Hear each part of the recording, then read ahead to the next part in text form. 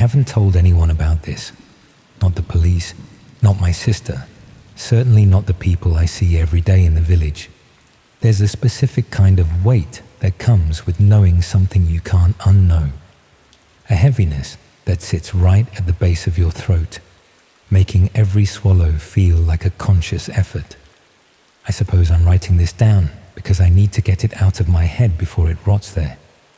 If you're listening to this or reading it, I just want you to understand that I wasn't looking for trouble. I'm not a curious person by nature. I'm a furniture restorer. I spend my days with sandpaper, beeswax, and the quiet company of dead men's wardrobes. It's a solitary life, and usually that's exactly how I like it. I live in a small stone-built cottage just outside of a place called Minchinhampton in the Cotswolds. It's the kind of village where the most exciting thing that happens is a dispute over a garden fence or a particularly heavy frost on the common. My workshop is a converted barn at the back of the property. It's filled with the smell of turpentine and old oak. About 4 months ago, I picked up a piece at a probate auction in Cirencester. It was a mid-19th century Davenport, a small ornamental desk with a sloped top. It was in a sorry state, caked in layers of cheap varnish that some previous owner had slapped on in the 70s, but the bones of it were good. The Davenport had belonged to a man named Mr. Henderson. He'd been a retired schoolmaster, well liked in his village, a man of routine and quiet dignity. He'd lived alone for 20 years after his wife passed away in the late 90s. I remember seeing him once or twice at the local library. A thin man with a sharp nose and eyes that always seemed to be looking for a mistake in a piece of prose.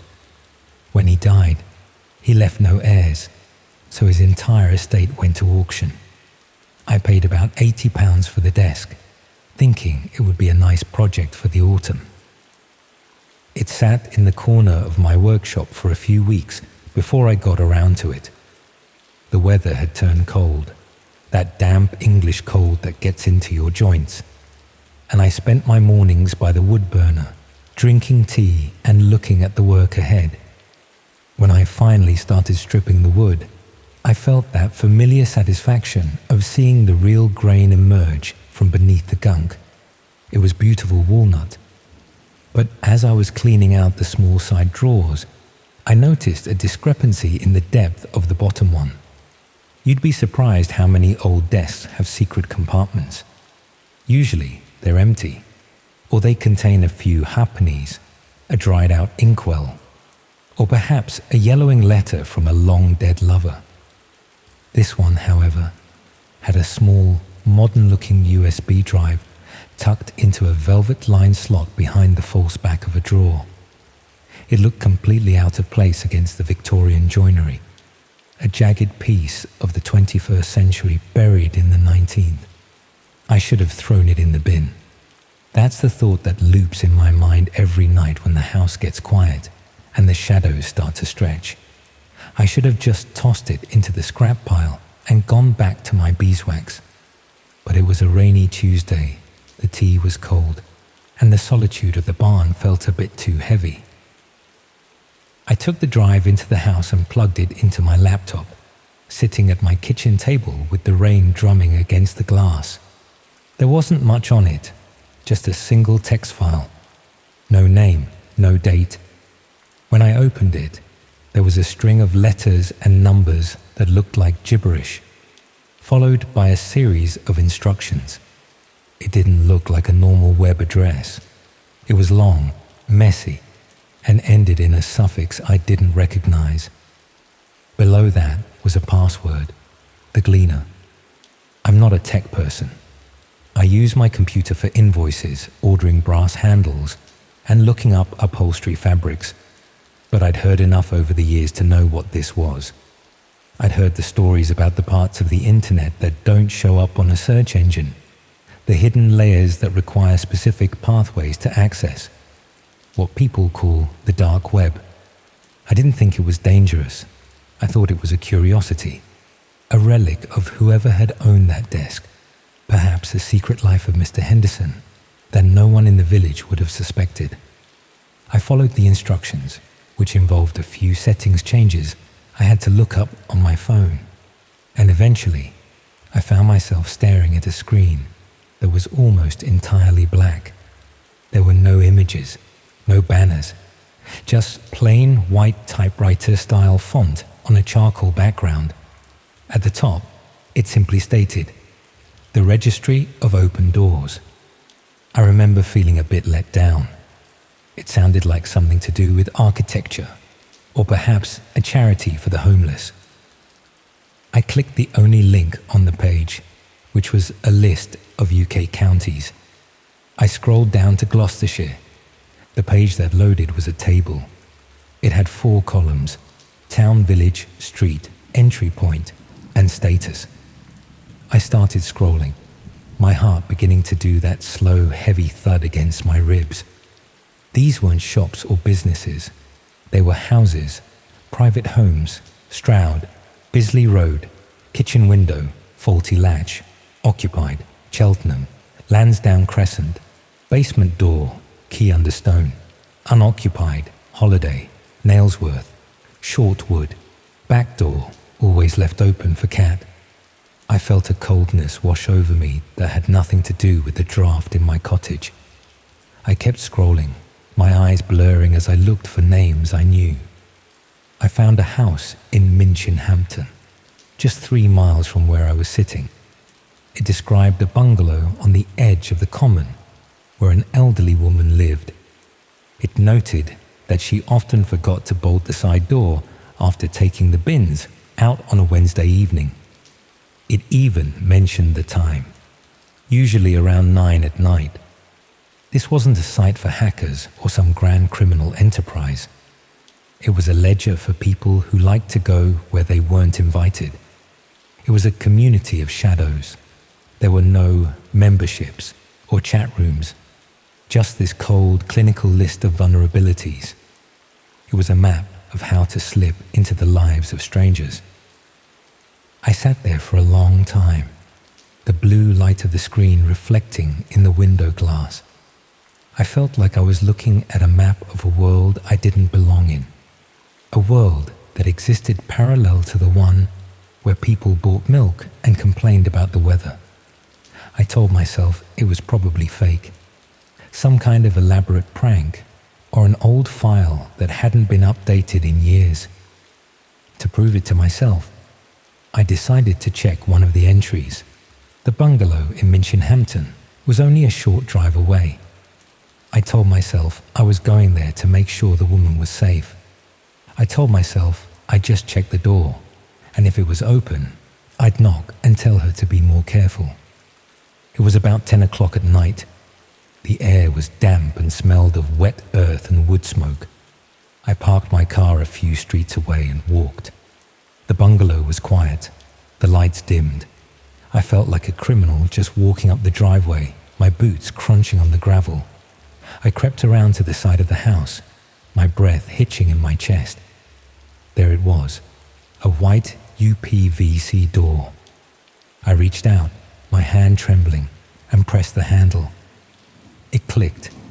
The door swung open an inch, revealing the dark, warm interior of a utility room. The smell of fabric softener and old dog drifted out into the night air. I didn't knock. I didn't warn her. I was so terrified by the reality of it that I pulled the door shut, making sure the latch engaged, and I ran. I ran all the way back to my car, my lungs burning, the taste of copper in my mouth. When I got home, I went straight back to the laptop. I wanted to close the page, to delete the file, to pretend I'd never seen it. But as I moved the mouse, I noticed a new link had appeared at the bottom of the Gloucestershire page. It was titled Recent Observations. I clicked it. It was a log of visits. It wasn't just a list of doors. It was a diary of intrusions. People described the things they did once they were inside. They didn't steal anything. That was the most unsettling part. There were no reports of missing jewelry or televisions. Instead, They wrote about sitting in people's armchairs while they slept upstairs. They wrote about moving a single photograph from one shelf to another. They wrote about breathing the same air as a sleeping family and then leaving without a trace. One entry, dated only 2 nights prior, described a house in Cirencester. The visitor had spent roughly 3 hours in the kitchen. They had made themselves a cup of tea, washed the mug, and put it back in the wrong cupboard. They described the sound of the husband snoring in the room directly above them. They mentioned the brand of toothpaste in the bathroom. They even noted that the couple's cat had sat on their lap for a portion of the visit. I felt physically sick. The mundane nature of it was far worse than any story of a break-in I'd ever heard. This was a violation of the very idea of home. It was the knowledge that your most private spaces were being treated like a public gallery by strangers who wanted nothing more than to prove they could be there. They weren't after your money, they were after your sense of security. I spent the next few days in a state of hypervigilance. I checked my own locks 4-5 times an evening. I installed a motion sensor light over the workshop door. I couldn't sleep. Every creak of the floorboards, every rustle of the wind in the ivy sounded like a footstep. I kept thinking about that USB drive. Why was it in that desk? Who had been using it? The more I thought about Mr. Henderson, the more I wondered. Had he been a visitor, or had he been a victim who had somehow discovered the drive? The clinical, precise nature of the text on the drive seemed to match his personality, but I couldn't reconcile the image of the kindly schoolmaster with the person who would stand in a stranger's utility room at 3 a.m. On the 4th night, I couldn't help myself. I went back on the site. I had to know if there was more. I needed to see if my own house was on there. I searched for my village. There was only one entry. Minchinhampton, the old barn cottage. My heart stopped. That was me. That was my home. I clicked the entry. It didn't just list the door. It was much more detailed than the others. It described the workshop side window and how the wooden frame was rotted at the base. It explained that a firm push would bypass the lock entirely. It also mentioned that the internal door leading from the workshop to the kitchen was usually left on the latch. I looked toward the kitchen door. I'd lived here for 6 years, and I'd never once thought about that rot in the workshop window. I always kept the internal door closed, but on the latch was exactly how I left it, so the heat from the aga would reach the back of the house. It was a detail I'd never shared with anyone. I scrolled down to the observations for my house. There were 3 entries. The first was from about a month ago. Visited between 2:15 and 3:45. Subject sleeps heavily. The house smells of linseed oil and old paper. Moved the bookmarks in 3 books on the bedside table. Subject did not wake. I remembered that. I'd woken up and found my place lost in the biography of Thomas Chippendale I was reading. I'd assumed I'd just been tired and forgotten where I was. I felt a wave of cold sweat break across my forehead. They had been in my bedroom. They had been standing inches from my face while I slept. The second entry, visited 1:10. Subject was in the workshop late. Watched through the gap in the barn doors.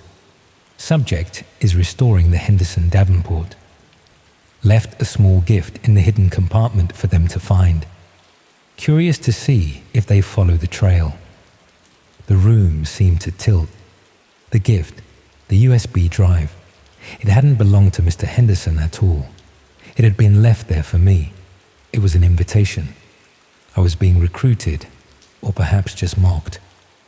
They had watched me find it. They had watched me bring it into the house. I couldn't breathe. I was sitting in the very chair where they had watched me sleep. I looked at the dark corners of the living room, the shadows cast by the floor lamp, suddenly seeming deep and hungry. I wasn't alone in my own life. I was a character in someone else's hobby. The third entry was dated today. The timestamp was only about 10 minutes old. Subject is currently viewing the registry. They look distressed. They are sitting in the green armchair. They should have stayed in the workshop.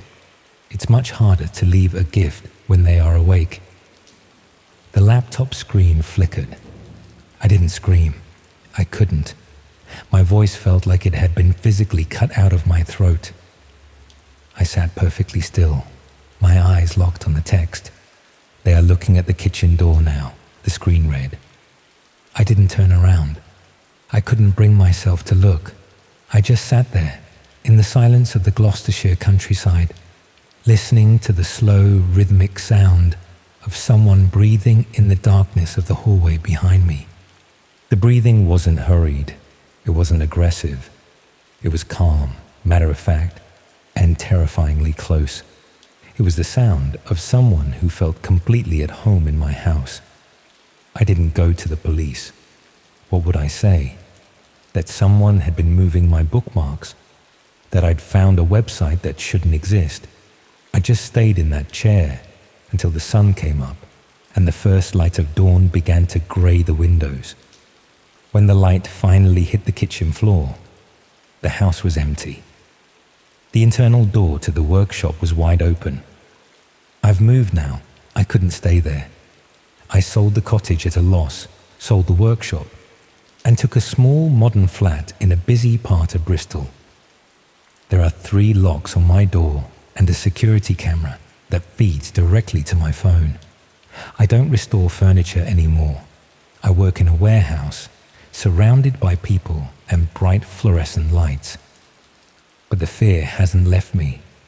It's just changed shape. The mundane nature of the visits on that site, the tea making, the photograph moving, it makes every small inconsistency in my life feel like a threat. If I can't find my keys, I don't think I've lost them. I think someone has hidden them. If a window is slightly ajar, I don't think it's the wind. I think someone is testing the frame. I haven't gone back to the site. I destroyed the USB drive, smashed it with a hammer until it was nothing but plastic and metal dust, and threw the remains into the River Avon. But I know it's still there. The registry never closes. It just waits for someone else to find a secret, to feel a bit of curiosity on a rainy Tuesday, and to open a door that can never be shut again. I think about the others on that list. The woman in the bungalow, the family in Cirencester. I wonder how many of them are currently being observed. I wonder how many people in this country are living their lives as the unwitting subjects of a silent audience. I stayed up late last night. I couldn't help it. I was sitting on my sofa, looking at the camera feed on my phone. The hallway was empty. The door was locked. But then I noticed something. On the small table by the door, where I keep my post, a single envelope had been moved. It was now sitting at a perfectly right angle to the edge of the table. I know I didn't leave it like that. I looked at the camera footage, scrolling back through the hours. There was nothing. No one had entered. No one had left. But the envelope had moved. That's the real horror of the dark web. It's not just the things you find there. It's the way those things bleed into the real world, turning your own home into a place where you are the stranger. It's the realization that some people don't want to hurt you, or rob you, or even talk to you. They just want to watch you. They want to be the ghost in your machine, the shadow in your hallway, the person who knows exactly how you take your tea, even if you've never met them. I'm sitting here now, in my flat in Bristol, writing this. The sun is setting over the city, and the street lights are starting to flicker on. It's a normal Tuesday evening, but I can hear the lift in the hallway moving. I can hear the muffled sounds of my neighbors, and I can't help but wonder if one of them is currently logging into a black screen, looking for a list of counties, and scrolling down until they find a street they recognize. I think I'll go and check the logs one more time. Not that it matters. If the registry has taught me anything, it's that a lock is just a suggestion to someone who really wants to be inside.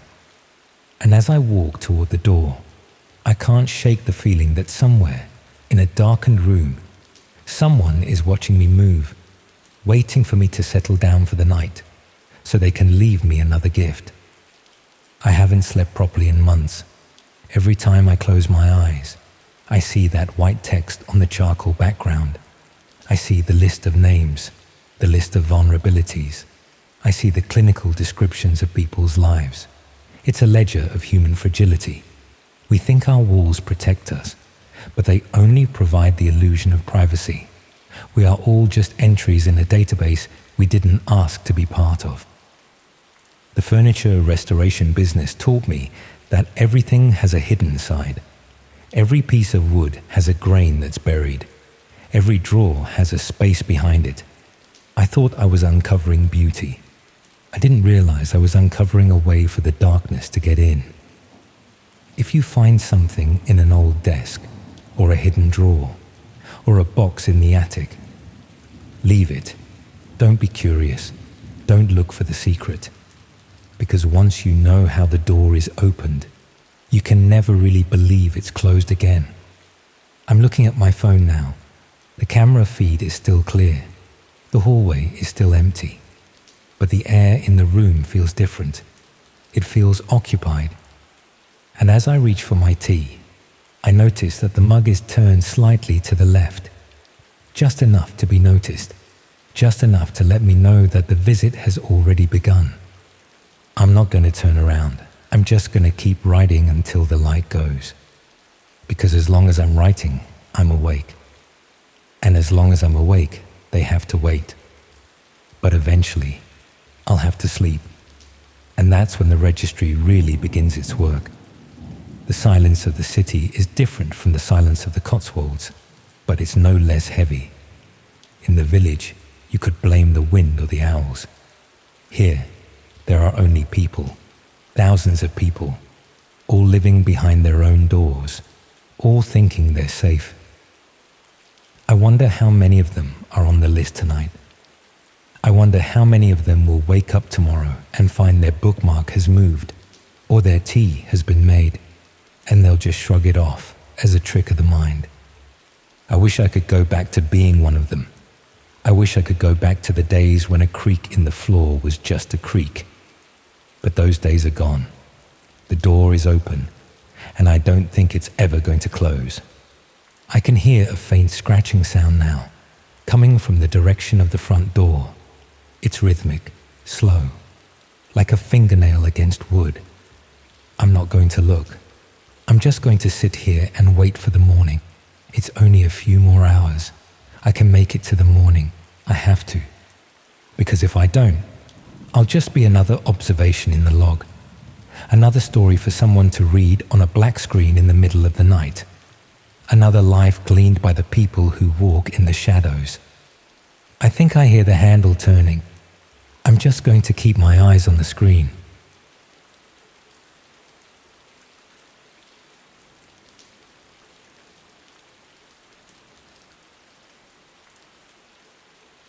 Picture a scenario where you've worked somewhere for 8 years, put in the overtime, covered for colleagues when they called in sick, never missed a deadline, and then one Tuesday morning, your manager calls you into his office and tells you the company is restructuring. Your position is being eliminated, effective immediately. Security will escort you out, and they'll post your belongings within a week. That's what happened to me 3 months ago. My name is Martin, I'm 42, and until recently I was a project coordinator at a logistics company in Reading. Nothing glamorous, but it paid the bills, and I was good at it. The manager who fired me was a man called David Henley, someone who'd been brought in 6 months earlier to implement cost-cutting measures. He'd barely spoken to me before that Tuesday, but he delivered the news with the kind of professional detachment that suggested he'd done this many times before. What made it worse was that I knew the restructuring was selective. 3 people from my department were let go, but they kept on 2 others who did essentially the same work, just less efficiently. The decision seemed arbitrary, personal even, though I couldn't understand what I might have done to warrant being singled out. The first few weeks after losing the job were occupied with practical concerns. Updating my CV, applying for positions, dealing with benefits paperwork, explaining to friends and family why I was suddenly unemployed. But as the rejections started coming in and the savings began dwindling, the anger began building. Not just frustration at the job market or the economic situation, but genuine rage at David Henley specifically. I found myself thinking about him constantly, imagining confrontations where I'd tell him exactly what I thought of his management style, scenarios where he'd face consequences for his casual destruction of people's livelihoods. The fantasies became increasingly violent over time, though I told myself it was just a way of processing the stress and disappointment. Late one evening, after another day of fruitless job searching, I found myself researching David Henley online. Not for any specific purpose, just curiosity about the man who'd upended my life. His LinkedIn profile, company photos, mentions in trade publications. Nothing particularly revealing, but it felt like I was learning something useful about my enemy. The search led me to forums where people discussed workplace grievances and unfair dismissals. Most of the posts were routine complaints about bad managers and corporate policies, but some were more extreme. People talking about revenge fantasies, sharing stories about bosses who'd faced various misfortunes, discussing hypothetical scenarios that went well beyond anything I'd imagined. One forum in particular caught my attention. The discussions were coded and vague, but seemed to revolve around more serious forms of retaliation than just complaining online. Users would reference services and contacts in ways that suggested real-world consequences rather than just fantasy. The tone was matter-of-fact, practical, as if they were discussing hiring a tradesman rather than something far more serious. I started visiting that forum regularly, not posting anything myself, but reading through the discussions and trying to understand what was actually being offered. After several weeks of lurking, I received a private message from someone who'd noticed my browsing patterns. They didn't introduce themselves with any dramatic usernames or obvious criminal references, just someone called Mike, who seemed to understand what I might be looking for. The conversation that followed was surprisingly normal. Mike asked about my employment situation, my financial pressures, my feelings about the people responsible for my difficulties. He seemed genuinely sympathetic, offering practical advice about job searching alongside more pointed questions about my former manager. Sometimes he'd ask oddly personal things, how well I slept at night, whether I had family who worried about me, if I'd ever felt capable of crossing lines I wouldn't normally cross. I assumed it was just thorough customer service. Over several exchanges, Mike gradually introduced the idea that some workplace problems required more direct intervention than traditional legal channels could provide. He provided links to sites that looked like professional service directories, complete with user reviews and detailed pricing. The services range from relatively minor harassment to more permanent solutions. Everything was presented with corporate professionalism. No dramatic threats or criminal iconography, just matter-of-fact discussions of problems and solutions. The option I found myself considering was listed as executive adjustment services. The description was euphemistic but clear enough, and the reviews suggested genuine experience rather than imagination.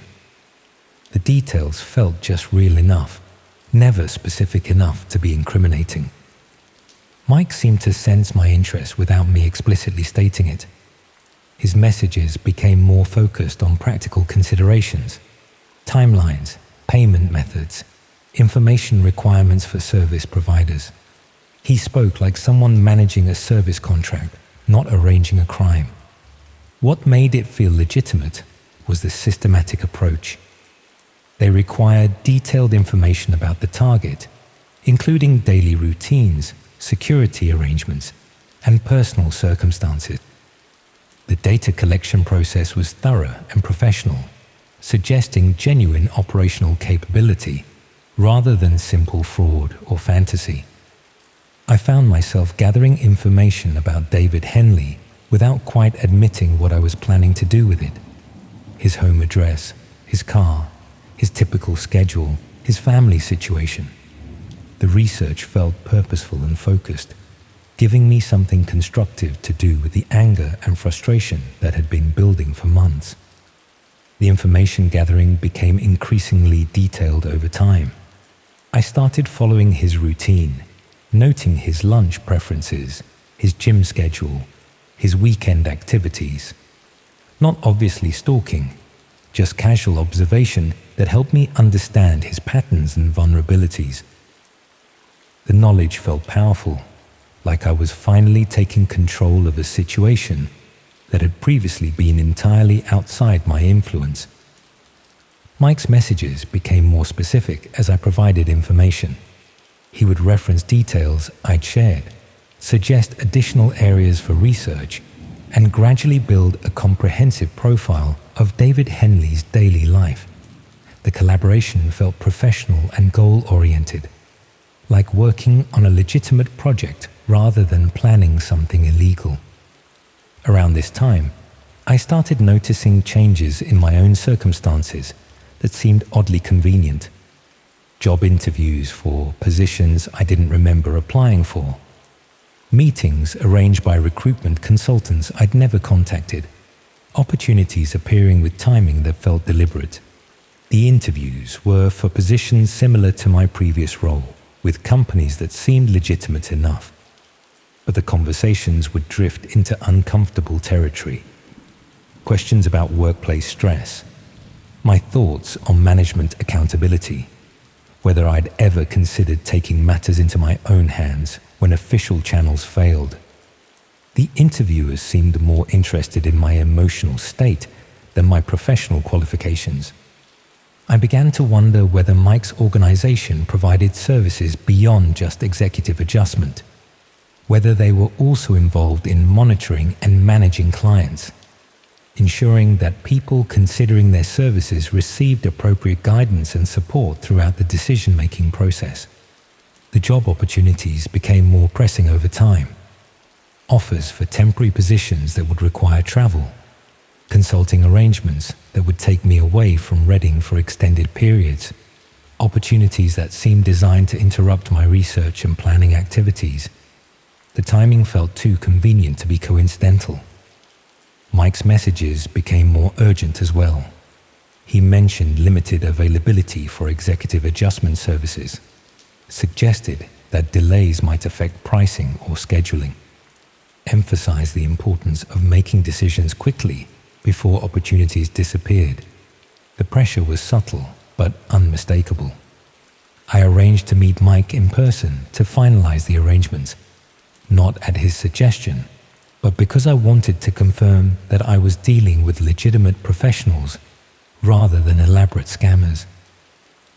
The meeting was scheduled for a pub in central Reading, public enough to feel safe but private enough for sensitive discussion. Mike turned out to be exactly what I'd expected, middle-aged, professionally dressed, the sort of person you might encounter in any business context. But as we talked, I began to notice things that seemed inconsistent with the straightforward transaction I'd imagined. He seemed to know more about my personal circumstances than I'd shared in our online conversations, details about my financial situation, my housing arrangements, my social connections. When I asked direct questions about operational details, his answers became vague, He couldn't provide specific timelines, wouldn't explain methods, seemed reluctant to discuss practical aspects. Instead, he focused on my motivations. He wanted to understand why I felt David Henley deserved this level of intervention, whether I'd considered alternatives, how I planned to deal with the aftermath. The conversation felt more like a psychological evaluation than a business meeting. When I pressed for concrete commitments and timelines, Mike suggested that I needed more time to consider the decision properly. He recommended taking a few weeks to think through all the implications, perhaps exploring some of the job opportunities that had been appearing, reconsidering whether this level of intervention was really necessary. The meeting ended without any definitive arrangements being made. Mike gave me his contact details and suggested I should reach out when I was completely certain about proceeding. But something about his demeanor suggested that he expected me to change my mind rather than follow through with the original plan. Over the following days, I found myself questioning everything about the interaction. Whether Mike was actually connected to the services I thought I was purchasing, whether the whole setup was legitimate, whether I'd been dealing with professionals or something else entirely. By that point, the job offers had become more frequent and attractive. Legitimate positions with real companies, offering salaries that would resolve my financial difficulties immediately. Again, the timing felt too convenient, as if someone was actively working to provide alternatives to the executive adjustment services I'd been considering. I also started noticing that people seemed to recognize me more often. Once, a stranger mentioned the street I lived on in a casual conversation, though I didn't recall seeing him before. Another time, a shop assistant asked how my job search was going, though I'd never discussed it with anyone at that store. When I tried to contact Mike again, his account had been deactivated. The forums I'd been using showed error messages, and the service websites appeared to be under maintenance. All evidence of the executive adjustment option had become inaccessible. The job offers continued arriving though. Positions that seemed specifically designed for my skills and experience, with companies that had apparently heard good things about my work despite my recent unemployment, opportunities that would require relocation, keeping me busy and providing new focus for my attention. I accepted one of them eventually, a project coordination role with a company in Birmingham, better salary than my previous position, responsibilities that felt familiar and comfortable. The interview process was surprisingly brief, and they'd seemed eager to have me start as soon as possible. 3 weeks after starting the new job, I learned that David Henley had been found dead in his home. Apparent heart attack, no signs of foul play, nothing suspicious according to the police investigation. He was 45, no previous health problems, found by his wife when she returned from visiting her mother. The timing felt too convenient to be coincidental, but I had no way of determining whether his death was connected to my previous planning or simply random misfortune. I'd never completed any arrangements with Mike, never paid for any services, never provided final confirmation that I wanted to proceed. But I couldn't shake the feeling that I'd been part of something larger than I'd understood, that my research and planning had been monitored and incorporated into activities I hadn't been aware of, that what I started had finished itself, with or without my permission. The new job kept me busy enough to avoid dwelling on questions I couldn't answer. My colleagues were friendly, my manager was supportive, and the work environment felt positive in ways my previous employment never had. Life improved substantially, making it easier to forget about the strange period of unemployment and planning. Sometimes I wonder if it all started long before I lost that job.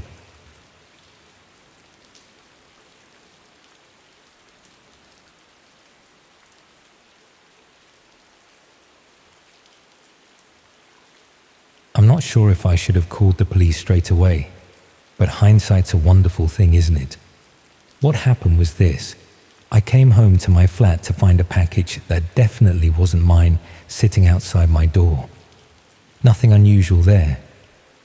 Happens all the time in student accommodation, where delivery drivers get confused about flat numbers and names. The label showed my address, but a completely different name. Someone called David Chen, who I'd never heard of. The package was from a medical supply company, which struck me as odd, given that most students aren't ordering specialized medical equipment. But I figured maybe this David person had a condition that required particular supplies, and I'd just drop it round to wherever he actually lived once I worked out the correct address. That's when I made my first mistake. Instead of just leaving it for the delivery company to sort out, I decided to have a quick look online to see if I could find contact details for the intended recipient. It might save everyone some hassle if I could arrange for him to collect the item directly. Searching for David Chen in Glasgow turned up nothing useful. Too common a name. But when I looked more closely at the return address on the package, I noticed it wasn't from any medical supply company I could find online. The address led to what appeared to be a generic business park with multiple tenants, none of whom seemed to be in the medical supply business. Curiosity got the better of me, and I started digging deeper into where this package might actually have come from. The more I searched, the more I found myself following links to increasingly obscure websites that seemed to exist in corners of the internet I'd never encountered before. Eventually, I ended up on sites that required specific access methods and weren't indexed by normal search engines.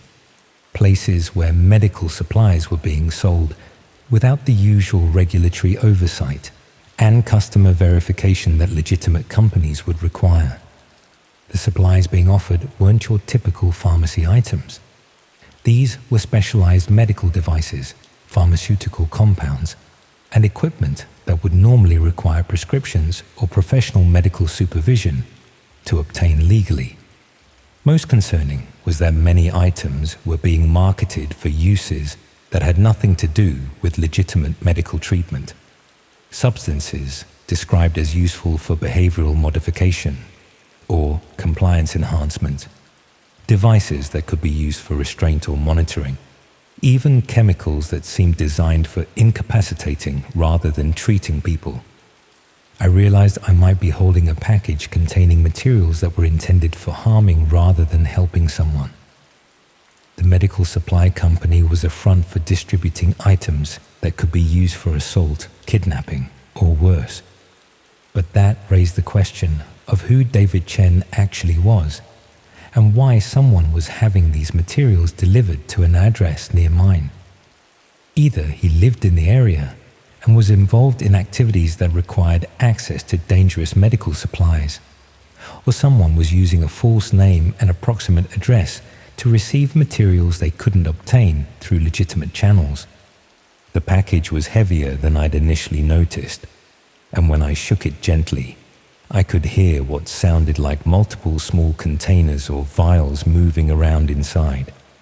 This product is definitely not what you'd expect from normal medical supplies. I tried to research David Chen more systematically, looking through university records, local business directories, and social media to see if I could find anyone by that name who might legitimately be expecting medical deliveries. What I found instead were references to the same name being used in connection with various questionable online activities, forum posts about acquiring controlled substances, marketplace reviews for sellers of restricted items, even what appeared to be requests for services that couldn't be discussed on normal platforms. The name seemed to be a commonly used alias for people who needed to maintain anonymity while purchasing items or services that weren't available through legitimate channels. I was probably holding a package intended for someone involved in serious criminal activities, delivered to an address close enough to mine that they could collect it without being traced to their actual location, but I had no way of knowing whether the intended recipient was planning to use these materials against specific victims, or whether failing to deliver the package might prompt them to investigate what had happened to their order. If David Chen was expecting delivery of materials he planned to use for harming someone, discovering that his package had been intercepted might make him desperate enough to take risks to recover it. That could put me in danger if he decided I was a threat to his activities. On the other hand, if I delivered the package as intended, I'd be facilitating whatever crime he was planning to commit against innocent victims who had no idea they were being targeted. I decided the safest option was to dispose of the package without opening it or trying to return it to its intended recipient. If David Chen was involved in legitimate medical treatment, he could reorder his supplies through proper channels. If he was planning to harm someone, denying him access to these materials might prevent serious crimes. But getting rid of medical supplies safely required more thought than just throwing them in the bin. If the package contained controlled substances or hazardous materials, improper disposal could create environmental problems or give other people access to dangerous items. I tried to research proper disposal methods for unknown medical materials, but most guidance assumed you knew what substances you were dealing with and had obtained them legally in the first place. Eventually, I decided to take the package to the University Health Center and explain that I'd received someone else's medical delivery by mistake. They might be able to dispose of it safely or contact appropriate authorities if the contents appeared suspicious. But when I arrived at the health center, the staff seemed unusually interested in the package details and asked more questions than I'd expected about how I'd received it and what I knew about the intended recipient. Their reaction suggested they were familiar with packages containing questionable medical supplies and might have dealt with similar situations before. The health center staff seemed to have protocols for handling suspicious medical deliveries that weren't part of their normal patient care procedures. After providing detailed information about the package and signing several forms, I left thinking the situation was resolved. The health center would handle disposal appropriately, and I could forget about David Chen and whatever he'd been planning to do with his medical supplies. But that evening, I received a phone call from someone claiming to represent the medical supply company, asking about a delivery that had apparently gone missing from my address. They seemed to know specific details about the package and were very concerned about recovering their materials quickly. When I explained that I'd turned the package over to university authorities because it had been delivered to the wrong address, the caller became agitated and insisted that the materials were urgently needed for a legitimate medical emergency. They offered to arrange immediate collection from the health center and seemed willing to pay substantial compensation for any inconvenience I'd experienced due to the delivery error. The level of concern and urgency seemed excessive for a simple delivery mistake, especially from a company that was supposedly just sending routine medical supplies to a regular customer. I started to suspect that David Chen and the medical supply company were working together to recover materials that were much more valuable or dangerous than normal medical equipment. When I checked with the University Health Center the next day, they told me the package had already been collected by someone claiming to represent both the medical supply company and the intended recipient. The collection had happened within hours of my dropping it off, suggesting that David Chen and his associates had been monitoring the situation and were prepared to act quickly to recover their materials once they discovered where the package had ended up. But most disturbing was that the person who'd collected the package had provided detailed information about me, my name, course details, and home address, as proof that they were authorized to recover materials that had been mistakenly delivered to my location. They'd been watching me carefully enough to gather personal information, that could be used to convince university staff that they had legitimate reasons for collecting the package I'd turned in.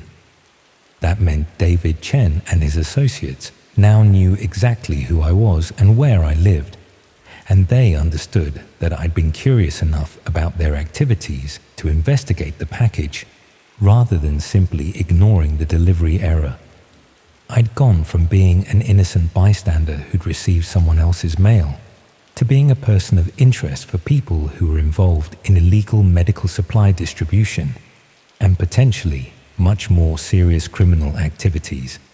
The package I'd tried to dispose of responsibly had instead led me into direct contact with people who now had reason to consider me either potential threat to their operations or a possible recruit for activities that required access to the specialized medical supplies they'd been trying to obtain.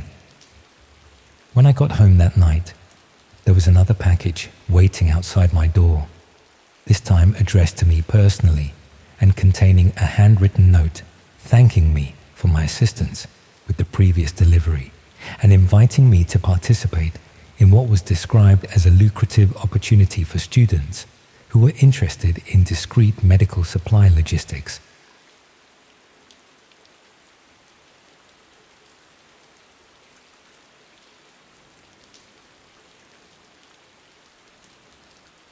I should probably mention up front that I've always been terrible at keeping secrets, so writing this down feels like a massive mistake, but I need to get it out of my head somehow. The whole thing started when my mum called me at university in Newcastle, worried because she hadn't heard from my gran in over a week. Gran lived alone in a little terraced house in Sunderland and usually phoned every few days, but she'd gone completely silent. Mum was stuck at work and couldn't drive up to check on her until the weekend, so she asked if I could pop round after lectures. It seemed like a simple enough favour. Just knock on the door, make sure Gran was all right, maybe stay for a cup of tea and listen to her complain about the neighbours. The sort of family obligation that takes an hour out of your day and makes everyone feel better. But when I got to Grand Street that Thursday afternoon, her house was completely dark, and there was a pile of uncollected posts behind the front door. I rang the bell and knocked repeatedly, but got no response. The curtains were drawn tight, and I couldn't see any signs of life inside. I was starting to worry that something serious had happened when I noticed a man watching me from across the street. He was standing by a white van, pretending to check his phone, but clearly keeping an eye on what I was doing at Gran's house. When I looked directly at him, he walked over and introduced himself as someone from the council's Adult Social Services Department. He explained that they'd received reports about an elderly resident who might need assistance, and he was there to conduct a welfare check. The timing seemed like more than coincidence. I just arrived to check on my Gran, and a social worker happened to be doing the same thing at exactly the same moment. But his identification looked legitimate, and he seemed genuinely concerned about Gran's well-being. He suggested we try to gain entry together to make sure she was safe. He had protocols for accessing properties when there were genuine welfare concerns, and my presence as a family member would help ensure everything was done properly. That should have been when I insisted on calling my mum first, or asked to see more formal identification, or just walked away entirely. But I was genuinely worried about Gran, and this seemed like the fastest way to find out if she was all right. The social worker had tools for gaining entry without causing damage, and within a few minutes we were inside Gran's house. It was immediately obvious that she hadn't been home for several days. Stale air, unopened mail, food going off in the kitchen, but the house didn't show signs of any emergency or struggle. Gran's belongings were all in their normal places. Her medication was still in the bathroom cabinet, and there were no obvious indications of what might have happened to her. The social worker seemed particularly interested in Gran's personal documents and financial paperwork. He spent considerable time looking through drawers and filing cabinets, claiming he needed to check for information about her care arrangements or emergency contacts.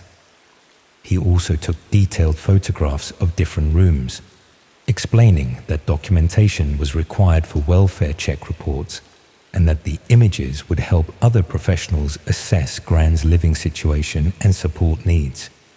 Something about his behavior was starting to make me uncomfortable, but I couldn't pinpoint exactly what seemed wrong.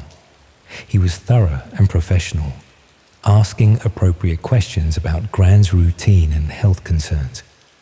But he was also gathering much more information than seemed necessary for a basic welfare check. Personal financial documents, details about her daily schedule, even observations about security arrangements and valuable items in the house. When I suggested that we should contact police about Gran's apparent disappearance, the social worker discouraged immediate reporting. He explained that elderly people often made unexpected changes to their routines, and that filing missing person reports prematurely could cause unnecessary alarm and waste police resources. He suggested waiting another day or two to see if Gran returned home naturally, while he conducted follow-up inquiries through official channels that might locate her more efficiently than police investigations. That advice seemed reasonable at the time, but looking back, it was probably designed to delay any official involvement in Gran's disappearance while giving him time to complete whatever he was really doing in her house. I left that afternoon thinking I'd done everything possible to check on Gran's safety and that proper authorities were handling the situation through appropriate channels. But over the next few days, I started having doubts about the encounter. When I tried to contact the social services department to follow up on their welfare check, I couldn't find any record of the officer I'd met or any scheduled visits to Gran's address. The phone number on the identification he'd shown me led to a generic voicemail system that didn't identify any specific department or organization. When I tried to report my concerns to the main council office, they had no knowledge of any welfare checks being conducted in Gran's area. I realized that the man I'd helped gain entry to Gran's house probably wasn't a legitimate social worker at all. I'd assisted a stranger in conducting what was essentially a burglary, providing family authorization for someone to access property and information they had no right to examine. But understanding that I'd been deceived didn't immediately clarify what had actually happened to Gran, or why someone had wanted access to her house and personal documents. When I finally convinced my mum to report Gran as missing, the police investigation revealed that she'd been admitted to hospital several days earlier after collapsing while out shopping. When she was found, she had been unconscious and had no identification with her, which prevented the hospital from contacting her family members immediately. Gran was recovering well, but the timing meant that her house had been empty and vulnerable during exactly the period when the fake social worker had gained access with my unwitting assistance. Someone had been monitoring Gran's situation carefully enough to know when she'd be absent from her home, and had used that opportunity to conduct systematic search of her property while maintaining the pretense of official welfare concern. The detailed photographs and personal information gathering suggested they'd been looking for specific items or intelligence rather than just conducting a random burglary. They'd wanted access to Gran's financial records, personal documents, and security arrangements for reasons that went beyond simple theft. When I tried to research whether other elderly people in the area had experienced similar fake welfare checks, I found scattered reports of supposed social workers and health visitors who had gained access to properties under false pretenses. Most victims had been elderly people living alone who were dealing with health problems or family concerns that made them vulnerable to official-sounding offers of assistance and support. The fake officials were systematic and professional, using legitimate-looking identification and appropriate terminology to convince both elderly residents and family members that their visits were authorized and necessary. But the real purpose seemed to be gathering intelligence about elderly people's circumstances, financial situations, and security arrangements that could be used for subsequent criminal targeting. The operation was sophisticated enough to coordinate monitoring of individual elderly people, timing of fake welfare visits, and recruitment of unwitting accomplices like family members who could provide legitimate-seeming authorization for property access. I'd been used as cover for what was essentially organized reconnaissance against my own grandmother, providing the family presence needed to make the fake welfare check appear legitimate and authorized. But the most disturbing aspect was realizing that this was probably happening to elderly people across the region, with fake officials systematically gathering intelligence about vulnerable individuals who could be targeted for various forms of exploitation. The criminals were using people's genuine concern for elderly relatives to facilitate their own access to properties and personal information, turning family care instincts into tools for criminal targeting. Meanwhile, the intelligence they'd gathered from Gran's house was probably being used to plan future crimes against her, or being sold to other criminals who specialized in targeting elderly victims with specific vulnerabilities. I'd inadvertently provided criminals with everything they needed to systematically exploit my grandmother while thinking I was helping ensure her safety and well-being. The fake welfare check had been so convincing that I'd never questioned whether the man's authority was legitimate, and by the time I realized I'd been deceived, the damage was already done. Gran recovered fully from her hospital stay, but I never told her or my mum about the fake social worker I'd helped gain access to her house. The knowledge that I'd facilitated what was essentially preparation for crimes against my own grandmother was too disturbing to share with family members who trusted me to protect rather than endanger her. But I remain concerned about what use might eventually be made of the intelligence that had been gathered about Gran's circumstances, and whether the fake welfare check operation was continuing to target other elderly people whose families could be manipulated into providing unwitting assistance for criminal reconnaissance. The guilt about my role in facilitating the fake welfare check was compounded by the realization that I probably wouldn't recognize similar deception if it happened again, and that my willingness to trust official seeming authority could be exploited to harm people I cared about. When Gran mentioned a few weeks later that she'd been receiving unusually persistent calls from companies offering home security services, financial advice, and healthcare products, I knew the intelligence gathered during the fake welfare check was already being used to target her for various forms of exploitation.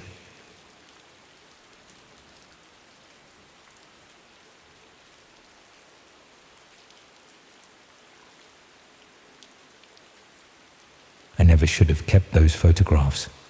Christ knows why I thought it was a good idea at the time. Some misguided notion about evidence, I suppose, or maybe just morbid fascination. Sitting here in this travelodge in Grimsby, 3 weeks after I packed up and left everything behind, I still can't shake the image of what I found in that house. I keep telling myself I was just doing my job, that I couldn't have known what I'd stumble into. But the truth is, I should have walked away the moment I realized something wasn't right. Should have minded my own business and left well enough alone. Now I'm looking over my shoulder every time I leave this room, wondering if they know what I saw, if they're coming for me next. I work as a house clearance specialist, worked I should say, since I doubt I'll be going back to that line of business anytime soon. It's not glamorous work, clearing out the homes of people who've died with no family to deal with their possessions. Mostly, it's just sad. Rooms full of things that meant everything to someone and nothing to anyone else. But it paid well enough, especially when you factored in the occasional valuable item that the executors had missed. The call came through my usual contact at the probate office in Sheffield. Elderly gentleman had passed away, no next of kin. Fairly standard situation. The house was a Victorian terrace in Rotherham. Nothing special from the outside, but probably worth a fair bit, once it was cleared and renovated.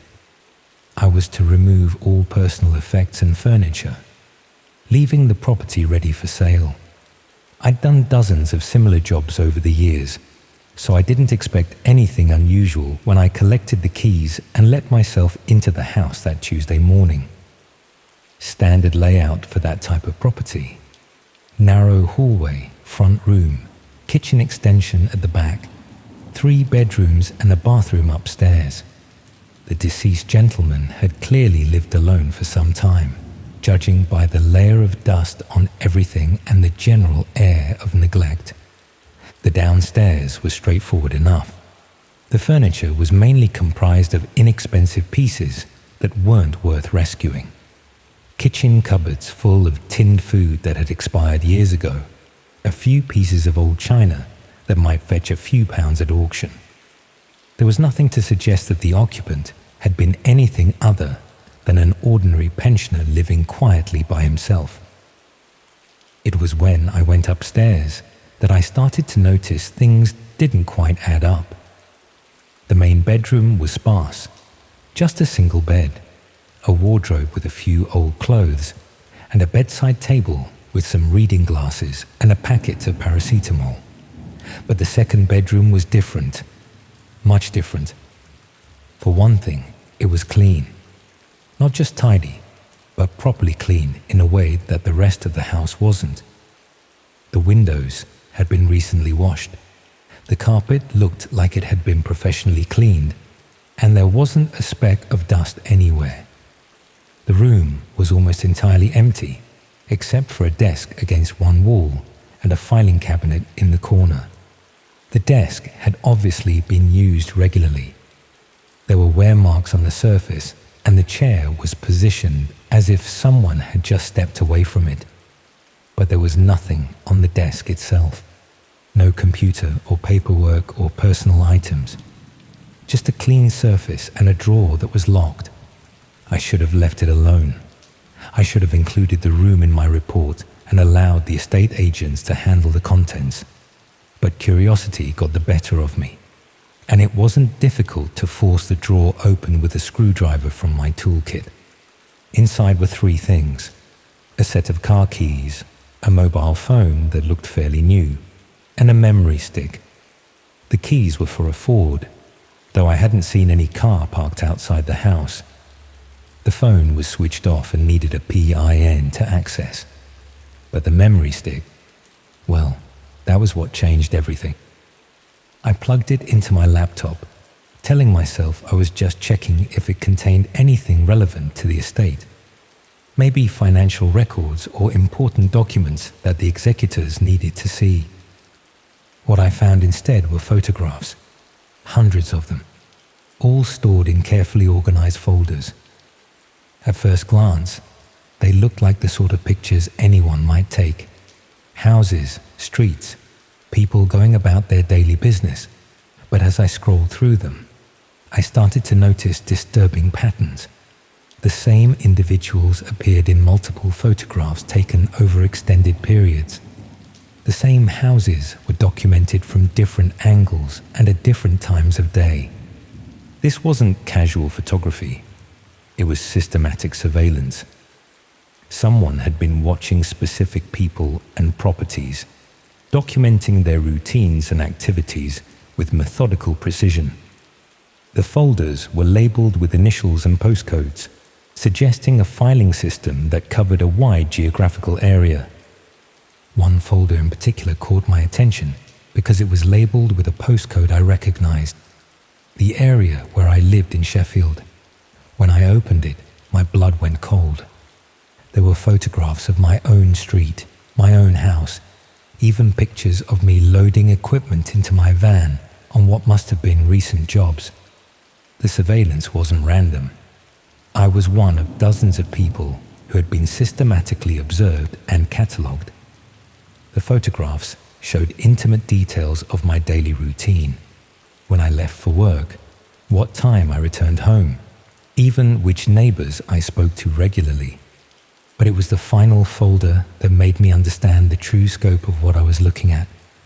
It was simply labeled completed and contained photographs of houses I'd cleared over the past 2 years. Not just exterior shots, but interior photographs taken after I'd finished my work. Someone had been following up on every job I'd done, documenting the empty properties I'd left behind. The implications were terrifying. This wasn't just surveillance, it was preparation. Someone had been using my work schedule to identify properties that would be empty and vulnerable. They knew which houses had been cleared, which ones had no family checking on them, which ones were sitting empty, waiting to be sold. I spent the rest of that day going through every file on the memory stick, trying to understand the scope of the surveillance operation. There were photographs of dozens of people across South Yorkshire and beyond. Families, elderly individuals, young professionals, all documented with the same systematic attention to detail. Some files included additional information, work schedules, holiday plans, even details about security systems and spare key locations. It was like looking at a criminal intelligence database. Except the targets were all ordinary people, living normal lives. The most disturbing discovery was a section of files that contained what looked like floor plans and property layouts. These weren't professional architectural drawings, but hand-sketched maps showing room layouts, entry points, and security vulnerabilities. Many of them corresponded to houses I recognized from the surveillance photographs. I tried to convince myself there might be an innocent explanation for what I'd found. Maybe the old man had been some sort of private investigator, or perhaps he'd worked for an insurance company doing legitimate surveillance work. But the more I examined the files, the more obvious it became that this was something much darker.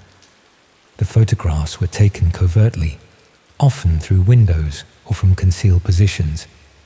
The subjects clearly had no idea they were being watched, and the level of detail about their personal lives went far beyond anything that would be necessary for legitimate investigation work. I decided to take the memory stick to the police, but first I wanted to copy the files as backup evidence. That's when I made the mistake of accessing the internet to upload the photographs to cloud storage. The laptop connected to an unusual network, one that required special software to access. Out of curiosity, I explored some of the websites available through this network. What I found made me realize that the surveillance operation was much larger than just one person's obsession.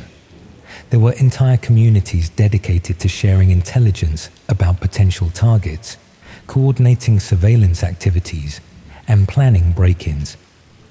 The photographs from the memory stick weren't just evidence of one person's criminal activity. They were part of a collaborative effort involving dozens of people across different regions. The surveillance subjects had been chosen systematically, with different individuals responsible for monitoring specific areas and target types. I found discussion boards where people shared techniques for following targets without being detected, advice on photographing properties from concealed positions, even guides for identifying vulnerable individuals who lived alone or had predictable routines. But most disturbing of all were the sections dedicated to completed operations. Detailed accounts of break-ins and burglaries that had been planned using surveillance intelligence. The perpetrators treated these crimes like collaborative projects, sharing photographs of stolen items and comparing the accuracy of their intelligence gathering. I recognized several of the properties from local news reports about burglaries over the past few months. Elderly residents who'd been targeted while they were at medical appointments. Families whose homes had been ransacked while they were on holiday. even a few cases where people had been followed home and robbed in their driveways. The network wasn't just facilitating burglaries. They were also sharing information for stalking and harassment campaigns. I found files documenting systematic intimidation of individuals who had apparently done nothing more than catch the attention of someone in the surveillance network. One case file made me physically sick. A young mother in Barnsley had been subjected to months of harassment after someone in the network had identified her as a target. They documented her children's school schedules, her work routine, even the times when she was alone in the house. The harassment had escalated from anonymous phone calls to someone breaking into her garden and leaving threatening messages. The police investigation into her case had apparently stalled because the perpetrators were careful not to leave physical evidence. Everything was coordinated through the hidden network, making it almost impossible for traditional investigative methods to identify the people responsible. I realized I was looking at a new type of organized crime, one that used collaborative surveillance and online coordination to identify and exploit vulnerable targets. The old man whose house I was clearing hadn't been working alone. He'd been part of a distributed network that treated crime like a collaborative hobby. The worst part was understanding how I'd been used. My work clearing deceased persons' properties had made me an unwitting intelligence asset for the network. They'd been following my movements, documenting my jobs, using my work schedule to identify empty properties that could be targeted with minimal risk. Every house I'd cleared had potentially become a target for burglary or worse. Every family I'd helped by clearing their deceased relatives' property had unknowingly been added to a surveillance database. I'd been facilitating crimes without even knowing it. I tried calling the police that evening, but explaining what I'd found was more complicated than I'd expected. The investigating officer seemed overwhelmed by the technical aspects of the hidden network and uncertain about how to proceed with evidence that had been gathered through what might be considered unauthorized access to computer systems. They took the memory stick and promised to investigate, but I got the impression that this was beyond their usual expertise. Cybercrime involving hidden networks wasn't something the local police were equipped to handle effectively. That's when I started noticing I was being watched. Cars that seemed to follow me between job sites, people who appeared in different locations but always seemed to be observing me from a distance. My house was photographed again. I found the images on the same hidden network sites I'd discovered earlier, but this time the surveillance felt different, more focused and threatening. The new photographs included close-ups of my front door, my car registration, even shots taken through my kitchen window. Someone had also accessed my personal information and posted it alongside speculation about what I might have discovered in the old man's house. The network had identified me as a threat and was now treating me as a target. Discussion threads speculated about whether I'd copied their files, whether I'd contacted the police, even whether I might need to be dealt with to prevent further exposure of their activities.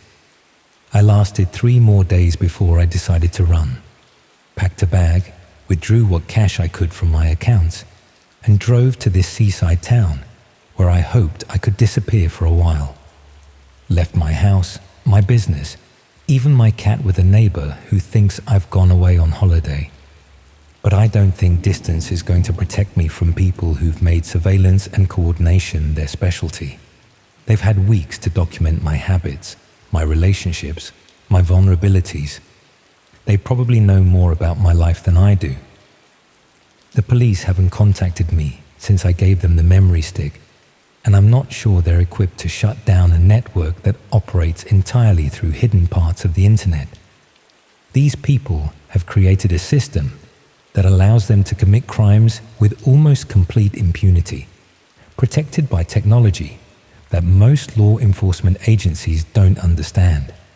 I keep thinking about all the people in those surveillance files, all the ordinary individuals who have no idea they're being watched and catalogued by criminals. Families going about their daily lives while strangers document their routines and plan ways to exploit their vulnerabilities. The old man is dead, but his network is still active, still watching, still planning, still treating other people's lives like a game where privacy doesn't matter and everyone else exists only as potential targets. Sometimes I wonder if I should have kept quiet, should have left the memory stick in that drawer and walked away from the whole thing. Maybe I'd still have my normal life, my business, my sense of security. But then I think about that young mother in Barnsley, about all the people who've been targeted because someone decided their privacy was worth less than criminal entertainment. And I know I couldn't have lived with myself if I'd done nothing. I just hope the police can make sense of what I gave them before this network claims any more victims, before they decide I'm too much of a risk to leave alone.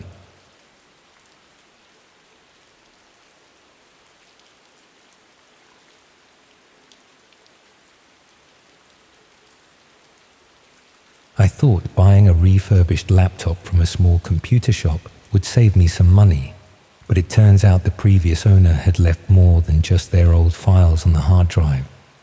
My ancient Dell had finally died after years of loyal service, and replacing it wasn't exactly in the budget. I'd been made redundant from my admin job 6 months earlier and was still looking for steady work, so spending hundreds on a new computer wasn't an option. The little repair shop on Hertford Street had a selection of refurbished machines at reasonable prices, older models that had been cleaned up and given new leases of life. The owner assured me that all personal data would be wiped from whatever I chose, though he mentioned that occasionally people found random files that the formatting process had missed. I picked a 3-year-old Lenovo that seemed perfect for my needs: word processing, job applications, basic internet browsing. Nothing fancy, but functional enough to help with my job search and personal correspondence. The laptop worked well for the first few weeks. It was noticeably faster than my old machine, and I was pleased with what seemed like a good purchase that would serve me well while I rebuilt my finances. But when I was organizing files one evening, I discovered a folder buried deep in the system directories that hadn't been deleted during the refurbishment process. It was labeled with a series of numbers and letters that didn't mean anything to me, but curiosity got the better of my common sense. Inside the folder were hundreds of documents, images, and what appeared to be correspondence files. Most seemed innocuous enough: personal letters, family photographs, financial records that belonged to someone I didn't know. But mixed in with the normal personal documents were files that made me deeply uncomfortable. Detailed profiles of various people, complete with photographs, personal information, daily routines, and what appeared to be surveillance notes documenting their activities over extended periods. The profiles weren't just casual observations. They included comprehensive intelligence about each person's vulnerabilities, relationships, financial circumstances, and behavioral patterns that could only have been gathered through systematic stalking or professional investigation. Some profiles contained information about security arrangements at people's homes and workplaces, including details about alarm systems, daily schedules, and times when properties would be unoccupied. But most disturbing were documents that appeared to be contracts or agreements related to these profiles. Financial arrangements for what were described as comprehensive disappearance services, with pricing structures based on the complexity of individual cases. I was looking at evidence of what appeared to be a systematic operation that provided services for making people vanish permanently, complete with detailed intelligence gathering and pricing for different levels of service. The previous owner of my laptop had apparently been involved in facilitating disappearances, with the accumulated files representing months or years of preparation for eliminating specific individuals who had been targeted by clients willing to pay substantial sums for these services. But understanding what I'd discovered didn't provide clear guidance about what to do with the information. I was holding evidence of potential murders or kidnappings, but the files were vague enough that proving specific crimes would be difficult without additional investigation. I tried to research some of the names mentioned in the profiles, hoping to understand whether these were real people who might be missing or in danger. What I found was disturbing. Several names corresponded to people who had been reported missing in various parts of the UK over the past 2 years, with circumstances that matched the detailed intelligence contained in the laptop files. The disappearances had been treated as voluntary departures by police, since the missing persons were adults with no obvious enemies or reasons to be targeted for violence. But the systematic intelligence gathering suggested these weren't random disappearances or people choosing to start new lives elsewhere. Someone had been systematically targeting specific individuals, gathering comprehensive intelligence about their circumstances, and then facilitating their permanent removal in ways that avoided arousing suspicion from law enforcement. The laptop files represented a professional service that specialized in making people disappear while ensuring their absence appeared voluntary or accidental rather than criminal. But the most troubling discovery was that the files included active cases, people who were apparently being assessed and prepared for disappearance services that hadn't been completed yet. Recent surveillance reports, updated intelligence, and what appeared to be final preparations for eliminating individuals who might still be unaware they'd been targeted. I was holding current evidence of planned crimes against people who could potentially be saved if I could identify them and alert appropriate authorities. But extracting actionable intelligence from the files required accessing specific platforms and communication methods that were referenced in the documents, but weren't immediately accessible through normal internet browsing. The disappearance service operated through hidden websites that required specialized access methods, with clients and service providers communicating through platforms designed to maintain anonymity and avoid law enforcement detection. When I eventually found ways to access these hidden platforms, I discovered an entire marketplace dedicated to various forms of elimination services, with the disappearance operation being just one option, among many available to people who wanted specific individuals removed from their lives permanently.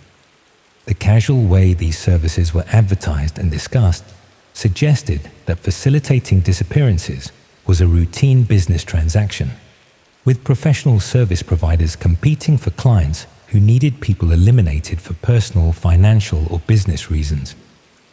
The laptop files weren't evidence of isolated criminal activity, but documentation of systematic services that were available to anyone willing to pay for professional elimination of problem individuals. But proving the connection between the marketplace and actual disappearances would require much more investigation than I could safely undertake on my own, especially since the people involved had demonstrated sophisticated methods for avoiding detection.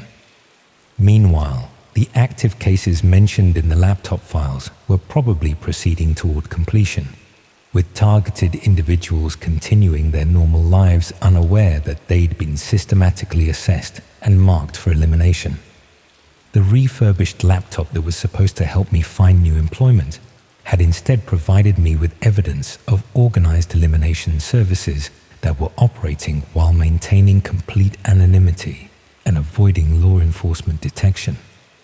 But reporting what I discovered would require explaining how I'd found the information, potentially making me a person of interest in criminal investigations while failing to prevent ongoing crimes against people whose elimination had already been contracted and paid for.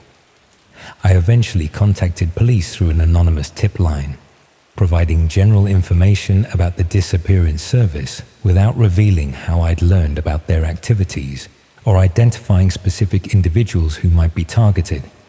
But I remained concerned about the active cases that were probably still proceeding, and about the possibility that the people operating these elimination services might attempt to recover the laptop files I discovered. The computer shop where I'd purchased the refurbished machine claimed to have no information about the previous owner, and the files themselves contained no identifying details that could be traced back to specific individuals or organizations. The elimination service was probably continuing to operate while recruiting new clients and targeting additional people for disappearance, using methods that had been refined through years of successful operations that had avoided law enforcement detection. When I finally replaced the refurbished laptop with a different machine, I destroyed the hard drive completely, but I never stopped wondering whether the people in those active case files had managed to avoid the elimination services that had been contracted against them, or whether they'd simply joined the growing list of individuals who had disappeared without explanation or accountability.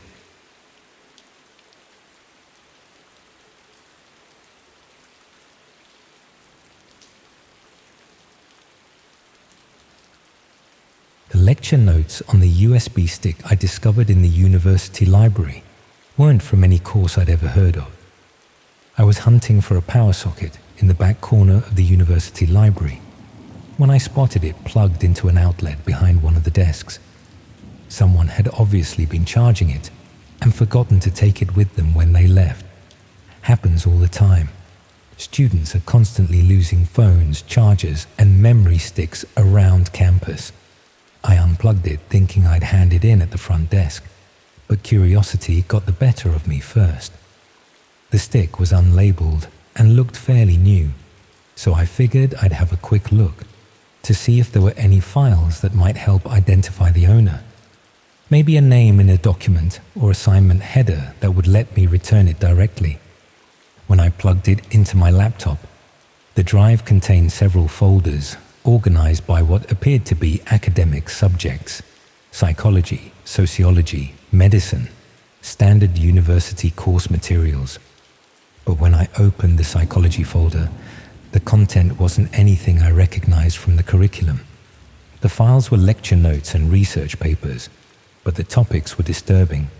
Documents about psychological manipulation techniques, studies on breaking down mental resistance, even what appeared to be instruction manuals for inducing specific types of trauma responses in test subjects. I assumed it must be postgraduate research materials, maybe someone studying forensic psychology or criminal behavior analysis. Dark topics, but legitimate academic subjects that would require understanding how psychological harm was inflicted in order to treat or prevent it. But as I looked through more files, the content became increasingly practical and detailed. Not theoretical analysis of psychological manipulation, but step-by-step guides for actually implementing these techniques against real people.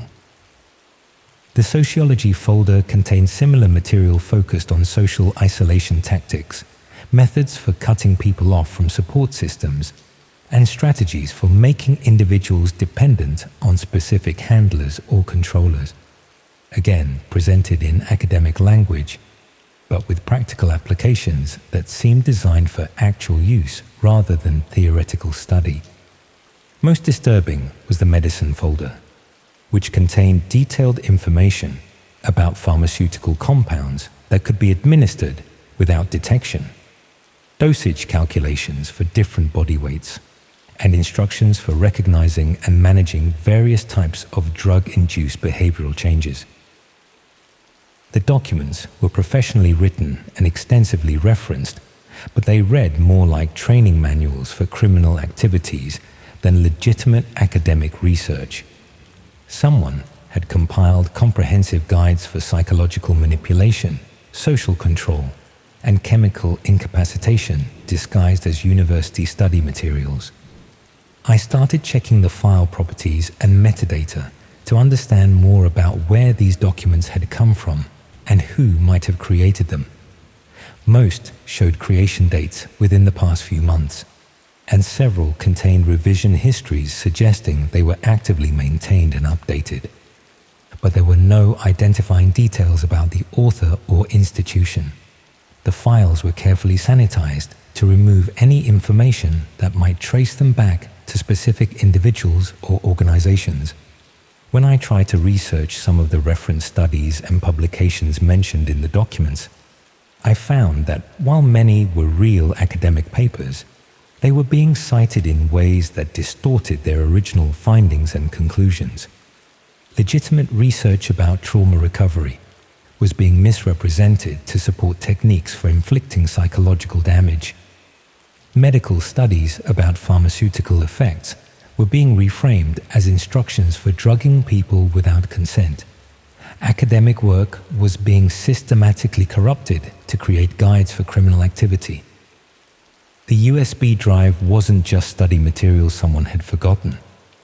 It was a comprehensive training curriculum for people learning to manipulate, control, and harm others using supposedly scientific methods. But I had no idea whether the person who'd lost it was a student researching these topics for legitimate academic purposes, or someone actively involved in activities that required this type of specialized knowledge. The location where I'd found the drive didn't provide any obvious clues. That section of the library was used by students from multiple departments, and anyone could have been working there and accidentally left the USB stick behind.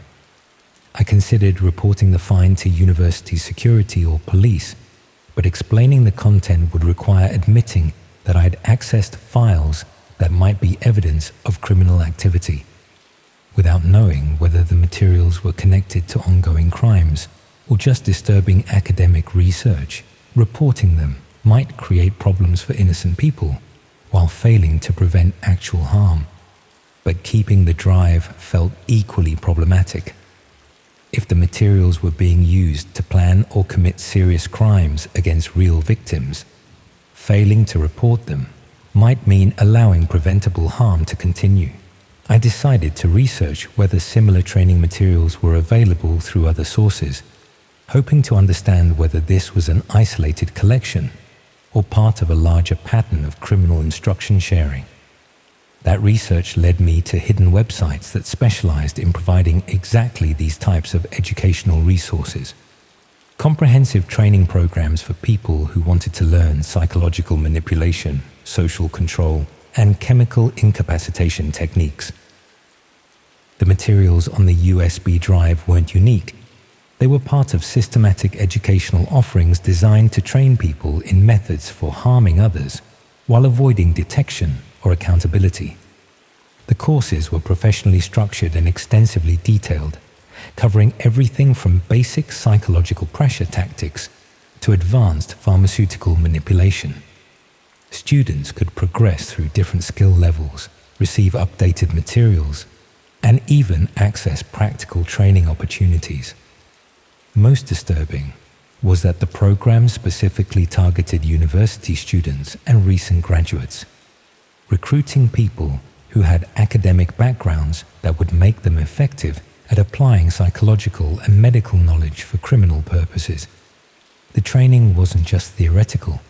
It included practical assignments where students were expected to test techniques on real people and report back on the effectiveness of different approaches. I realized that whoever had lost the USB drive was probably participating in an organized criminal training program that was systematically teaching people to harm others using supposedly scientific methods. But the educational materials were just one part of a larger operation that included practical application opportunities. Students who completed the training programs were connected with people who could provide targets for practicing their newly acquired skills. The psychological manipulation, social control, and chemical incapacitation techniques weren't being taught for academic interest. They were professional development for people planning to participate in serious crimes against vulnerable victims. The university environment provided perfect cover for this type of criminal education. Students regularly accessed disturbing academic content, participated in psychological research, and studied medical topics that would seem suspicious in other contexts. People learning to manipulate and harm others could blend seamlessly into legitimate academic communities while developing skills that would eventually be used against innocent people who had no idea they were being systematically targeted. But identifying specific participants in these training programs would be nearly impossible without inside knowledge of the recruitment and education processes. The materials were designed to be shared discreetly among trusted individuals who had demonstrated commitment to the criminal applications. Meanwhile, the training programs were probably continuing to recruit new students and develop increasingly sophisticated methods for psychological manipulation, social control, and chemical incapacitation that could be used against growing numbers of victims. The USB drive I'd found was evidence of systematic criminal education that was almost certainly being used to facilitate ongoing harm against people who had no idea they were being targeted by individuals with specialized training in exploitation techniques. But proving the connection between the educational materials and specific crimes would require much more comprehensive investigation than I could undertake safely on my own. I never returned the USB drive to the library or attempted to identify its owner. Instead, I destroyed it and tried to forget about the disturbing training materials I'd discovered. But the knowledge that such comprehensive criminal education was being conducted through apparently legitimate academic channels made me constantly aware of how vulnerable everyone was to manipulation by people who had learned to weaponize psychological and medical knowledge against unsuspecting victims. The week after I'd destroyed the drive, I noticed someone had been asking around the library about a lost USB stick, providing descriptions that matched exactly what I'd found and offering a substantial reward for its return.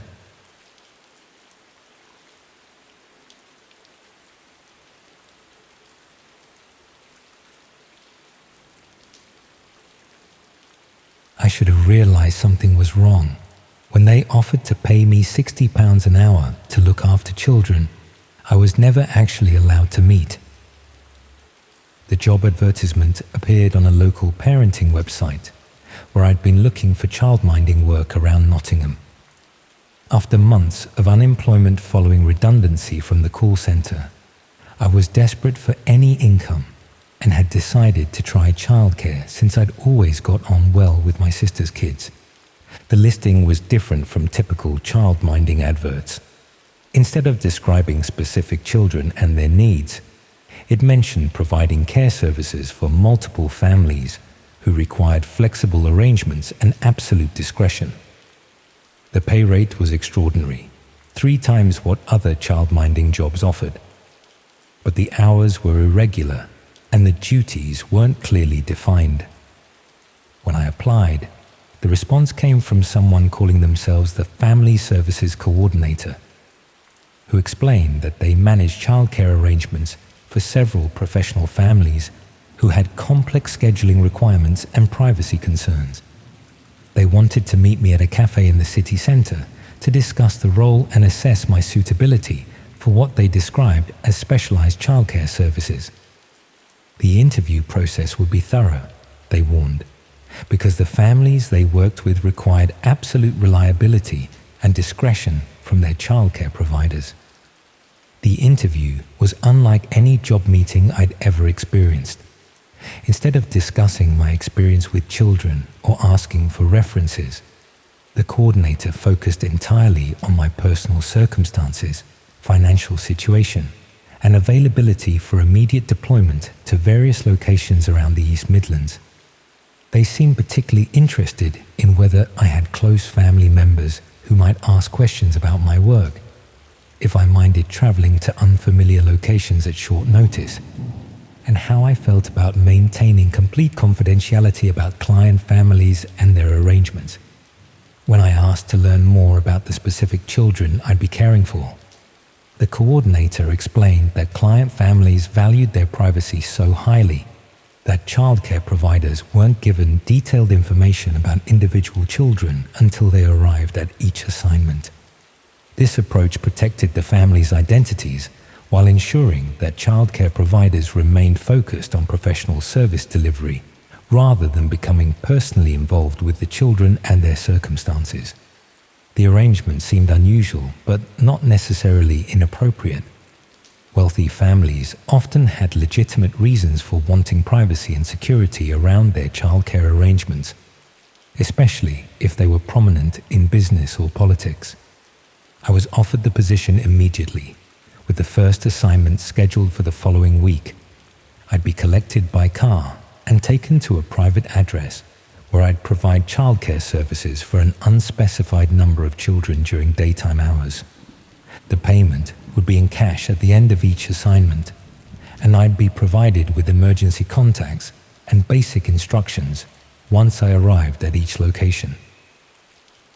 On the morning of my first assignment, a black car arrived at my address exactly on time. The driver was professional but uncommunicative, explaining only that the journey would take about an hour and that I should avoid asking questions about the destination or the families we'd be visiting. We drove to a large detached house in what appeared to be an expensive rural area outside Nottingham. The property was surrounded by high fences and had security features that seemed excessive for a normal family home. When we arrived, I was met by a woman who introduced herself as the house supervisor. She provided me with basic instructions about meal times, safety procedures, and contact protocols, but still didn't give me any information about the specific children I'd be caring for. The house was beautifully furnished but felt strangely impersonal, more like a high-end hotel than a family home. There were no personal photographs, children's artwork, or other signs of normal family life that you'd expect in a house where children lived regularly. When I asked to meet the children I'd be supervising, the supervisor explained that they were still sleeping and that I should familiarize myself with the house layout and emergency procedures before they woke up. But as the morning progressed, no children appeared. The supervisor kept explaining that they were having breakfast in their rooms, or were occupied with educational activities, or were resting between scheduled activities. By midday, I'd been in the house for several hours without seeing any evidence that children were actually present. No sounds of playing or talking, no meals being prepared for young people, no toys or games being used anywhere in the property. When I expressed concern about not having met the children I was supposed to be caring for, the supervisor became evasive and suggested that my role might be different from what I'd initially understood. She explained that some childcare assignments involved being available for children who might need supervision, rather than actively caring for children who were currently present. Families paid for childcare providers to be on standby in case their arrangements changed unexpectedly, but the explanation didn't address why I'd been brought to a specific house and given detailed instructions about caring for children who apparently weren't there.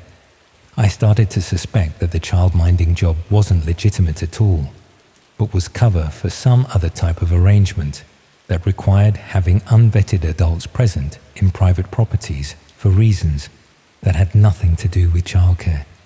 The house might be used for activities that required having people with plausible explanations for being present if law enforcement or other authorities became interested in what was happening at the property. When I tried to leave the house to get some fresh air, I discovered that the doors were locked and I couldn't exit the property without assistance from the supervisor. She explained that security protocols required all visitors to remain accompanied while on the premises. I realized I was essentially being held at the property against my will, under the pretense of providing childcare services that clearly didn't exist. The child-minding job was a recruitment method for getting people into controlled environments where they could be monitored, assessed, or used for purposes they hadn't consented to participate in. But understanding what was happening didn't provide any immediate way to extract myself safely from the situation.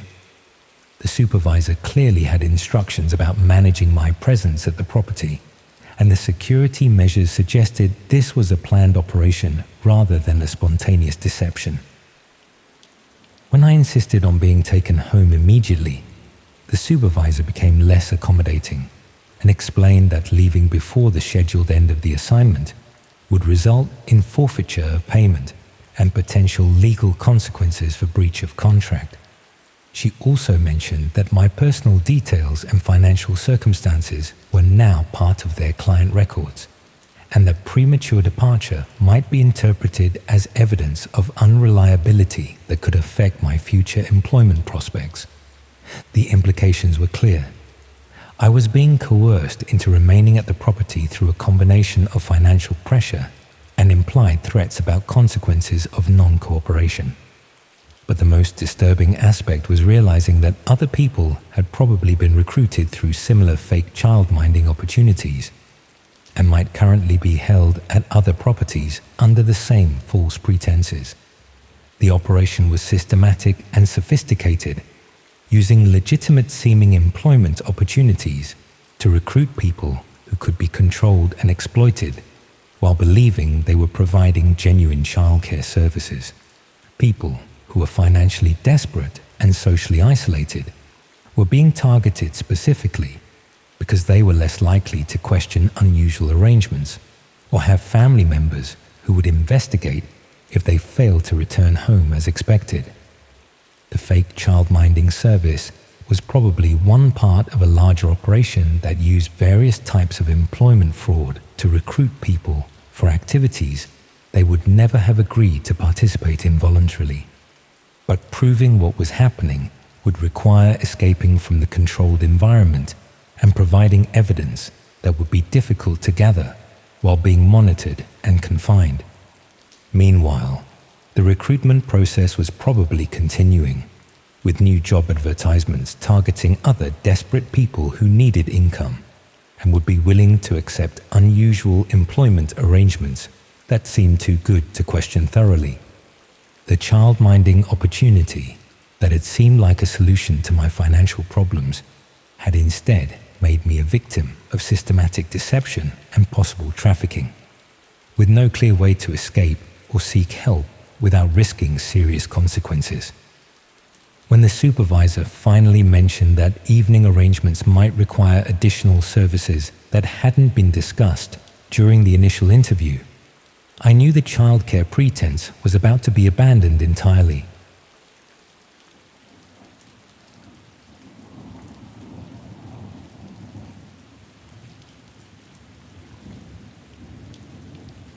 I keep telling myself I should have just thrown that photo album away the moment I realized the pictures weren't from any holiday I'd ever taken. My mum died suddenly last March, and I've been slowly working through the process of sorting her belongings from the house in Blackpool, where she'd lived alone for the past decade. Most of it has been straightforward, if emotionally difficult. Clothes for charity shops, furniture that relatives might want, the usual accumulation of a lifetime that needs to be dealt with when someone passes away. But tucked away in a drawer in her bedroom, I found a photo album I'd never seen before. It was the old-fashioned kind with sticky pages and plastic covers, filled with what appeared to be holiday photographs from various trips and outings. At first glance, the photos seemed normal enough. Pictures of tourist attractions, countryside views, seaside promenades, the sort of snapshots that any pensioner might take during day trips or holidays. But as I looked more carefully, I started noticing details that didn't make sense. The photos showed places I recognized: York Minster, the Lake District, Brighton Pier. But they also showed me in these locations, apparently taken during visits I'd never made. There I was, standing in front of landmarks I'd never seen, wearing clothes I didn't remember owning, sometimes with people I didn't recognize. The strangest part was how natural and unposed I looked in these photographs, not like someone who was aware they were being photographed, but like candid shots taken during genuine leisure activities. But I had no memory of being in any of these places or doing the activities the photos showed. Initially, I wondered if I was looking at pictures of someone who resembled me closely. Maybe Mum had befriended someone who looked similar. Or perhaps there were family members I didn't know about who shared physical characteristics. But the person in the photographs was definitely me. Same height, same build, same distinctive scar on my left hand from a childhood accident. These weren't pictures of someone who looked like me. They were pictures of me in places I'd never been. I tried to think of rational explanations. Maybe I'd forgotten about family trips from years ago, or perhaps these were photos from events I'd attended but hadn't paid much attention to. Memory can be unreliable, especially when it comes to routine outings that didn't seem significant at the time. But some of the photographs showed me in recent clothing and with a hairstyle I'd only adopted within the past 2 years. These weren't forgotten memories from decades past. They were apparently recent photos of activities I should definitely remember participating in. The implications were deeply unsettling. Either I was experiencing serious memory problems that were affecting my ability to recall significant portions of my recent life, or someone had been systematically photographing me without my knowledge during activities I wasn't aware I was participating in. I decided to research the locations shown in the photographs, hoping to find some trigger that might help me remember when and why I might have visited these places. When I started looking into some of the more distinctive backgrounds visible in the photos, I found references to locations that were connected to websites and services I'd never encountered before. Following these connections led me to platforms that seemed to exist outside normal internet browsing, places where people shared and traded photographs that appeared to have been taken without the subject's knowledge or consent. The platforms contained thousands of images showing ordinary people in various locations and activities, with detailed information about when and where the photographs had been taken. Most disturbing was that many subjects appeared to be unaware they were being photographed, captured during routine activities they probably assumed were private. Some photos were clearly taken from significant distances using telephoto lenses, while others appeared to have been captured during social situations where the subjects might have expected to be photographed but weren't aware of the specific images being taken. But what made me feel sick was finding additional photographs of myself among these collections. Images that weren't in Mum's album, but showed me during routine daily activities around my home area in Lancaster. Pictures of me walking to work, shopping for groceries, even sitting in my garden reading a book. All taken without my knowledge, from positions where the photographer would have been invisible to me, while I was going about my normal business.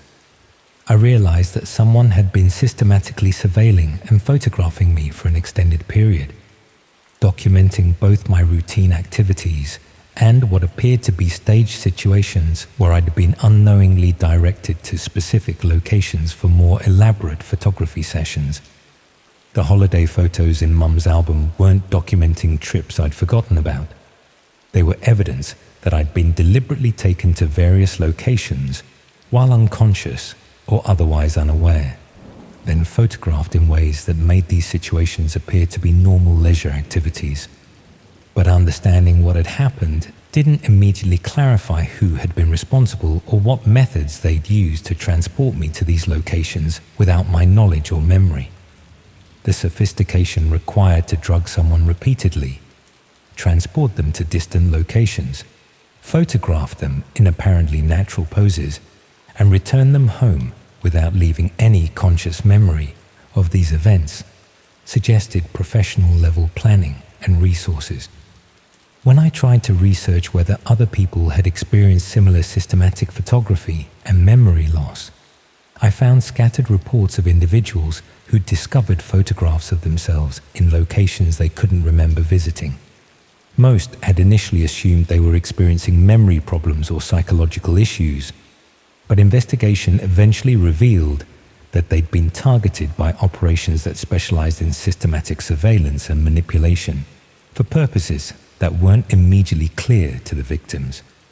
The operations seemed to focus on creating comprehensive photographic records of people's lives, including both routine activities and staged situations that required sophisticated planning and execution.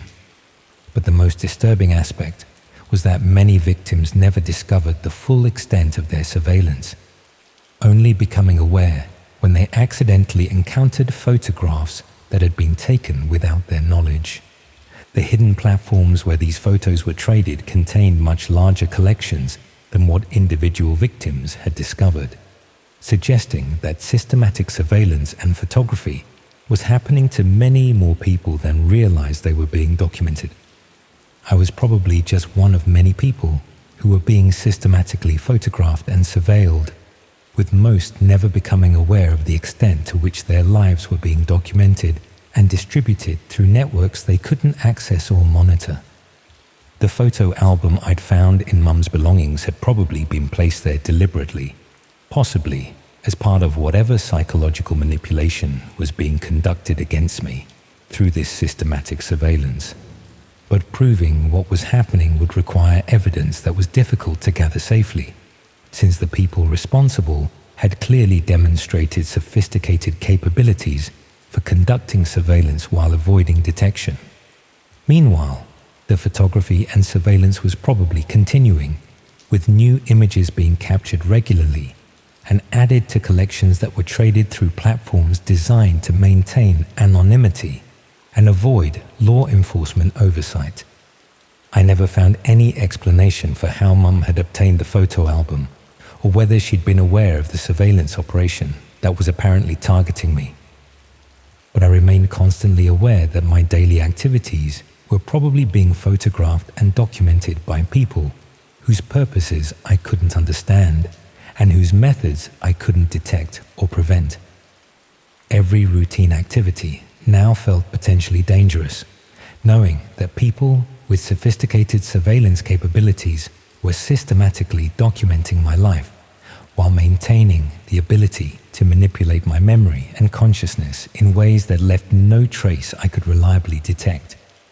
The photo album that was supposed to provide memories of Mum's life had instead revealed that my own life was being systematically documented and manipulated by people whose identity and motivations remained completely unknown to me.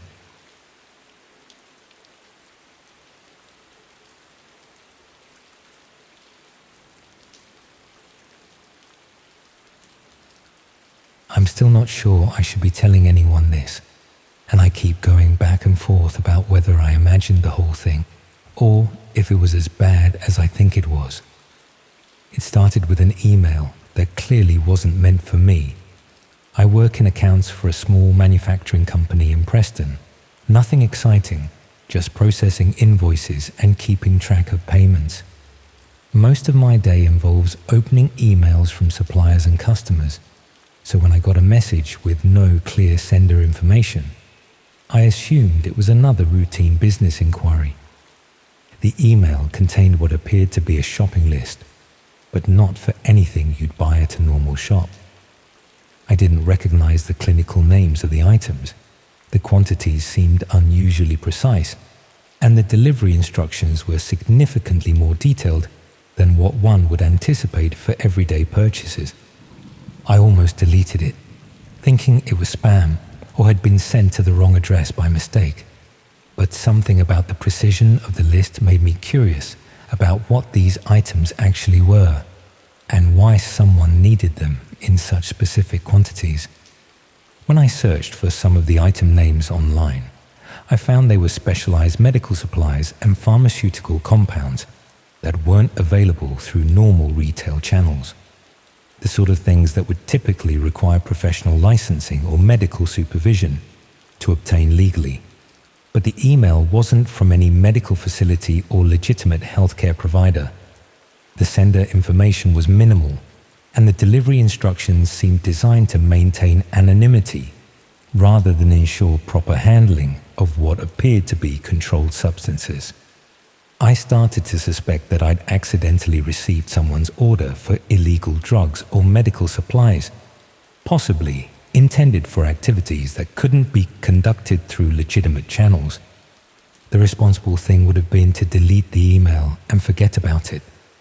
But I found myself researching the items more thoroughly, trying to understand what they were used for and why someone would need them outside of proper medical supervision.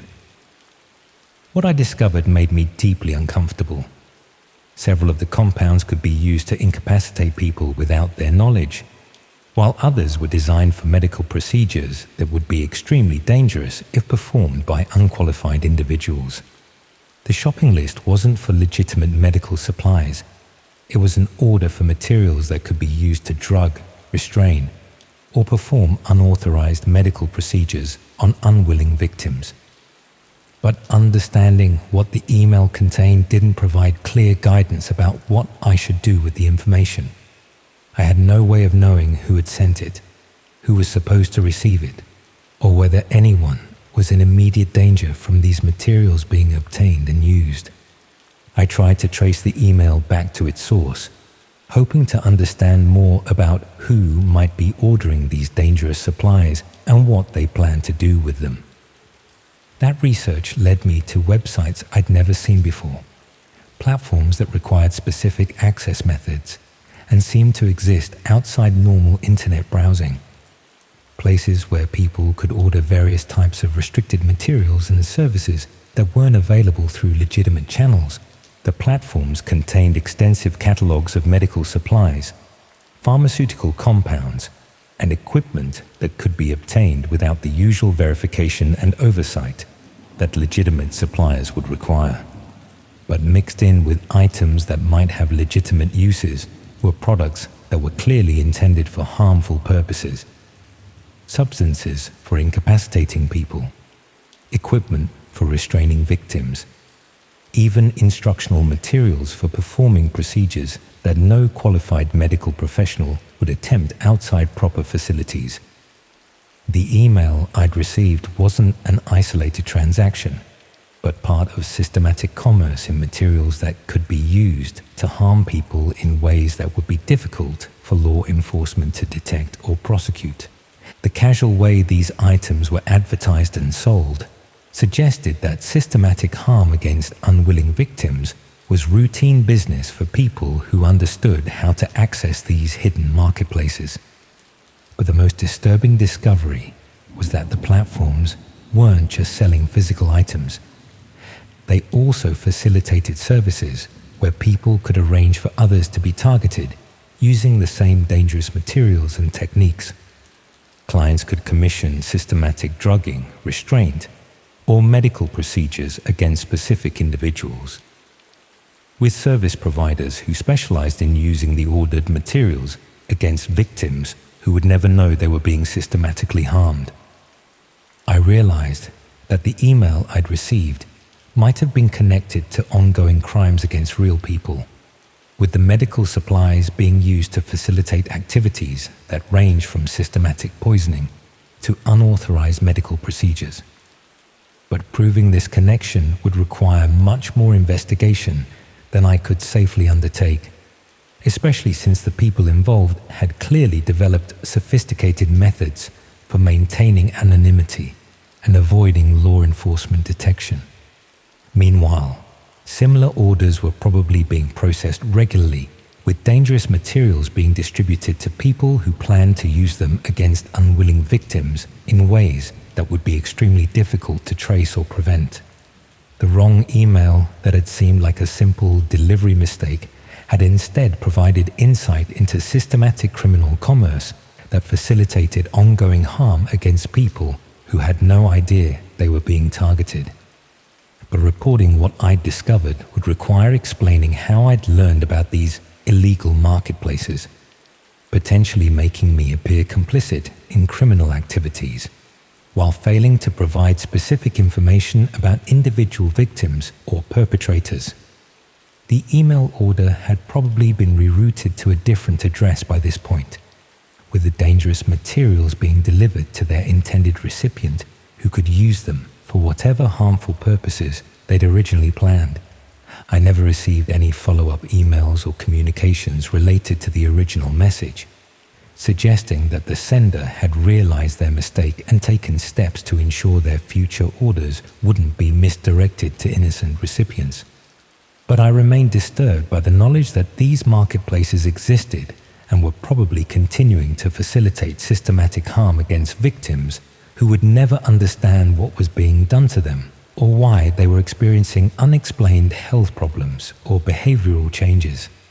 Every time I felt unwell or experienced symptoms I couldn't explain, I found myself wondering whether someone might have access to the same materials I'd seen advertised through those hidden platforms, and whether my own food, drinks, or environment might have been compromised by people who understood how to obtain and use dangerous substances without detection.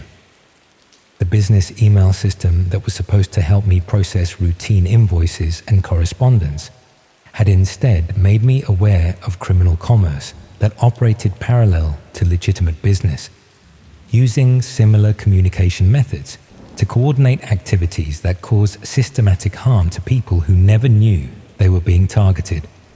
When I eventually changed jobs and moved to a different company, I made sure to use completely new email addresses and avoided any online activities that might lead me back to the platforms I discovered through that accidental message.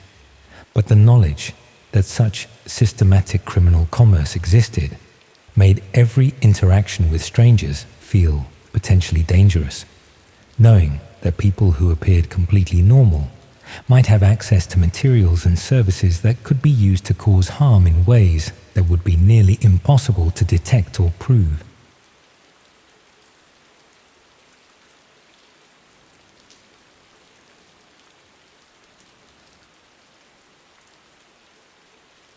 I'd always been bad at languages despite studying French for years at school.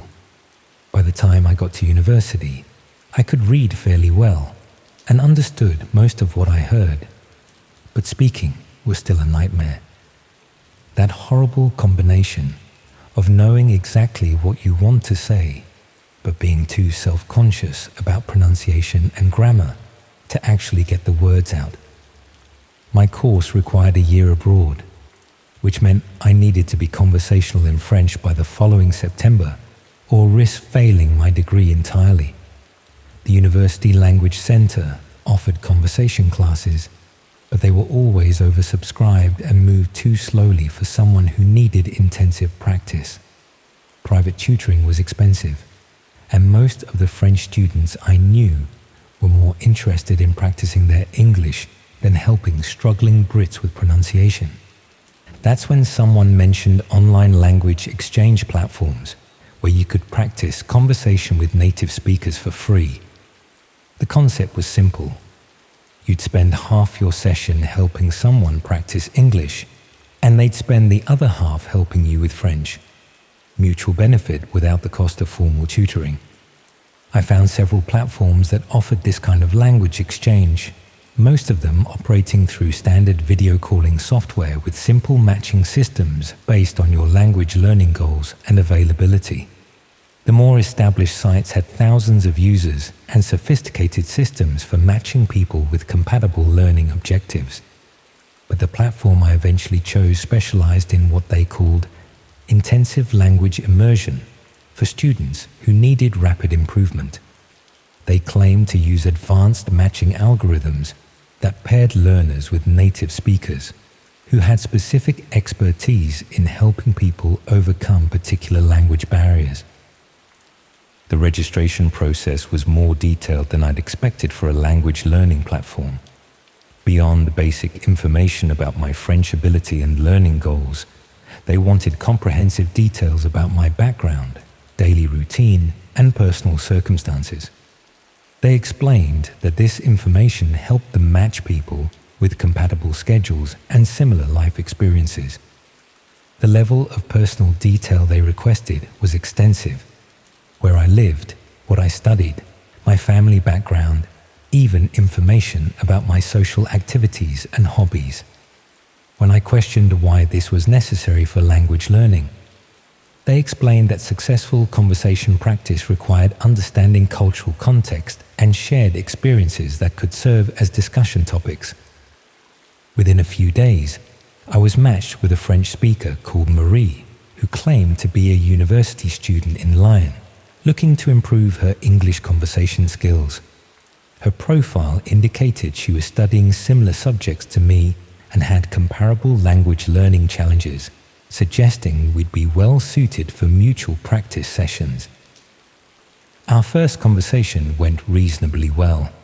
Marie was patient with my pronunciation mistakes and provided helpful corrections without being condescending. She seemed genuinely interested in practicing English and asked thoughtful questions about British university life and cultural differences between our countries. But I noticed that Marie was particularly interested in details about my personal life that seemed tangential to language practice. She wanted to know about my daily schedule, where I lived, what my accommodation was like, and how I spent my free time. When I redirected the conversation to more general topics, she seemed disappointed and struggled to maintain interest in the discussion. Over the next few sessions, this pattern became more pronounced. Marie would ask increasingly specific questions about my routine, my living situation, and my personal relationships. She wanted to know when I was typically alone, whether I lived with other students, and how often my family visited or called.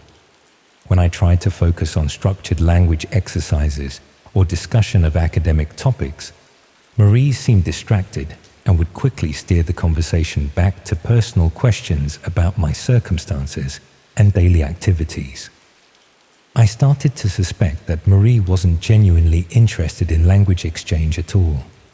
Her English was actually quite fluent, much better than she'd initially suggested, and her questions seemed designed to gather information rather than practice conversation skills. More concerning was that Marie seemed to know details about my life that I hadn't shared during our conversations. She made references to places I'd visited, people I'd mentioned in passing, and even changes to my schedule that I was certain I hadn't discussed with her. When I asked how she knew these details, Marie claimed she had good memory for the personal information people shared during conversations. But I started keeping notes of what I'd actually told her, and it became clear that she was demonstrating knowledge that could only have come from systematic monitoring of my activities. I decided to research the language exchange platform more thoroughly, looking for information about their matching process and data protection policies.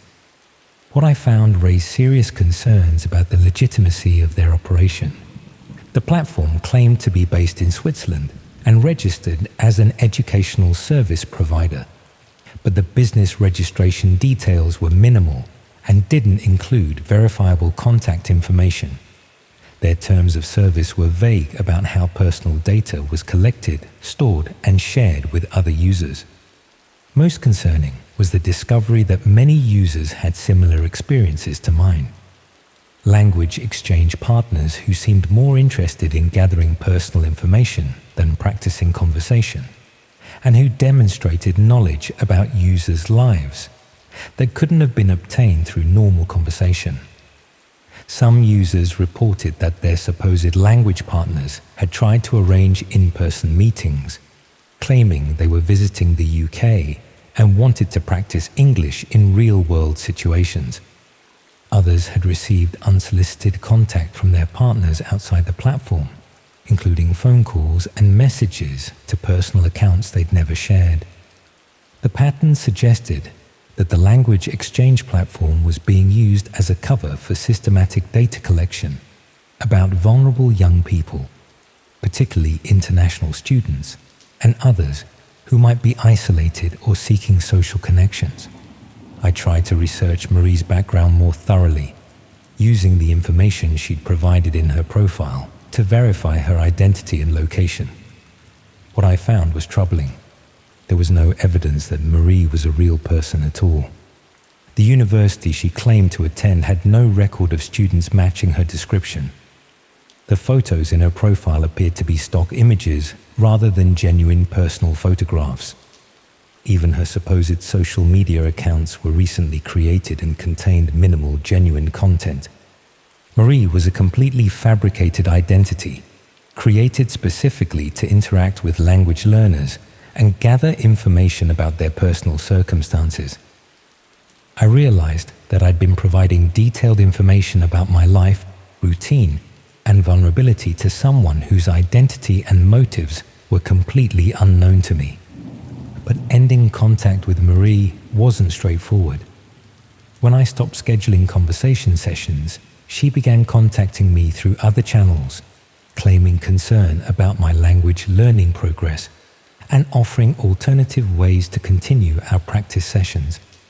She suggested meeting in person when she visited the UK, or continuing conversations through private messaging apps that would provide better audio quality than the platform's built-in system. When I declined these suggestions, she seemed genuinely distressed and insisted that abandoning our language exchange would significantly harm both of our learning objectives. Her persistence in maintaining contact seemed excessive for someone who was supposedly just disappointed about losing a conversation partner. It felt more like someone who was concerned about losing access to information they'd been systematically collecting. I started monitoring whether my personal information was appearing in unexpected places online, concerned that details I'd shared with Marie might be used for identity theft or other fraudulent purposes. What I found was evidence that information about my circumstances was being traded through hidden marketplaces that specialized in data about students and young people. Personal details, daily routines, and contact information were being sold to buyers who weren't identified but were presumably planning to use the data for criminal purposes. Some of the information being traded was specific enough that it could only have come from the detailed conversations I'd had with Marie during our supposed language exchange sessions. I wasn't just a victim of data theft. I was part of a systematic operation that used language learning as a pretext for gathering intelligence about vulnerable young people who could be targeted for various types of exploitation. The language exchange platform was essentially a recruitment tool for identifying isolated students who were seeking social connections and might be susceptible to manipulation or fraud. I tried to research other users who might have been similarly targeted, hoping to warn them about what was happening and gather evidence that could be used to expose the operation. But contacting other users was difficult because the platform didn't provide direct communication between participants beyond their scheduled language exchange sessions. I could only reach people who happened to be online at the same time I was, and most seemed reluctant to discuss their experiences with platform security or data protection. The few users I managed to speak with confirmed that they'd had similar experiences with language partners who seemed more interested in personal information than conversation practice. But most hadn't realized the full scope of what was happening and were shocked to learn that their personal details might be traded through criminal marketplaces. Some users had already experienced problems that might be connected to their participation in the language exchange program. Identity theft, unauthorized use of personal information, even stalking incidents that had started shortly after they'd shared details about their circumstances with supposed conversation partners. But proving the connection between the language platform and subsequent criminal activity was difficult. The time delays between initial data collection and eventual misuse meant that most victims didn't recognize the relationship between their language learning activities and later problems. I decided to document everything I could about the platform's operations and the information gathering techniques used by fake language partners like Marie. This investigation revealed that the operation was much more sophisticated than I'd initially realized. The platform hosted hundreds of fake profiles representing language learners from various countries, all designed to appeal to different types of users and extract different kinds of personal information. Some fake profiles targeted business students and gathered information about career prospects and financial circumstances. Others focused on international students and collected details about visa status, family connections, and social isolation that might make them vulnerable to exploitation. The most disturbing profiles seemed designed to target people dealing with mental health problems, relationship difficulties, or other personal challenges that might make them especially susceptible to manipulation and control. All of this information was being systematically collected, organized, and distributed through networks that specialized in facilitating crimes against vulnerable young people. The language exchange concept was just one of many methods being used to identify and profile potential victims of serious criminal activity. But exposing what I'd discovered wasn't straightforward. Reporting the platform to law enforcement would require admitting that I'd voluntarily shared personal information with strangers online, potentially making me appear naive or careless, rather than victimized. More importantly, taking action against the platform might alert the criminals operating it that their methods had been discovered, causing them to modify their techniques or target new populations before their existing victims could be protected. I was also concerned about my own safety. If the people behind the platform realized that I'd identified their criminal purpose and was gathering evidence against them, they might decide that I posed a security risk that needed to be eliminated. The personal information I'd shared with Marie would make it easy for them to monitor my activities and take action against me if they decided I was a threat to their operations. Meanwhile, Marie continued trying to maintain contact, sending increasingly concerned messages about my absence from scheduled conversation sessions. She claimed to be worried about my well-being and offered various types of support that seemed designed to re-establish regular communication. Her messages demonstrated detailed knowledge of my university schedule, social activities, and personal relationships that she couldn't have obtained through our previous conversations. Someone was clearly conducting comprehensive surveillance of my daily life. Most disturbing were messages that included information about my family members and friends, suggesting that the data collection operation had expanded beyond just targeting me to include people in my social network. Marie claimed that she'd learned this information through mutual connections in the language learning community, but the level of detail suggested systematic research into my personal relationships and background. I realized that everyone connected to me might be at risk of being targeted by criminals who specialized in exploiting personal information for financial fraud, identity theft, or worse. The language exchange platform had provided them with everything they needed to systematically compromise the security and privacy of everyone in my social circle. I tried to warn friends and family members about the potential risks, but explaining the situation without sounding paranoid or delusional was challenging. Most people found it difficult to believe that language learning websites could be covers for serious criminal operations. Some friends suggested that I was overreacting to what was probably just aggressive marketing by language learning companies, trying to retain customers.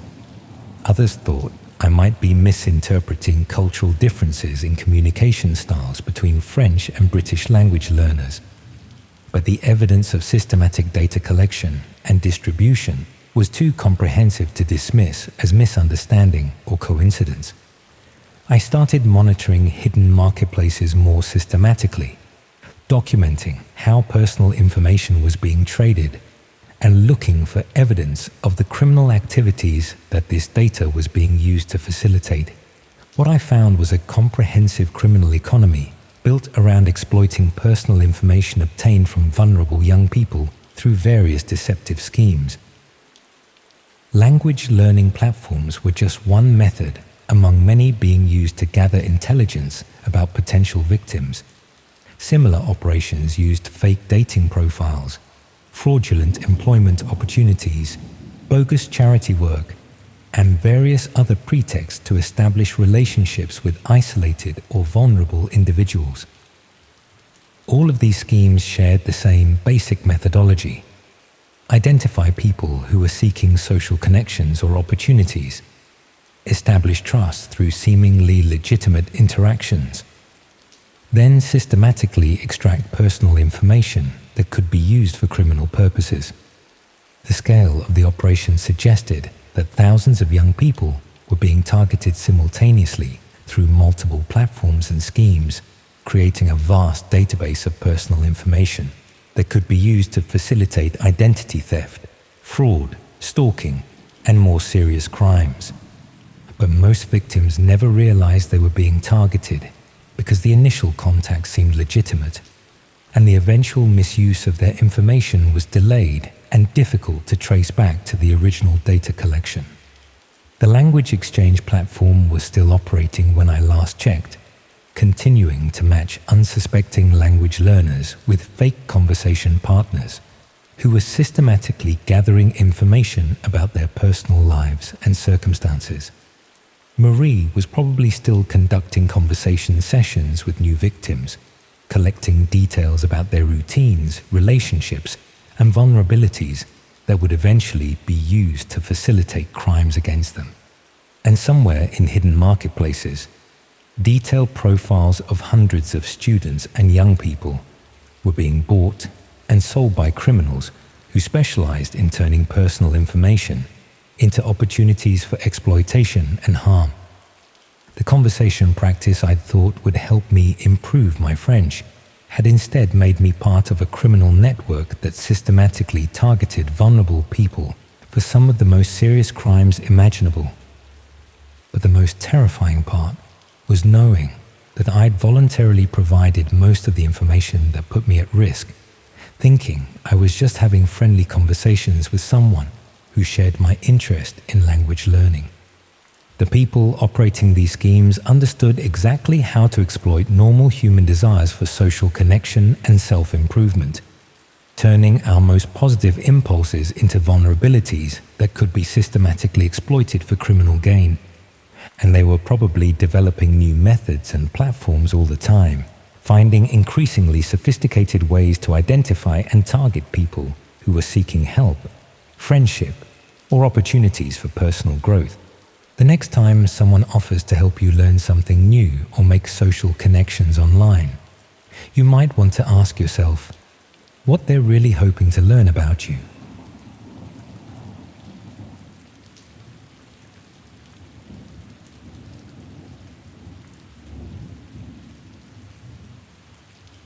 I probably should have minded my own business when I noticed that our bin collection was happening on the wrong day. But once you start questioning things like that, you end up discovering answers you really didn't want to know. It was a Tuesday morning in November when I spotted the bin lorry working its way down our street. Nothing unusual about that, except our bins are normally collected on Thursdays, and had been for the 3 years I'd lived in this house. I only noticed because I'd forgotten to put mine out and was annoyed with myself for missing collection day. But when I looked outside, all the bins were still there from Monday night, exactly where people had left them. The lorry wasn't collecting refuse at all. The crew were photographing the contents of each bin, taking detailed pictures of what people had thrown away before moving on to the next house. I watched from my kitchen window as they worked systematically down the street, spending several minutes at each property documenting whatever was visible in the bins. They had proper equipment for the job, high-quality cameras, clipboards for notes, even what looked like evidence bags for collecting specific items. At first, I assumed this was some kind of council initiative. Maybe they were conducting waste audits to improve recycling rates, or gathering data about household disposal habits for environmental planning. Local authorities do all sorts of surveys that residents never hear about until the results are published. But something about the way they worked seemed too thorough and secretive for routine council business. They were careful to avoid being seen by residents, working quickly when people appeared at windows, and clearly trying to complete their documentation without attracting attention. When I tried calling the council to ask about waste monitoring programs in our area, they had no knowledge of any surveys being conducted and seemed confused about why someone would be photographing bin contents without notifying residents. That made me start paying closer attention to what was happening during our supposed bin collections, and I began noticing details that definitely weren't part of normal refuse service. The crew were collecting specific items from certain bins, placing them in separate containers rather than the main body of the lorry. They seemed to know exactly which houses to target and what they were looking for, suggesting this wasn't random sampling, but systematic collection based on prior intelligence. Most concerning was that they were taking items that clearly had personal significance. Photographs, documents, even clothing that people had discarded. The sort of things that could provide detailed information about household occupants and their personal circumstances. I realized that our weekly bin collection was being used as cover for systematic intelligence gathering about local residents, with discarded personal items being harvested for purposes that had nothing to do with waste management. But understanding what was happening didn't immediately clarify who was behind this operation, or what they planned to do with the personal information they were collecting from people's rubbish. I started researching whether other areas had experienced similar fake bin collections, hoping to understand the scope of what appeared to be systematic surveillance disguised as routine municipal services. What I found led me to websites that specialized in providing intelligence gathering services for various clients who needed detailed information about specific individuals or communities. The sites offered comprehensive profiling services based on analysis of discarded materials, with detailed breakdowns of what could be learned about people's lives, relationships, financial circumstances, and personal habits through systematic examination of their household waste. But these weren't legitimate investigation services working for law enforcement or established institutions. The platforms operated through hidden channels that avoided normal regulatory oversight, providing intelligence to clients who couldn't obtain this information through legal methods. The fake bin collection service was apparently one method among many for gathering personal intelligence that could be sold to people who wanted detailed information about specific individuals for purposes ranging from stalking to financial fraud. Discarded mail, photographs, personal documents, and even food packaging could offer detailed information about people's daily routines, relationships, health conditions, and vulnerabilities that could be exploited by clients with various criminal intentions. But the most disturbing aspect was that this intelligence gathering was being conducted under perfect cover, using municipal services that residents expected and trusted to facilitate systematic invasion of privacy that would be nearly impossible to detect or prevent. People were unknowingly providing detailed information about their personal lives every week when they put their bins out for collection, never realizing that their discarded materials were being systematically harvested and analyzed by people who specialized in using this intelligence for harmful purposes. The fake refuse collection was probably just one part of larger operations that used various municipal and commercial services as cover for intelligence gathering that facilitated systematic targeting of residents for criminal purposes. But proving what was happening would require evidence that would be difficult to gather safely, since the people responsible had clearly developed sophisticated methods for conducting surveillance while maintaining the appearance of legitimate municipal services. Meanwhile, the intelligence gathering was probably continuing throughout the area, with new personal information being collected weekly from residents who remained unaware that their discarded materials were being systematically harvested and analyzed. I started being much more careful about what I put in my household bins, shredding documents that contain personal information, and disposing of sensitive materials through other methods that wouldn't make them available for collection by unauthorized individuals.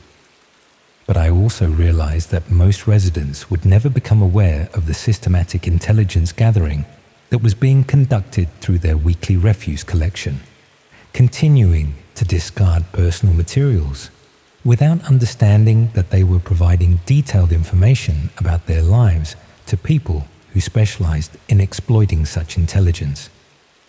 The bin collection that was supposed to be a routine municipal service had instead become a systematic method for gathering personal intelligence that could be used to facilitate various types of criminal targeting against residents who had no idea their privacy was being systematically violated. When I tried to warn neighbors about the fake refuse collections, most seemed skeptical about the possibility that such systematic surveillance could be conducted without official knowledge or authorization. The idea that municipal services could be infiltrated or impersonated for criminal intelligence gathering seemed too sophisticated and organized for most people to accept as a realistic threat to their personal privacy and security. But the intelligence gathering was probably continuing regardless of whether residents believed it was happening, with comprehensive personal profiles being built from discarded materials that people assumed would be safely destroyed through normal waste processing. Every week, when I saw the bins being collected, I wondered whether other residents were starting to notice the unusual attention their refuse was receiving, or whether the systematic intelligence gathering would continue indefinitely without detection. The refuse lorry that appeared on our street each Tuesday looked exactly like legitimate council vehicles, staffed by people who appeared to be normal municipal workers conducting routine collection services that residents had no reason to question or examine closely.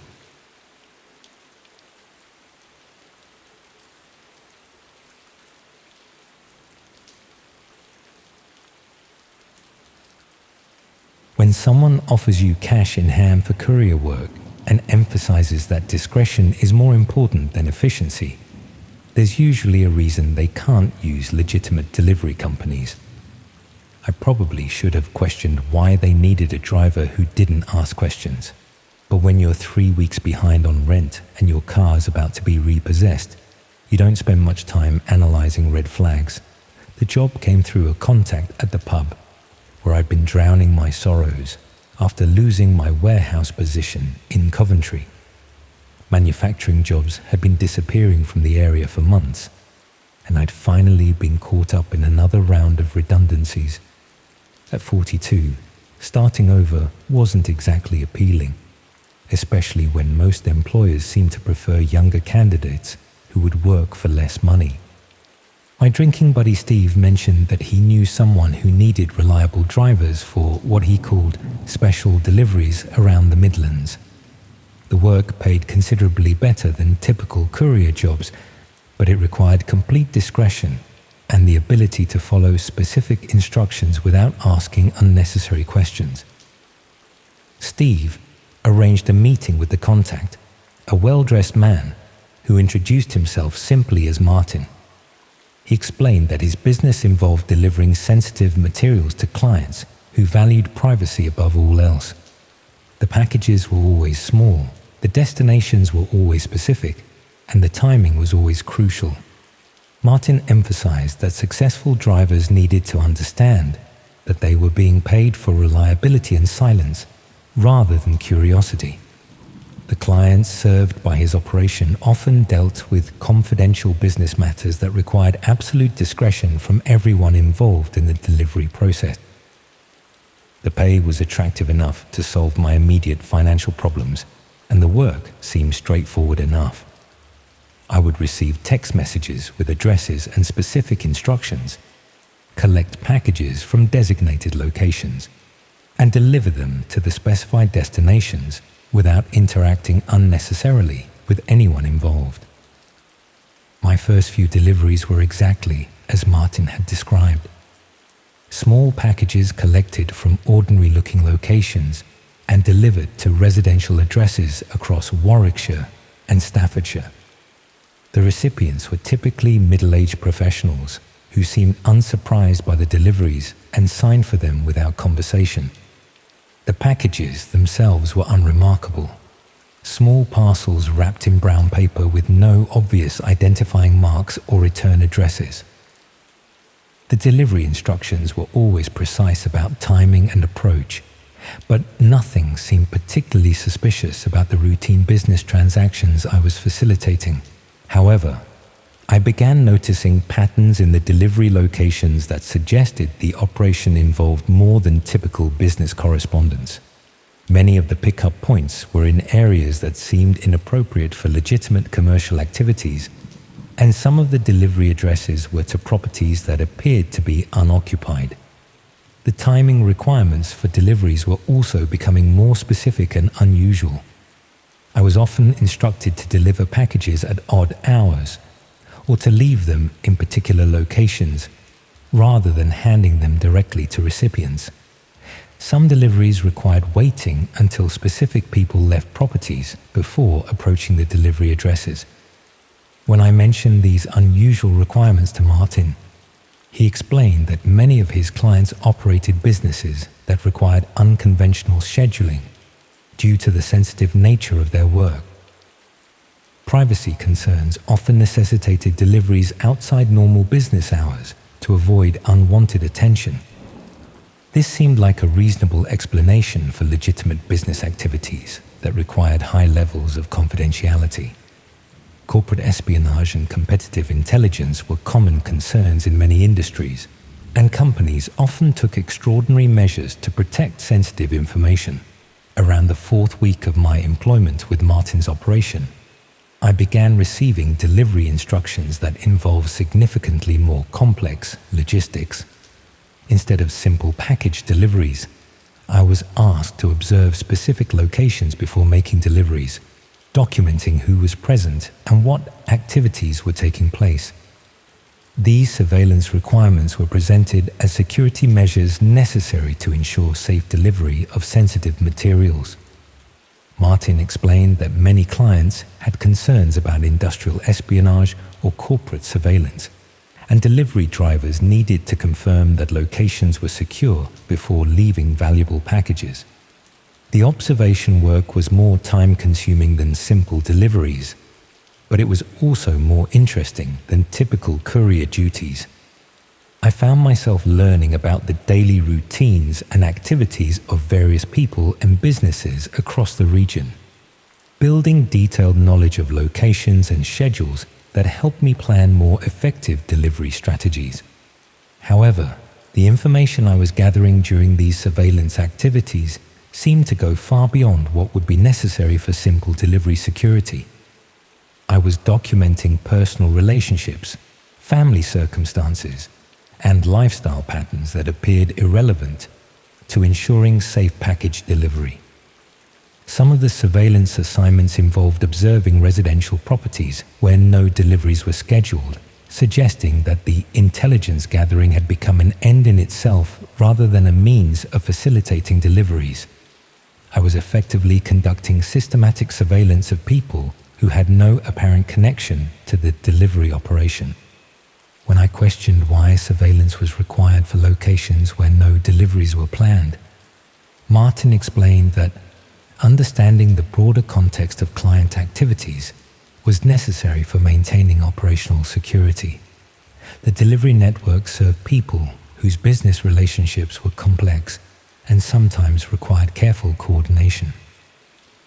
Around the sixth week of my involvement with the operation, Martin began providing me with specific devices and software that would enhance my surveillance capabilities. Small cameras that could be placed discreetly in various locations, recording devices that could capture conversations, and tracking applications that would monitor people's movements.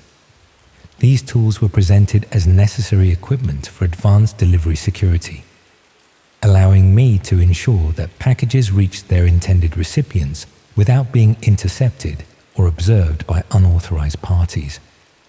The technology would help me document that deliveries had been completed successfully and that client security had been maintained.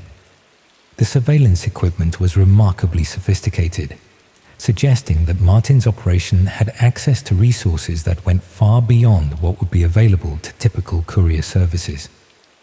The devices were professional grade and included features that would be useful for comprehensive intelligence gathering, rather than simple delivery confirmation. I began using this equipment to document not just delivery activities, but the broader circumstances and activities of the people and locations I was observing. The information I was gathering was becoming a comprehensive intelligence database about the personal and professional lives of people across the region. Martin seemed particularly interested in information about people's vulnerabilities and potential leverage points. He wanted detailed reports about financial difficulties, relationship problems, health issues, and other personal circumstances that might be useful for understanding how different people could be influenced or manipulated. This focus on psychological and social intelligence made me increasingly uncomfortable about the true purpose of the operation. The delivery work seemed to be providing cover for systematic intelligence gathering that had little to do with facilitating legitimate business transactions. When I tried to discuss these concerns with Martin, he reminded me that I had been gathering detailed intelligence about people and their circumstances for several weeks. This information was valuable and sensitive, and my knowledge of the operation's methods and targets made me an integral part of their security considerations. He also began demonstrating knowledge of my personal circumstances that he could not have gathered through our professional relationship.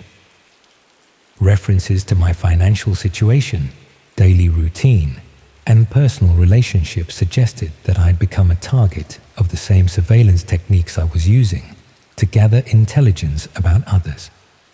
The surveillance of my activities became more obvious over the following days, with clear signs that my communications and movements were being monitored and documented. The equipment and techniques I was using to observe others were apparently being used to observe me as well. I realized that the delivery work had been used to recruit me into systematic surveillance operations that targeted vulnerable people for reasons that had nothing to do with legitimate courier services. The packages I had been delivering were probably intelligence reports rather than business correspondence. The surveillance equipment I had been given was being used to gather detailed personal information about people who were being assessed for potential exploitation. My role had been to provide the intelligence needed to identify psychological vulnerabilities and leverage points that could be used for manipulation or control. When I attempted to withdraw from the operation entirely, Martin pointed out that I possessed detailed knowledge of surveillance techniques and had extensive information about people who were being monitored. This made me both a valuable asset and a potential security risk that could not simply be dismissed. The surveillance of my personal activities intensified after I tried to end my involvement with the operation. Martin's organization began sending me detailed information about my daily routine, social interactions, and personal vulnerabilities to demonstrate that they could apply their intelligence gathering techniques to my own life. I tried reporting my concerns to the police, but discovered that explaining the situation was extremely difficult.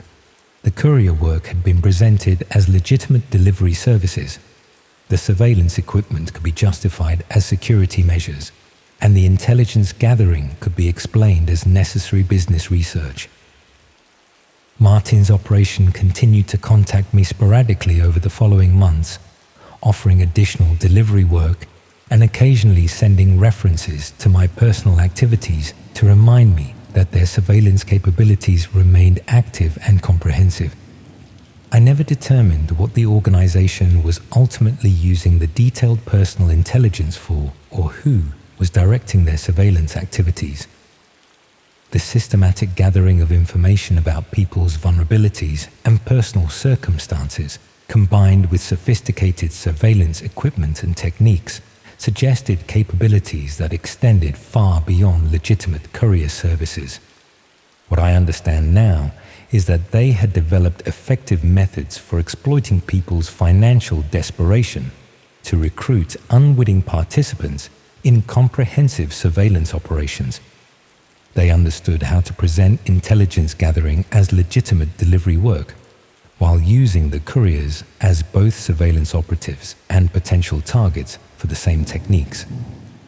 The most disturbing aspect of this experience was how my need for employment had been transformed into participation in systematic invasion of privacy for people who had no knowledge they were being monitored. The courier work had been a recruitment method designed to identify people desperate enough to ignore ethical concerns in exchange for steady income. I still receive occasional contact attempts from similar courier and delivery services, offering cash work that pays well for what appears to be straightforward delivery assignments. The positions they advertise always emphasize discretion over efficiency, always involve unusual timing and location requirements, and always include responsibilities that go beyond typical courier work. I decline these opportunities immediately now, but I wonder how many other drivers have found themselves in similar situations, believing they are providing legitimate delivery services while actually participating in systematic surveillance operations that target vulnerable people for purposes they never intended to support.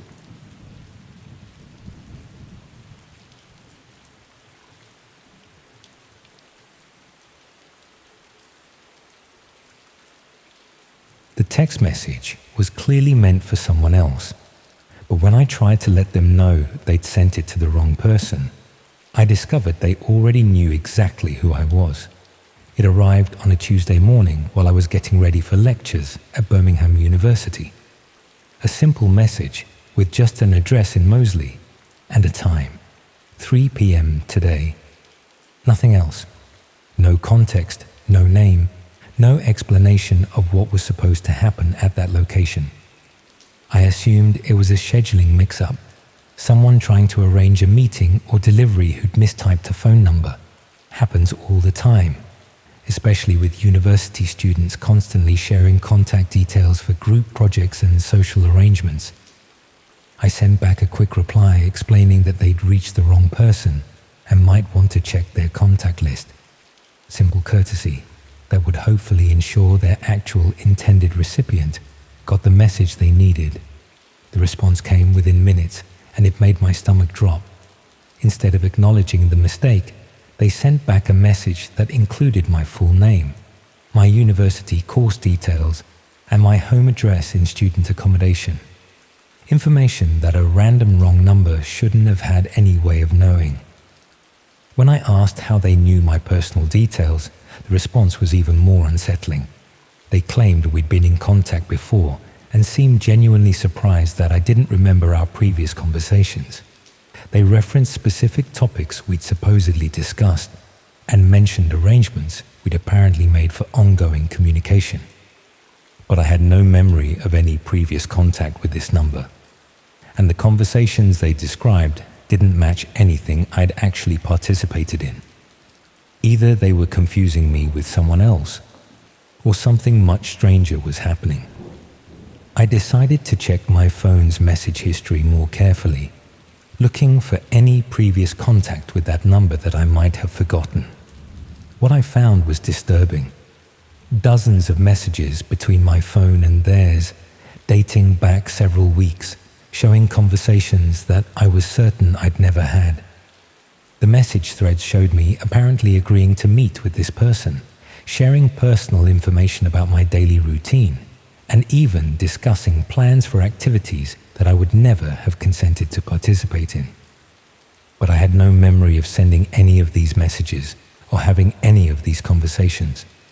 Either someone else had been using my phone, or the message history had been fabricated in some way that made it appear I'd been in regular contact with a complete stranger.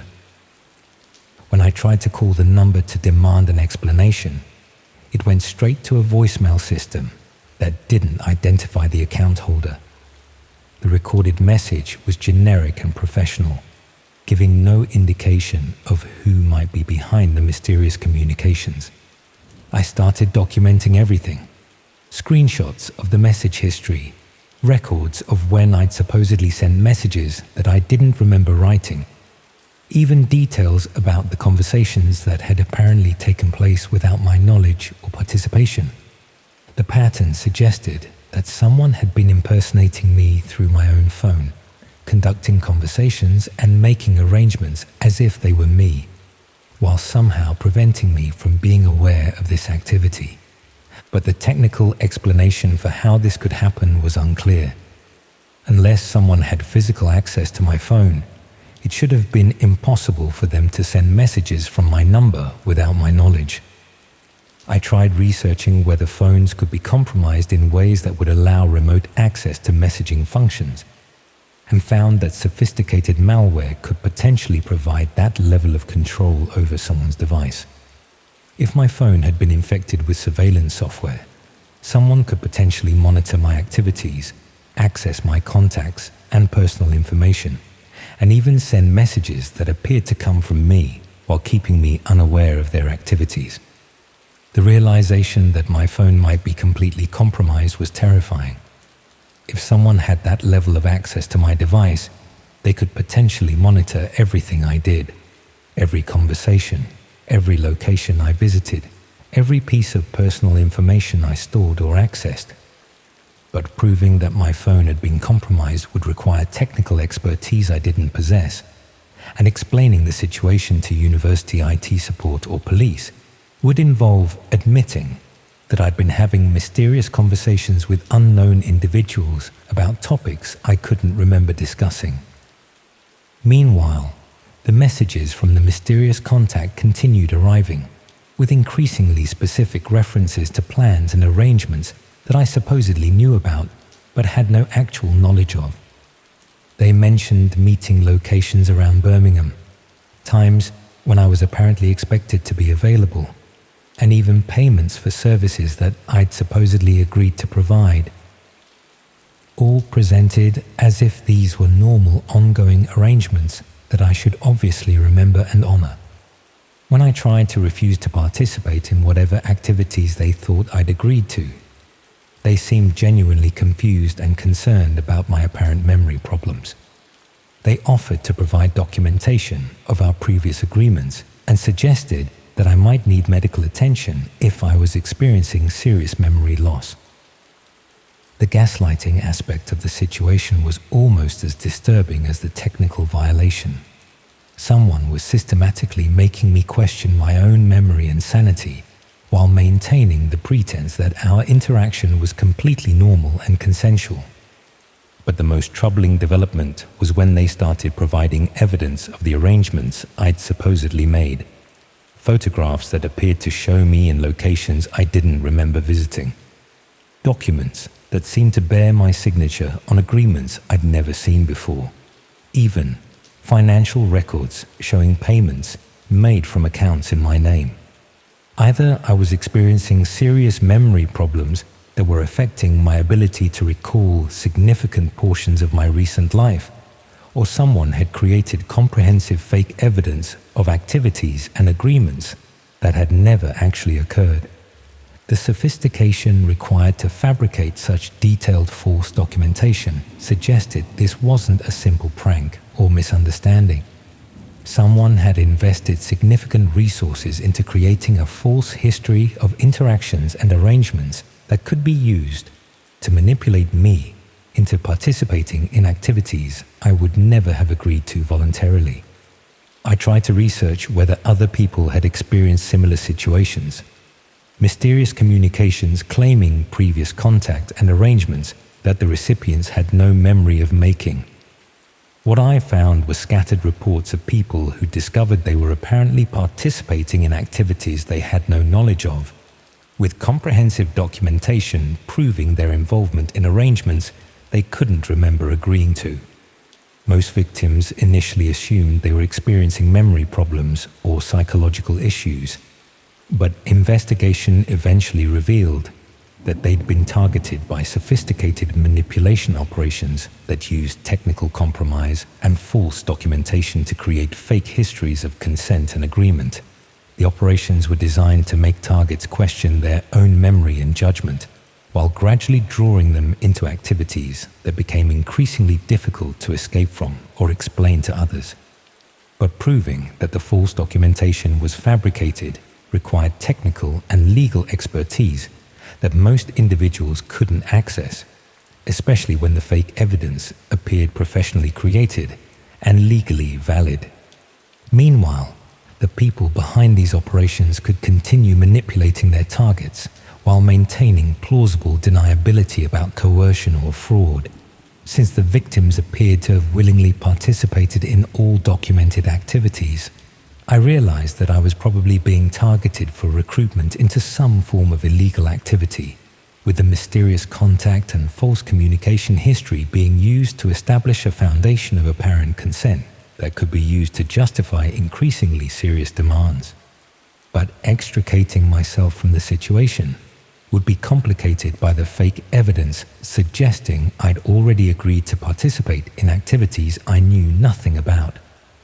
Simply denying involvement would make me appear unreliable or dishonest, especially if the false documentation was professionally convincing. The safest approach seemed to be compliance with whatever minor initial requests they made, while gathering evidence that might eventually prove the fraudulent nature of the supposed agreements and arrangements. But each small compliance would provide additional material for creating more comprehensive fake documentation of my voluntary participation, making it even harder to prove coercion if the demands escalated to obviously illegal activities. I was trapped between immediate compliance and long-term manipulation, with no clear way to escape from a situation that had been designed to become progressively more difficult to resist or expose. When my phone rang at exactly the time and date mentioned in that first mysterious text message, the caller ID showed my own number calling me.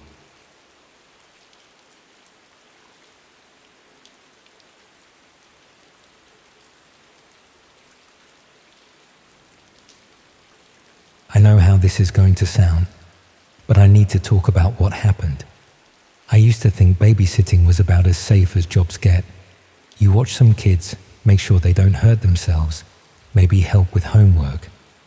Worst case scenario, someone's sick on your shoes or refuses to go to bed.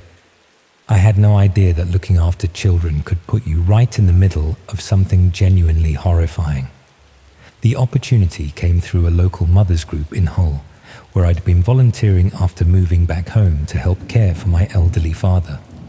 I'd worked in various childcare roles before relocating from London, and several women in the group had mentioned that they knew families who needed experienced babysitters for occasional evening work. One mother, Helen, said she could put me in touch with an agency that specialized in placing qualified childminders with families who required particularly reliable and discreet childcare. These families often had demanding careers that required unusual scheduling, and they were prepared to pay premium rates for babysitters who could adapt to irregular hours and maintain absolute confidentiality about family circumstances. The agency interview was more thorough than I'd expected for babysitting work. They conducted detailed background checks, requested references from previous childcare positions, and asked extensive questions about my experience with children of different ages and temperaments. They seemed particularly interested in my ability to remain calm under pressure and my willingness to follow specific instructions without questioning parental decisions. The agency manager explained that their client families often dealt with sensitive professional situations that required careful protection of their privacy. Children from these families were sometimes targeted by people seeking to exploit their parents' business relationships, which meant that babysitters needed to be particularly aware of security considerations. I was assigned to work with a family called the Weatherbys, who lived in a substantial house in one of Hull's more affluent areas. They had 2 children, aged 7 and 9, who were described as well-behaved and easy to manage. The parents traveled frequently for business and needed reliable evening childcare approximately twice per week. My first few babysitting sessions with the Weatherby children were exactly as advertised. The children were polite and cooperative, following established routines for dinner, homework, and bedtime without any difficulties. The house was comfortable and well-equipped, and the parents provided clear instructions for managing the children's schedules. However, I began noticing aspects of the household that seemed unusual for a typical family situation. The house contained security equipment that seemed excessive for residential use, including multiple cameras, motion sensors, and communication devices that suggested professional-grade surveillance systems. The children's behavior also seemed somewhat unusual, though not in ways that suggested mistreatment. They were extremely well trained in following security protocols, such as not answering the door under any circumstances and immediately reporting any unusual sounds or activities around the house. When I asked the children about these security measures, they explained matter-of-factly that their parents worked in industries that required careful protection of family privacy. They had been taught that discussing family activities with outsiders could create safety problems for everyone in the household. This seemed like reasonable precautions for families dealing with corporate espionage or competitive business pressures. Wealthy families often took security measures that would seem excessive to people from more ordinary circumstances, particularly when their business activities involve sensitive information.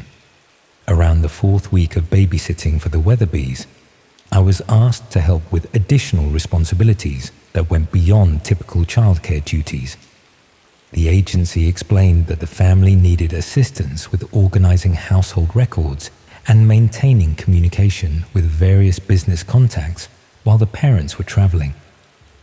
These additional tasks involved managing correspondence, organizing files, and maintaining schedules for activities that seemed unrelated to typical family business. I was handling communications about meetings, transactions, and relationships that appeared to involve people from many different countries and business sectors. Some of the correspondence I was managing contained references to activities and arrangements that seemed inappropriate for legitimate business transactions. Discussions about transportation logistics, accommodation arrangements, and payment methods that suggested the family was coordinating activities that required significant secrecy and careful timing. When I expressed confusion about why childcare work involved managing such complex business correspondence, the agency explained that wealthy families often required household staff to provide comprehensive support that went beyond single-function roles. The boundaries between childcare, household management, and business assistance were often fluid in families with complex professional responsibilities. This seemed like a plausible explanation for legitimate work that happened to involve unusual responsibilities. Wealthy families did often expect household staff to handle various aspects of family and business management, particularly when travel schedules made it difficult for parents to manage everything directly. However, the specific nature of the business correspondence I was managing became increasingly concerning. Many of the communications involved coordinating meetings between the parents and people who were described in ways that suggested they were not typical business associates. References to ages, physical descriptions, and personal circumstances that seemed more relevant to personal relationships than business transactions appeared frequently in the correspondence I was organizing. The meetings being arranged often took place at unusual times and locations that seemed inappropriate for legitimate business activities. Around the 6th week of my work with the family, I discovered that some of the people being discussed in the business correspondence were individuals who had been reported missing in various parts of the country. The descriptions and personal details matched missing person reports that I recognized from local news coverage. The realization that I might be helping to coordinate activities involving missing people was deeply disturbing. The family's business activities appeared to involve people who had disappeared from their normal lives and were being moved through some kind of organized system. When I tried to discuss these concerns with the agency, they reminded me of the comprehensive confidentiality agreements I had signed when beginning work with the family.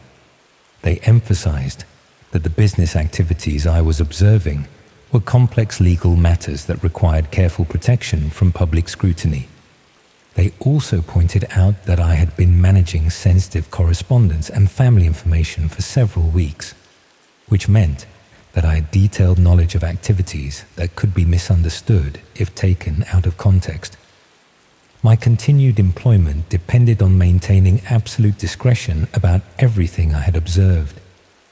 The agency began demonstrating knowledge of my personal circumstances that they could not have gathered through our employment relationship.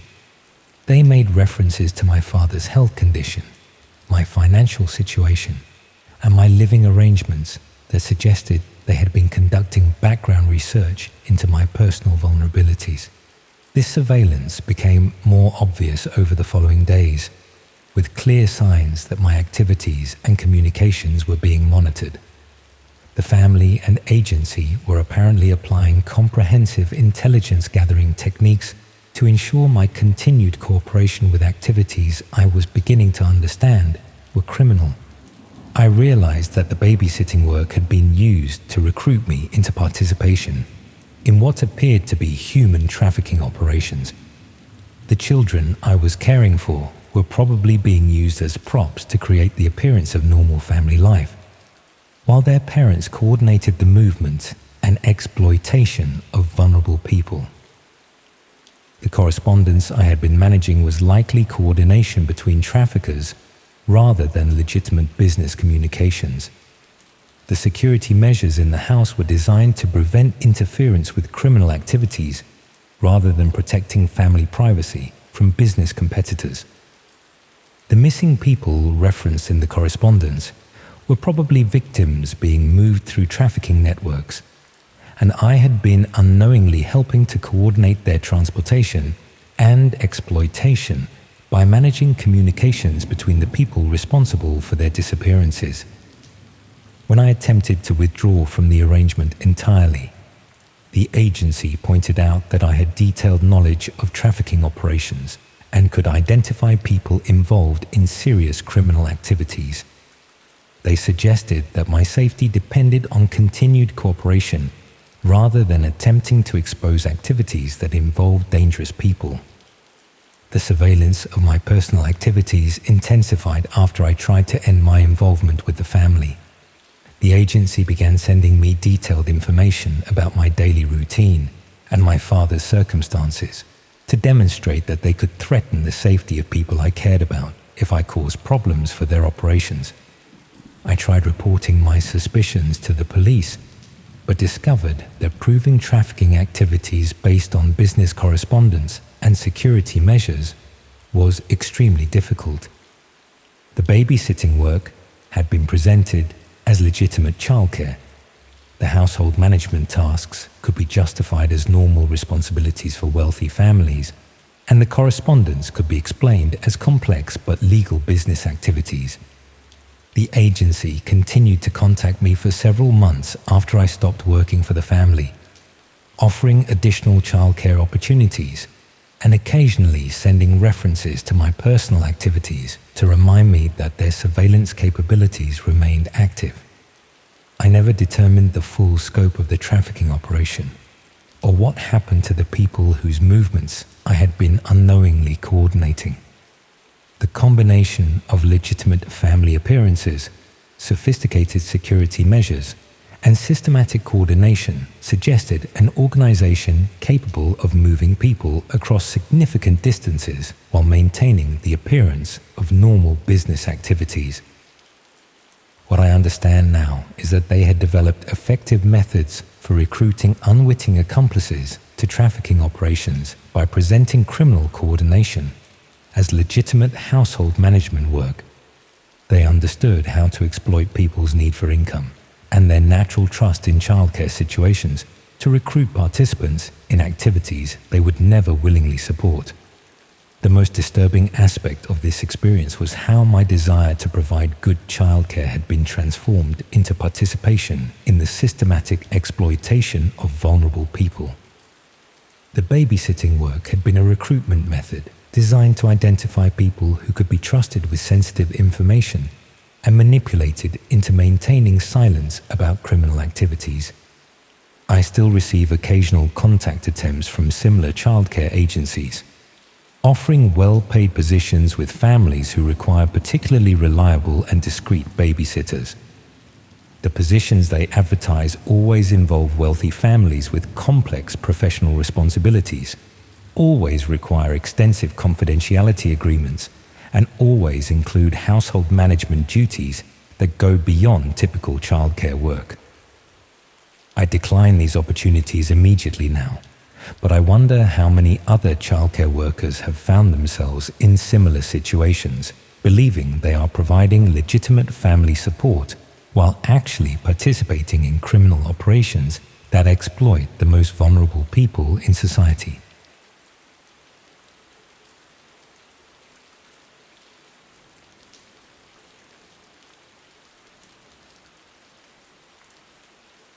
My brother Danny used to collect coincidences, not deliberately.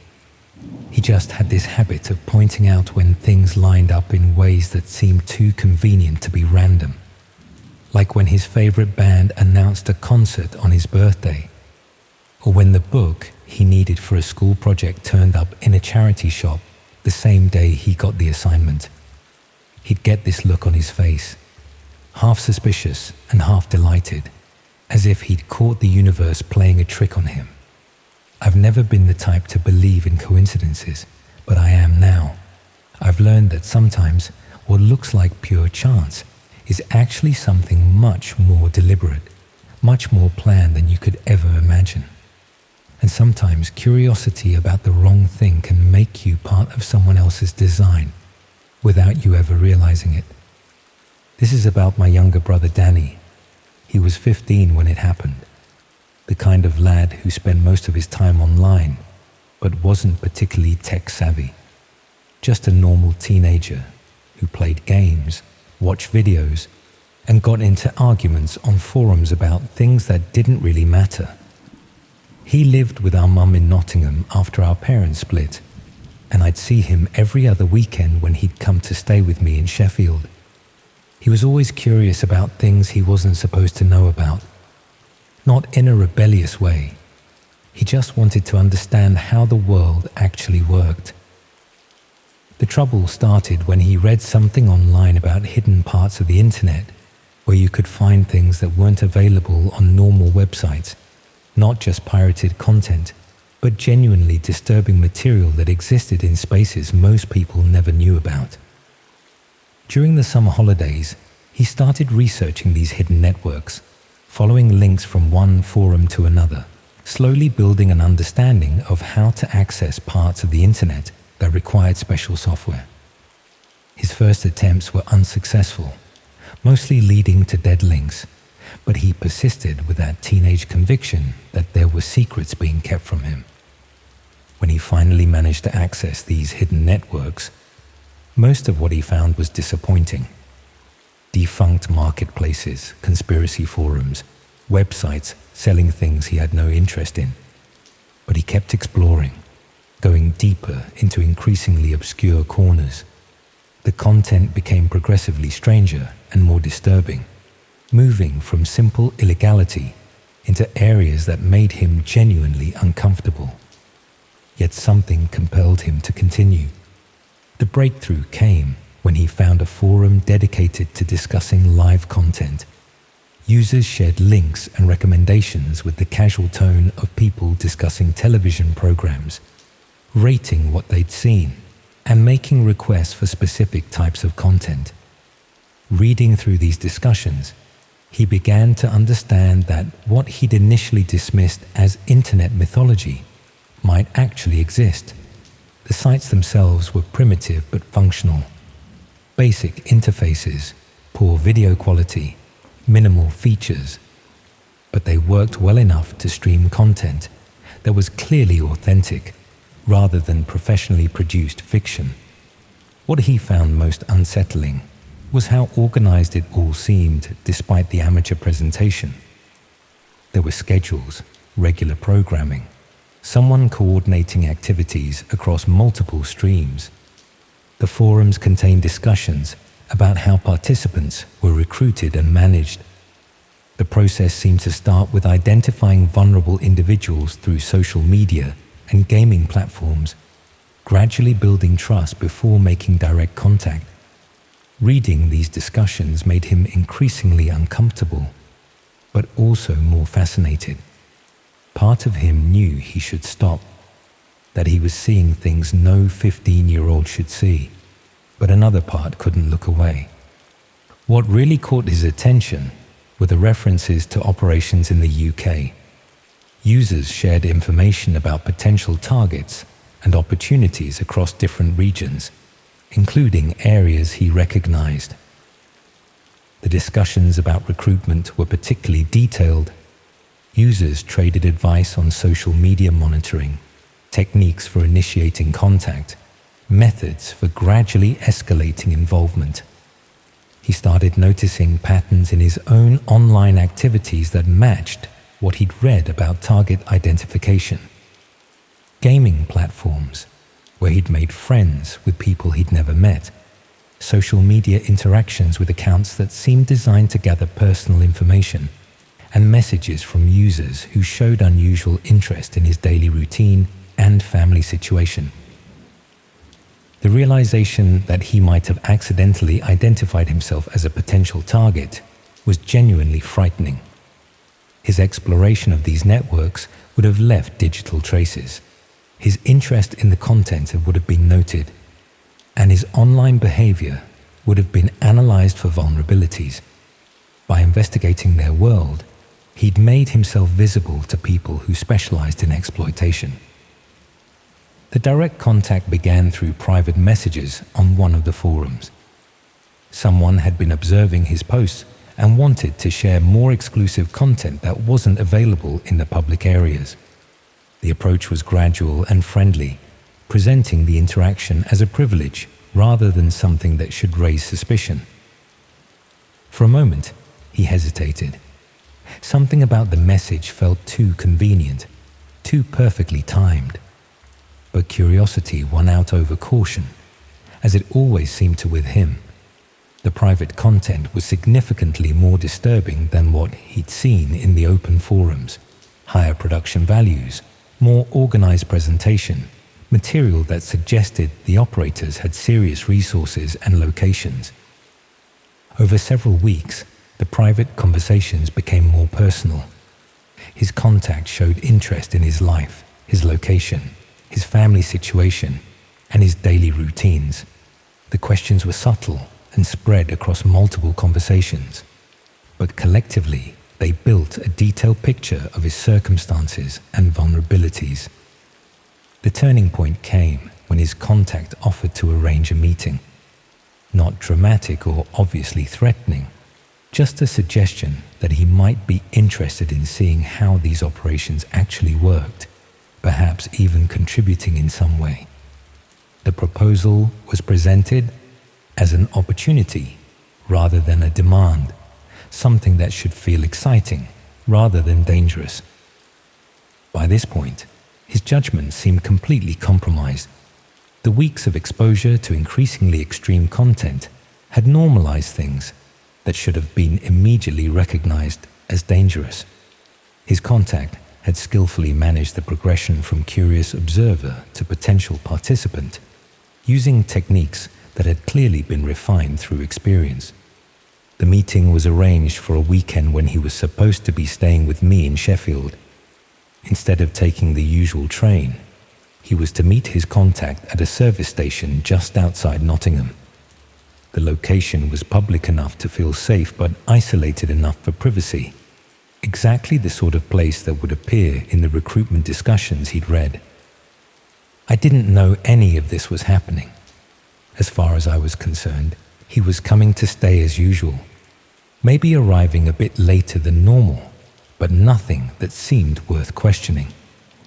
Our mum dropped him at the train station that Saturday morning, and we expected him to arrive in Sheffield by early afternoon. When he didn't turn up, we initially assumed he'd missed his connection or decided to meet friends instead. Teenagers don't always follow plans exactly, and he wasn't particularly reliable about keeping people informed of his movements. It wasn't until evening that we started to worry seriously. The police were helpful, but not particularly concerned at first. A 15-year-old missing for less than 24 hours wasn't unusual, especially during school holidays when kids often made spontaneous plans with friends. They took details and assured us they'd investigate, but their tone suggested this would resolve itself quickly. His phone was switched off, his social media accounts showed no recent activity, and none of his friends had heard from him since the previous evening. The complete silence was unusual for someone who normally maintained constant online contact with various people throughout the day. The investigation revealed that he'd never boarded the train to Sheffield. CCTV from the station showed him leaving the building shortly after our mum had dropped him off, walking towards the car park rather than the platforms. After that, the trail went cold completely.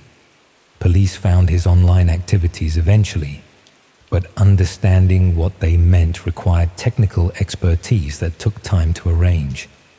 By the time they'd pieced together his exploration of hidden networks and identified his contact, weeks had passed and any physical evidence had long since disappeared. The forums he'd been using went offline shortly after his disappearance. Not just the specific sites he'd visited, but entire sections of the network seemed to shut down and relocate. Whether this was coincidental timing or a deliberate response to increased attention was impossible to determine. His contact's identity proved impossible to trace. The account had been carefully constructed to avoid revealing any genuine personal information, using technical methods that made investigation extremely difficult. The conversations they'd had contained no references to real locations or identifiable details. 6 months later, we're still waiting for answers that will probably never come. His disappearance has been classified as suspected abduction, but there's no evidence of who might be responsible or where he might have been taken. Sometimes I wonder if his curiosity was genuinely random, or if he was deliberately guided towards those networks by people who were already watching for suitable targets. The coincidence of him discovering exactly the right forums, connecting with exactly the right person, and being offered exactly the opportunity that would appeal to his personality seems almost too convenient to be accidental. I think about the techniques they described for identifying and approaching targets, the systematic way they built trust before making their move. Everything that happened to him followed patterns that were discussed openly in those forums, as if his entire experience was just another implementation of proven methods. His initial discovery might not have been accidental at all. His online activities could have been monitored and guided. His curiosity deliberately cultivated by people who specialized in recruiting vulnerable individuals. That's why I believe in coincidence now. Not because things happen randomly, but because recognizing patterns helps you see when they might be something more deliberate. Danny used to collect coincidences like they were treasures. Now I wonder if he became one himself.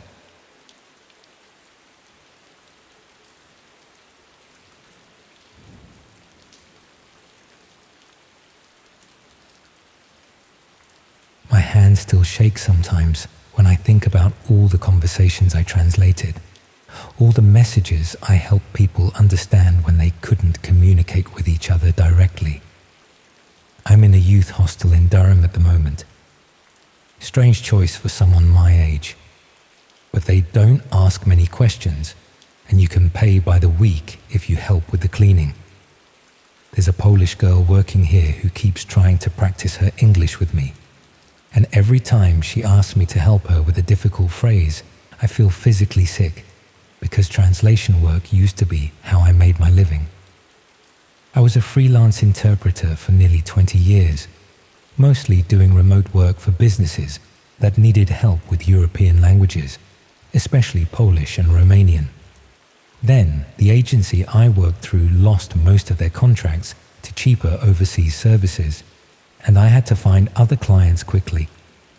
That's when I started taking translation jobs from people who wouldn't use mainstream services. People who needed communications interpreted that they couldn't risk going through official channels. I've had plenty of time these past few weeks to think about what I was really translating, what those carefully worded messages were actually arranging, and who was being hurt by the conversations I helped facilitate. I'd built up a good reputation over the years as a reliable interpreter.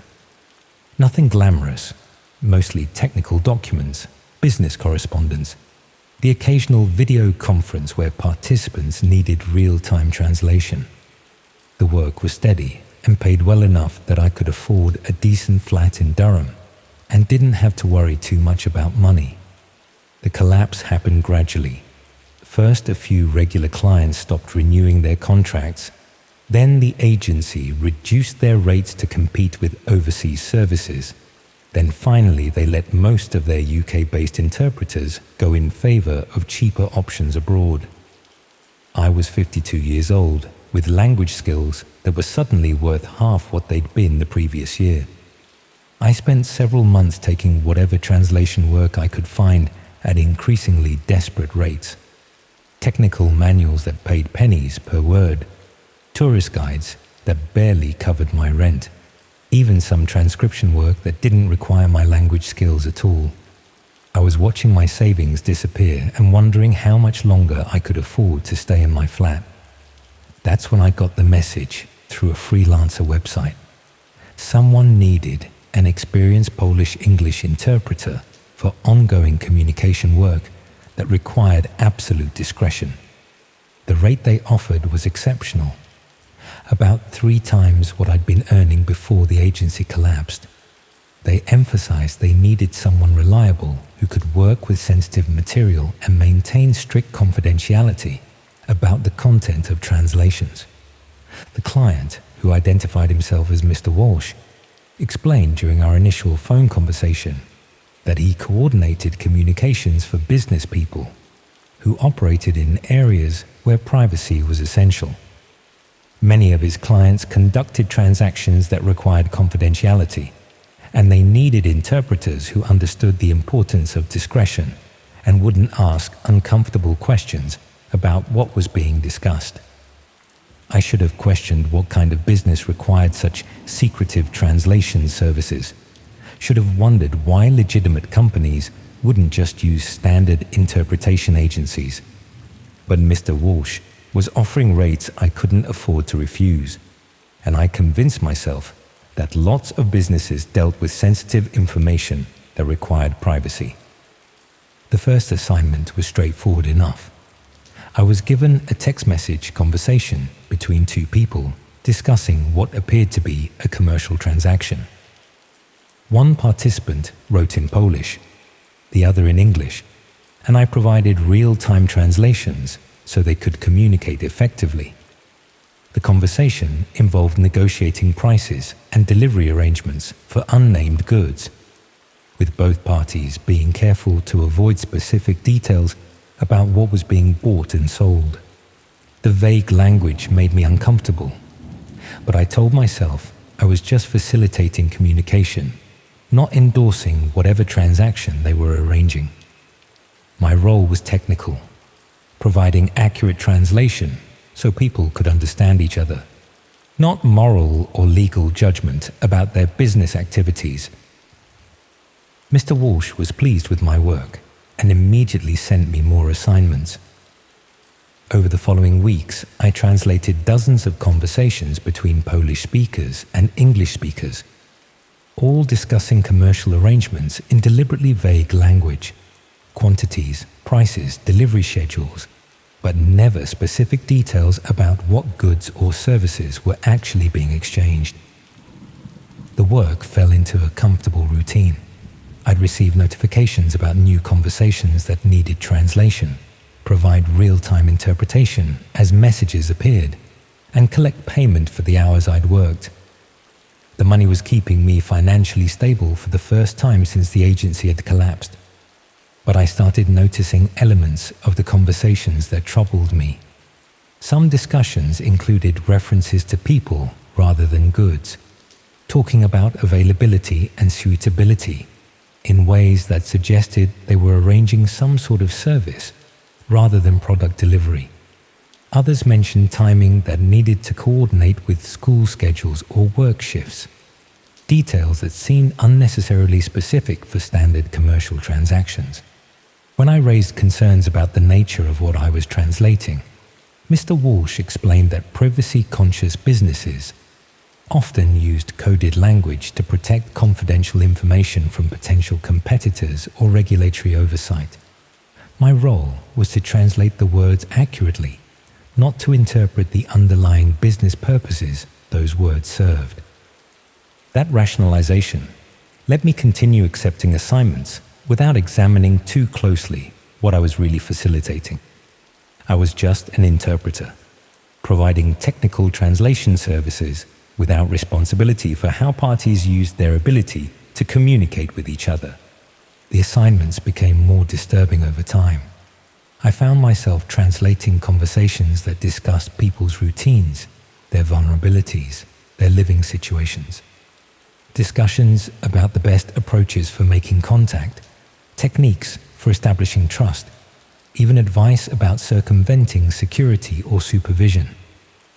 I was translating what were obviously criminal conversations, but always with enough ambiguity that I could tell myself I didn't really understand the full context.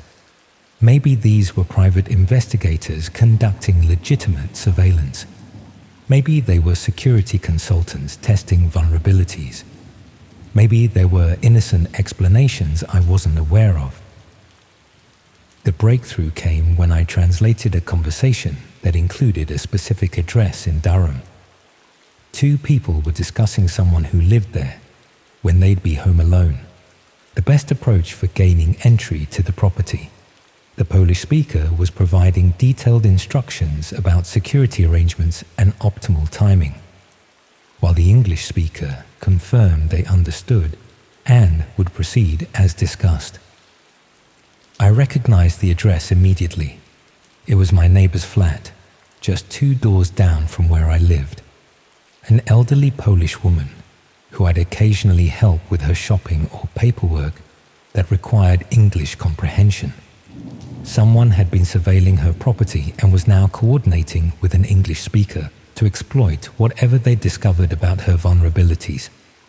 I realized I'd been translating communications between criminals who were planning burglaries, harassment, possibly worse crimes against specific individuals. The deliberately vague language wasn't protecting legitimate business confidentiality. It was helping criminals coordinate their activities while maintaining plausible deniability about their intentions. I thought about all the other conversations I'd translated over the past few months, all the careful arrangements I'd helped people make about timing, approaches, vulnerabilities. Each translation I'd provided had probably enabled crimes against people who had no idea they were being discussed by strangers planning to victimize them. But what made it unbearable was understanding that my translation skills had been essential to these crimes. The Polish and English speakers couldn't communicate effectively without my interpretation, couldn't coordinate their criminal activities without someone bridging their language barrier. And I'd been that bridge. making it all possible through professional translation services. I tried warning my neighbor about the planned crime without revealing how I knew about it, but she didn't speak enough English to fully understand my concerns, and I didn't speak enough Polish to explain the specifics. The communication barrier that had made me valuable as a translator also prevented me from adequately warning the very person my translation work was targeting. 2 days later, her flat was burgled while she was visiting friends. The thieves had known exactly when she'd be gone and had targeted specific items she'd mentioned in conversations I'd translated months earlier. She'd been discussing her valuables with relatives in Poland, never knowing that someone was intercepting those conversations and using an interpreter to understand what she was saying. That's when I realized the full scope of what I'd been part of. I wasn't just translating conversations between criminals coordinating their activities. I was translating private communications between innocent people and their families, helping criminals understand conversations that were never meant for anyone else to hear. I started investigating the technical aspects of how I received translation assignments, trying to understand how Mr. Walsh was obtaining these conversations. What I discovered was that I was working with people who intercepted private communications between Polish speakers and their families or friends, then used interpreters like me to understand what was being discussed so they could identify opportunities for exploitation. The victims weren't willingly participating in conversations with criminals. They were having private discussions that were being secretly monitored and translated to identify vulnerabilities that could be exploited. Someone discussing their work schedule with family members might find themselves burgled during those specific hours. Someone mentioning health problems might be targeted by people offering fake medical services or financial assistance. I found records of hundreds of conversations I'd translated over the past few months, all between Polish speakers discussing their personal lives with people they trusted, family conversations about daily routines, friends discussing concerns about security, elderly people talking with relatives about their health or finances, all intercepted and translated to identify people who could be targeted for various types of exploitation. Some conversations I translated had led to burglaries like the one targeting my neighbor. Others had enabled harassment campaigns against people who discussed fears or vulnerabilities with loved ones. A few had facilitated worse crimes that used intimate knowledge of people's lives obtained through intercepted and translated private conversations. But what disturbed me most was discovering that my translations weren't just enabling individual crimes. They were being sold to multiple people through hidden marketplaces, where criminals purchased intelligence about potential targets. The conversations I translated would be packaged with my interpretations and sold to anyone interested in targeting Polish speakers in specific areas or with particular vulnerabilities. I found marketplace listings offering translated intercepts organized by location, age group, and vulnerability type. My careful translations were presented as professional intelligence products that enabled efficient targeting of people who had no idea their private conversations had been compromised. One listing offered a package of translations I'd done involving elderly Polish women living alone in the Northeast, complete with my interpretations of their routines, health situations, and valuable possessions they'd mentioned to family members. Another focused on Polish families with young children, selling translated conversations that revealed school schedules, childcare arrangements, and times when children might be unsupervised. I was looking at evidence that my translation work had enabled systematic exploitation of vulnerable people, and that my professional skills had been weaponized to turn private conversations into commercial intelligence products sold to criminals. The worst part was understanding that the victims would never know how they'd been targeted. They'd been having private conversations in their native language, discussions they believed were secure because most people in the UK couldn't understand Polish. But I'd eliminated that security by providing professional translation services that made their private lives accessible to anyone willing to pay for the intelligence. My neighbor had been speaking Polish with her family members about the jewelry she'd inherited, never imagining that someone was translating those conversations to identify her as a burglary target. Other people I'd unwittingly helped victimize had discussed their fears, their routines, their vulnerabilities in Polish, believing they were safe because their conversations weren't in English. I'd destroyed that safety by providing the translation bridge that made their private lives understandable to criminals who treated non-English communications as an untapped resource for identifying potential targets. I tried contacting the police about what I'd discovered, but explaining my role without admitting extensive complicity proved impossible. I'd been translating intercepted communications for months. Accepting substantial payment for work I should have recognized wasn't legitimate. The translations I'd provided had enabled serious crimes against real people. The officer I spoke to was professional but frank. I'd knowingly worked with people intercepting private communications, providing translation services that enabled criminal activity. The fact that I claimed not to have fully understood what I was doing wouldn't protect me from prosecution for my role in systematic exploitation of vulnerable people. I was advised to stop translating immediately and refuse further contact with Mr. Walsh, but he'd already anticipated that possibility. I started receiving messages in Polish, obviously using a different interpreter now, warning me that people who cause problems would face serious consequences.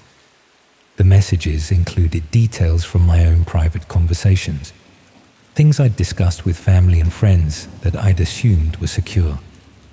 They'd turned their interception and translation services on me, demonstrating that I was just as vulnerable as all the people whose conversations I'd been translating. Then I found my own details listed in the marketplace where they sold translated intercepts. Someone had packaged information about my life, my routines, my vulnerabilities, all obtained through monitoring and translating my private communications. I was now a product in the same marketplace I'd been supplying with translations. That's when I left Durham entirely, abandoning my flat and most of my possessions to hide in this youth hostel where nobody knows my background or understands why someone my age is staying in budget accommodation meant for backpackers. But I know the interception and translation services continue without me. Other interpreters have probably been recruited to translate intercepted Polish communications. People who'll make the same rationalizations I did about just providing technical language services without responsibility for how their translations are used. The marketplace is probably still selling translated intercepts to criminals who use them to target vulnerable people. And somewhere in those listings, translations I provided months ago are probably still being purchased and used to enable crimes against people whose only mistake was having private conversations in a language they thought would protect them. I keep thinking about my neighbor, about all the other people whose private conversations I translated without understanding I was betraying their trust and security. They'd been speaking Polish, believing it gave them privacy, never knowing that professional interpreters were being paid to eliminate that protection and make their private lives accessible to anyone willing to pay for the intelligence. The translation work taught me that language barriers can create false security, that speaking in your native language doesn't protect you if someone's willing to hire interpreters to understand what you're saying. That professional translation skills become weapons when applied to intercepted private communications. And that once you've spent months translating conversations you should have recognized weren't meant for you to interpret, you become too compromised to report it without facing prosecution for your role in enabling systematic exploitation. I suppose that's why I'm hiding in this youth hostel, rather than helping police shut down the interception and translation operation. Because I know my translations are documented evidence of my active participation in crimes against vulnerable people. And I'm not brave enough to face consequences for choices I made when professional satisfaction and financial need mattered more than questioning what my skills were really being used for. All I can do is hope that someone else will eventually expose these operations, that other interpreters will find courage I lack to report what they're translating despite personal cost, and hope that people whose private conversations I translated managed to stay safe despite the intelligence I helped create about their lives. Because the operations are still running, still recruiting interpreters, still intercepting private communications and selling translated intelligence to criminals. And I helped prove that professional translation services make interception more valuable, helped establish that non-English communications are exploitable resources, helped create an industry that treats people's private conversations as raw materials for criminal intelligence products. I just wish I could undo it all, could warn every person whose conversations I translated, could restore the security they thought they had when speaking in their native language. But I can't, so I just avoid the Polish girl who works here and try not to think about how my professional skills were weaponized against people who trusted that speaking Polish would keep their private lives private.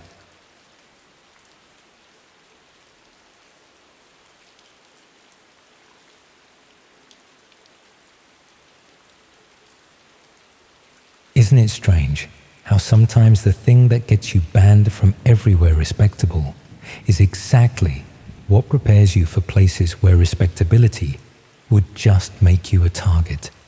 I was 24 and living in a bedsit in Newcastle when I got permanently banned from the last mainstream poker platform that would accept UK players. Not for cheating, I wasn't good enough at the game to cheat successfully, but for what they politely called persistent antisocial behavior in chat rooms. Turns out that calling other players idiots when they made obviously stupid moves violated community standards, even when you were demonstrably correct about their lack of skill. After about 18 months of warnings and temporary suspensions, they decided I was too disruptive for their family-friendly environment. The problem was that I'd gotten addicted to the thrill of high-stakes games against players who thought they were cleverer than they actually were. Losing access to legitimate platforms meant either giving up poker entirely or finding alternatives that operated outside normal regulatory frameworks. The dark web had plenty of gambling sites that didn't care about your previous behavior on mainstream platforms. Anonymous rooms where you could play against people from around the world without worrying about identity verification or community standards. The sort of places that attracted players who'd been banned elsewhere or preferred to keep their activities private. I started with straightforward poker rooms that functioned exactly like legitimate sites except for the lack of regulation and player protection. The games were often higher quality than mainstream platforms because everyone there was serious about gambling rather than just casual entertainment. But the anonymous nature of these sites meant they attracted more than just poker players. People shared information about other hidden services, discussed activities that wouldn't be tolerated on the regular internet, treated the whole dark web like a private club for people who didn't fit into conventional online spaces. After about 6 months of regular play, I started hearing about rooms that offered more than just card games. Places where you could bet on real events happening in real time, often with the ability to influence outcomes through collective audience participation. The concept seemed like a natural evolution of online gambling. Instead of betting on the outcome of artificial games with predetermined odds, you could wager on genuine events with unpredictable results. The sort of authentic uncertainty that serious gamblers were always seeking.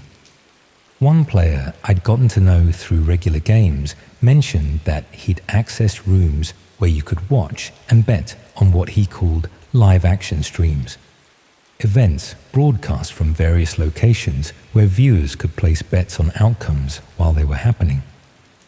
He was deliberately vague about the specific nature of these events, but his description suggested they were considerably more intense than typical sports betting or casino games, the sort of content that would explain why they needed to operate through hidden services rather than legitimate platforms.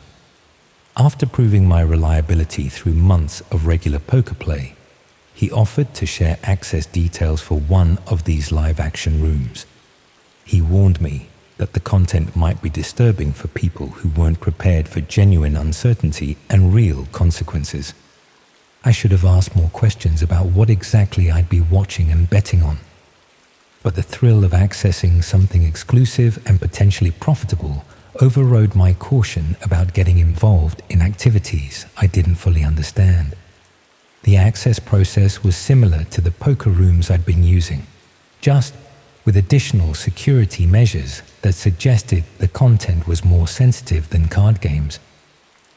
When I finally connected to the live action room, the interface was more sophisticated than anything I'd encountered before.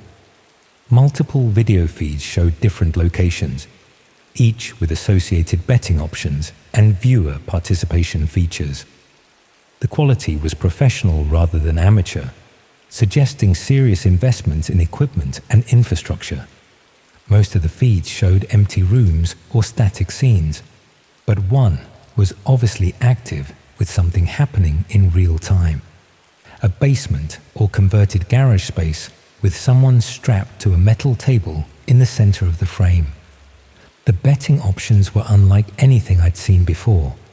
Not simple win-lose propositions, but complex wagers on specific outcomes, duration of events, audience participation effects, the sort of sophisticated gambling mechanics that would appeal to serious players rather than casual observers. I placed a small bet on the duration of the current event, thinking I was wagering on some kind of performance or staged competition. The other participants in the room seemed experienced, placing larger bets with the confidence of people who understood what they were watching. About 30 minutes into my observation, someone entered the video frame and began making preparations that made it clear this wasn't a performance or competition. This was real violence happening in real time, with an audience betting on specific aspects of what was going to occur. I should have left the room immediately and tried to forget what I'd seen, but the gambling mechanics were genuinely engaging, and I found myself placing additional bets despite being disturbed by the content I was watching. The other participants treated it like any other form of gambling, discussing odds and strategies with the clinical detachment of professional players. Their casual approach to extremely disturbing content was somehow more unsettling than the violence itself. Over the next few weeks, I found myself returning to the live action rooms regularly, not because I enjoyed watching violence, but because the gambling was unlike anything I'd experienced before. Genuine uncertainty combined with immediate results and the ability to influence outcomes through betting patterns. The rooms hosted different types of events on different schedules, all involving real people in real situations with unpredictable outcomes. The production quality varied, but the gambling mechanics were consistently sophisticated and engaging. What bothered me most wasn't the violence itself, but the gradual realization that some events appeared to be happening locally rather than in distant foreign countries. Background details that suggested British locations, architectural features I recognized, even glimpses of packaging or signage that looked familiar. I started paying attention to local news reports, looking for incidents that might correspond to events I'd seen in the live action rooms. Without specific dates or clear geographic indicators, it was impossible to make definitive connections, but there seemed to be more unexplained incidents than you'd normally expect. One case particularly caught my attention because it involved someone who'd gone missing from Newcastle, not far from where I lived. They disappeared after leaving a pub in the city centre, and despite extensive searches, no trace had been found. The physical description and age matched someone I thought I'd seen in one of the live streams, though the poor video quality made it impossible to be completely certain. But the timing and circumstances were consistent enough to be disturbing. The possibility that people from my own area might be involved in the events I'd been betting on made everything feel more immediate and dangerous. This wasn't abstract gambling on distant events. It could be involving people who lived in my city, used the same pubs, walked the same streets. I considered reporting what I'd discovered to the police, but I knew how that conversation would sound. Former poker player claims to have found evidence of live violence streams while gambling on illegal platforms. They'd probably assume I was making up stories to deflect attention from my own illegal gambling activities. More importantly, I was worried about what might happen if the people running these rooms discovered that someone was connecting their content to real-world events. I'd been participating regularly for weeks, placing bets and contributing to room discussions in ways that could potentially be traced back to me. I decided to be more cautious about which rooms I accessed and how much personal information I revealed through my betting patterns. But I also found myself unable to stop participating entirely, partly because of the gambling addiction, but also because I'd become fascinated by the mechanics of how these rooms functioned. The betting systems were remarkably sophisticated, suggesting serious technical expertise and financial investment.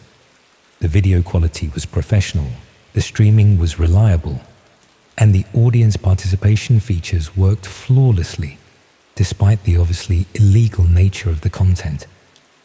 Someone was running what amounted to a high-tech gambling business based on real violence, with all the infrastructure and technical sophistication you'd expect from legitimate online casinos.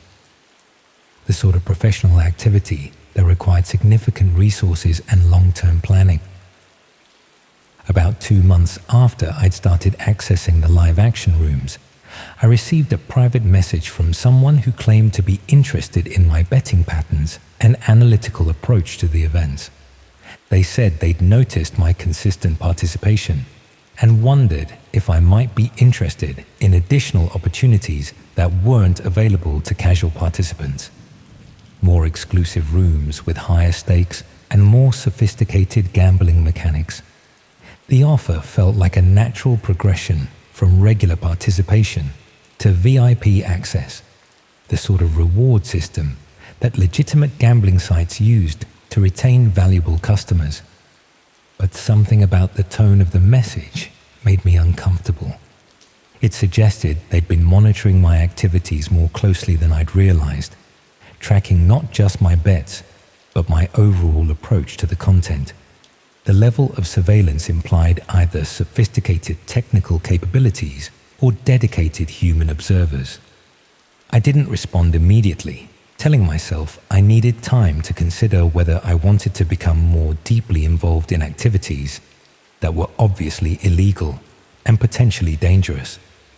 But I kept checking for new messages, worried that not responding quickly enough might be interpreted as rejection or disrespect by people who demonstrated they had access to considerable resources and weren't constrained by normal legal boundaries. The next evening, I found an envelope that had been slipped under my door while I was out buying groceries. Inside was a single piece of paper with information that made my hands shake as I read it. It was a printout of my betting history from the live action rooms, showing not just the amounts I'd wagered, but detailed analysis of my patterns, preferences, and successful predictions. Information that should have been private, but had obviously been compiled by someone with complete access to the room's records. At the bottom of the page was a handwritten note with a simple message. "We should meet. No signature, no contact details. Just those 3 words that made it clear someone wanted to discuss my participation in person, rather than through anonymous online messages. The note was accompanied by an address in Newcastle city centre and a time the following evening, a location I recognized as a legitimate business area rather than anywhere obviously dangerous or suspicious. I spent the rest of the evening trying to decide whether to attend the meeting or disappear entirely from the dark web gambling scene. Either choice felt risky. Meeting unknown people who demonstrated extensive surveillance capabilities, or refusing contact with individuals who clearly had significant resources and few legal constraints. In the end, curiosity and concern about the consequences of non-compliance made me decide to attend the meeting. But I also made arrangements to have someone check on me if I didn't return home by a specific time. The meeting location was a coffee shop in a busy part of the city centre, the sort of public space where nothing obviously threatening could happen without witnesses. I arrived early and positioned myself where I could observe the entrance while appearing to read a newspaper. The person who approached my table looked completely ordinary. Mid-30s, well-dressed, the sort of professional you might see in any business district. Nothing that would make them stand out in a crowd or suggest involvement in illegal activities. They sat down without introduction and began discussing my participation in the live-action rooms with the casual familiarity of someone reviewing performance metrics with a valued employee. My betting patterns, analytical skills, ability to predict outcomes that other participants missed. The conversation felt like a job interview disguised as social interaction. They were evaluating my suitability for something more involved than passive participation, though they remained vague about what exactly that involvement would entail. After about 20 minutes of discussion, they made an offer that confirmed my worst suspicions about how deep I'd gotten into something I didn't understand.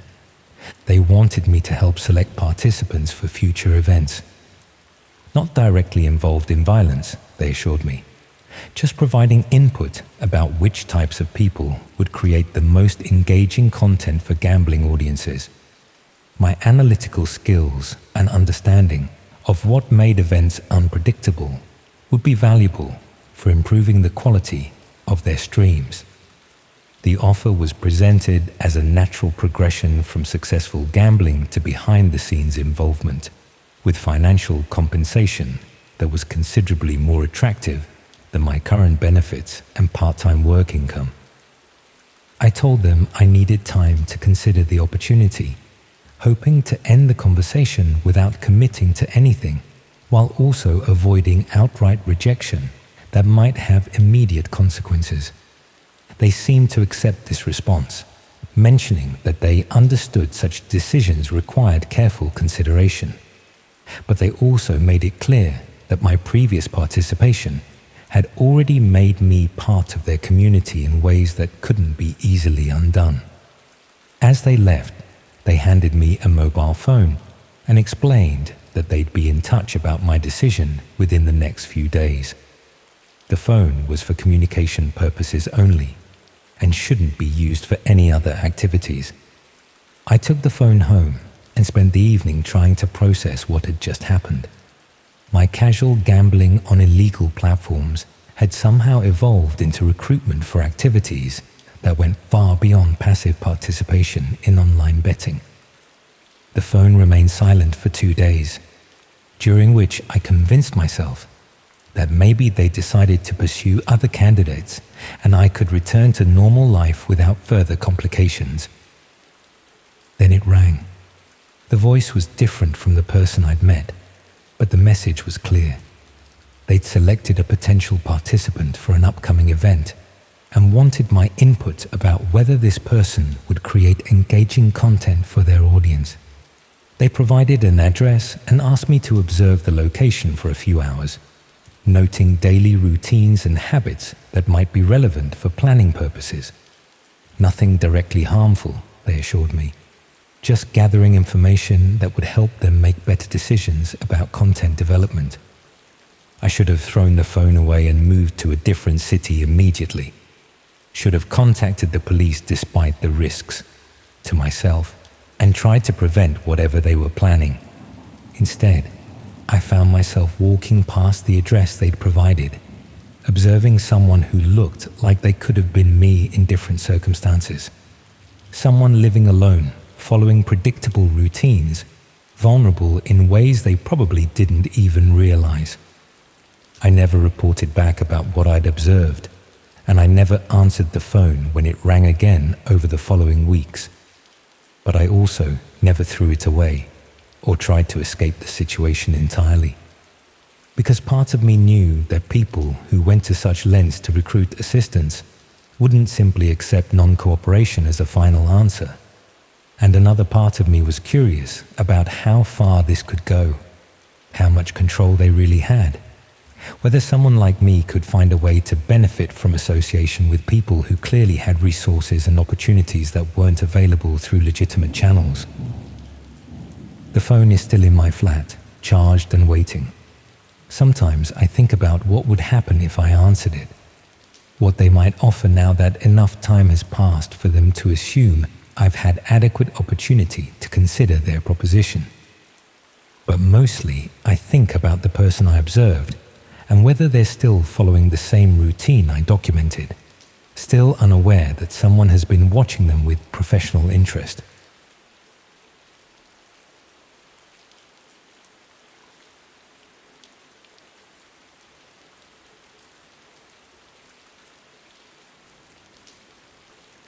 It's funny how sometimes the thing you think will make you feel less alone ends up making you wish you'd stayed isolated. But by then, it's too late to go back to not knowing what you know. I was 19 and in my second year studying English literature at a university in Leeds, when I stumbled into the chat room that changed everything. Not literally stumbled. I'd been looking for somewhere to belong for months, trying different online communities and forums where I might find people who shared my interests without the awkwardness of face-to-face interaction. College hadn't turned out the way I'd imagined. The other students on my course seemed effortlessly confident, forming friendship groups within the first week, while I struggled to contribute to conversations about books I'd read but couldn't discuss with the casual intelligence they all seemed to possess naturally. I spent most evenings in my tiny student flat, reading for seminars and browsing the internet for distraction. Social media felt performative and hollow, but smaller online communities seemed more genuine. Places where people discussed literature, philosophy, and ideas that were too complex or controversial for mainstream platforms. The invitation to the private chat room came through someone I'd been talking to on a forum about banned books. They'd noticed my posts about censorship and literature that existed in legal grey areas and suggested I might be interested in a more exclusive discussion group. The chat room was small, maybe 15 regular participants, and focused on what they called authentic, extreme content. Not fictional horror or theatrical violence, but real documentation of events that mainstream media wouldn't show. Academic discussion of material that revealed truths about human nature that most people preferred to ignore. For the first time since starting university, I felt like I was part of something intellectually stimulating. The other participants were clearly well-educated and thoughtful, approaching disturbing content with the sort of analytical framework you'd expect from graduate students or academics. They discussed everything from leaked investigation footage to underground documentaries that had never seen official release. The conversations were sophisticated, focused on technical analysis and historical context rather than sensation-seeking. I felt privileged to be included in discussions that demonstrated a level of critical thinking I rarely encountered elsewhere. Most importantly, I felt accepted. When I contributed observations about content they'd shared, people responded thoughtfully rather than dismissively. When I asked questions about things I didn't understand, they provided detailed explanations without making me feel ignorant. After about a month of regular participation, one of the more experienced members mentioned something that made me pay closer attention to what we were actually discussing. Red rooms. He brought them up casually, as if they were just another category of extreme content that serious researchers occasionally encountered. Live streams broadcast from hidden locations where viewers could watch real violence happening in real time. Most participants seemed to accept their existence as established fact, rather than urban legend. They discussed technical aspects of hosting such content, legal barriers to maintaining streaming services, and ethical questions about documentation versus participation. I'd heard of red rooms before, but always assumed they were internet mythology. Too technically complex and legally risky for anyone to actually maintain. But the way these people discussed them suggested genuine familiarity rather than theoretical speculation. One participant, who went by the username Observer, claimed to have archived material from what appeared to be genuine Red Room streams. He was selective about sharing evidence, requiring people to demonstrate serious research interest rather than casual curiosity. I spent several weeks proving my commitment to academic analysis of extreme content, sharing thoughtful observations about material others had posted, and asking questions that showed I was thinking critically rather than just seeking sensational material. Observer eventually shared some clips from his collection. Dark rooms with industrial equipment, bound figures, interface elements suggesting live streaming capabilities. The quality was poor enough that it could have been elaborate fiction, but detailed enough to be potentially genuine. What struck me as possibly authentic was the mundane elements that would be easy to overlook if you were creating hoaxes. Background sounds that suggested specific environments, equipment visible in shots, timestamps that corresponded to real dates and times. Observer explained that accessing live Red Room streams required more than just knowing where to look. The hidden services changed locations frequently and weren't something you could find through casual browsing of the dark web. But if I was genuinely interested in documenting whether Red Rooms were real phenomena or elaborate fiction, he could potentially arrange for me to observe a live stream that was scheduled for the following week. I should have declined at that point. My interest in extreme content was supposed to be academic, focused on understanding censorship and documentation, rather than witnessing actual crimes. But the opportunity to access something that most people believed didn't exist felt like the sort of exclusive knowledge that would cement my place in this community. The access process was more complex than anything I'd encountered before. Specific software downloads, rotating access codes, designated connection times that had to be followed precisely. The whole system felt designed to exclude casual browsers while providing access to serious researchers. When I finally connected to the stream, the interface was surprisingly basic. A video player showing a feed from what appeared to be a converted basement space, with a simple chat function below where viewers could communicate. The video showed a concrete-walled room with harsh lighting and minimal furniture. In the center was a metal table, and strapped to that table was a man who appeared to be in his 30s. He was conscious, but not moving much, occasionally testing his restraints or looking around the room with obvious confusion. The chat was active with comments from maybe 50 viewers, people discussing what they expected to see happen, making observations about the setup, treating the situation like academic analysis rather than entertainment. The tone was clinical and detached. which somehow made it more disturbing than if people had been obviously excited about violence. I watched for about an hour while supposedly working on an essay about censorship in contemporary literature. The man on the table would periodically struggle against his restraints or attempt to speak, but no audio was coming through the stream. Around 11 p.m., someone entered the frame. They were dressed in ordinary work clothes, jeans, plain shirt, boots that looked like they'd seen regular use. Nothing theatrical about their appearance, no mask or costume. Just someone who could have been starting any manual job, except for what they were obviously planning to do.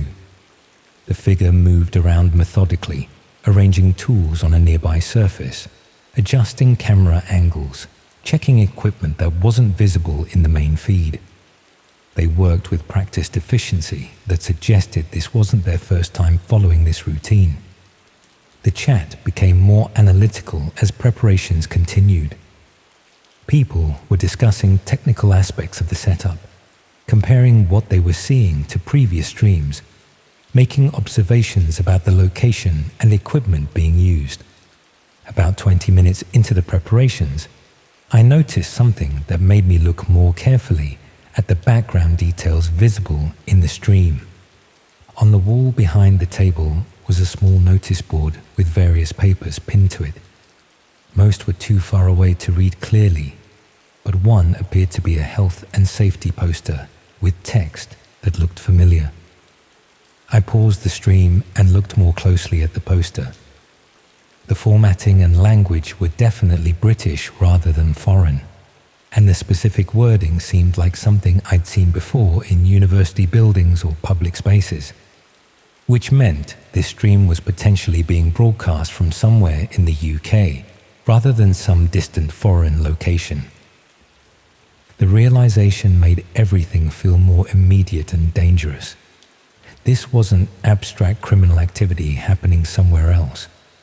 It could be occurring within the same country where I was sitting in my student flat, possibly even in the same region. Over the next few days, I found myself obsessively researching British health and safety regulations, trying to identify the specific poster I'd seen and determine whether it might indicate a particular type of building or location. I also started paying attention to local news reports, looking for missing person cases that might correspond to victims I'd seen in streams. Without clear physical descriptions or specific dates, it was impossible to make definitive connections, but there seemed to be more unexplained disappearances than you'd normally expect.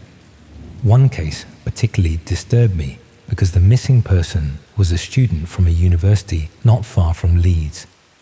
They'd been reported missing about 6 weeks earlier after failing to return to their accommodation following a routine trip to the library. I researched the case more thoroughly and found that the missing student had been studying a subject similar to mine, lived in comparable accommodation, and followed daily routines that weren't that different from my own. The sort of person who could have been me if circumstances had been slightly different. The possibility that someone my own age with a similar lifestyle might have become a victim in the streams I'd been watching made everything feel personal in ways I hadn't expected. This wasn't just about academic analysis of extreme content. It was about real people suffering for reasons I didn't understand. I considered reporting what I'd discovered to the police, but I knew how that conversation would sound. University student claims to have found evidence of live murder streams while participating in online discussions about extreme content. They'd probably assume I was having mental health issues or making up stories for attention. More importantly, I was worried about what might happen if the people behind the streams discovered that someone had identified potentially incriminating details. I'd been accessing their content and participating in related discussions for weeks, possibly leaving digital traces that could be used to identify me. Observer had mentioned that accessing hidden content required understanding how to protect your identity from people who might not appreciate unwanted attention. Knowledge I clearly didn't possess. despite having been granted access to material that was obviously intended for a select audience. I decided to be more cautious about what I accessed and how I participated in chatroom discussions. But I also found myself unable to stop thinking about what I'd seen and whether there were more victims who hadn't been reported missing yet. The chatroom discussions continued as normal, with participants sharing new material and analyzing content with the same academic detachment they'd always displayed. But I started noticing details I'd missed before, references to local events, knowledge about British institutions, familiarity with UK geography and culture. The people I'd been chatting with weren't distant foreign academics studying extreme content from a safe distance. They were British, possibly even local to my area, with genuine knowledge about events that were happening in my own country. One evening, about 2 weeks after accessing the livestream, I received a private message from Observer asking whether I'd found the recent content educational and if I was interested in accessing additional material. His tone was friendly, but felt more personal than previous communications, as if he knew something about my response to what I'd seen that he hadn't mentioned in our public discussions. I replied cautiously, saying that I'd found the material academically interesting, but disturbing on a personal level. I tried to sound thoughtful rather than frightened, hoping to maintain my place in the community while expressing some reservations about the content.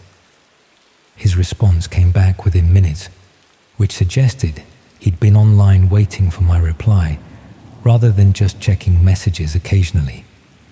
He said he understood my concerns but reminded me that serious academic study sometimes required confronting uncomfortable realities. He offered to provide access to additional streams that would help me develop a more comprehensive understanding of the subject. Something about the way he phrased the offer made me uncomfortable, as if my participation was expected rather than voluntary, and declining might have consequences I wouldn't like. I didn't reply immediately, telling myself I needed time to think about whether I wanted to continue accessing such disturbing content, but I kept checking for new messages, worried that not responding quickly enough might be interpreted as rejection or disrespect. The next morning, I found that I'd been removed from the chat room, not just blocked or suspended, but completely eliminated from the participant list.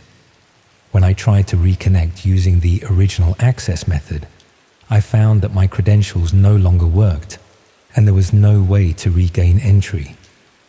I checked other platforms where I'd occasionally communicated with chat room members, but found that all my contacts had either deleted their accounts or were no longer responding to messages.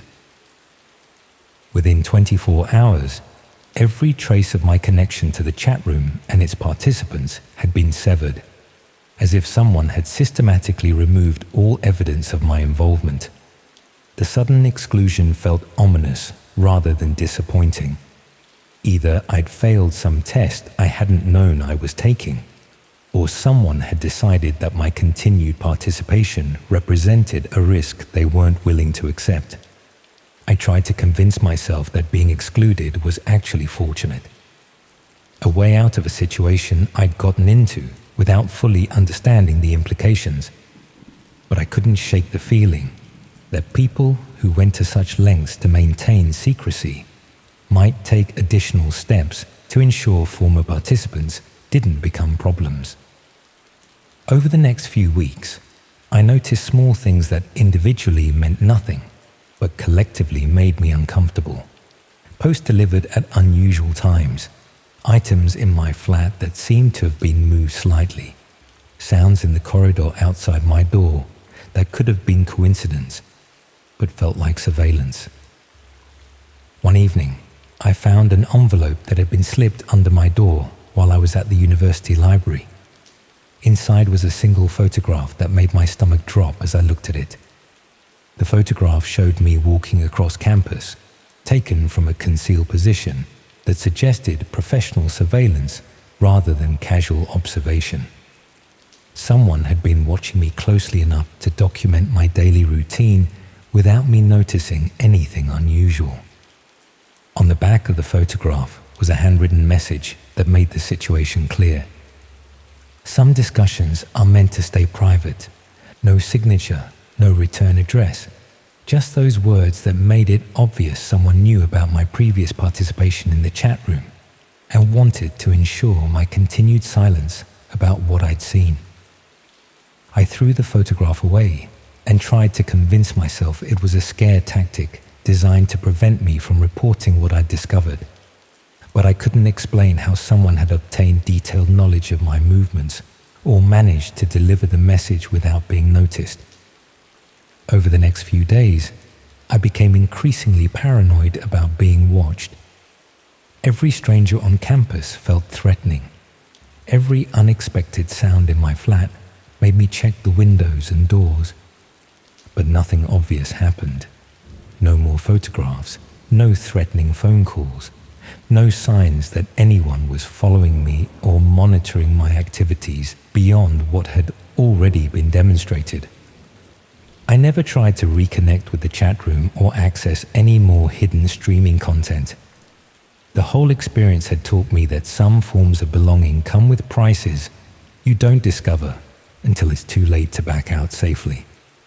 But I still think about that health and safety poster and how such a mundane detail had revealed that extreme content wasn't being produced in distant foreign countries, but potentially in buildings I might walk past every day. And I think about the missing student whose case I'd researched, wondering whether they'd also been looking for somewhere to belong when they encountered people who were considerably more dangerous than they appeared. Sometimes I wonder if the chat room is still active with new participants, and whether other isolated students are being drawn into discussions that seem academic and intellectual until they realize they've become part of something they can't safely leave.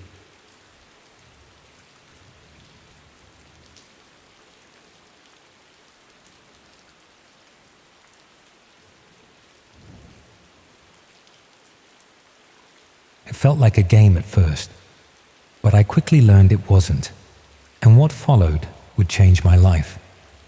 My parents worked long hours, and I was an only child, which meant most evenings were spent alone in my room in our terrace house in Reading, supposedly doing GCSE coursework, but actually scrolling through whatever caught my attention online. The internet was more entertaining than television, and considerably more entertaining than the homework I was meant to be doing. I'd started with the usual social media platforms, but they got repetitive quickly. Same people posting the same types of content, same arguments about the same topics, same manufactured drama that felt hollow after a while. I wanted something more authentic, more immediate, more real than the polished nonsense everyone was sharing. That's when I discovered image boards, not the mainstream ones that everyone knew about, but smaller, more obscure communities where people shared content that wouldn't survive long on regular platforms. Raw, unfiltered material that felt genuine in ways that social media never did. The sort of places where people posted without worrying about maintaining personal brands or managing public images. The content was hit and miss, sometimes interesting, sometimes disturbing, often just random nonsense that someone had found amusing enough to share. But there was an authenticity to it that I found appealing. People weren't performing for audiences the way they did elsewhere online. They were just sharing whatever they'd encountered or created. One image board I frequented had a section dedicated to what they called rare finds, unusual content that people had discovered in the deeper parts of the internet. Not necessarily illegal material, just things that were difficult to find or access through normal browsing. The discussions were more sophisticated than you'd expect from random internet users. People analyzed the authenticity of footage, discussed technical aspects of content creation, shared methods for accessing hidden or restricted material. It felt like being part of an exclusive research community. That's where I first encountered mentions of red rooms.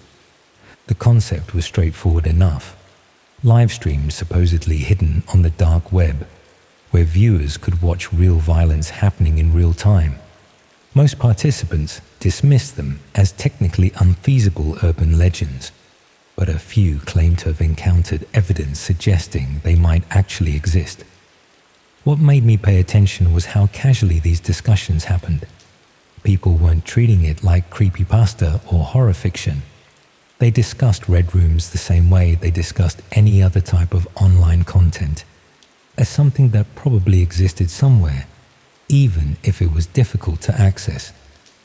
One regular poster, who went by Streamfinder, claimed to have archived material from what appeared to be genuine Red Room broadcasts. He was selective about who he shared content with, requiring people to contribute interesting finds before he'd provide access to his collection. I spent several weeks proving my interest by sharing unusual content I discovered on other platforms.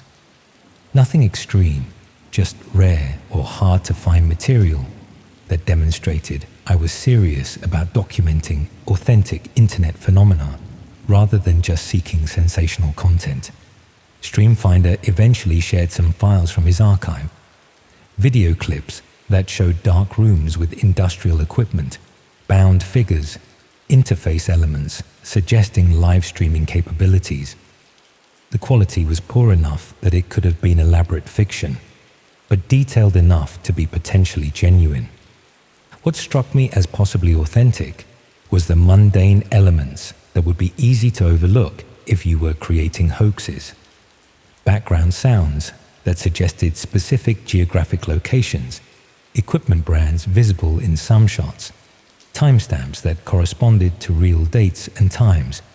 Streamfinder explained that accessing live Red Room streams required more than just knowing where to look. The hidden services changed locations frequently and weren't easy to find through casual browsing. But if I was genuinely interested in documenting whether red rooms were real phenomena or elaborate fiction, he could potentially arrange for me to observe a live stream that was scheduled for later that week. I should have declined at that point. My interest in unusual internet content was supposed to be about finding authentic material, not witnessing actual crimes. But the way Streamfinder described it made it sound like an academic exercise rather than participation in something illegal. The access process was more complex than anything I'd encountered before. Specific software to download, rotating passwords that changed every few hours, designated connection times that had to be followed precisely. The whole system felt designed to exclude casual browsers while providing access to serious researchers. When I finally connected to the stream during a quiet evening at home, the interface was surprisingly basic. A video player embedded in a simple web page, chat window below, viewer counter showing about 150 people online. Nothing sophisticated about the presentation. The video showed what appeared to be a converted basement or garage space. Concrete walls, harsh fluorescent lighting, minimal furniture except for a metal table positioned in the center of the frame. The atmosphere felt industrial rather than domestic. Strapped to the table was a woman who appeared to be in her 20s, conscious but not moving much. She would occasionally test her restraints or look around the room, but mostly just lay there with the resigned expression of someone who'd stopped fighting against their situation. The chat was active with comments in multiple languages. People discussing what they wanted to see happen, making suggestions, treating the whole thing like interactive entertainment. The casual way they discussed real violence was more disturbing than the violence itself. I watched for about an hour while my parents were downstairs watching television, using headphones so they wouldn't hear anything from my room. The woman would periodically struggle against the restraints or attempt to speak, but no audio was coming through the stream. Around 9 p.m., someone entered the frame. They were dressed in ordinary work clothes, jeans, plain shirt, boots that looked like they'd seen regular use. Nothing theatrical about their appearance, no mask or costume. Just someone who could have been starting any manual job, except for what they were obviously planning to do. The figure moved around the space with practiced efficiency, arranging tools on a nearby surface, adjusting camera angles, checking equipment that wasn't visible in the main video feed. They worked methodically, following what appeared to be a familiar routine. The chat became more excited as preparations continued. People were making specific requests, sharing experiences from previous streams, discussing what they hoped to see happen. The viewer count had climbed to over 200. About 20 minutes into the preparations, I noticed something that made me look more carefully at the background details in the video feed.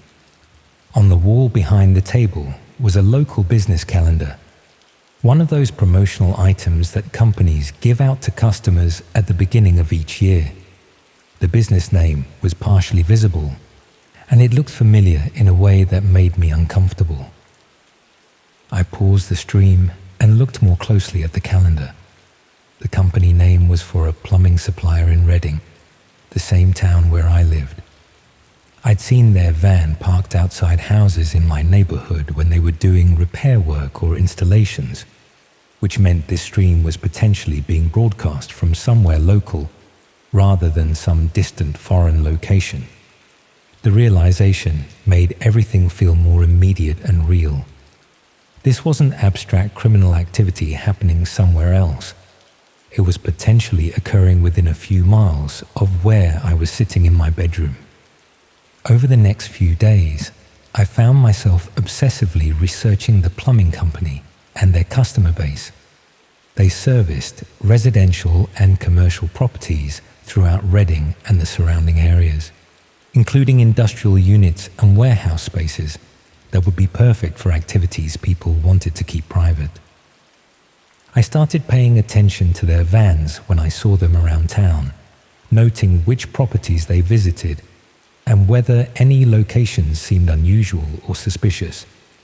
Most were obviously legitimate, houses and businesses that needed normal plumbing work, but I noticed they'd done work at several commercial properties that appeared to be vacant or underutilized based on their external appearance.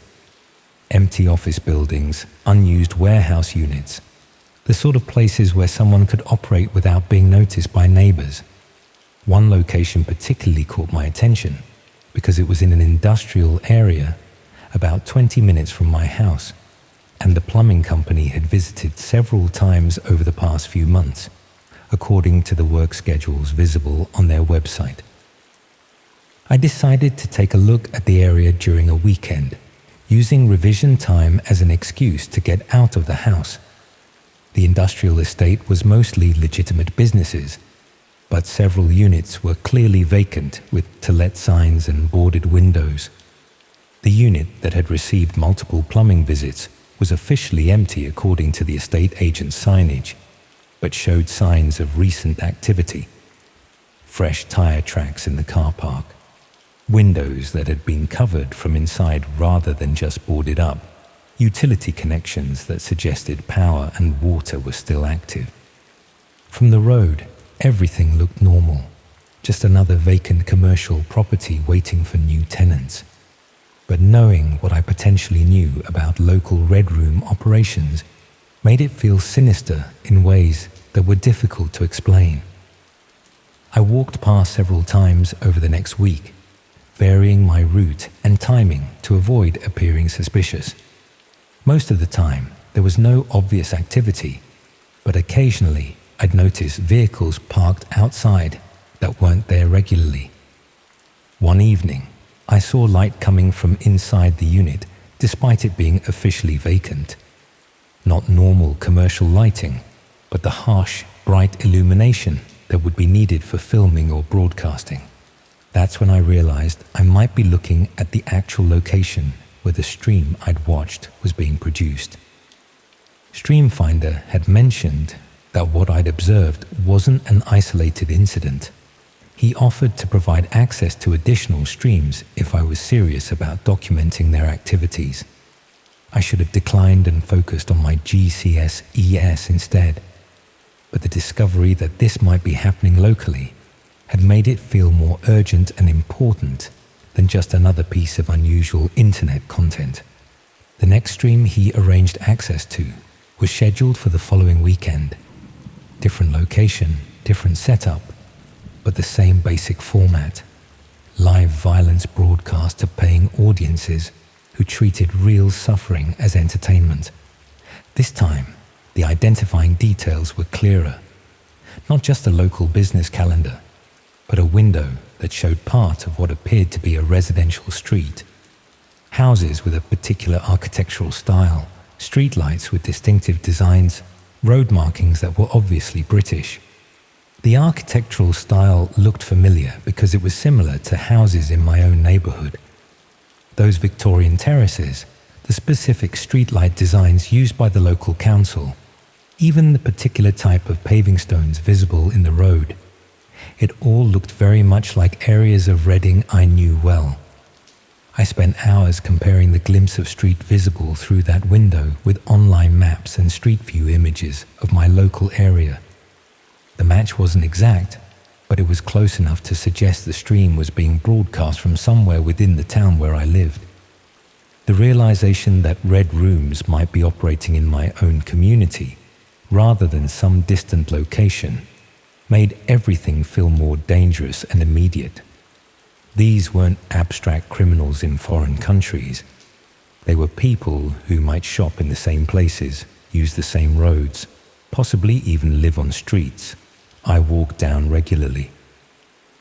I started researching local missing person reports, looking for cases that might correspond to victims I'd seen in streams. Without knowing exactly when people had been taken or having clear physical descriptions, it was impossible to make definitive connections. But I did find several reports of people who disappeared without obvious explanation over the past year. Not enough to establish any clear pattern, but more than you'd normally expect in a town the size of Reading. One case particularly bothered me because the missing person was someone around my own age. A 17-year-old who'd been reported missing about 3 months earlier after failing to return home from college. The physical description and age were similar to someone I thought I'd seen in one of the archive streams Streamfinder had shared. The circumstances of the disappearance were unusual because there had been no obvious reason for the person to leave voluntarily, and no evidence of where they might have gone. They'd simply vanished between college and home on what should have been a routine journey.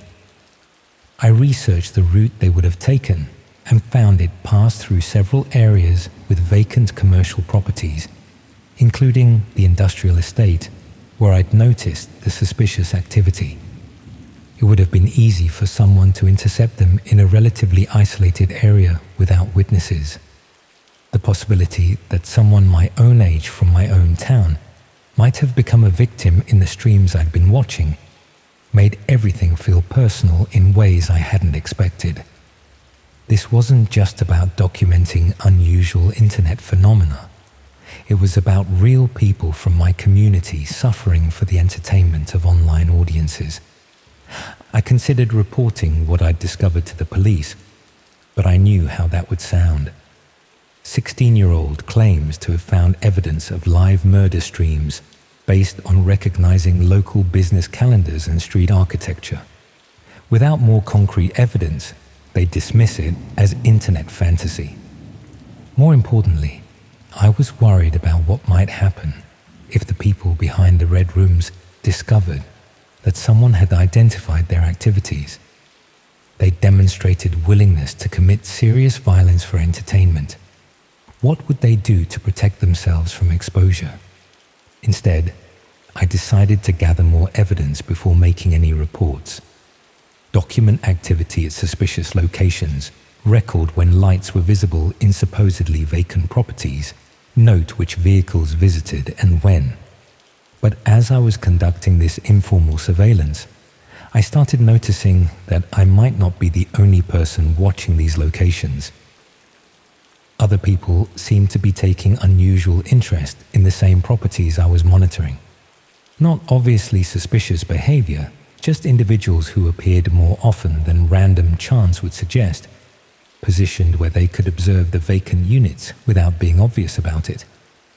One person I noticed regularly was someone who looked like they might be around college age, watching the industrial estate from different positions over several days. Not someone I recognized from my own college, but possibly a student from elsewhere in Reading. The possibility that other people had discovered the same connections I had made me realize that my investigation might not be as secret as I'd assumed. If multiple people were monitoring these locations, then whoever was behind this might already be aware that their activities had been identified. That evening, I found a note that had been slipped under my bedroom door while I was downstairs having dinner with my parents. Just a single piece of paper with a printed message that made my hands shake as I read it. Games should stay games. No signature, no return address, nothing that would identify who had sent it. But the timing and content made it clear that someone knew about my interest in red rooms and wanted me to stop investigating. The word games particularly bothered me because it echoed my own initial reaction to finding the streams. Someone had been watching me closely enough to know how I'd approach this situation, what my motivations were, possibly even what I'd been thinking. I threw the note away and tried to convince myself it was coincidence or someone playing a prank, but I couldn't explain how they'd obtained my home address and managed to deliver the message without my parents noticing anything unusual. Over the next few days, I became increasingly paranoid about being watched. Every stranger I saw near my house felt threatening. Every unexpected sound made me check the windows and doors. But nothing obvious happened. No more notes, no threatening phone calls, no signs that anyone was following me or monitoring my activities. Just the persistent feeling that someone was paying closer attention to my routine than felt comfortable. I stopped visiting the industrial estate and tried to focus on my GCSE revision instead. But I couldn't shake the knowledge of what I'd discovered, or the fear that I'd gotten too close to something dangerous. The lights stopped appearing in the vacant units around the same time I stopped conducting surveillance. Either the activities had moved elsewhere, or whoever was responsible had decided to suspend things until the attention died down. I never reported what I'd discovered to the authorities. The evidence was too circumstantial, and the risks too obvious. Instead, I tried to pretend the whole thing had never happened and focus on preparing for my exams. But I still think about that first stream and how it had felt like a game until I realized the victims were real people from my own community. How the distance created by computer screens and internet anonymity had made it easy to treat serious violence as entertainment. And I think about how many other similar operations might be running in vacant commercial properties across the country, operated by people who look and act like ordinary members of their communities when they're not broadcasting real suffering to paying audiences. Sometimes I wonder if other people my age have stumbled across similar activities in their own towns, thinking they were just exploring unusual internet content until they realized the victims were real people from their own communities, whether they reported what they found or stayed quiet like I did, too scared to risk becoming the next person to disappear between college and home on what should have been a routine journey.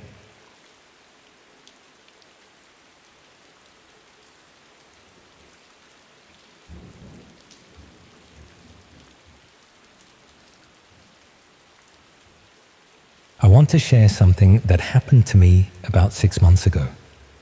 I've been debating whether to tell anyone, but after seeing a similar underground cinema club being advertised in another city, I feel obligated to warn people about what might be happening behind those unmarked doors. This experience fundamentally changed how I view artistic boundaries and made me question the nature of entertainment in ways I never imagined possible. For context, I work as a film studies lecturer at a small university in Leeds. My specialization is in extreme cinema. Films that push boundaries of taste, morality, and acceptability. I've spent years analyzing how filmmakers create authentic-looking violence, from Hitchcock's chocolate syrup blood in Psycho, to modern digital effects that can make almost anything appear real. This academic interest occasionally leads me down unusual paths, including studies of banned films and censorship history. Last January, one of my postgrad students mentioned an exclusive film club operating in an abandoned warehouse district. According to him, they screened controversial works that couldn't be shown in mainstream venues, experimental films, banned international releases, and underground productions that circulated primarily on the dark web. As someone who regularly monitored certain dark web forums for my research on film censorship, I was immediately intrigued. These spaces often discuss fringe productions that existed in legal grey areas, and I'd written several academic papers on how the dark web had become a distribution channel for extreme cinema that couldn't find conventional outlets. My student provided me with a link to a tour site that served as the club's digital front door. The site itself was minimalist but professional. Black background, white text, no images except a stylized eye logo. It described an immersive viewing experience for discerning audiences and promised performances that transcend the boundaries between cinema and reality. To receive an invitation, you had to complete a questionnaire that tested your knowledge of extreme cinema history and submit the cryptocurrency equivalent of £200 as a membership contribution. Academic curiosity got the better of me, and I justified the expense as research for an upcoming paper on underground distribution networks. 3 days after submitting my application, I received an encrypted email containing an address, date, and time, along with instructions to arrive alone and bring no recording devices. The location was in an industrial area outside the city centre, the kind of place that had once housed textile factories, but now contained a mixture of art studios, rehearsal spaces, and abandoned buildings awaiting redevelopment. I arrived on a particularly cold Friday evening, following directions to what appeared to be a disused printing facility. The entrance was unmarked save for a small red light above a metal door, where a man in black checked names against a tablet. After confirming my identity and running a handheld scanner over me to check for recording devices, he ushered me into a dimly lit corridor that sloped downward into the building's basement levels. The screening room itself was surprisingly sophisticated. About 50 black leather seats arranged in a semicircle faced a proper cinema screen. The walls were covered in sound-absorbing material, and professional-looking lighting rigs hung from the ceiling. Perhaps 30 people were already seated, most middle-aged or older, predominantly male, all dressed well. Not the crowd of edgy students or counterculture types I had expected. They had the quiet confidence of the genuinely wealthy, the kind of people who collect rare art rather than those who merely consume it. A woman in a tailored black suit distributed what appeared to be program notes, expensive paper, minimalist design, containing only titles and running times, no directors or cast information. The evening would consist of 4 short films collectively titled Veracity, each approximately 20 minutes long. The notes explained these were part of an ongoing series exploring the ultimate authenticity in performance. The lights dimmed, and the first film began without introduction. The production quality was immediately striking. This wasn't the shaky camera amateur work I'd expected from an underground screening. The cinematography was precise, the lighting meticulous, the sound design immersive. The content depicted what appeared to be an interrogation scenario. A person bound to a chair in a concrete room, being systematically tormented by an unseen questioner. What stood out was the performers' reactions. Their fear seemed unnervingly genuine, their pain responses physiologically accurate in ways that even the best actors typically can't replicate. I remember thinking how impressive the performance was, how the actor captured the subtle progression from defiance to terror to resignation. I noted technical details, how the camera never cut away during the most extreme moments, how the sound captured every labored breath and whimper with perfect clarity. As an academic who had studied cinematic violence for years, I appreciated the technical achievement while remaining emotionally detached. The second film featured a different setting, a sterile white room with medical equipment, but similar themes of confinement and suffering. By the third film, however, something began to feel deeply wrong. The consistency of the performances across different scenarios, the absolute commitment of the subjects to their roles, the complete absence of any cinematic relief or distancing techniques. It all began to suggest something beyond mere acting. I glanced around at the audience, expecting to see others sharing my growing discomfort. Instead, I observed people watching with intense concentration, some taking notes, others occasionally nodding in apparent appreciation. A few were using tablets, seemingly adjusting settings or parameters while watching. One man near me was recording detailed timestamps alongside written observations. The fourth and final film removed any doubt about what I was witnessing.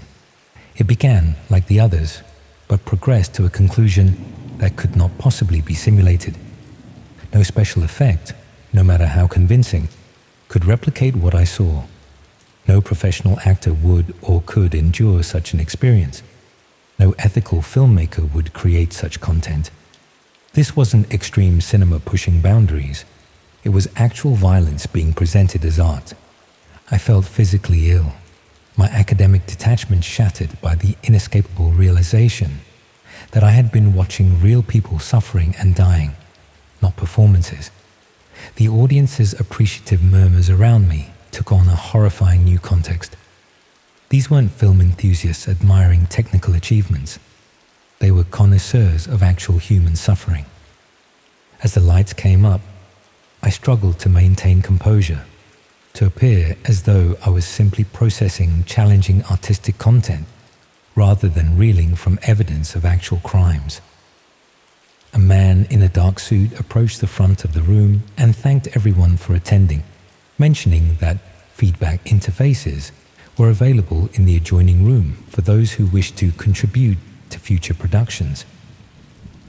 I followed the crowd, desperate to maintain my cover while looking for an exit.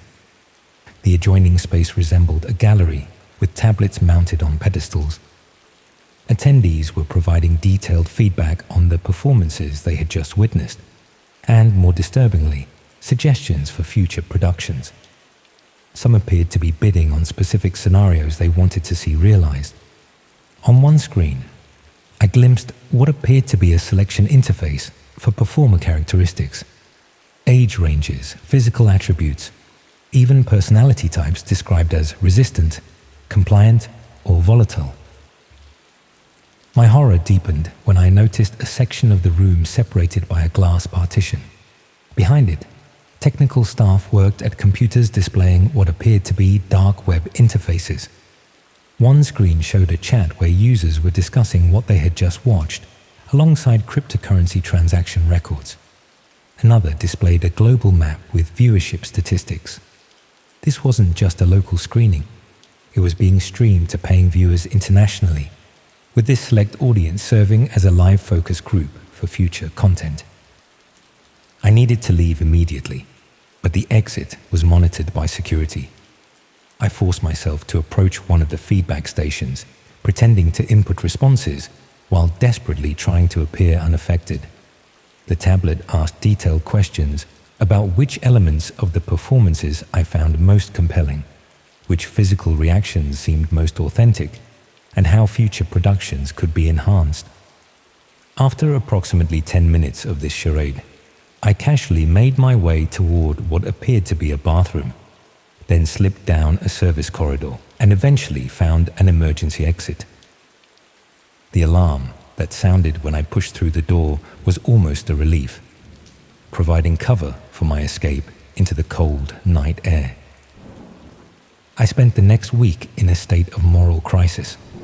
I knew I should report what I had witnessed to the police, but several factors gave me pause. I had no evidence beyond my testimony. I had willingly paid to attend. I had accessed the dark web to find the screening. Most significantly, I feared that the organization behind this operation had recorded everyone who attended, including me, creating a mutual assured destruction scenario where reporting them would implicate myself as a knowing viewer. When I finally worked up the courage to make an anonymous report, I discovered the building had been completely vacated, professionally cleaned, and put up for lease 3 days after the screening. The tour site had disappeared, the email address was defunct, and I had no names, just faces I might not even recognize in daylight. 2 months later, I received an unmarked envelope containing a USB drive. Against my better judgment, I checked it on a secure computer. It contained only 2 items: a high-resolution still image of me sitting in the audience, looking distressed during the final film, and a text file with a list of my personal details: home address, university office number, parents' names and addresses, and my regular jogging route through the park. Below this information was a simple message: your feedback was noted. Your discretion is appreciated. A new screening series begins soon. I've since moved cities and changed jobs. I no longer research extreme cinema and have abandoned my academic interest in the dark web. But I remain haunted by the knowledge that somewhere these productions continue, with audiences of seemingly respectable people gathering to watch actual atrocities under the guise of exclusive art. Most disturbing of all is how quickly I recognized the technical quality of what I was seeing before recognizing its reality, how my academic training to analyze fictional violence initially blinded me to actual violence presented in the same context. It makes me wonder how thin the line really is between simulated and real horror, and how easily that line can be crossed when something is framed as art or entertainment. Last week, I saw a poster for an exclusive underground cinema experience in Birmingham with the same stylized eye logo. I tore it down, but I know it's futile. These screenings will continue as long as there are people willing to pay to watch. People who tell themselves they're appreciating extreme art rather than participating in actual atrocity. And somewhere in that audience might be another academic, another film enthusiast, another person who doesn't realize what they're really watching until it's too late.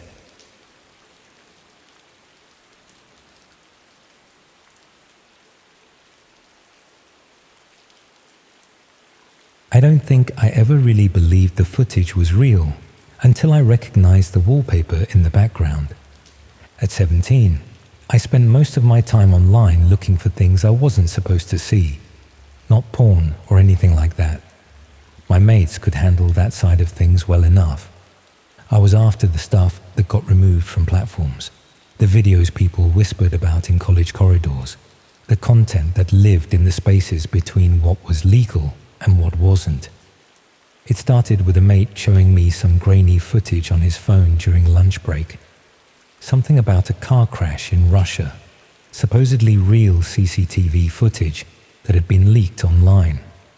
Turned out to be fake, obviously, but it opened up a whole world I hadn't known existed. Forums where people shared banned documentaries, sites hosting films that had been pulled from cinemas, archives of news footage that broadcasters didn't want circulating. My bedroom became my research station. Mum and Dad thought I was just being antisocial, which was partly true.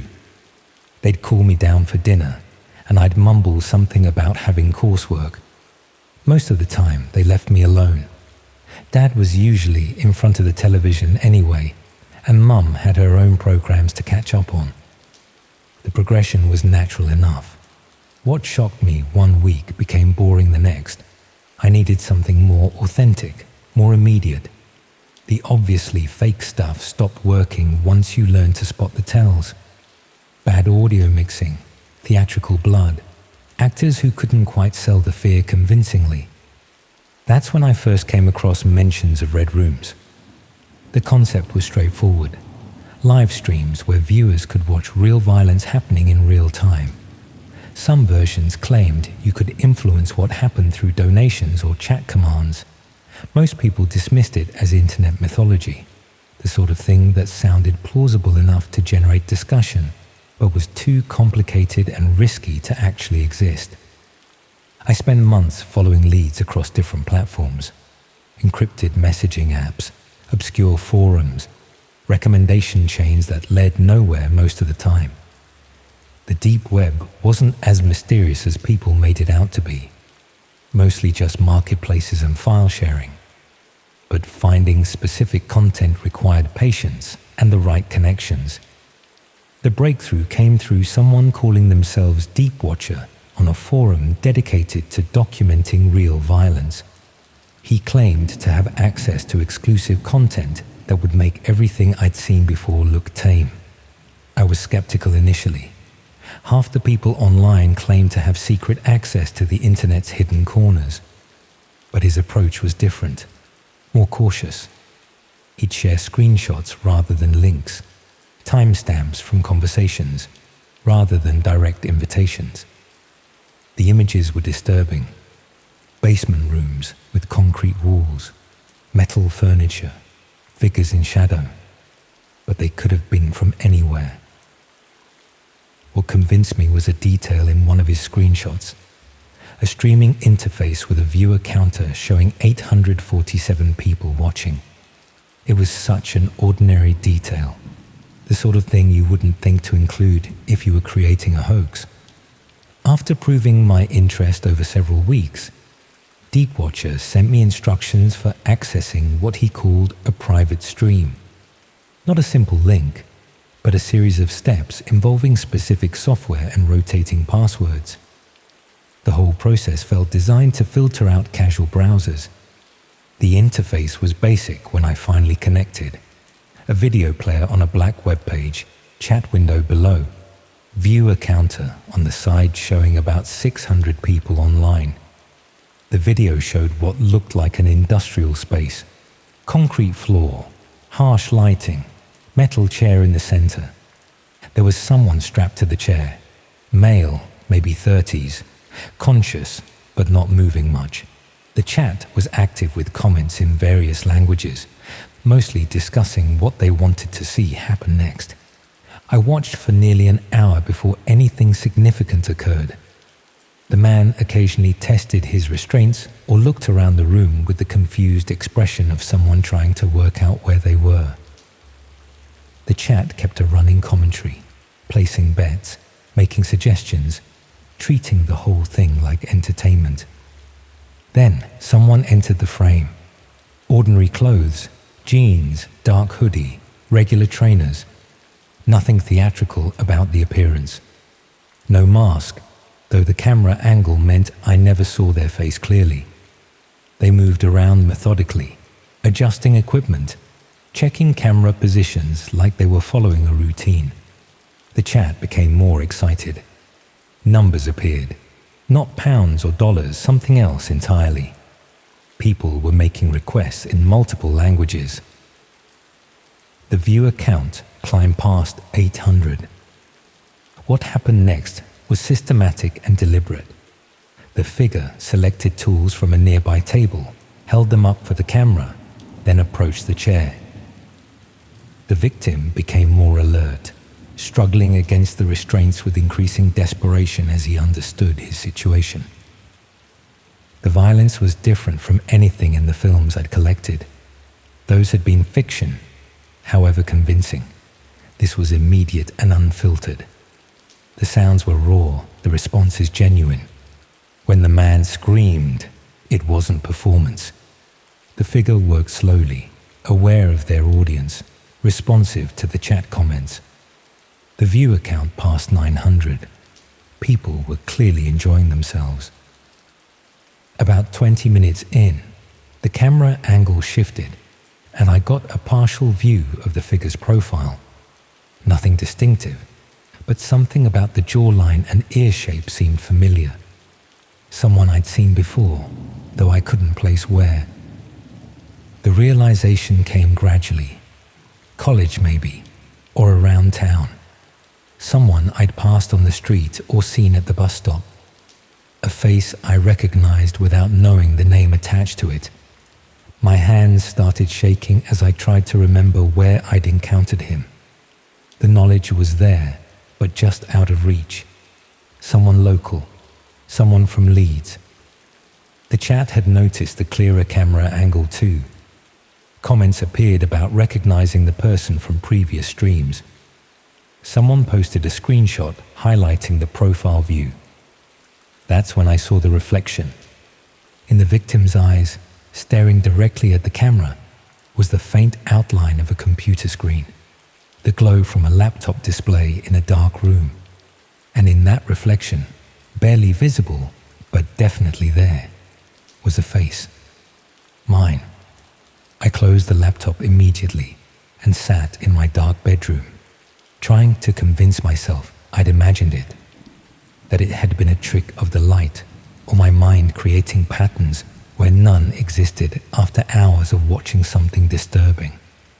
But I couldn't shake the feeling that those eyes had been looking specifically at me, not at the camera generally, but at me personally, as if the victim somehow knew exactly who was watching and where I was sitting. I didn't sleep that night. Every sound from outside made me check the window. Every creak from the house made me verify my door was locked. I kept thinking about that familiar face, becoming more certain I knew exactly who it was. The next morning, I tried to rationalize what had happened. It could have been an elaborate fake, the sort of sophisticated production someone with serious technical skills might create. The reflection could have been added digitally. The familiar face could have been coincidental. But when I checked my messages, I found something that made my stomach drop. A private message from Deepwatcher, sent 3 hours earlier. Thanks for watching last night. Always nice to have local support. See you around. I deleted everything immediately. Account, browsing history, downloaded software, written notes. I told myself the message could have meant anything, that he probably sent similar notes to lots of viewers. But that word, local, stuck with me.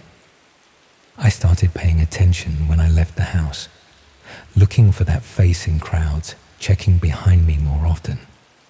Every person in the hoodie made me nervous. Anyone who seemed to look in my direction for too long made me change route.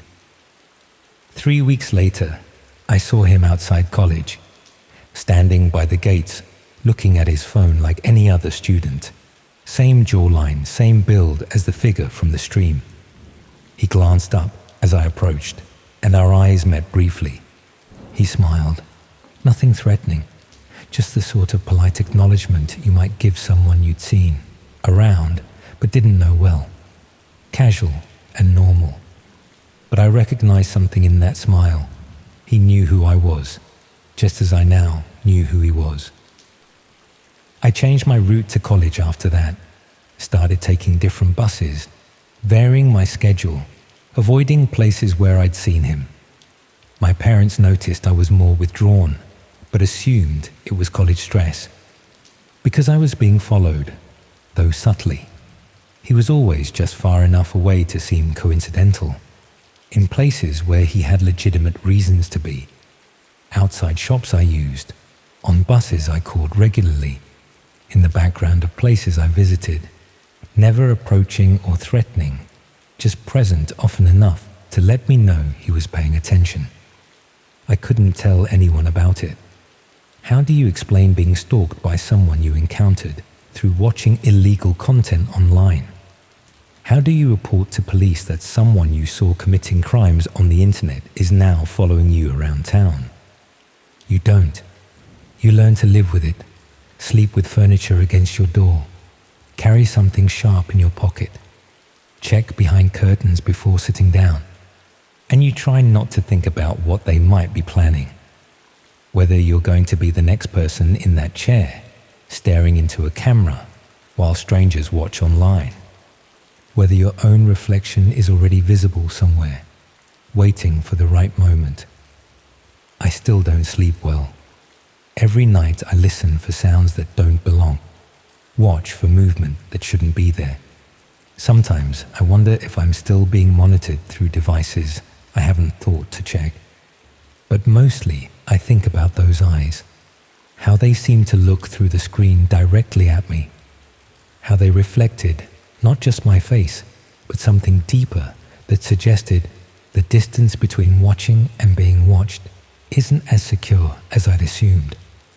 Sometimes, late at night, when the house is quiet, I wonder if I'm still connected to that stream somehow, if people are still watching somewhere, still waiting.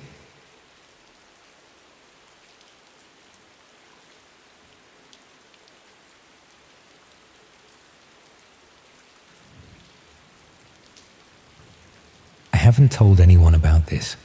Not the police, not my sister, certainly not the people I see every day in the village. There's a specific kind of weight that comes with knowing something you can't unknow. A heaviness that sits right at the base of your throat, making every swallow feel like a conscious effort.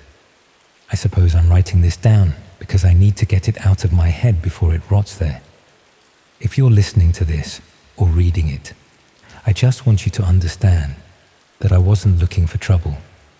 I'm not a curious person by nature. I'm a furniture restorer. I spend my days with sandpaper, beeswax, and the quiet company of dead men's wardrobes. It's a solitary life, and usually that's exactly how I like it. I live in a small stone-built cottage just outside of a place called Minchinhampton in the Cotswolds. It's the kind of village where the most exciting thing that happens is a dispute over a garden fence or a particularly heavy frost on the common. My workshop is a converted barn at the back of the property. It's filled with the smell of turpentine and old oak. About 4 months ago, I picked up a piece at a probate auction in Cirencester. It was a mid-19th century Davenport, a small ornamental desk with a sloped top. It was in a sorry state, caked in layers of cheap varnish that some previous owner had slapped on in the 70s, but the bones of it were good. The Davenport had belonged to a man named Mr. Henderson. He'd been a retired schoolmaster, well liked in his village, a man of routine and quiet dignity. He'd lived alone for 20 years after his wife passed away in the late 90s. I remember seeing him once or twice at the local library. A thin man with a sharp nose and eyes that always seemed to be looking for a mistake in a piece of prose. When he died, he left no heirs, so his entire estate went to auction. I paid about £80 for the desk, thinking it would be a nice project for the autumn. It sat in the corner of my workshop for a few weeks before I got around to it. The weather had turned cold, that damp English cold that gets into your joints, and I spent my mornings by the wood burner, drinking tea and looking at the work ahead. When I finally started stripping the wood, I felt that familiar satisfaction of seeing the real grain emerge from beneath the gunk. It was beautiful walnut. But as I was cleaning out the small side drawers, I noticed a discrepancy in the depth of the bottom one. You'd be surprised how many old desks have secret compartments. Usually they're empty, or they contain a few halfpennies, a dried out inkwell, or perhaps a yellowing letter from a long dead lover. This one, however, had a small, modern-looking USB drive tucked into a velvet-lined slot behind the false back of a drawer. It looked completely out of place against the Victorian joinery. a jagged piece of the 21st century buried in the 19th. I should have thrown it in the bin. That's the thought that loops in my mind every night when the house gets quiet and the shadows start to stretch. I should have just tossed it into the scrap pile and gone back to my beeswax. But it was a rainy Tuesday, the tea was cold, and the solitude of the barn felt a bit too heavy. I took the drive into the house and plugged it into my laptop, sitting at my kitchen table with the rain drumming against the glass. There wasn't much on it, just a single text file. No name, no date.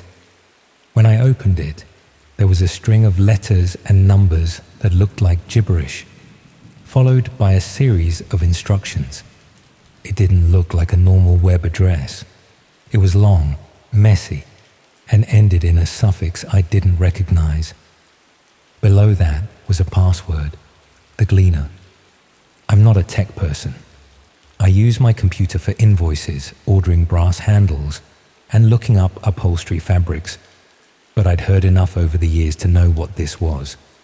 I'd heard the stories about the parts of the internet that don't show up on a search engine, the hidden layers that require specific pathways to access, what people call the dark web. I didn't think it was dangerous. I thought it was a curiosity, a relic of whoever had owned that desk, perhaps a secret life of Mr. Henderson that no one in the village would have suspected. I followed the instructions, which involved a few settings changes I had to look up on my phone, and eventually I found myself staring at a screen that was almost entirely black. There were no images, no banners, just plain white typewriter-style font on a charcoal background. At the top, it simply stated, "The Registry of Open Doors." I remember feeling a bit let down. It sounded like something to do with architecture, or perhaps a charity for the homeless. I clicked the only link on the page, which was a list of UK counties. I scrolled down to Gloucestershire. The page that loaded was a table. It had 4 columns: town, village, street, entry point, and status. I started scrolling, my heart beginning to do that slow, heavy thud against my ribs. These weren't shops or businesses. They were houses, private homes: Stroud, Bisley Road, kitchen window, faulty latch, occupied, Cheltenham, Lansdowne Crescent, basement door, key under stone, unoccupied, Holiday, Nailsworth, Shortwood, back door, always left open for cat. I felt a coldness wash over me that had nothing to do with the draft in my cottage. I kept scrolling, my eyes blurring as I looked for names I knew. I found a house in Minchinhampton, just 3 miles from where I was sitting. It described a bungalow on the edge of the common, where an elderly woman lived. It noted that she often forgot to bolt the side door after taking the bins out on a Wednesday evening. It even mentioned the time, usually around 9 at night. This wasn't a site for hackers or some grand criminal enterprise. It was a ledger for people who liked to go where they weren't invited. It was a community of shadows. There were no memberships or chat rooms, just this cold, clinical list of vulnerabilities. It was a map of how to slip into the lives of strangers. I sat there for a long time, the blue light of the screen reflecting in the window glass. I felt like I was looking at a map of a world I didn't belong in, a world that existed parallel to the one where people bought milk and complained about the weather. I told myself it was probably fake, some kind of elaborate prank, or an old file that hadn't been updated in years. To prove it to myself, I decided to check one of the entries. The bungalow in Minchinhampton was only a short drive away. I told myself I was going there to make sure the woman was safe. I told myself I'd just check the door, and if it was open, I'd knock and tell her to be more careful. It was about 10 o'clock at night. The air was damp and smelled of wet earth and wood smoke. I parked my car a few streets away and walked. The The bungalow was quiet, the lights dimmed. I felt like a criminal just walking up the driveway, my boots crunching on the gravel. I crept around to the side of the house, my breath hitching in my chest.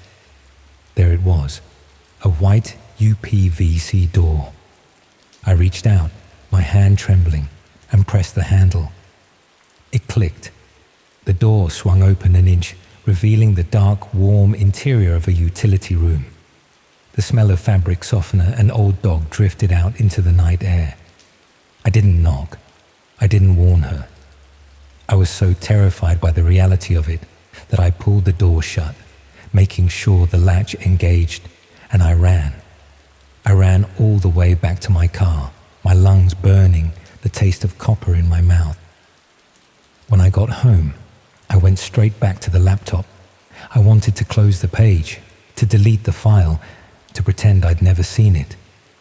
But as I moved the mouse, I noticed a new link had appeared at the bottom of the Gloucestershire page. It was titled, Recent Observations. I clicked it. It was a log of visits. It wasn't just a list of doors. It was a diary of intrusions. People described the things they did once they were inside. They didn't steal anything. That was the most unsettling part. There were no reports of missing jewelry or televisions. Instead, they wrote about sitting in people's armchairs while they slept upstairs. They wrote about moving a single photograph from one shelf to another. They wrote about breathing the same air as a sleeping family and then leaving without a trace. One entry, dated only 2 nights prior, described a house in Cirencester. The visitor had spent roughly 3 hours in the kitchen. They had made themselves a cup of tea, washed the mug, and put it back in the wrong cupboard. They described the sound of the husband snoring in the room directly above them. They mentioned the brand of toothpaste in the bathroom. They even noted that the couple's cat had sat on their lap for a portion of the visit. I felt physically sick. The mundane nature of it was far worse than any story of a break-in I'd ever heard. This was a violation of the very idea of home. It was the knowledge that your most private spaces were being treated like a public gallery by strangers who wanted nothing more than to prove they could be there. They weren't after your money, they were after your sense of security. I spent the next few days in a state of hypervigilance. I checked my own locks 4-5 times an evening. I installed a motion sensor light over the workshop door. I couldn't sleep. Every creak of the floorboards, every rustle of the wind in the ivy sounded like a footstep. I kept thinking about that USB drive. Why was it in that desk? Who had been using it? The more I thought about Mr. Henderson, the more I wondered. Had he been a visitor? Or had he been a victim who had somehow discovered the drive? The clinical, precise nature of the text on the drive seemed to match his personality, but I couldn't reconcile the image of the kindly schoolmaster with the person who would stand in a stranger's utility room at 3 a.m. On the 4th night, I couldn't help myself. I went back on the site. I had to know if there was more. I needed to see if my own house was on there. I searched for my village. There was only one entry. Minchinhampton, the old barn cottage. My heart stopped. That was me. That was my home. I clicked the entry. It didn't just list the door. It was much more detailed than the others. It described the workshop side window and how the wooden frame was rotted at the base. It explained that a firm push would bypass the lock entirely. It also mentioned that the internal door leading from the workshop to the kitchen was usually left on the latch. I looked toward the kitchen door. I'd lived here for 6 years, and I'd never once thought about that rot in the workshop window. I always kept the internal door closed, but on the latch was exactly how I left it, so the heat from the aga would reach the back of the house. It was a detail I'd never shared with anyone. I scrolled down to the observations for my house. There were 3 entries. The first, was from about a month ago. Visited between 2:15 and 3:45. Subject sleeps heavily. The house smells of linseed oil and old paper. Moved the bookmarks in 3 books on the bedside table. Subject did not wake. I remembered that. I'd woken up and found my place lost in the biography of Thomas Chippendale I was reading. I'd assumed I'd just been tired and forgotten where I was. I felt a wave of cold sweat break across my forehead. They had been in my bedroom. They had been standing inches from my face while I slept. The second entry, visited 1:10. Subject was in the workshop late. Watched through the gap in the barn doors. Subject is restoring the Henderson Davenport. Left a small gift in the hidden compartment for them to find. Curious to see if they follow the trail. The room seemed to tilt. The gift, the USB drive, it hadn't belonged to Mr. Henderson at all. It had been left there for me. It was an invitation. I was being recruited, or perhaps just mocked. They had watched me find it. They had watched me bring it into the house. I couldn't breathe. I was sitting in the very chair where they had watched me sleep. I looked at the dark corners of the living room, the shadows cast by the floor lamp, suddenly seeming deep and hungry. I wasn't alone in my own life. I was a character in someone else's hobby. The third entry was dated today. The timestamp was only about 10 minutes old. Subject is currently viewing the registry. They look distressed. They are sitting in the green armchair. They should have stayed in the workshop. It's much harder to leave a gift when they are awake. The laptop screen flickered. I didn't scream. I couldn't.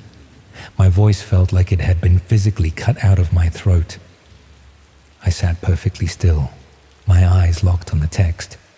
They are looking at the kitchen door now, the screen read. I didn't turn around. I couldn't bring myself to look. I just sat there, in the silence of the Gloucestershire countryside, listening to the slow, rhythmic sound of someone breathing in the darkness of the hallway behind me.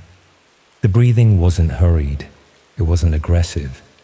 It was calm, matter-of-fact, and terrifyingly close. It was the sound of someone who felt completely at home in my house. I didn't go to the police. What would I say? That someone had been moving my bookmarks? That I'd found a website that shouldn't exist? I just stayed in that chair until the sun came up and the first light of dawn began to grey the windows. When the light finally hit the kitchen floor, the house was empty. The internal door to the workshop was wide open. I've moved now. I couldn't stay there. I sold the cottage at a loss, sold the workshop, and took a small modern flat in a busy part of Bristol. There are 3 locks on my door and a security camera that feeds directly to my phone. I don't restore furniture anymore. I work in a warehouse, surrounded by people and bright fluorescent lights. But the fear hasn't left me. It's just changed shape. The mundane nature of the visits on that site, the tea making, the photograph moving, it makes every small inconsistency in my life feel like a threat. If I can't find my keys, I don't think I've lost them. I think someone has hidden them. If a window is slightly ajar, I don't think it's the wind. I think someone is testing the frame. I haven't gone back to the site. I destroyed the USB drive, smashed it with a hammer until it was nothing but plastic and metal dust, and threw the remains into the River Avon. But I know it's still there. The registry never closes. It just waits for someone else to find a secret, to feel a bit of curiosity on a rainy Tuesday, and to open a door that can never be shut again. I think about the others on that list. The woman in the bungalow, the family in Cirencester. I wonder how many of them are currently being observed. I wonder how many people in this country are living their lives as the unwitting subjects of a silent audience. I stayed up late last night. I couldn't help it. I was sitting on my sofa, looking at the camera feed on my phone. The hallway was empty. The door was locked. But then I noticed something. On the small table by the door, where I keep my post, a single envelope had been moved. It was now sitting at a perfectly right angle to the edge of the table. I know I didn't leave it like that. I looked at the camera footage, scrolling back through the hours. There was nothing. No one had entered. No one had left. But the envelope had moved. That's the real horror of the dark web. It's not just the things you find there. It's the way those things bleed into the real world, turning your own home into a place where you are the stranger. It's the realization that some people don't want to hurt you, or rob you, or even talk to you. They just want to watch you. They want to be the ghost in your machine, the shadow in your hallway, the person who knows exactly how you take your tea, even if you've never met them. I'm sitting here now, in my flat in Bristol, writing this. The sun is setting over the city, and the street lights are starting to flicker on. It's a normal Tuesday evening, but I can hear the lift in the hallway moving. I can hear the muffled sounds of my neighbors, and I can't help but wonder if one of them is currently logging into a black screen, looking for a list of counties, and scrolling down until they find a street they recognize.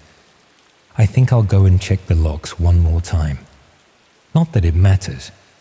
If the registry has taught me anything, it's that a lock is just a suggestion to someone who really wants to be inside. And as I walk toward the door, I can't shake the feeling that somewhere, in a darkened room, someone is watching me move, waiting for me to settle down for the night, so they can leave me another gift. I haven't slept properly in months. Every time I close my eyes, I see that white text on the charcoal background. I see the list of names, the list of vulnerabilities. I see the clinical descriptions of people's lives. It's a ledger of human fragility. We think our walls protect us, but they only provide the illusion of privacy. We are all just entries in a database we didn't ask to be part of. The furniture restoration business taught me that everything has a hidden side. Every piece of wood has a grain that's buried. Every drawer has a space behind it. I thought I was uncovering beauty. I didn't realize I was uncovering a way for the darkness to get in. If you find something in an old desk, or a hidden drawer, or a box in the attic, leave it. Don't be curious. Don't look for the secret. Because once you know how the door is opened, you can never really believe it's closed again. I'm looking at my phone now. The camera feed is still clear. The hallway is still empty. But the air in the room feels different. It feels occupied. And as I reach for my tea, I notice that the mug is turned slightly to the left. Just enough to be noticed. Just enough to let me know that the visit has already begun. I'm not going to turn around. I'm just going to keep writing until the light goes. Because as long as I'm writing, I'm awake. And as long as I'm awake, they have to wait. But eventually, I'll have to sleep. And that's when the registry really begins its work. The silence of the city is different from the silence of the Cotswolds, but it's no less heavy. In the village, you could blame the wind or the owls. Here, there are only people, thousands of people, all living behind their own doors, all thinking they're safe. I wonder how many of them are on the list tonight. I wonder how many of them will wake up tomorrow and find their bookmark has moved, or their tea has been made, and they'll just shrug it off as a trick of the mind. I wish I could go back to being one of them. I wish I could go back to the days when a creak in the floor was just a creak. But those days are gone. The door is open, and I don't think it's ever going to close. I can hear a faint scratching sound now, coming from the direction of the front door. It's rhythmic, slow, like a fingernail against wood. I'm not going to look. I'm just going to sit here and wait for the morning. It's only a few more hours. I can make it to the morning. I have to. Because if I don't, I'll just be another observation in the log. Another story for someone to read on a black screen in the middle of the night. Another life gleaned by the people who walk in the shadows. I think I hear the handle turning. I'm just going to keep my eyes on the screen.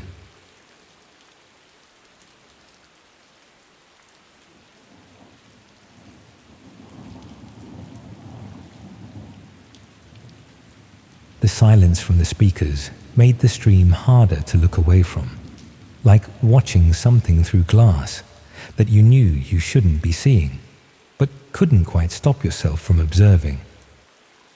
I was 18 and halfway through my A-levels when I got bored with fictional horror and started looking for something real. Not that the creepypasta forums I'd been frequenting were particularly scary. Most of the stories were obviously made up by teenagers trying to one-up each other with increasingly ridiculous scenarios involving supernatural entities and impossible situations. What I wanted was genuine fear, the sort that comes from knowing something terrible actually happened, rather than just imagining it might. Real footage, authentic documentation, evidence of events that would make you lose sleep because they were part of the actual world, rather than someone's creative writing exercise. The transition from fictional horror to real content was gradual. Started with true crime forums, then moved to places where people shared footage from accidents and incidents that mainstream media wouldn't broadcast. Nothing particularly extreme initially, just material that was too graphic or disturbing for regular platforms. Each community led to recommendations for others, and the content kept escalating. Places where people discussed banned documentaries, leaked investigation footage, material that existed in legal grey areas. The sort of communities that felt like digital speakeasies, accessible if you knew where to look, but hidden from casual browsers. One forum I discovered was dedicated to what they called authentic extreme documentation. The participants approached it like academic research, verifying whether violent content was genuine or staged, discussing production techniques, and analyzing geographic indicators with more professionalism than you'd expect from random internet users. That's where I first encountered serious discussions about red rooms. The concept was straightforward. Live streams supposedly hidden on the dark web where viewers could watch real torture and murder happening in real time. Most participants were skeptical, discussing the technical and legal barriers that would make such operations nearly impossible to maintain. But a few claimed to have encountered evidence suggesting red rooms might actually exist. Screenshots of streaming interfaces, recordings of what appeared to be live violence, documentation of hidden services that hosted such content. What made me pay attention was the level of detail in their discussions.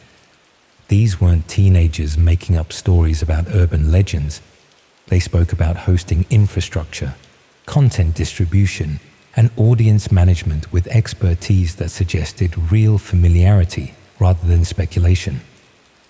One participant, who went by Archive Seeker, claimed to have documented multiple Red Room operations over the past year.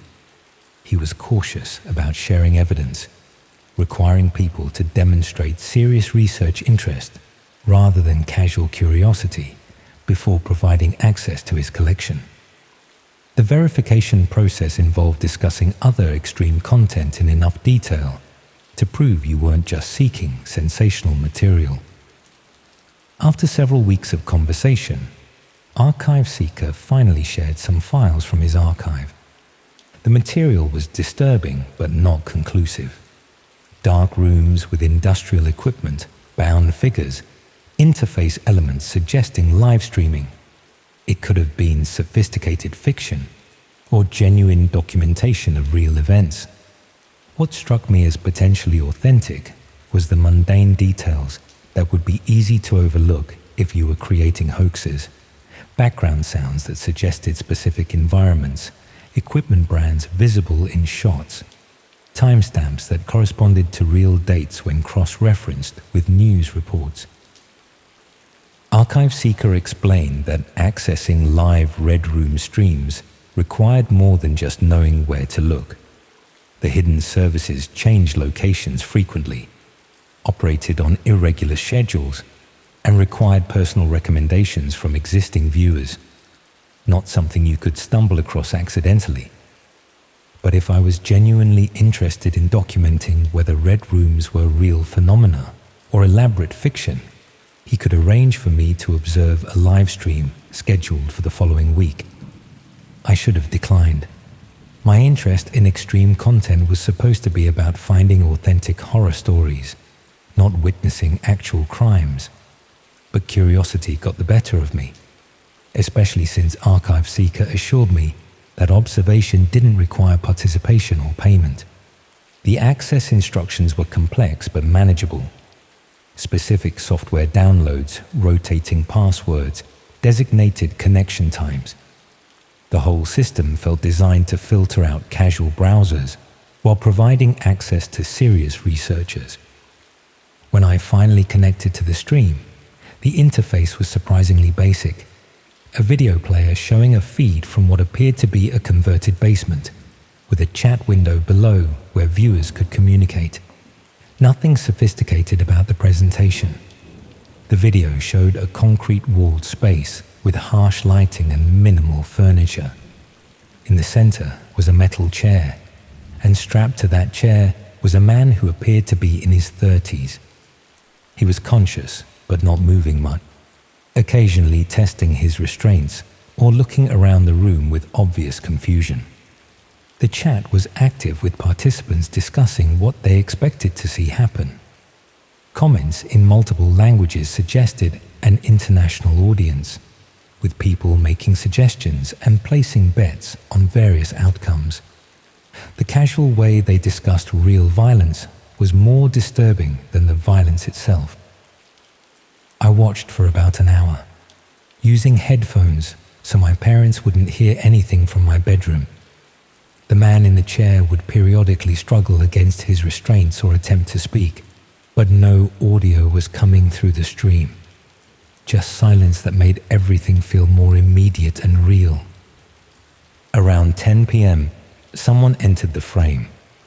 They were dressed ordinarily, jeans, plain shirt, work boots.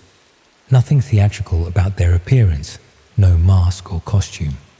Just someone who could have been anyone, preparing to do something that definitely wasn't ordinary.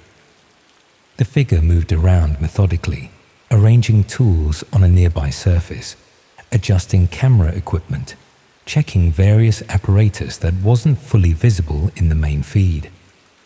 They worked with practiced efficiency that suggested this wasn't their first time following this routine. The chat became more excited as preparations continued.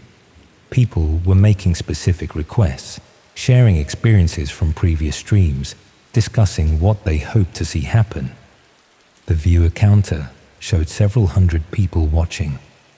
About 20 minutes into the preparations, I noticed something that made me lean closer to my laptop screen.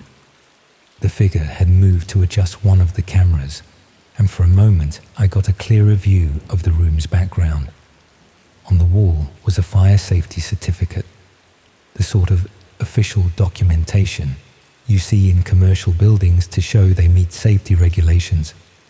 The certificate was issued by a company I recognized, a local fire safety firm that did inspections for businesses around Essex, where I lived.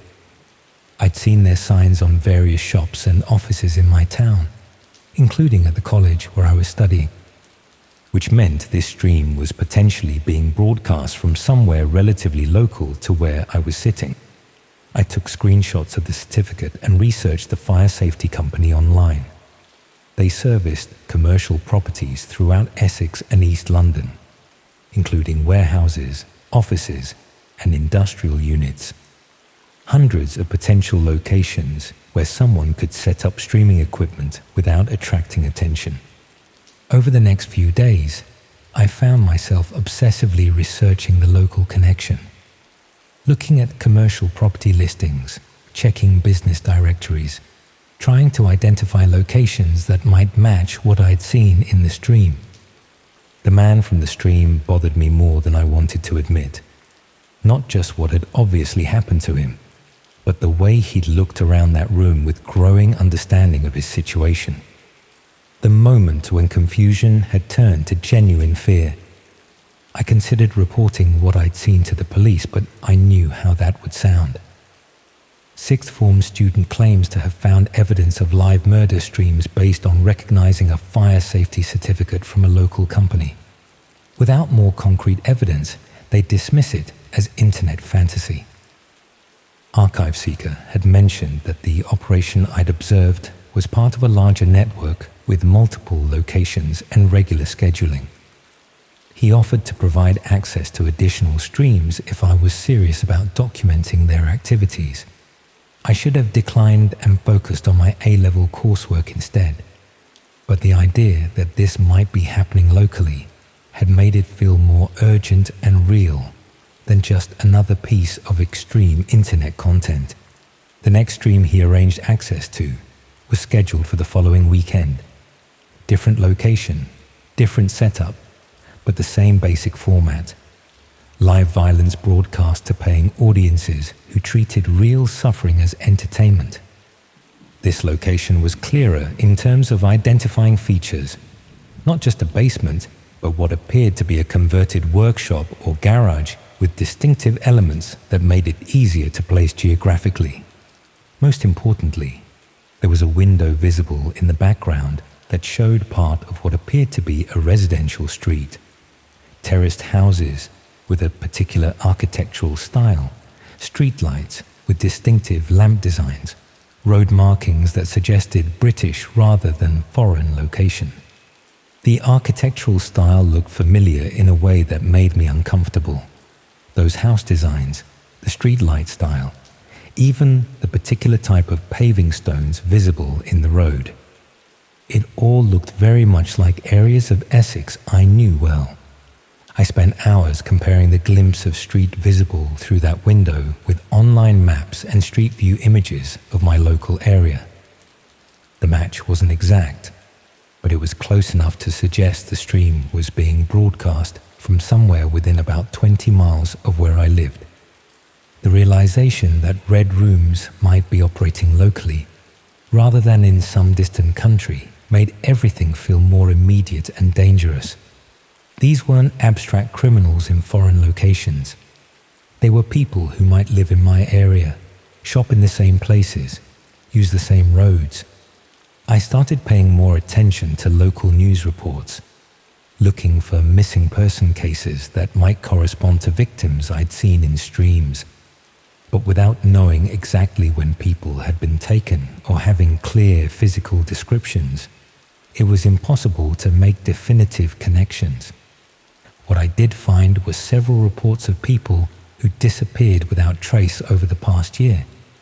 Not enough to establish any pattern, but more than you'd normally expect in a relatively small geographic area. One case particularly caught my attention. A man in his 30s had been reported missing about 2 months earlier, after failing to return from what should have been a routine evening out. The physical description matched someone I thought I'd seen in one of the archived streams Archive Seeker had shared.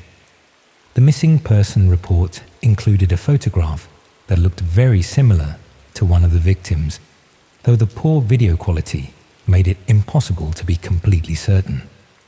But the age, build, and general appearance were consistent enough to be disturbing.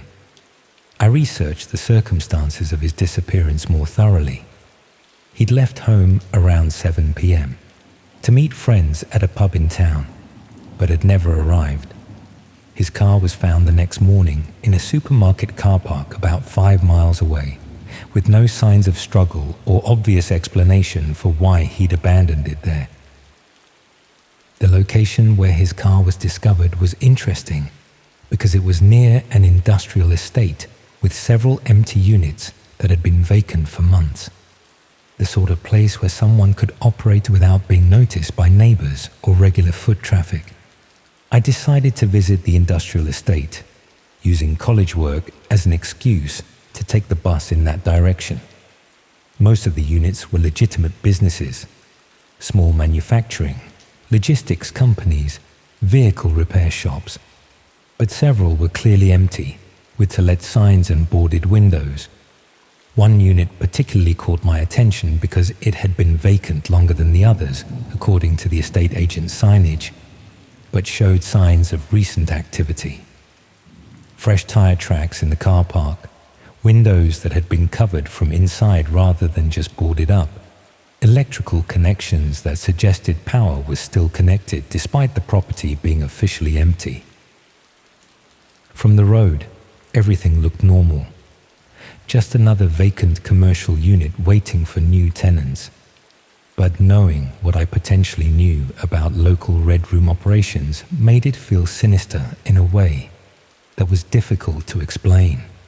I walked past several times over the next week, varying my route and timing to avoid appearing suspicious.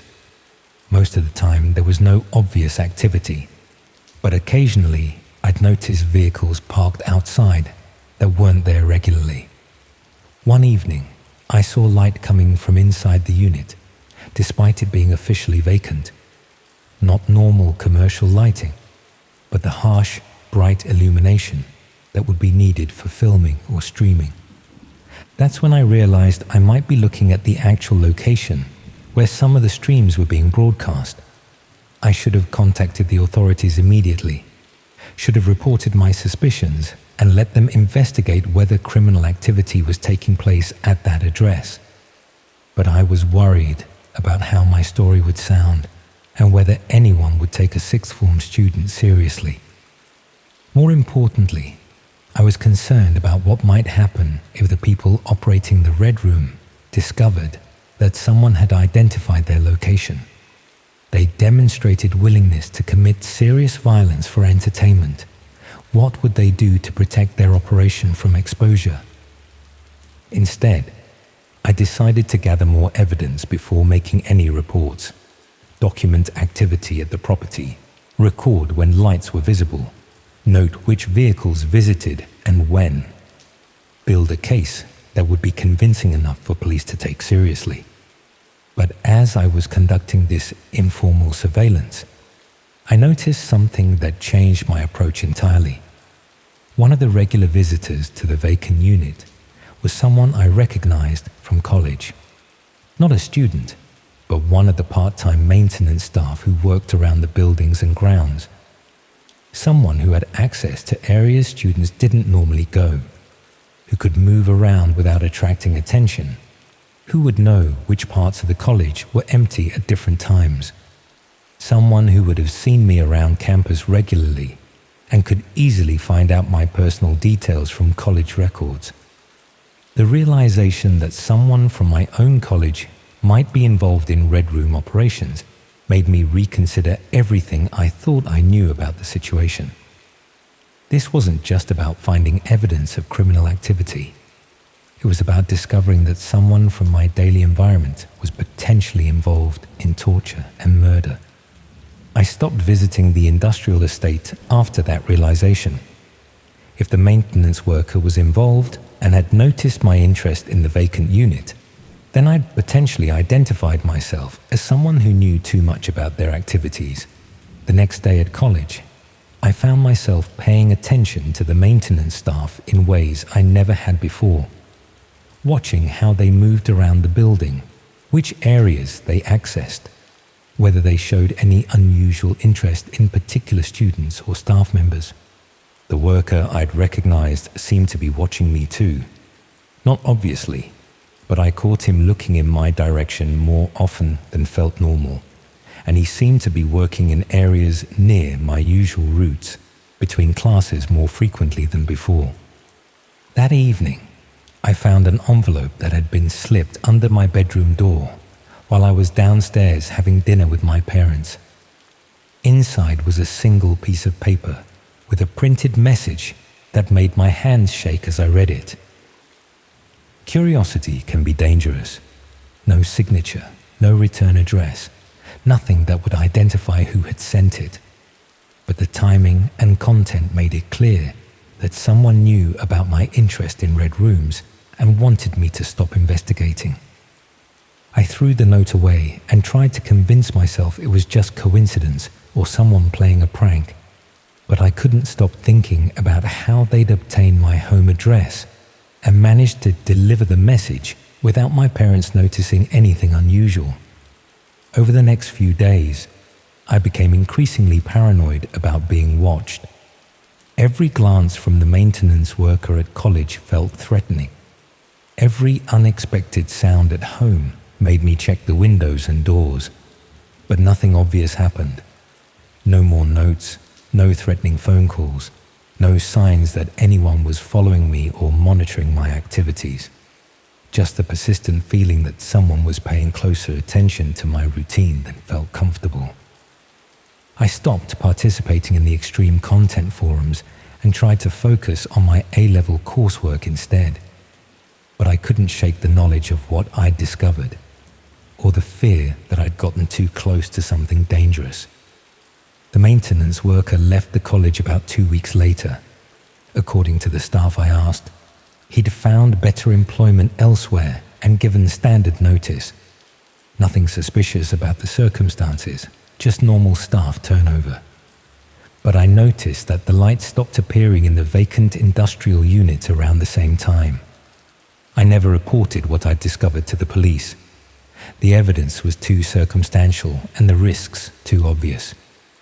Instead, I tried to pretend the whole thing had never happened and focus on preparing for university.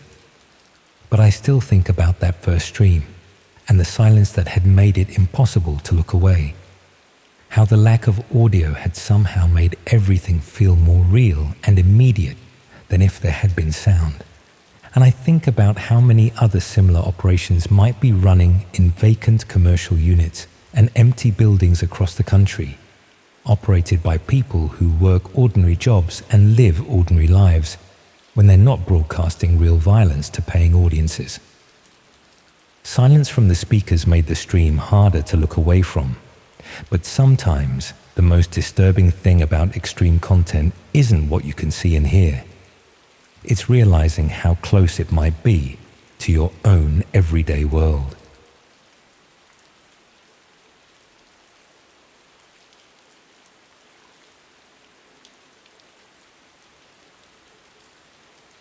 It only takes one bad click to end up somewhere you never intended to go.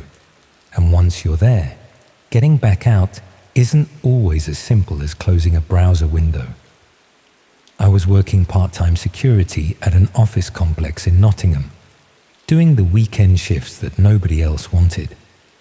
12-hour days walking around empty buildings, checking doors that were always locked, watching CCTV screens that never showed anything more interesting than the occasional fox crossing the car park.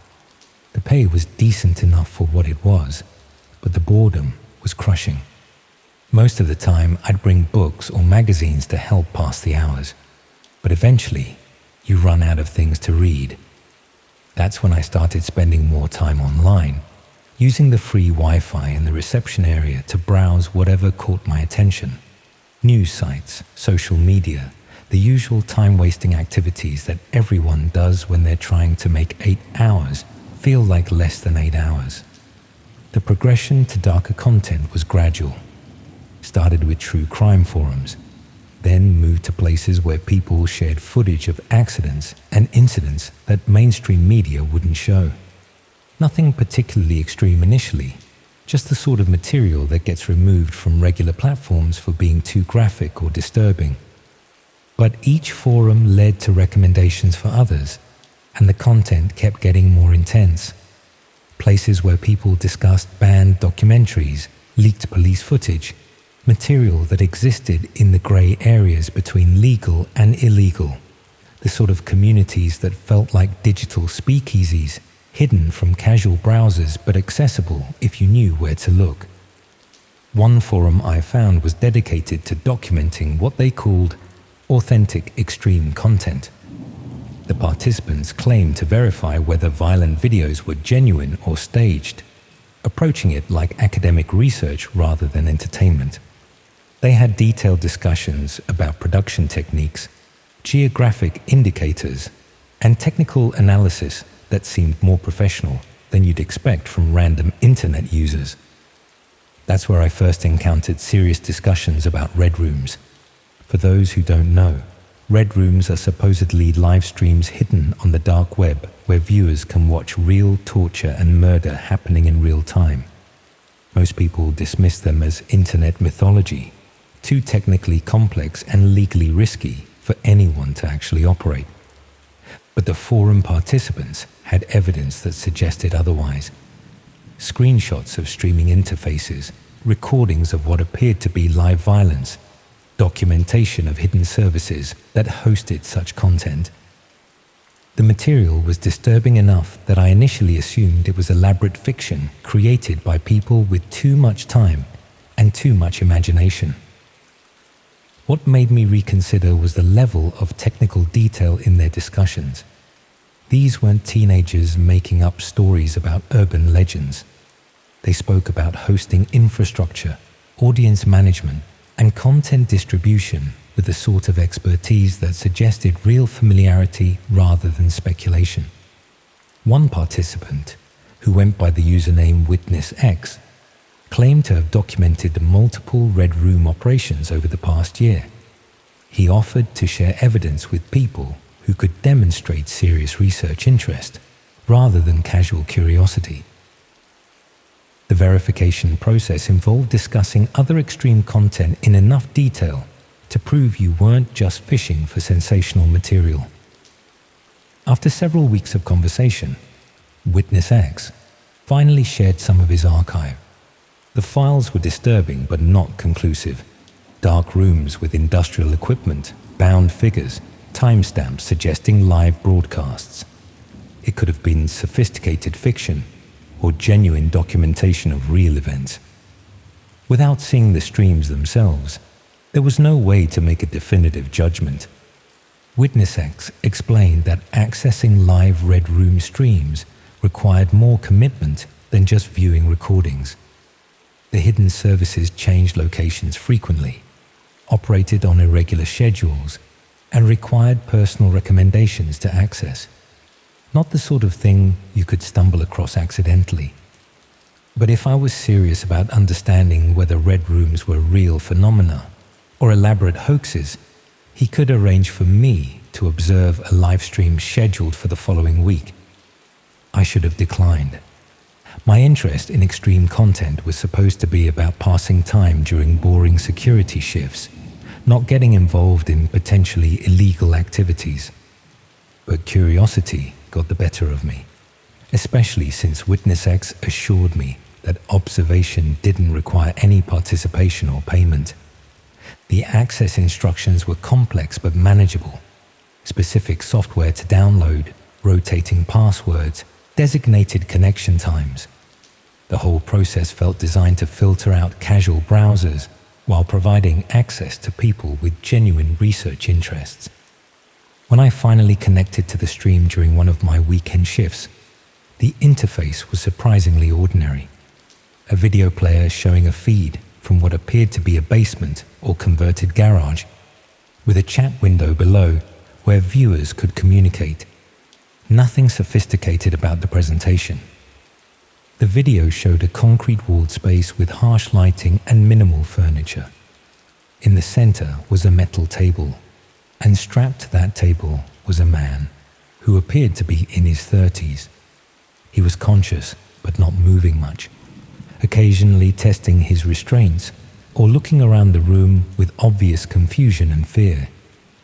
The chat was active with participants discussing what they expected to see happen.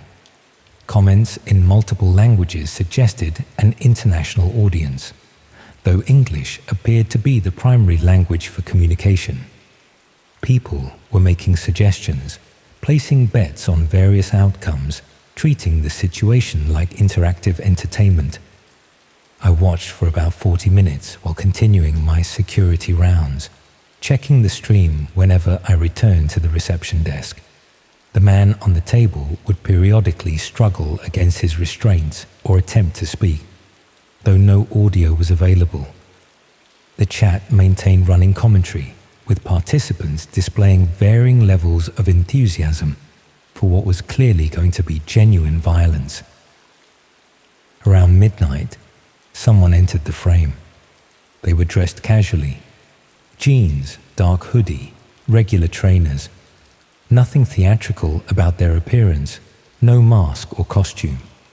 Just someone who could have been anyone, preparing to do something that definitely wasn't ordinary.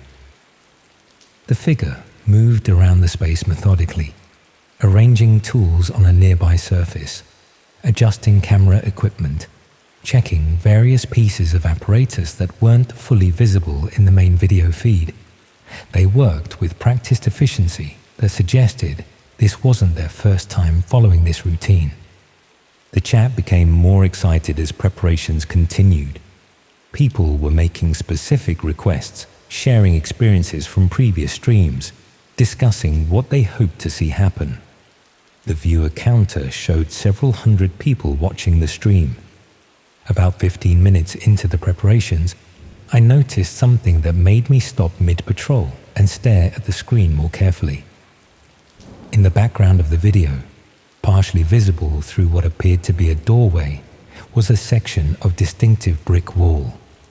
Not the concrete walls of the main room, but older-looking brickwork with a particular pattern and color that seemed familiar. I recognized that brickwork because I'd been looking at it every weekend for the past 6 months. It was identical to the external walls of the office complex where I worked security. A building that had been constructed in the 1960s with a specific type of brick that wasn't common in modern construction, which meant this stream was being broadcast from somewhere very close to where I was sitting. I left the reception desk and did a more thorough patrol of the building than usual, paying particular attention to areas I normally just walked past quickly. The office complex consisted of 3 connected buildings around a central courtyard, with various storage areas, maintenance rooms, and basement spaces that I rarely had reason to visit. In the basement of the oldest building, I found a door that was usually locked but was now slightly ajar. Beyond it was a staircase leading to a sub-basement level that I'd never explored, assuming it was just additional storage or building services. The staircase led to a corridor with several rooms branching off it. Most were filled with old office furniture and equipment, but one door was closed and had light visible around the edges. I should have called the police immediately, should have gone back upstairs and reported what I'd discovered to the authorities. Instead, I found myself approaching the door to confirm what I already suspected I'd find. Through a gap in the door frame, I could see the same concrete-walled room I'd been watching on the stream. The same harsh lighting, the same metal table, the same figure in the hoodie making final preparations for whatever they were planning to do, and the same man strapped to the table, who I now realized was in the basement of the building where I was supposed to be providing security. The live stream I'd been watching was happening directly below me, being broadcast to hundreds of viewers who had no idea they were watching events unfold in a Nottingham office complex. I backed away from the door and made it halfway up the stairs before I heard footsteps in the corridor behind me. Someone had heard me moving around and was coming to investigate. I reached the main basement level and tried to make it look like I was conducting a routine security check, but I could hear the person from the sub-basement following me up the stairs. When I turned around, it was the figure from the stream, still wearing the same hoodie, but now I could see their face clearly. Someone who looked completely ordinary. Could have been anyone you might pass on the street without giving them a second glance. They asked what I was doing in the basement, and I explained that I was the security guard conducting routine patrols. they seemed to accept this explanation, mentioning that they were doing some maintenance work downstairs and apologizing if they'd left any doors unlocked. The conversation was perfectly polite and normal, except for the context of what I knew they'd been preparing to do in that concrete room. They walked back towards the sub-basement, and I continued my patrol as if nothing had happened. But I could hear them moving around downstairs, and I knew that whatever had been planned for the live stream was either being postponed or relocated. I finished my shift and left the building at the normal time, but I couldn't stop thinking about what I'd discovered. Someone was using the office complex to create Red Room content, broadcasting real violence to paying audiences, and I was the only person who knew about it. The logical action was to contact the police with what I'd witnessed, but explaining how I discovered it would require admitting to accessing illegal content online, and I wasn't sure they'd believe such a bizarre story anyway. More importantly, I was worried about what might happen if the people running the operation realized I knew about their activities. They'd seen me in the building, knew I worked there regularly, could easily find out my personal details from the security company records. Over the next few days, I researched whether there had been any missing person reports that might correspond to the man I'd seen in the stream. But without knowing when he'd been taken or where from, it was impossible to identify any specific cases. I also started paying more attention to the other people who had access to the office complex: maintenance staff, cleaning crews, building management personnel, anyone who might have keys to areas that weren't normally accessible to security guards. The building management company had records of various contractors who'd worked in the basement areas over the past year. Electrical upgrades, plumbing repairs, installation of additional cabling for internet infrastructure. Any of these projects could have provided cover for someone to set up equipment in the sub-basement without attracting attention. One contractor particularly caught my interest, a small company that had done extensive electrical work throughout the basement levels, installing new power circuits and data connections, the sort of infrastructure improvements that would be necessary for running high-bandwidth streaming equipment. I looked up the company online and found that it was registered to an address that didn't seem to exist. The phone number went to voicemail. The website looked professional, but contained no useful contact information, and there were no customer reviews or business listings that suggested genuine trading activity, which meant either the company was a front for illegal activities, or someone had used fake credentials to gain access to the building for legitimate work that had nothing to do with the Red Rooms.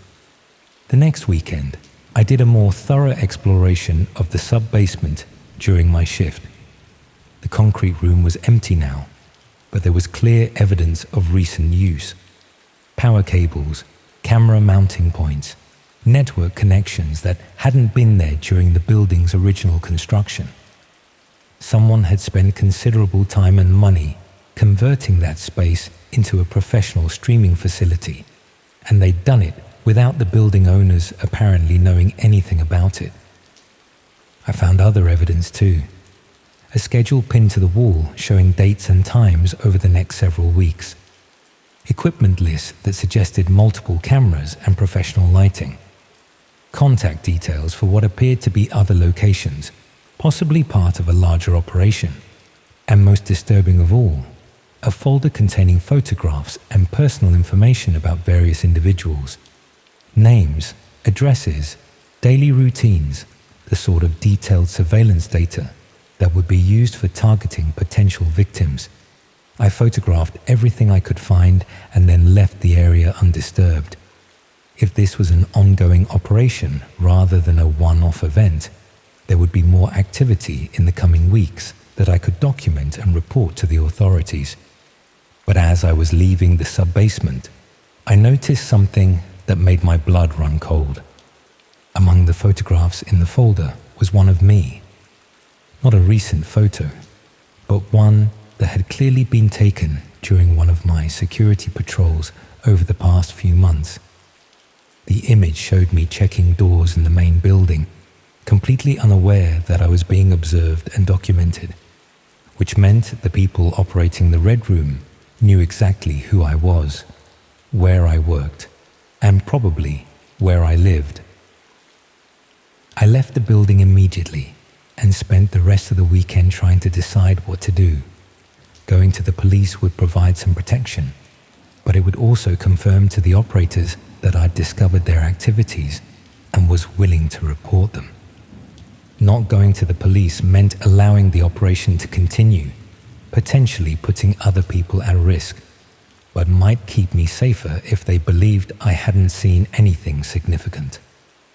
In the end, I called in sick on Monday and sent an anonymous tip to the police about suspicious activity in the office complex basement. I provided enough details to justify a thorough search without revealing how I'd obtained the information. The next day, local news reported that police had discovered what they described as sophisticated criminal operation in a Nottingham office building. 3 people were arrested and various equipment was seized, but no details were provided about what exactly had been found. I never went back to that security job. Told the company I'd found other employment and needed to finish immediately. They weren't particularly bothered. Part-time security guards are easy to replace. But I still think about that concrete room and the casual way the person in the hoodie had spoken to me after I'd interrupted their preparations. How ordinary they'd seemed, despite what they were planning to do. And I think about that photograph of me in the folder, and whether there might be other security guards or maintenance workers in other buildings who've stumbled across similar operations without realizing what they'd found.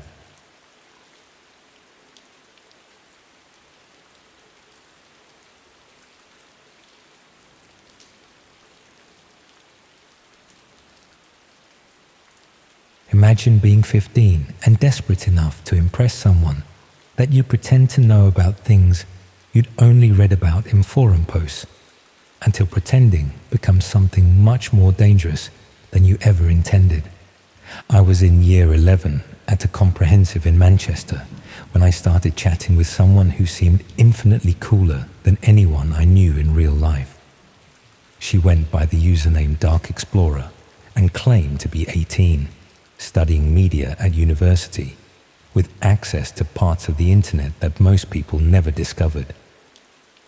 We'd met in a forum dedicated to discussing banned films and censored content, where she posted detailed reviews of documentaries and footage that had been pulled from mainstream platforms. Her knowledge seemed encyclopedic.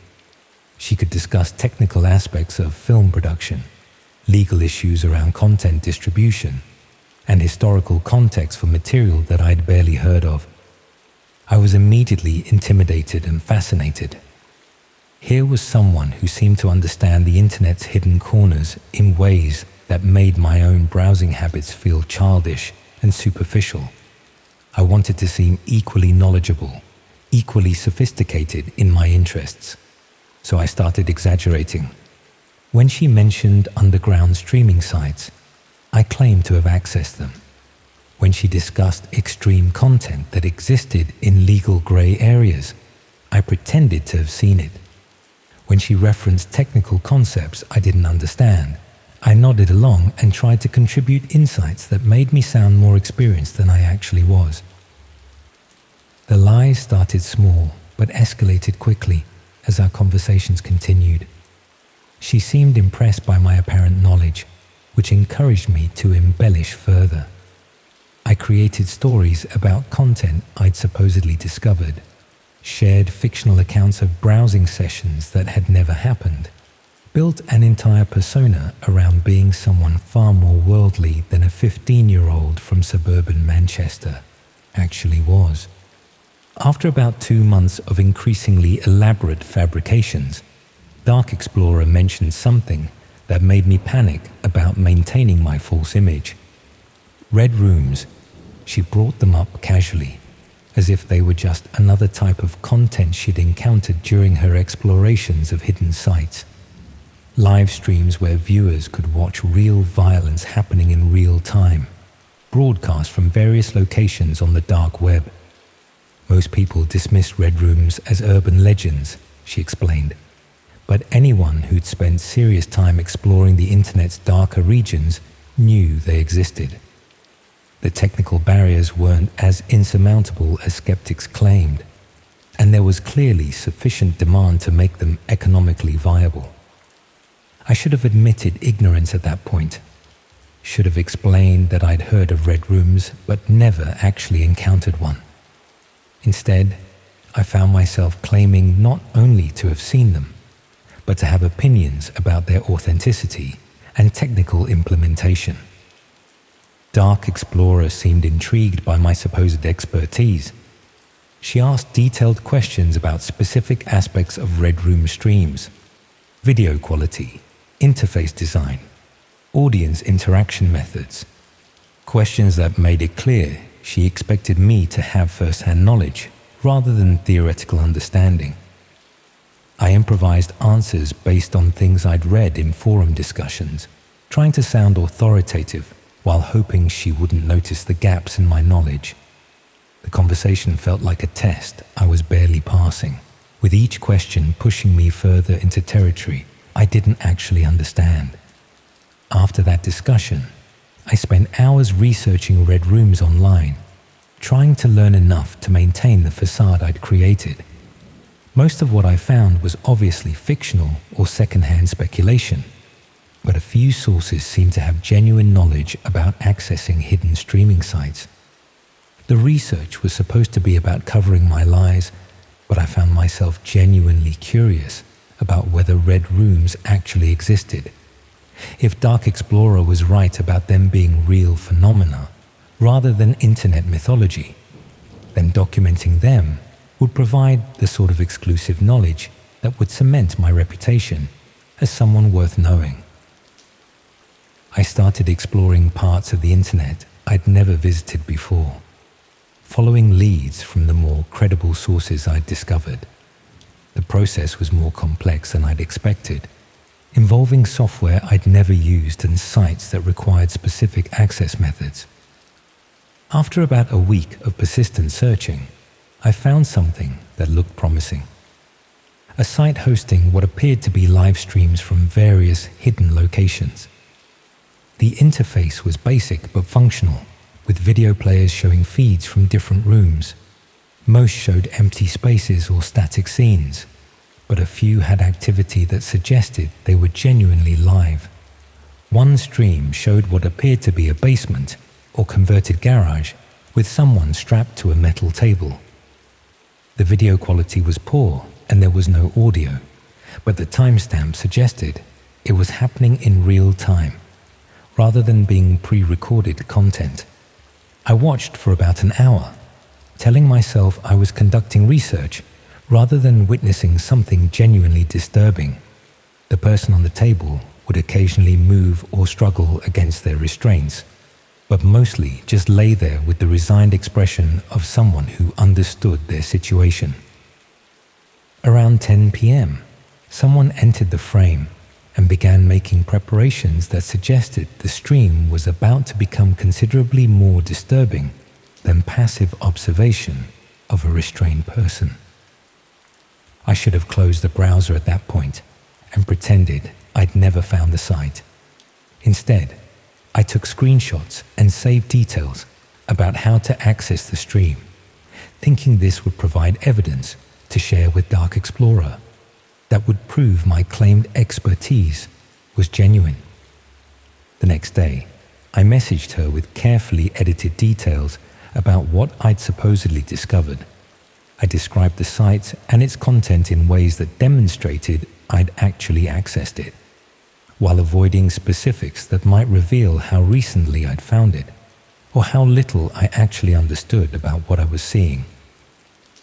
Dark Explorer seemed impressed but also concerned. She pointed out that witnessing real violence, even passively through online streams, could have legal implications that I might not have considered. She suggested I be more careful about what I accessed and how I documented it. Her concern felt genuine in ways that made me realize she might actually care about my well-being, rather than just being impressed by my supposed knowledge. For the first time since we'd started chatting, I considered telling her the truth about how inexperienced I actually was, but I was too invested in the persona I'd created to back down now. Instead, I assured her that I was being careful and knew what I was doing, while privately resolving to be more cautious about what I accessed online. Except I kept going back to the streaming site. Not because I enjoyed watching disturbing content, but because I'd become fascinated by the technical aspects of how it functioned. The site seemed to host multiple streams from different locations, suggesting either a single person with access to various properties or multiple people contributing content to a shared platform. The streams I'd initially found were replaced by new ones every few days, always showing different rooms and different victims. The production quality varied considerably, from professional setups with multiple camera angles to amateur recordings from single static positions. What disturbed me most wasn't the violence itself, but the mundane details that suggested these streams were being produced locally rather than in distant countries. Background sounds that seemed typically British, architectural details that looked familiar, even glimpses of packaging or signage that suggested UK origins. The possibility that red rooms were being produced somewhere near Manchester, rather than in abstract foreign locations, made everything feel more immediate and dangerous. These weren't distant criminals operating in places I'd never visit. They could be people who lived in my area, used the same shops, traveled the same roads. I started paying attention to local news reports, looking for missing person cases that might correspond to victims I'd seen in streams. Without clear physical descriptions or specific dates, it was impossible to make definitive connections, but there seemed to be more unexplained disappearances than you'd normally expect. One case particularly bothered me because the missing person was around my own age, a 16-year-old who'd been reported missing about 2 months earlier after failing to return home from college. The circumstances were unusual because there had been no obvious reason for them to disappear voluntarily. I researched the case more thoroughly and found that the missing person had lived in an area of Manchester I was familiar with. They disappeared while walking home along a route that passed through several areas where someone could be intercepted without witnesses. The possibility that someone my own age from my own city might have become a victim in the streams I'd been watching made everything feel personal in ways I hadn't expected. This wasn't just about impressing someone online or maintaining a false persona. It was about real people suffering for reasons I didn't understand. I considered reporting what I'd discovered to the police, but I knew how that conversation would sound.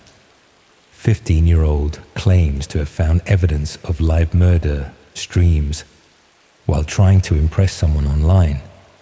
They'd probably assume I was making up stories for attention. More importantly, I was worried about what might happen if the people behind the streams discovered that someone had identified their activities. I'd been accessing their content for weeks, potentially leaving digital traces that could be used to identify me. Dark Explorer had mentioned that serious exploration of hidden sites required understanding how to protect your identity and location from people who might not appreciate unwanted attention. Knowledge I clearly didn't possess, despite claiming to be experienced with this type of browsing. I decided to be more honest with her about my actual level of expertise, hoping she might provide guidance about staying safe online while continuing to access unusual content. But when I tried to message her, I discovered that her account had been deleted. Not just inactive or abandoned, but completely removed from the forum where we'd met. Her previous posts were gone. Her username was available for new registration, and there was no indication that Dark Explorer had ever existed. I checked other platforms where we'd occasionally communicated, but found the same thing. Every trace of our conversations had been eliminated, as if someone had systematically removed all evidence of our interaction. The sudden disappearance felt ominous in ways I couldn't quite articulate. Either Dark Explorer had decided to completely reinvent her online identity for reasons I didn't understand, or something had happened that required eliminating her digital presence entirely. I stopped accessing the streaming site after that, telling myself I'd learned enough to satisfy my curiosity and prove my claimed expertise to myself, if not to anyone else. But I couldn't shake the feeling that I'd gotten involved in something more serious than I'd initially understood. Over the next few weeks, I noticed small things that individually meant nothing but collectively made me uncomfortable. Post delivered later than usual. Items in my room that seemed to have been moved slightly. Sounds outside my bedroom window that could have been coincidence, but felt like surveillance. The sort of details that could easily be imagination or paranoia, but which felt more significant in the context of my growing concern that I'd attracted unwanted attention through my online activities. One evening, I found an envelope that had been slipped under my bedroom door while I was downstairs having dinner with my parents. Inside was a single photograph that made my hands shake as I looked at it. The photograph showed me walking to college, taken from a concealed position that suggested professional surveillance rather than casual observation. Someone had been watching me closely enough to document my daily routine without me noticing anything unusual. On the back of the photograph was a handwritten message that made it clear this wasn't a random incident. Stop pretending. No signature, no explanation. Just those two words that referenced the fundamental dishonesty that had led me into this situation.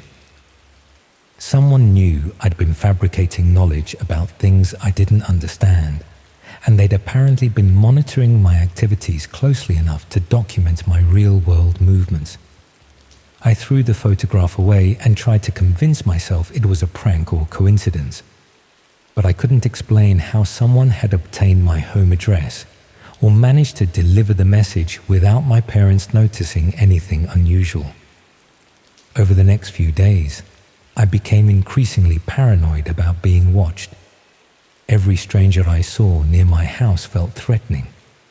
Every unexpected sound made me check the windows and doors. But nothing obvious happened. No more photographs, no threatening phone calls, no signs that anyone was following me or monitoring my activities.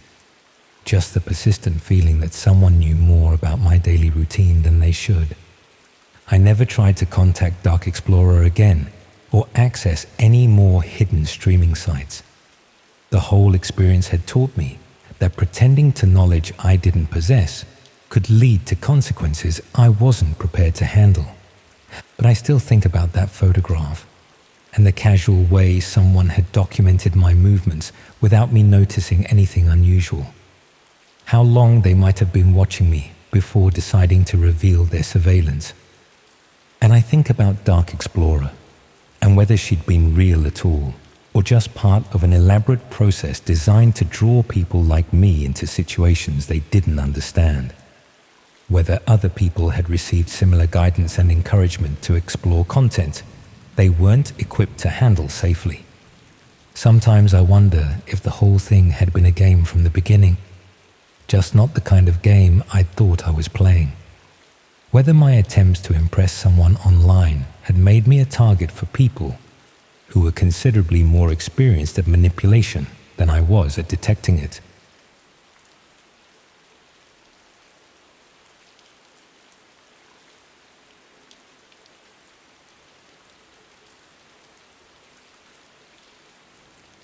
Late-night browsing has a way of making everything feel less real. especially when you're stuck indoors with nothing but painkillers and time to kill. I'd been laid up for about 3 weeks after having my appendix out. One of those emergency surgeries that goes from feeling fine in the morning to being wheeled into theatre by evening.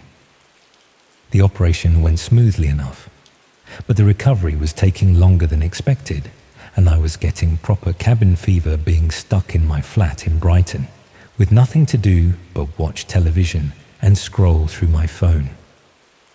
The first week was bearable.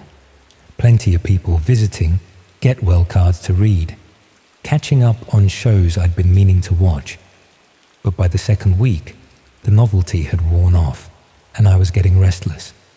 My sick pay was covering the basics, but there wasn't much money for entertainment, so I was spending more time online than usual just to have something to occupy my mind. It started with the usual social media time wasting, then moved to forums and discussion boards I'd never bothered exploring before. True crime communities, conspiracy theory groups, places where people shared unusual content that you wouldn't find on mainstream platforms. Nothing particularly extreme initially, just the sort of rabbit holes you fall down when you've got too much time and not enough to do. One forum I discovered was dedicated to investigating internet mysteries and urban legends. The participants took a scientific approach to debunking hoaxes and documenting genuine phenomena, treating it like collaborative research rather than entertainment. They had ongoing investigations into everything from viral videos to disappeared websites. That's where I first encountered detailed discussions about red rooms. The basic concept was straightforward enough. Live streams supposedly hidden on the dark web where viewers could watch real violence and murder happening in real time. Most participants dismissed them as technically unfeasible and economically unviable, but a few claim to have encountered evidence suggesting they might actually exist. The discussions were more academic than sensational. People analyzed the technical requirements for hosting live violent content, discussed the legal and practical barriers to maintaining such operations, debated whether the demand was sufficient to justify the risks involved. What made me pay attention was how knowledgeable some participants seemed about the hidden parts of the internet. They discussed hosting infrastructure and content distribution with the sort of expertise that suggested real familiarity rather than theoretical speculation. One participant, who went by Document Keeper, claimed to have archived material from what appeared to be genuine Red Room streams. He was cautious about sharing details, requiring people to demonstrate serious research interest rather than morbid curiosity before he'd provide access to his collection.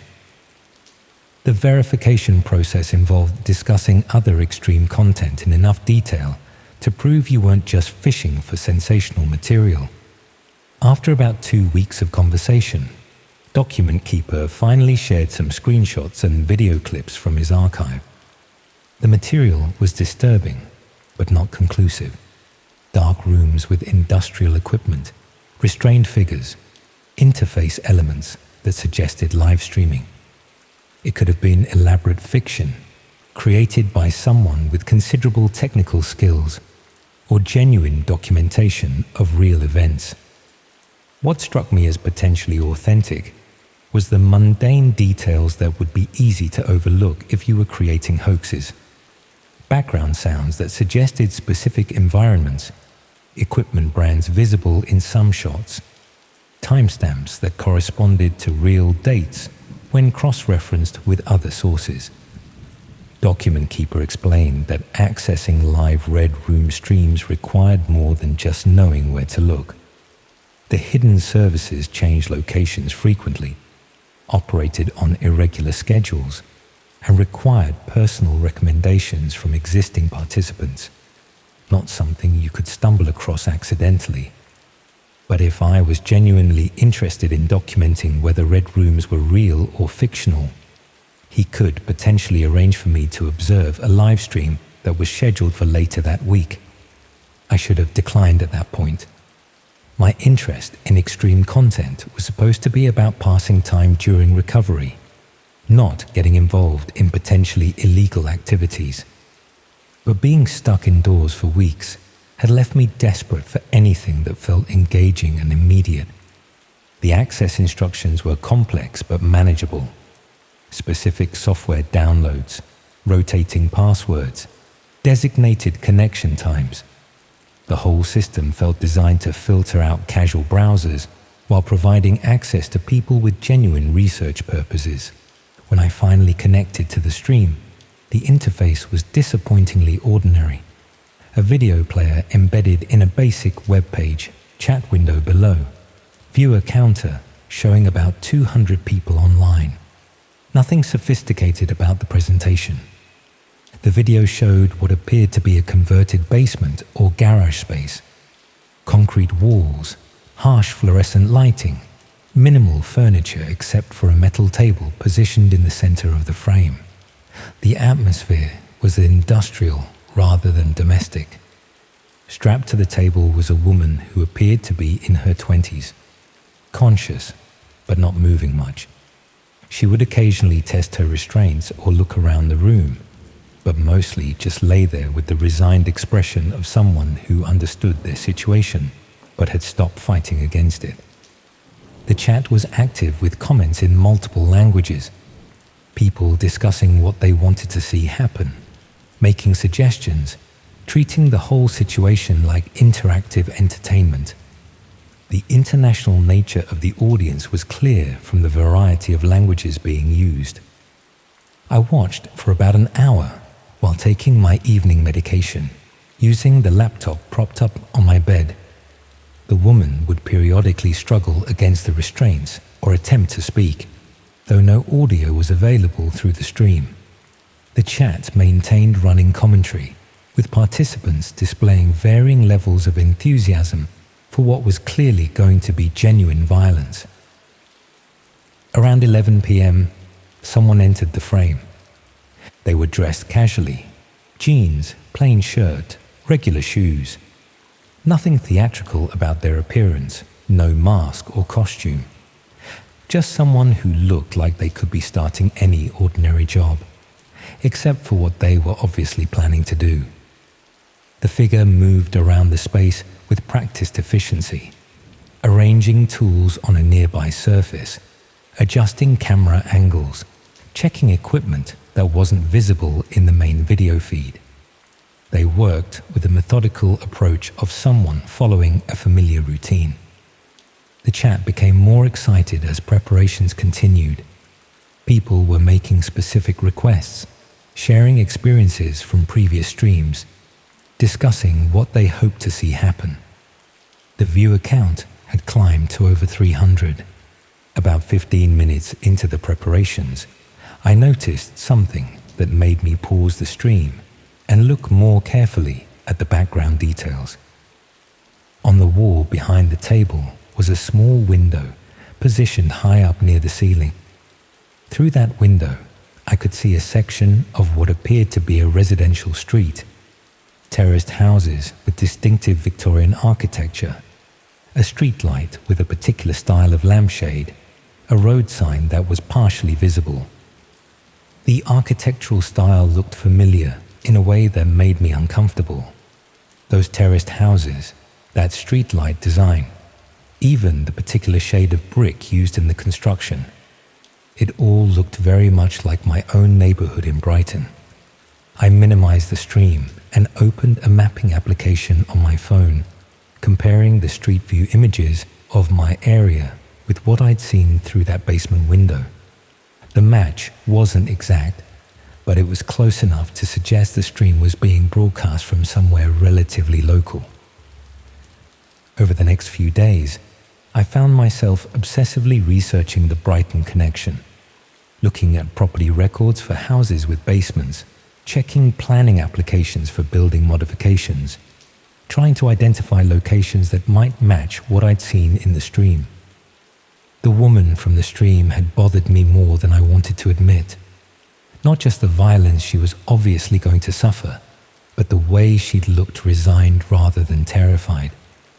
as if she understood exactly what was going to happen and had given up trying to prevent it.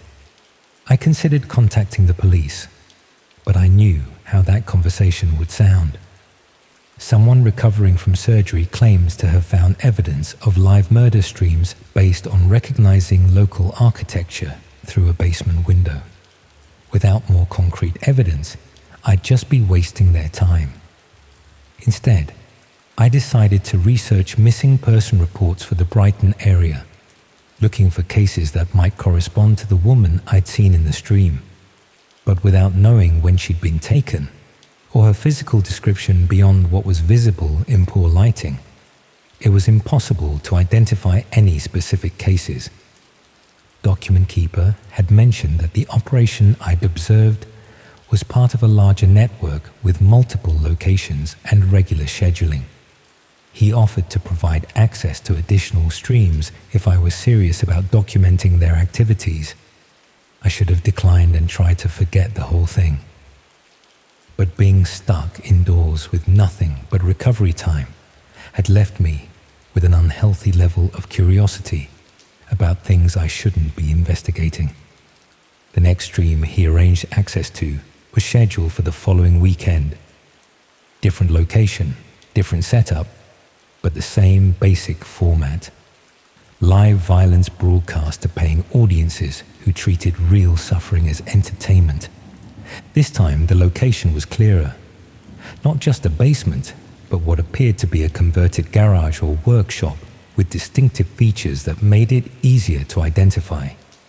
Industrial shelving along one wall, a particular type of concrete flooring, electrical installations that looked like commercial rather than residential work. And most importantly, a calendar on the wall from a local business in Hove. I recognized the business name because I'd used their services about 6 months earlier when I'd needed some electrical work done in my flat. A small company that specialized in domestic and light commercial installations, the sort of local tradesman you'd find through recommendations rather than online advertising. The calendar was current year but showed several months ago, suggesting the location had been in use for an extended period, rather than being set up specifically for streaming. Someone had been operating from this converted garage for at least several months. I spent the rest of the weekend researching the electrical company and their previous customers. Their website showed they'd worked on various residential and commercial properties throughout Brighton and Hove, including several garage conversions and workshop installations. One project particularly caught my attention, a garage conversion in Hove that had been completed about 8 months earlier, transforming a standard residential garage into what was described as a home workshop. The sort of project that would require extensive electrical work and might provide cover for installing equipment that wasn't related to traditional workshop activities. The property was registered to someone whose name didn't appear in any obvious online searches. No social media profiles, no business listings, no public records beyond the basic property ownership information. Either someone who was extremely private or someone who was deliberately maintaining a low profile. I decided to take a walk past the property, using my recovery as an excuse to get some gentle exercise outside the flat.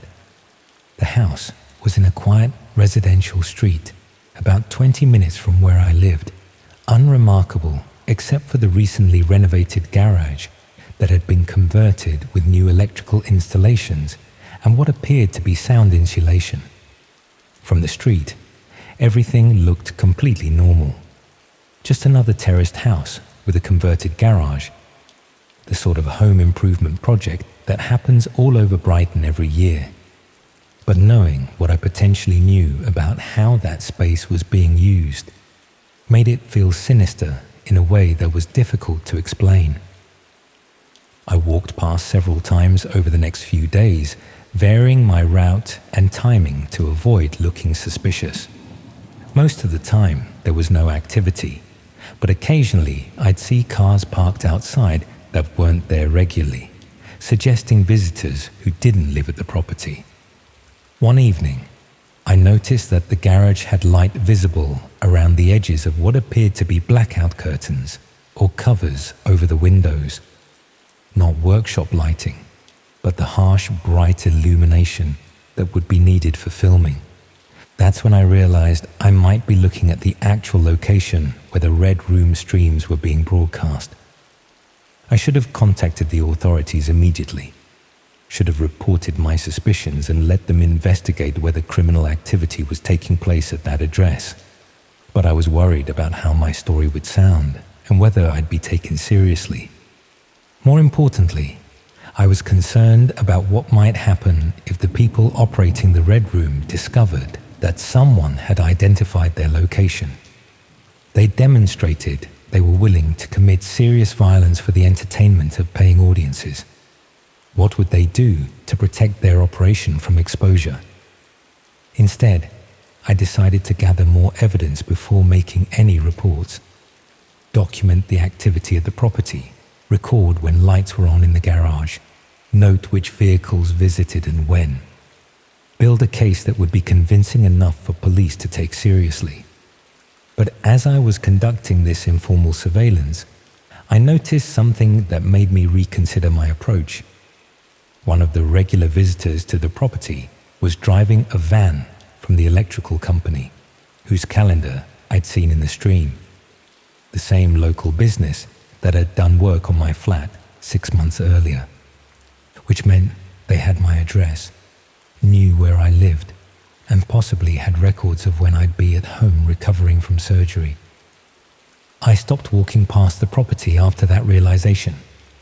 If the electrical company was involved in the Red Room operation, then they potentially knew I was taking an unusual interest in one of their clients' properties, and they had access to personal information that would make it easy to find me. The next day, I received a get well card in the post. Nothing unusual about that. People had been sending cards throughout my recovery. But this one was different. No return address, generic message inside, and a photograph tucked behind the card. The photograph showed me walking past the house in Hove. Not a casual snapshot, but a deliberate surveillance image taken with a proper camera from a concealed position. Someone had been watching me watching them, documenting my interest in their property. On the back of the photograph was a handwritten note with just a few words that made it clear this wasn't a friendly gesture.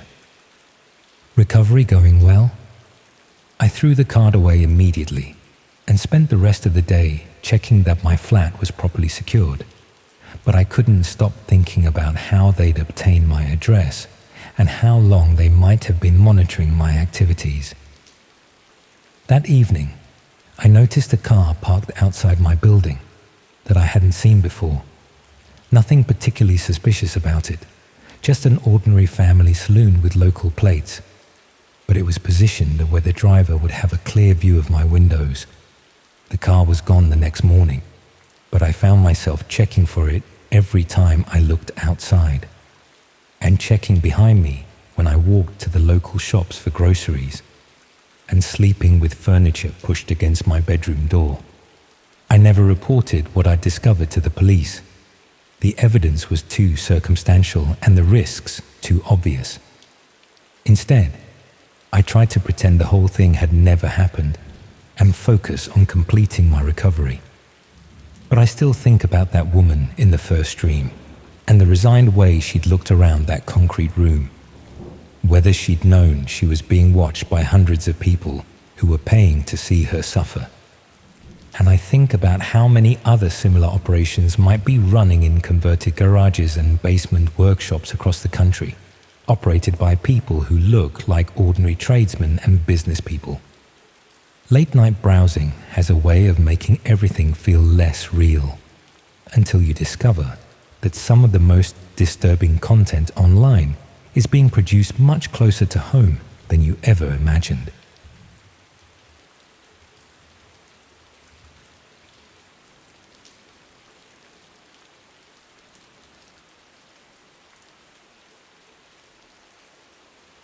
Carrying around a burner phone becomes normal quicker than you'd expect. One of those cheap pay-as-you-go things, always switched off, always with a fresh sim, always ready to be thrown in a bin if something doesn't feel right. It's the sort of routine that only makes sense after 8 months of work you'd rather pretend didn't happen. Blackpool's where the running has paused for now. A seafront hotel with stale damp in the walls and a receptionist who looks the other way when you pay in cash. The job that led to all this started out harmless enough. Writing dating profiles for people who needed help presenting themselves. Then the redundancy hit, and the clients who found me afterwards were looking for something very different. I'd been writing dating profiles professionally for about 7 years before the redundancy. It wasn't what I'd imagined doing with an English degree, but the work was steadier than I'd expected and paid better than most freelance writing.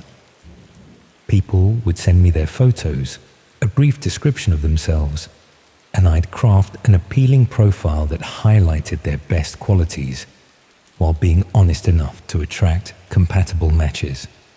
The company I worked for specialized in helping people who struggled with self-presentation, usually professionals who were too busy for the trial and error process of online dating, or people who just weren't confident about selling themselves in writing. It was surprisingly rewarding work. I'd received messages from clients who'd found partners through profiles I'd written, thanking me for helping them present themselves authentically. When the company restructured and let most of the writing team go, I tried finding similar work with their competitors, but the market was saturated, and most companies were moving toward automated profile generation rather than human writers. I was 41 years old with a very specific skill set that was being made obsolete by software that could churn out adequate profiles in seconds. After a few months of unsuccessful applications, I started offering freelance profile writing services through various websites.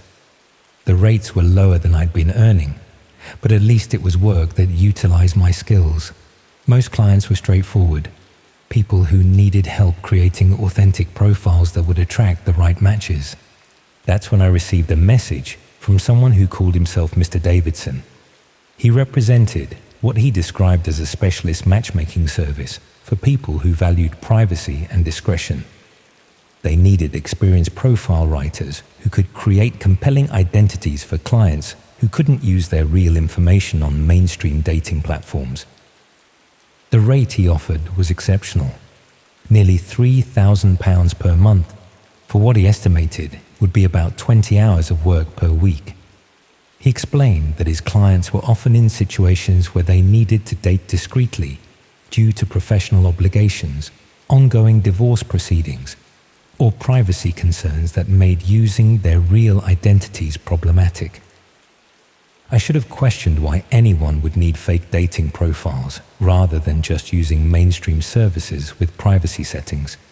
Should have wondered what kind of matchmaking service required creating false identities. But Mr. Davidson presented it as serving a legitimate market of people who had valid reasons for protecting their privacy. The first assignment seemed innocuous enough.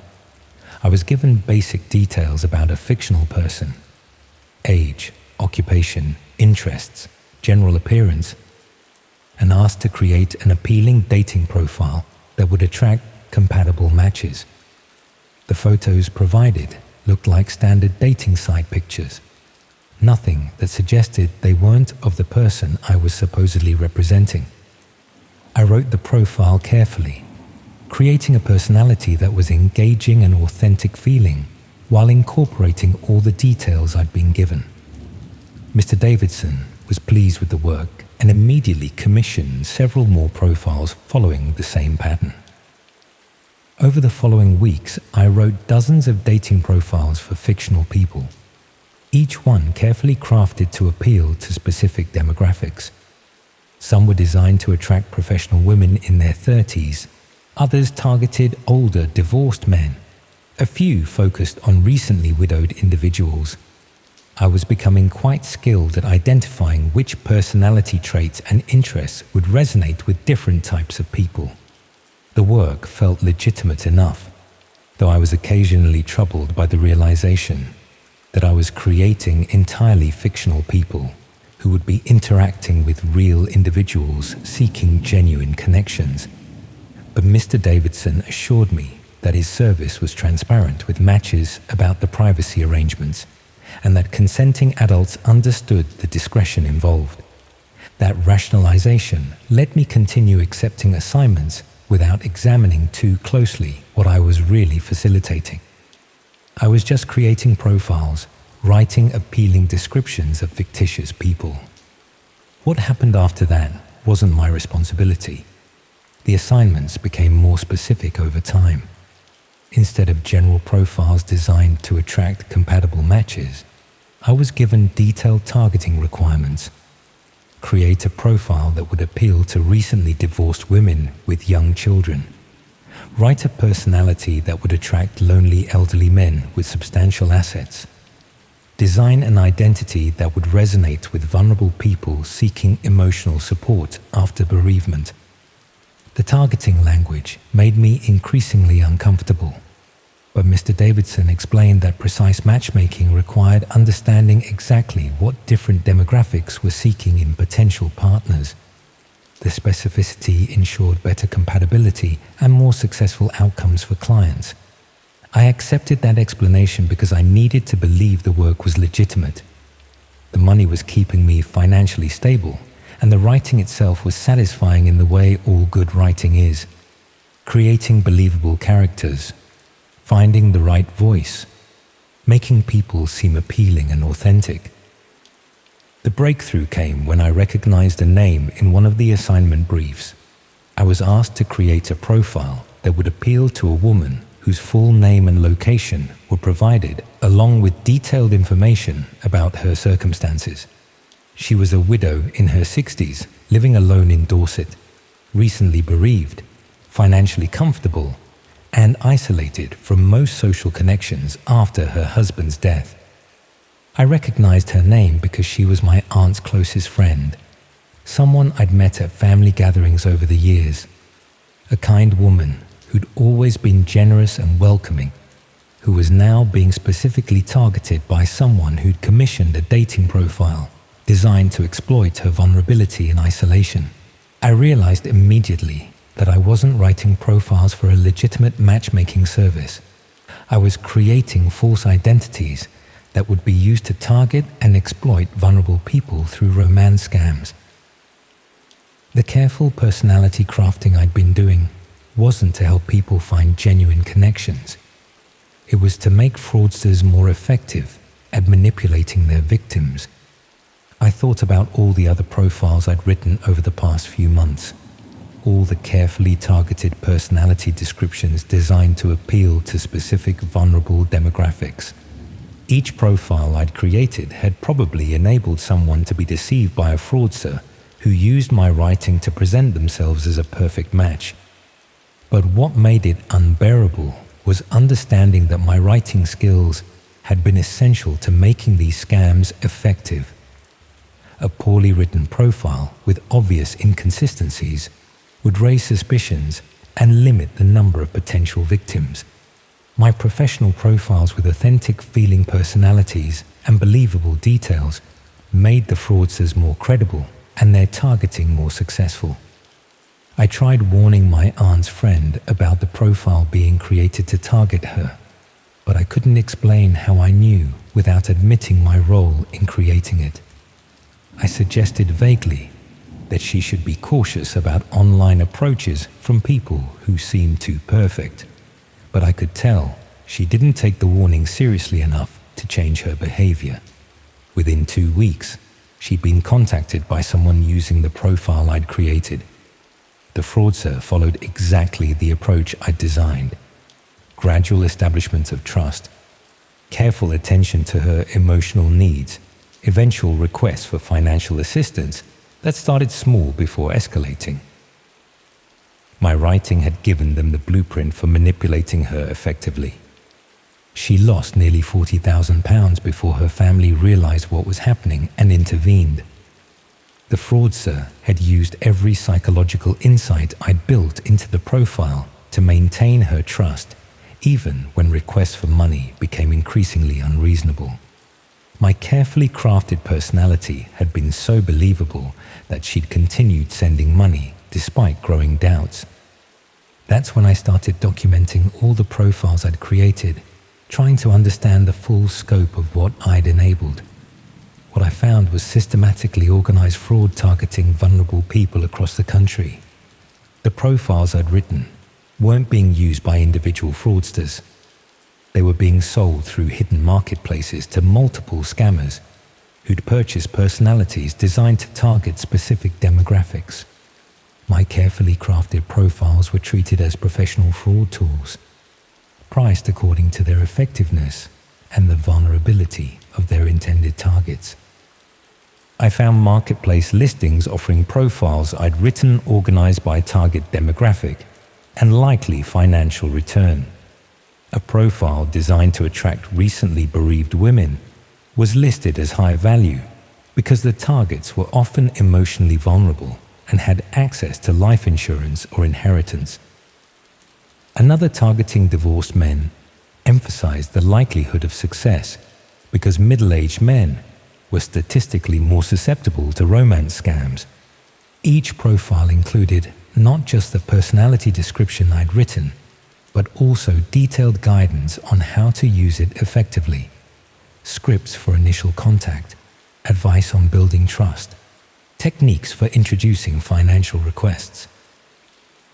My writing had been incorporated into comprehensive fraud packages that enabled even inexperienced scammers to target vulnerable people effectively. Some profiles I recognized had been used in dozens of different scams simultaneously. The same carefully crafted personality I'd created would be deployed by multiple fraudsters targeting different victims in different regions. My writing had been industrialized, turned into a template that enabled systematic exploitation of vulnerable people. But what disturbed me most was discovering profiles designed to target specific individuals, not general demographics, but actual named people whose circumstances had been researched in detail, with profiles custom written to exploit their particular vulnerabilities. These weren't opportunistic scams hoping to find vulnerable targets. They were precisely planned operations targeting people who'd been identified as especially susceptible. I found requests for profiles targeting recently widowed women whose husbands had died in specific circumstances, profiles designed to appeal to men dealing with particular health conditions, even profiles aimed at exploiting people recovering from addiction or mental health crises. Each one was commissioned with detailed intelligence about the target's vulnerabilities and designed to present the perfect personality to exploit those specific weaknesses. My aunt's friend had been one of these targeted individuals. Someone had researched her circumstances, identified her vulnerability, and commissioned a profile specifically designed to exploit her isolation and grief. The profile I'd written had been custom built to manipulate her, using everything I knew about writing convincing characters to create the perfect fraudulent shooter. The realization that I'd enabled systematic targeting of vulnerable people was devastating. But what made it unbearable was understanding how effective my writing had been. The profiles worked precisely because they were well written, because I'd applied genuine creative skill to making fraudulent identities seem authentic and appealing. I tried contacting the police about what I'd discovered, but explaining my role without admitting extensive complicity proved impossible. I'd been writing fraud profiles for months. Accepting substantial payment for work I should have recognized wasn't legitimate. The profiles I'd created had enabled serious financial and emotional harm to real people. The officer I spoke to was professional but frank. I'd knowingly created tools for systematic fraud, providing professional writing services that enabled criminals to exploit vulnerable people. Cooperation might be valuable for their investigation, but I shouldn't expect immunity from prosecution for my role in facilitating romance scams. I was advised to stop writing profiles immediately and refuse further contact with Mr. Davidson. But he'd already anticipated that possibility. I started receiving messages reminding me of the detailed records they had of my profile writing, documentation that showed my professional involvement in creating fraud tools that had enabled substantial harm. The messages emphasized that writers who cause problems would face both legal consequences and more immediate difficulties. They had my details, knew my circumstances, had already demonstrated they could research people thoroughly enough to enable targeted fraud. If I caused trouble, they'd ensure authorities understood my active role in systematic exploitation of vulnerable people. Then I found my own dating profile posted in the marketplace. Not one I'd written, but one someone else had created following exactly the techniques I'd established. It was designed to target men with my specific demographics and vulnerabilities, using the same psychological insights I'd been applying to profiles for months.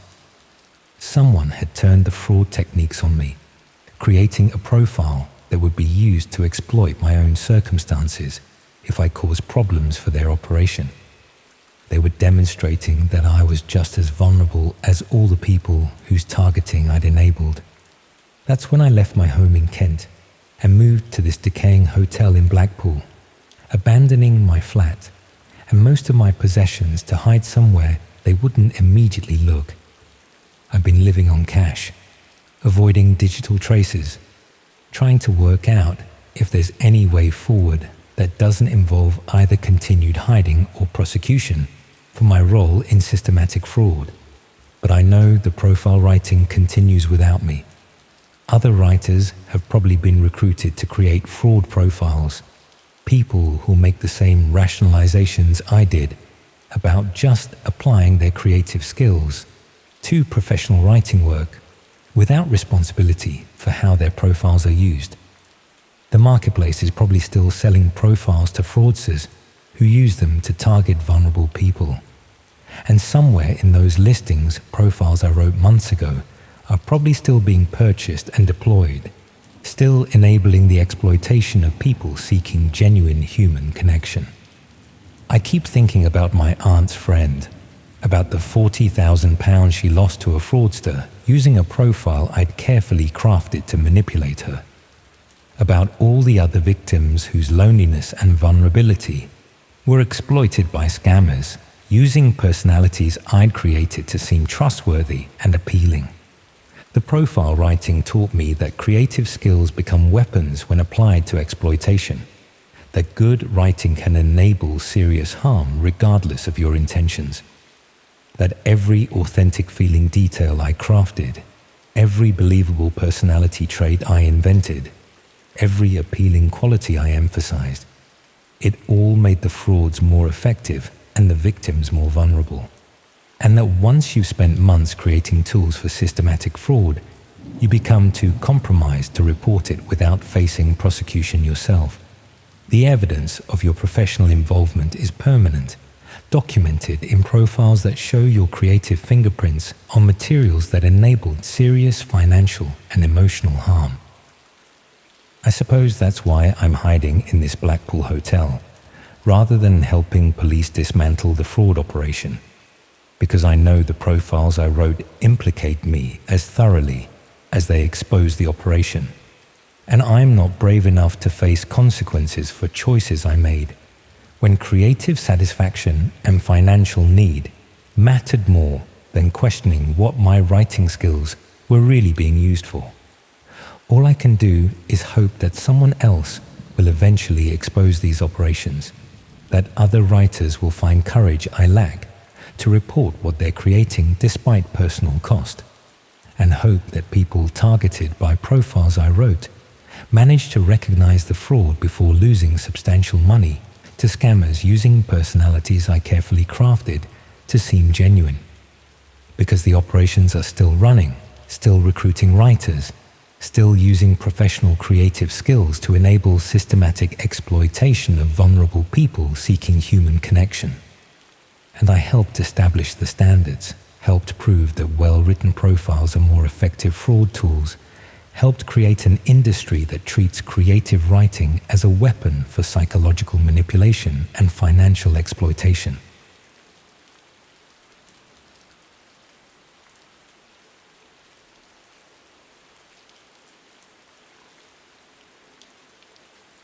Have you ever wondered what happens to the parts of yourself you lose in war? Not the obvious bits, the limbs, the hearing, the scars you can see in the mirror. I'm talking about the invisible pieces, the ability to sleep through the night without checking the locks 3 times, the capacity to sit in a restaurant without your back to the wall, the simple faith that most people are fundamentally decent. Those are the parts that don't grow back, no matter how many therapy sessions the doctors threw at you. I came back from Afghanistan in late 2018, medically discharged after an IED took out half my patrol and left me with a collection of metal fragments in my left leg and a head full of memories I couldn't switch off. The physical therapy was straightforward enough. Learn to walk properly again, build up the strength, adapt to the new limitations. The mental side was trickier. The flat they set me up with in Aldershot was decent enough. Ground floor, which suited the leg, and quiet neighbours who minded their own business. The occupational therapist had been very pleased with herself when she'd arranged it. Close to the base for support, she'd said, but far enough away to feel civilian. What she hadn't mentioned was how the silence would press against your ears at night, or how every settling beam and creaking pipe would send your heart racing. Sleep became something that happened to other people. I'd lie there listening to the world outside my window. The occasional car, a fox in the bins, the milk float doing its rounds at 4:30. Sometimes I'd doze off around dawn, only to wake up an hour later feeling worse than when I'd gone to bed. That's how I discovered the internet had a whole world that came alive when the rest of Britain was asleep. Forums for insomniacs, chat rooms for shift workers, communities of people who existed in the margins of normal daylight hours. I wasn't looking for anything specific, just human contact that didn't require explaining why I was awake at 3 in the morning or why crowds made me nervous. The transition from regular internet to the darker corners happened gradually. Someone in an insomnia forum mentioned privacy tools, ways to browse without leaving digital footprints. Given my background, the concept of operational security appealed to me.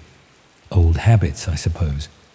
In the army, you learn to cover your tracks, to move without being seen, to gather intelligence without revealing your position.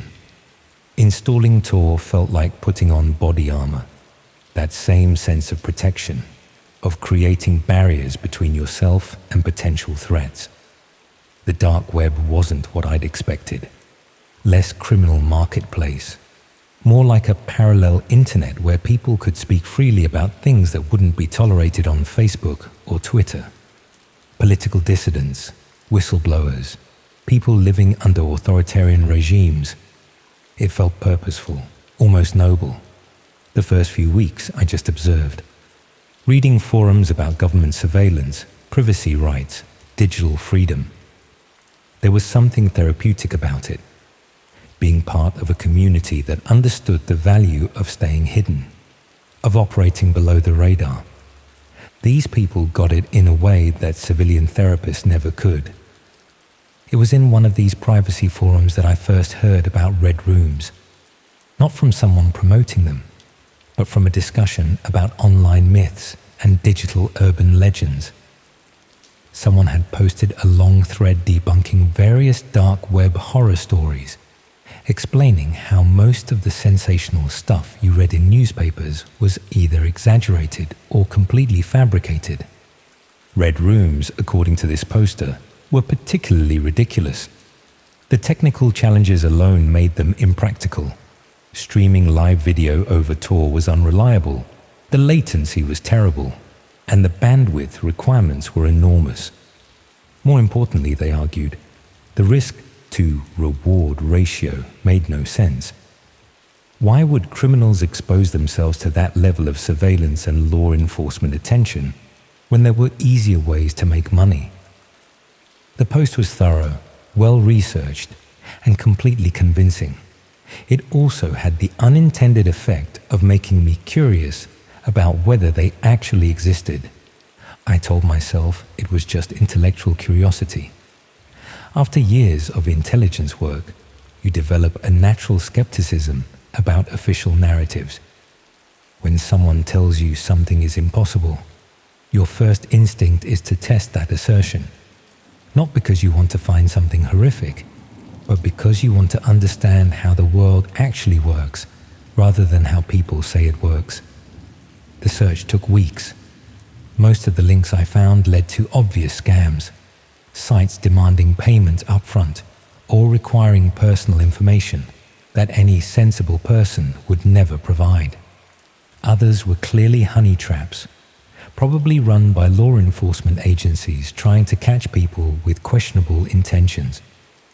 But occasionally, buried deep in technical discussions or hidden in the metadata of seemingly unrelated files, I'd find references that seemed more genuine. The breakthrough came from an unexpected source. I'd been helping out at a veteran support group, not talking, just making tea and setting up chairs, when I overheard a conversation between two ex-Signals operators about online payment systems. They were discussing the profit margins on different digital services, and one of them mentioned that the real money wasn't in legitimate businesses, but in providing services that people couldn't get through normal channels.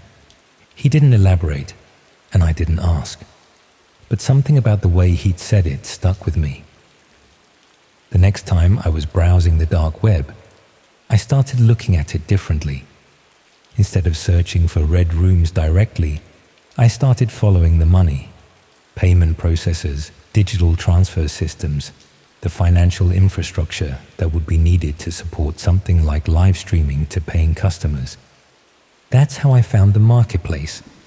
It was hidden several layers deep, accessible only through a series of referral links that changed daily. The front page looked like any other dark web market. Drugs, fake documents, stolen credit card details. But there was a section marked Premium Services that required additional verification to access. The verification process was more thorough than anything I'd encountered. Not just prepayment through untraceable methods, but proof of identity that had to be cross-referenced against previous purchases, references from existing members, even a brief interview conducted through encrypted chat to confirm you weren't law enforcement. It took nearly a month to get approved, and by the time I did, I wasn't sure I actually wanted access anymore. But the same compulsion that had carried me through 3 tours in Afghanistan, the need to see a mission through to completion, kept me going. The Premium Services section was smaller than I'd expected. Maybe 30 or 40 listings, mostly for things that were disturbing, but not particularly surprising. Custom pornography, identity theft services, professional harassment campaigns, the sort of services that existed in the grey areas between legal and illegal, catering to people with money and flexible morals. The listings that interested me were at the bottom of the page, in a subcategory marked Live Entertainment. 3 different providers, each offering real-time streaming services with interactive elements. The descriptions were deliberately vague. Authentic experiences, unscripted content, viewer participation opportunities. But the prices gave them away. These weren't webcam shows or adult entertainment. They were charging thousands of pounds for single sessions. I spent another week researching the providers before making contact with one. Their listing claimed to offer documentary-style content featuring real participants in authentic scenarios. The language was careful, designed to provide plausible deniability, while making the actual service clear to interested buyers. The booking process was surprisingly professional. Encrypted email exchanges, detailed technical requirements for viewing, even a customer service representative who walked me through the setup process. They operated like a legitimate business, complete with scheduling systems and technical support. The session was arranged for a Tuesday night at 11:30. I was provided with a unique link and access credentials that would only work during a specific 2-hour window. The technical requirements were extensive: updated browsers, specific security plugins, a reliable internet connection with minimum bandwidth requirements. When the time came, I almost didn't connect. I sat at my laptop for nearly 20 minutes, cursor hovering over the link, trying to decide if I really wanted to see what I was about to see. In the end, it was the same morbid curiosity that had carried me this far. I needed to know if it was real. The stream loaded slowly, buffering every few seconds as the encrypted video fought its way through Tor's layered network. When it finally stabilized, I was looking at what appeared to be a basement or cellar. Concrete walls, a single bare bulb hanging from the ceiling, and a chair positioned in the center of the frame. For the first 10 minutes, nothing happened. Just an empty room with occasionally flickering lighting. As the video quality adjusted, I was beginning to think I'd been scammed when a figure appeared at the edge of the frame. It was a man in his 40s or 50s, wearing coveralls and latex gloves. He moved methodically around the room, checking equipment I couldn't quite see, adjusting the camera angle, preparing for something. His movements were practiced, professional. This wasn't his first time doing whatever he was about to do. A chat window had appeared beside the video player, showing messages from other viewers. There weren't many, maybe 8 or 10 people total, but they were clearly regulars. They talked about previous sessions, compared notes on different providers, discussed technical aspects of the streaming quality like they were reviewing a television program. Then someone else entered the room. She was young, probably early 20s, and clearly confused about where she was or how she'd gotten there. The man in coveralls guided her to the chair with gentle but firm insistence, speaking to her in what appeared to be a calming manner. She kept looking around the room, taking in the concrete walls and bare bulb and camera equipment with growing alarm. The chat exploded with activity.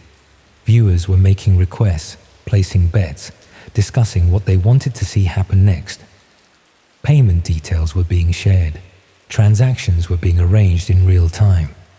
I watched in horrified fascination as what I was witnessing transformed from documentary into auction.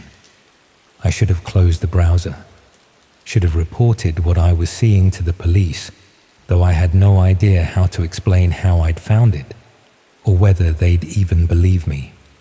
Instead, I found myself paralyzed by the same terrible fascination that had carried me through firefights in Helmand, that state of hyper-awareness where time slows down and you observe everything with crystalline clarity while being unable to act. The man in coveralls began responding to specific requests from the chat. He would pause, read something on a screen I couldn't see, then nod or shake his head. Sometimes he would hold up different tools for the camera, letting the viewers choose which one he should use. It was interactive in the most disturbing way possible. A live-streamed crime where the audience was complicit in every decision. Then something changed. The chat messages stopped, replaced by a single repeated warning from multiple users. Terminate session, terminate session, terminate session. The man in coveralls looked directly at the camera, his expression shifting from professional calm to genuine alarm. He moved quickly to something off screen, and seconds later the video cut out entirely. I stared at a blank screen, showing only a connection error message. When I tried to reload the page, the link was dead. The entire marketplace had vanished, as if it had never existed at all. Over the next few days, I tried to convince myself that what I'd witnessed had been staged. Elaborate theatre designed to part fools from their money. The production quality had been too professional, the interactive elements too seamless.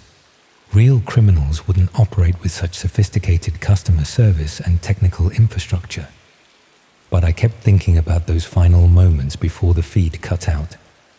The way the man's expression had changed when he'd seen those warning messages. The speed with which everything had shut down. It felt less like a performance ending and more like an emergency evacuation. 3 weeks later, I received a package. It arrived by regular post, addressed to my flat with no return address. Inside was a single photograph, printed on ordinary paper with a home printer. It showed the interior of my living room, taken from the position of my laptop screen. I was visible in the background, sitting at my kitchen table, clearly recognizable despite the low light. On the back of the photograph, someone had written a single line in neat handwriting. "We know what you watched." I called the police immediately, reported the break-in, showed them the photograph, explained about the package. But what could they do? No signs of forced entry, nothing stolen, no way to trace where the photograph had come from. The officer who took my statement was polite, but clearly thought I was either paranoid or making it up. I've changed the logs 3 times since then, installed security cameras, motion sensors, even hired a private investigator to check if anyone had been asking questions about me. Nothing. Whoever had been in my flat had left no trace beyond that single photograph. But sometimes, late at night, when I'm lying awake, listening to the sounds of the building settling around me, I wonder if they ever really left. Because the thing about surveillance is that once you know you're being watched, you never stop feeling those eyes on you. I still get packages occasionally, never more than once a month, always delivered by regular post. Sometimes it's another photograph, my kitchen, my bedroom, the view from my living room window. Once, it was a printout of my medical records from the army. Last month, it was a copy of my therapy notes from the NHS. Each one carries the same message on the back. We know what you watched. I don't know if it's a threat or just a reminder. I don't know if they want something from me, or if they're simply ensuring I remember what I witnessed. But I've learned that some doors, once opened, can never be closed again. The worst part isn't the invasion of privacy, or even the constant feeling of being monitored. It's knowing that somewhere out there, that basement with the concrete walls and single bare bulb might still be operating. That other people might be sitting at their computers right now, watching live streams of things that should never happen, placing bets on human suffering like it's a sporting event. And I'm the only one who knows it's real. At least, I hope I'm the only one.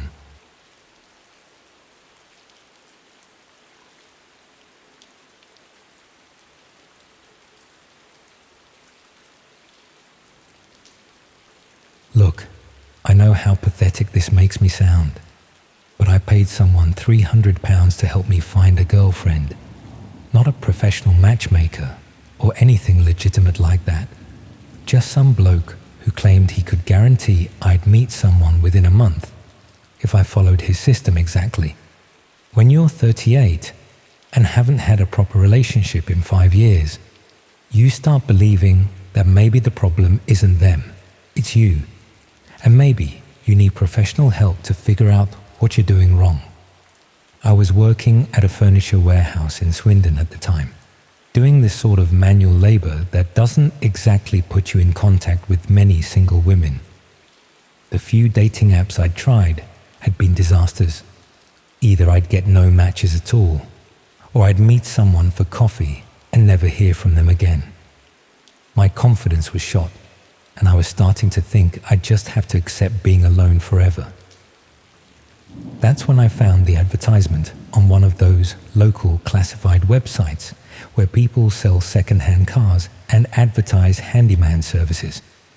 Someone calling himself Marcus was offering what he described as a comprehensive dating consultation service. He claimed to have helped dozens of men in similar situations find meaningful relationships using proven psychological techniques and strategic social planning. The advert was surprisingly detailed and professional. Marcus explained that most men failed at dating because they didn't understand modern relationship dynamics and communication patterns. His service involved analyzing personality types, developing personalized dating strategies, and providing ongoing support throughout the relationship-building process. He offered a money-back guarantee and included testimonials from previous clients who claimed his methods had completely transformed their romantic lives. The price was steep, but not unreasonable compared to what some professional dating coaches charged. And the guarantee made it seem like a risk-free investment in my future happiness. I sent Marcus an email explaining my situation and asking for more details about his service. His response was prompt and professional, asking thoughtful questions about my relationship history, social activities, and personal goals. He seemed genuinely interested in understanding my specific circumstances rather than just selling a generic service. We arranged to meet at a cafe in Swindon to discuss his approach in detail. Marcus turned out to be a well-dressed man in his 40s who spoke confidently about psychology and human behavior. He asked insightful questions about my dating experiences and seemed to understand exactly what had been going wrong in my previous attempts at relationships. Marcus explained that his system was based on comprehensive analysis of online dating platforms and social media networks. He had developed techniques for identifying compatible partners and initiating conversations that would lead to meaningful connections rather than superficial interactions. The first step involved creating detailed profiles on various dating platforms using optimized photos and carefully crafted descriptions that would appeal to specific personality types. Marcus would help me identify the most promising potential partners and develop customized approaches for each individual conversation. He also offered access to exclusive dating communities that weren't available through mainstream platforms. These private networks supposedly included people who were serious about finding long-term relationships rather than casual encounters, and membership was carefully screened to ensure compatibility and genuine intentions. The exclusive communities required special software to access, and Marcos provided detailed instructions for downloading and configuring the necessary applications. He explained that privacy and security were essential for these premium dating networks, which was why they operated outside conventional internet channels. I paid the fee and began working with Marcus to develop my new dating strategy. The process was more intensive than I'd expected, involving detailed questionnaires about my personality, preferences, and relationship goals, along with extensive photo sessions and profile optimization. Marcus seemed knowledgeable about online dating dynamics and provided useful advice about presentation and communication techniques. His suggestions for improving my profiles and conversation skills were practical and well-informed, and I felt optimistic about the potential for success. The exclusive dating communities Marcus provided access to were unlike anything I'd encountered on mainstream platforms. The members seemed more sophisticated and serious about finding meaningful relationships, and the quality of conversations was significantly higher than typical dating app interactions. However, I began noticing unusual aspects of these private dating networks that didn't quite fit with Marcus's descriptions of premium relationship services. Many members seemed to have access to remarkably detailed personal information about potential partners, including details that wouldn't normally be available through dating profiles. Some conversations involved references to my employment history, living situation, and financial circumstances that I hadn't disclosed in my dating profiles. The level of background knowledge that people seemed to have about me was concerning and suggested that the dating networks had access to information sources beyond what members had voluntarily provided. When I mentioned these observations to Marcus, he explained that the exclusive dating communities conducted thorough background verification to ensure member safety and compatibility. The detailed personal information was gathered through legitimate research methods to protect members from fraud and deception. He assured me that all information was handled confidentially and used only to facilitate better matches between compatible people. The comprehensive background research was a premium service that justified the exclusive nature of these dating networks. Around the fourth week of using Marcus's service, I discovered that some of the women I was communicating with through the private dating networks were people who had been reported missing in various parts of the country. The photos and personal details in their profiles matched missing person reports that I recognized from local news coverage. The realization that I might be communicating with missing people was deeply disturbing. The exclusive dating networks appeared to include profiles of people who had disappeared from their normal lives and were possibly being held against their will or exploited in some way. When I tried to discuss this discovery with Marcus, he dismissed my concerns as misunderstanding the complex nature of online identity and privacy. He suggested that many people used alternative identities online for legitimate privacy reasons, and that assuming missing person connections was paranoid and inappropriate. He also reminded me that I had paid for his services and signed confidentiality agreements about the dating networks and techniques he had provided access to. Discussing these concerns with outside parties could violate our agreement and create legal complications for both of us. Marcus began demonstrating knowledge of my personal activities that he couldn't have gathered through our dating consultation relationship.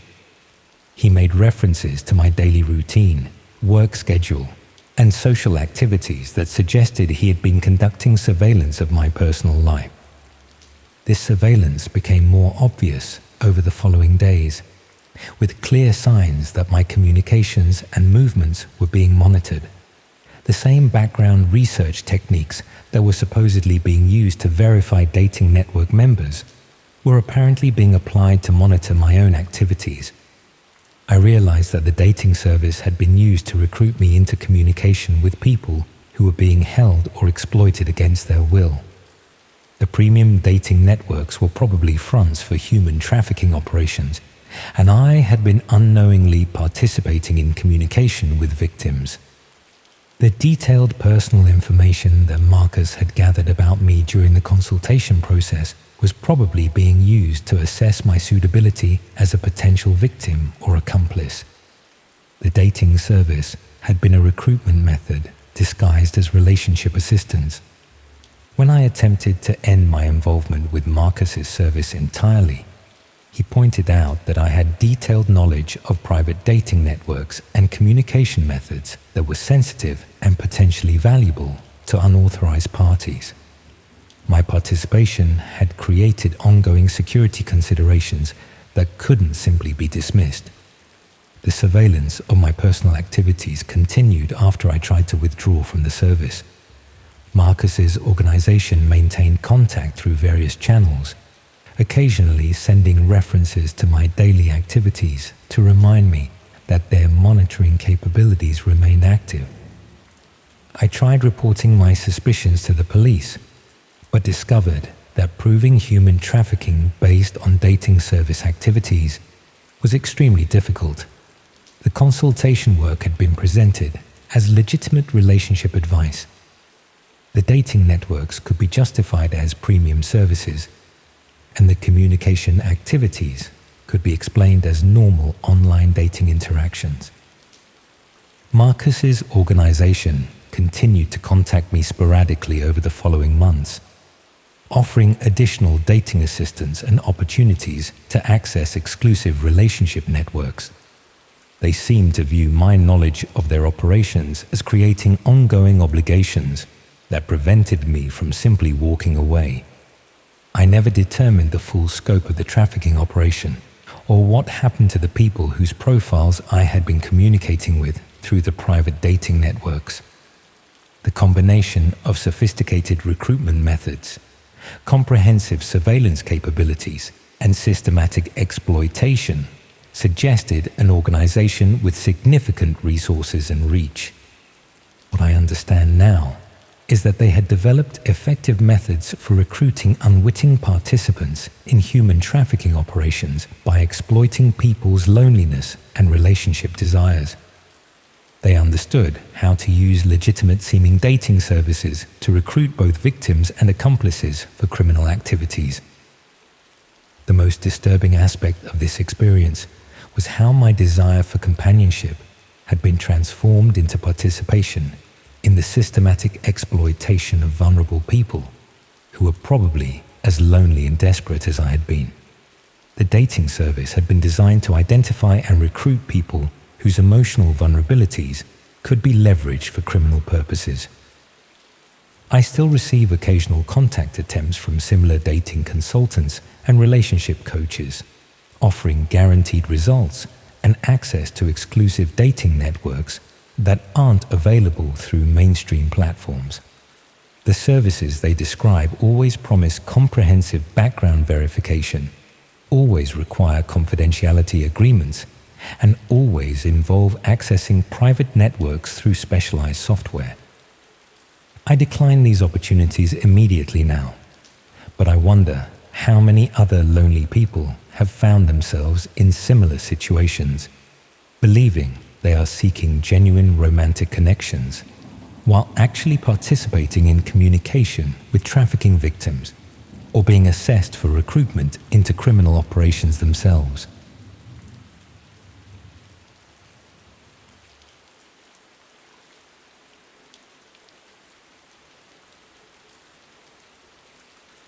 I kept the old laptop because it felt rude to chuck it in the skip the same day I got it. That's the honest reason. Not curiosity, not nostalgia, just a small, misplaced guilt at holding a stranger's life in my hands for a moment and deciding it wasn't worth the space. I'd picked it up from a house clearance on a quiet street near Reading. The man running the sale told me it had been left under a bed with a tangle of charging leads. The battery didn't hold, the casing was scuffed, and the keyboard had that shiny patch in the center that tells you someone lived on it. I paid less than I would for a takeaway, took it home, and left it on a shelf where I keep the cables that don't fit anything I own. Weeks passed. I worked. I went for a run on the towpath. I saw the same faces at the corner shop. I cooked the same meals. The laptop sat where I'd put it, collecting a thin film of dust that never looks like dust until you move the thing and see the clean rectangle underneath.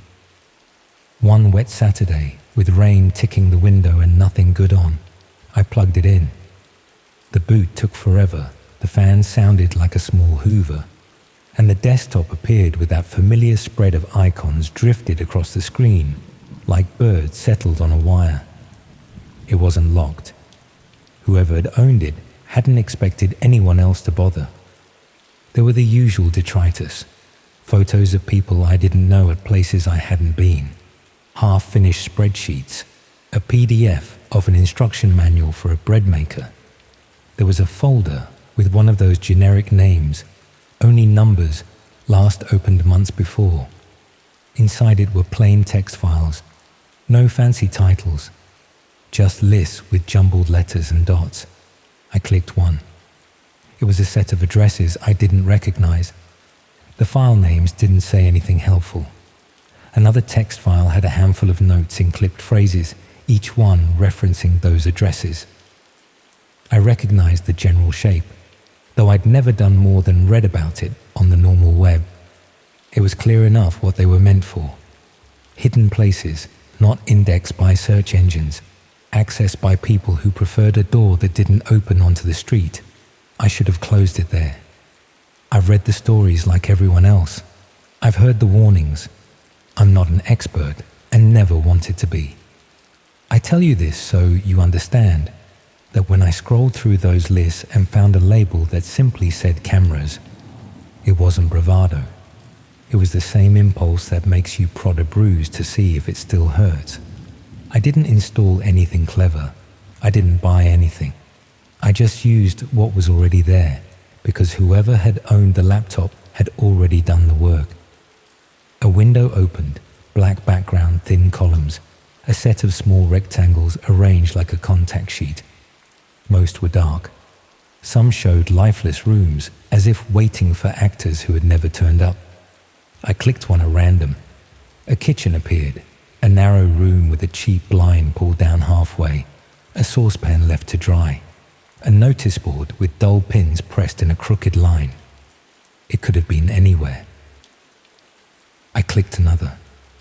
A stairwell, no movement, just the faint ripple of compression artifacts when the light shifted. Boredom started to edge out the guilt. Then I clicked a feed that looked like it had been framed by someone who knew what they were doing. A bedroom this time. A man lay on top of the covers, trousers still on, shoes kicked off to one side. The camera seemed to be set high, near the ceiling, angled slightly down. There was a small lag between frames, a jerkiness that made the whole scene feel like a body in shallow water. The man's chest rose and fell. Nothing happened. After a while, my eyes went to the little elements. The folded clothes on a chair, the cheap clock on the bedside table, the pile of posts near the door. Normality layered up until it felt heavy. I clicked away before I could start inventing reasons for the existence of the feed. I told myself it could be a security setup someone hadn't protected properly. I told myself people put all sorts of things online without understanding the risks. I told myself the old owners had bookmarked it out of curiosity too. I closed the window and put the kettle on and thought about making something comforting, and that should have been the end. It wasn't. The next evening, after work, I opened the same folder and clicked again. The grid came back, rearranged slightly, as if someone had nudged it while my back was turned. I went looking for the bedroom. It wasn't there. I found a hallway instead, a skinny corridor with a runner rug and a bent umbrella in a stand. I only looked because I thought I recognized the pattern on the rug, a standard repeating shape you can buy anywhere.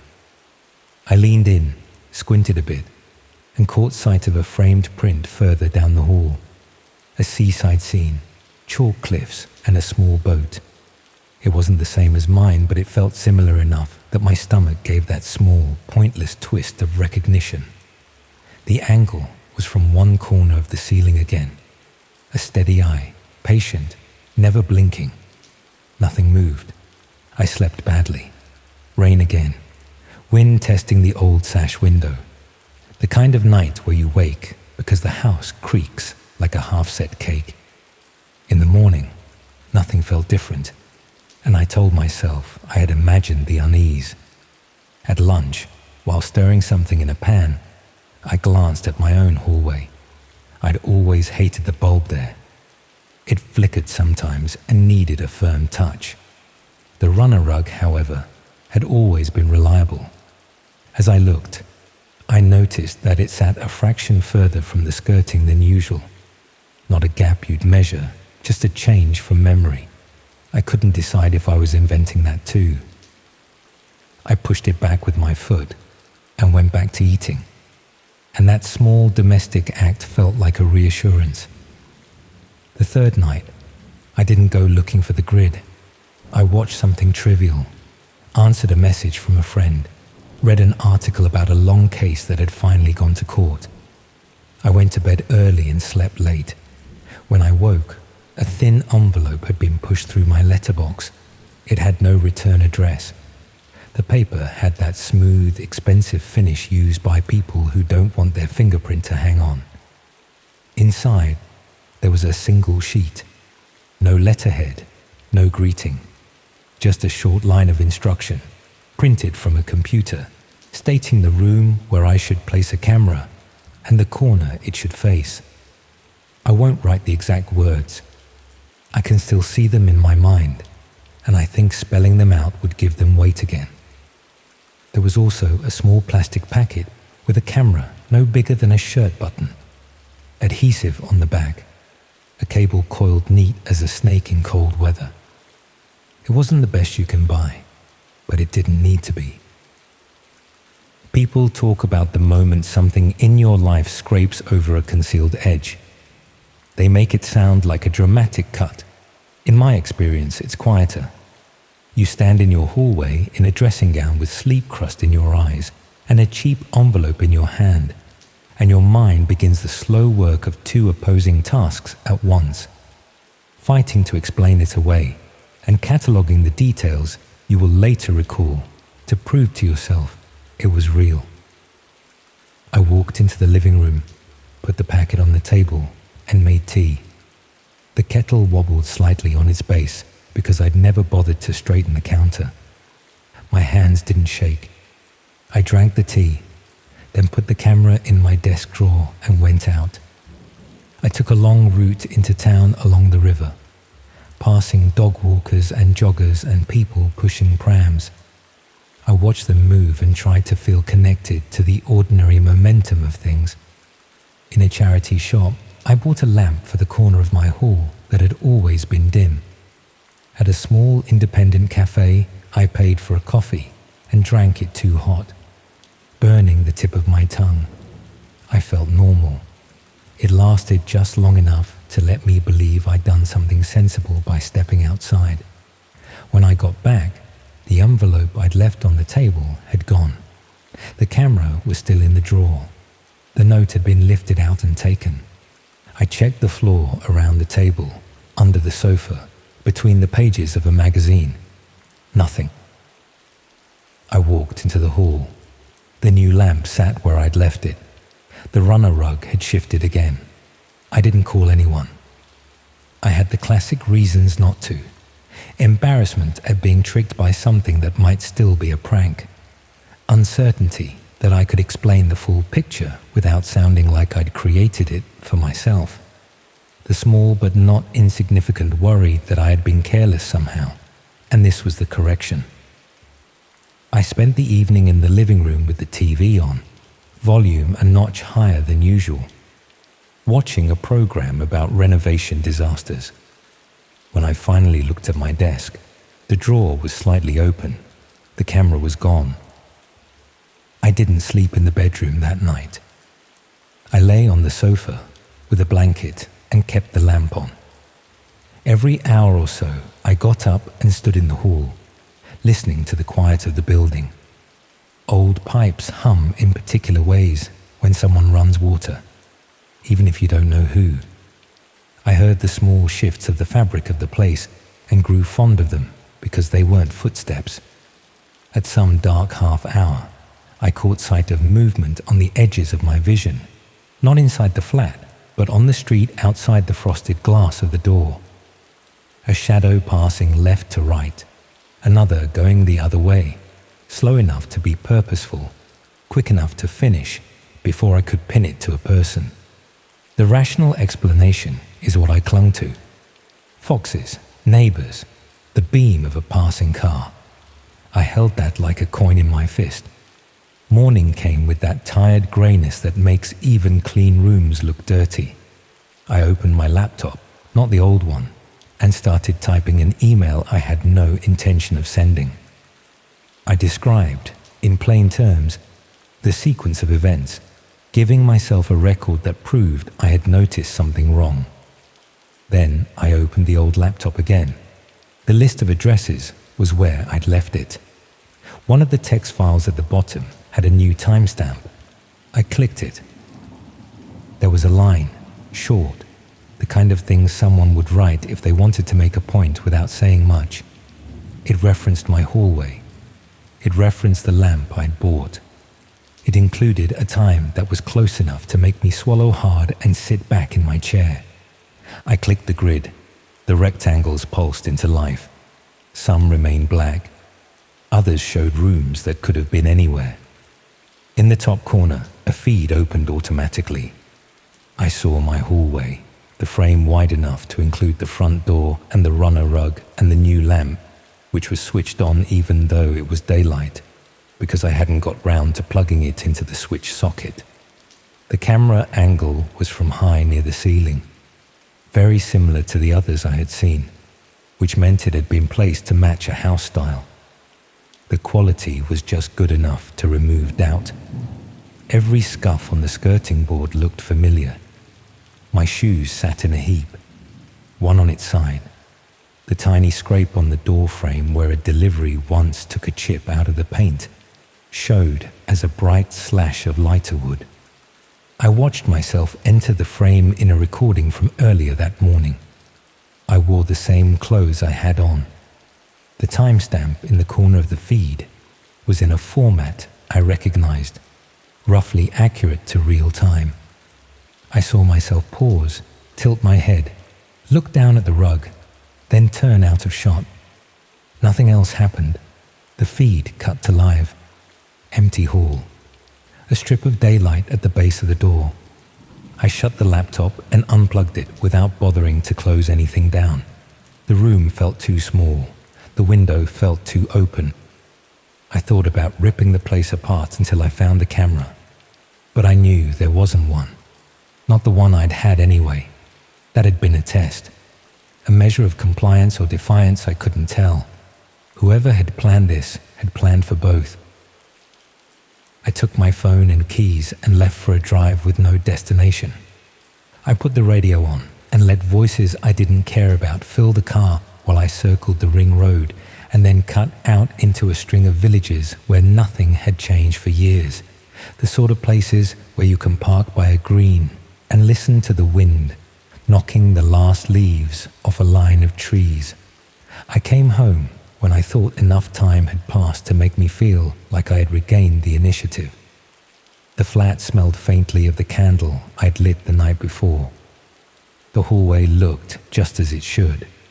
I stood with my back against the door and told myself, again, simple things. There had been an intrusion. It had happened without noise or obvious signs.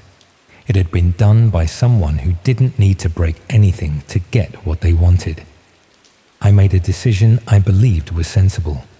I packed a small bag and left. I didn't tell the neighbor I was going.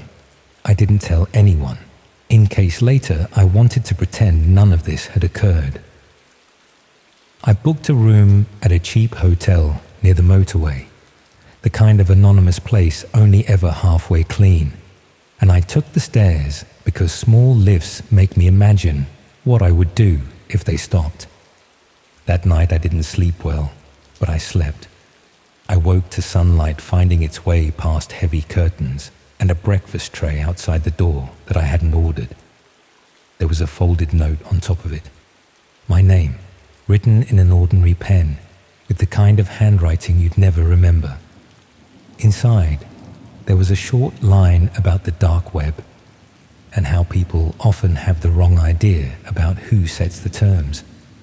Then there was a link, not the kind you can click. It was the sort of address someone who already knew where to go would recognize. I didn't have my old laptop with me. I left the tray where it was and went for a walk around the vast car park, avoiding looking at the surveillance system on the hotel walls because I would only start imagining how many people ever check those recordings unless they're asked to.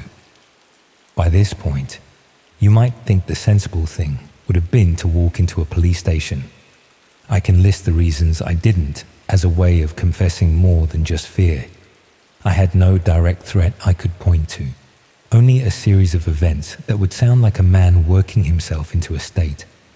I had a laptop that didn't belong to me, filled with content I had no right to access. I had an envelope with a note I no longer possessed. I had a recording of my own hallway that I could no longer show. because I had unplugged the laptop and left it face down on my desk. When people say they didn't act because they thought it would make things worse, they often sound cowardly. I was cowardly. I also believed, perhaps wrongly, that whoever had been inside my flat would only want me to call and would plan for it. The next day, I went home, because life doesn't pause for the things you can't describe neatly. On the way, I stopped at a hardware shop and bought a handful of small items that add up to the appearance of control. New locks, wedges for the windows, tape I could use to mark the position of objects. I fitted the new lock myself with the instruction leaflet propped nearby. The process took longer than it should. The bolt sat stiff. The door didn't close cleanly unless I lifted it a fraction with my foot. None of it made me feel safer. It made me feel like I was re-entering a room where someone had been waiting behind a curtain the whole time, watching me rearrange furniture as if it mattered. I moved through the flat and did the forensic thing everyone does badly. I checked edges, hinges, undersides. I opened the back of pictures and found nothing. I ran my hand under the radiator and felt only dust and a lost bottle cap. In the bedroom, I stood in the center and tried to imagine where I would hide something, if my only instruction had been to keep it looking exactly as it had been. Because people notice big changes and rarely notice small ones.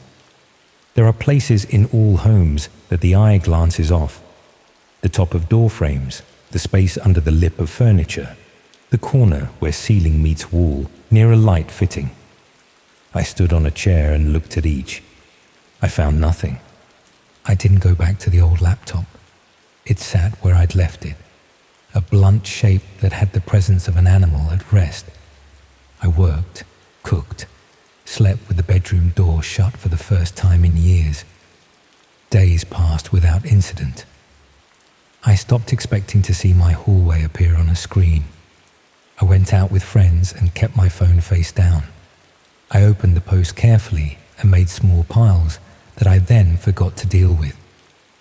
Life returned, at least on the surface, to something like normality. The second envelope arrived on a day I had forgotten the first. It was thicker. Inside were still images printed on decent paper, each one a freeze frame from the camera I had never found. The angle was the same. The timing spread over mornings and evenings, all mundane, all devoid of drama. In one, I leaned down to tie my shoelace. In another, I carry in a bag of shopping with too many tins. In another, I hold the door open with my foot for longer than needed because I've misjudged the weight of something in my hand. The final image in the stack was of me standing in the hallway, looking up, eyes aimed at the top corner where the wall meets the ceiling. The caption, printed underneath, gave a new link. It mentioned a time, later that same day, for a live event. I could describe the thoughts that collided then. Anger at being played with. Shame at being watched looking so ordinary. A grim small part of me that wanted to see the thing through because curiosity and fear share a border. I waited. I did nothing that would look like preparation if anyone cared to judge me later. At the given time, I opened the old laptop and typed the address as it had been written. The familiar black window opened, the list of rectangles and the pulsing dim frames. The top left tile expanded of its own accord. My hallway appeared, live, with a thin strip of daylight at the base of the door like an artery under skin. A number in a corner counted up to indicate viewers. It rose and then leveled. It never reached anything impressive. I suppose I should be grateful for that. For a long minute, nothing happened. Then the letterbox lifted, casual as a hand testing bathwater. Something slid through. It wasn't an envelope this time or a note. It was a key. My chest went tight because I had changed the locks and I had the only copies. The key lay on the doormat, shiny with fresh edges. I didn't move. The laptop on the table made a fan noise, like breath getting faster. The letterbox lifted again, and another item slipped in. A small roll of tape. Then another. A packet of cable ties. Then a narrow strip of black cloth rolled tight. They landed in untidy order. A hand tapped the letterbox from outside, not knocking, just testing the flex, and withdrew. I don't know how long I sat without moving. Long enough for my legs to complain when I stood. On the screen, nothing shifted. I felt in that moment the exact weight of choice, because there are times when your actions may invite one outcome or another, and you are painfully aware that you are being asked to pick. I chose the simplest thing because I was frightened. I pulled the plug on the old laptop, shut it, and put it back on the shelf where I'd first left it. I left the items on the hall floor. I went into the kitchen and did something I could control. I washed up. I wiped the worktop and hung the towel up neatly and stood facing the sink until I could breathe without hearing my pulse. In the early hours, at the time when sleep weakens enough to let in small noises, I heard a faint scrape at the door. Not the letterbox this time. Then the dull push of weight against wood. Then silence.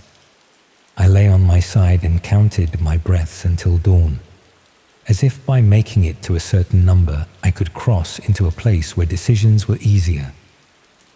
The morning light came mean and flat. When I opened the bedroom door, the hall looked exactly the same except for the small stack I'd left untouched. The key lay at the top with the clean confidence of a threat.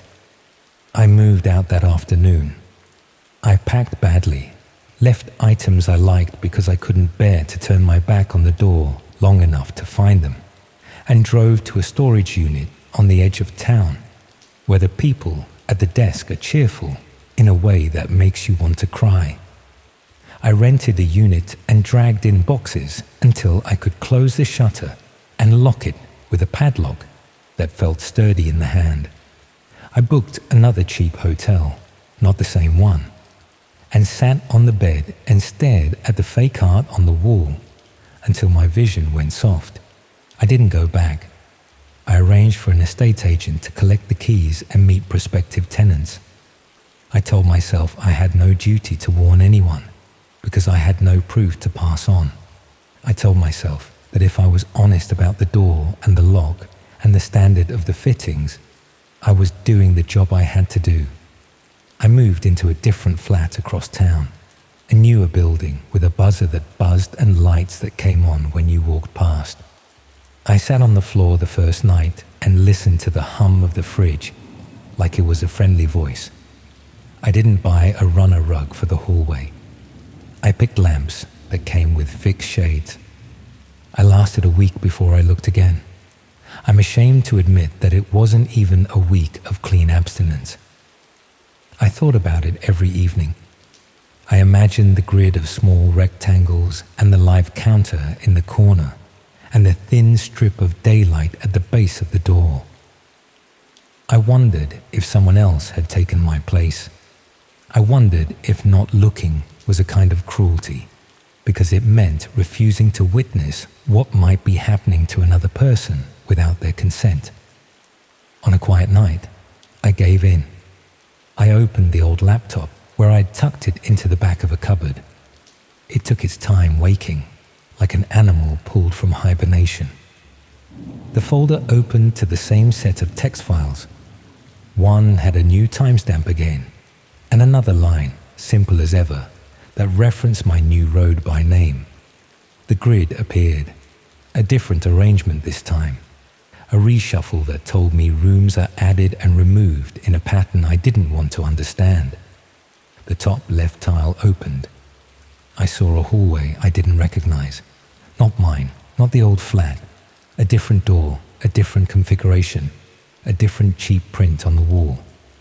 There was nothing remarkable about it until a man entered the frame, holding a small roll of tape and a strip of black cloth, and bent to place them on the doormat with careful fingers. He looked straight up at the camera. I thought for a second that I knew him, and then I realized I was forcing a connection, because what mattered was the posture, not the face. He had the confidence of someone acting out a set of instructions they had learned by heart. I clicked around the grid, searching for any hint of my own new hallway. I didn't find it. I found a bathroom with a towel folded too neatly to be honest.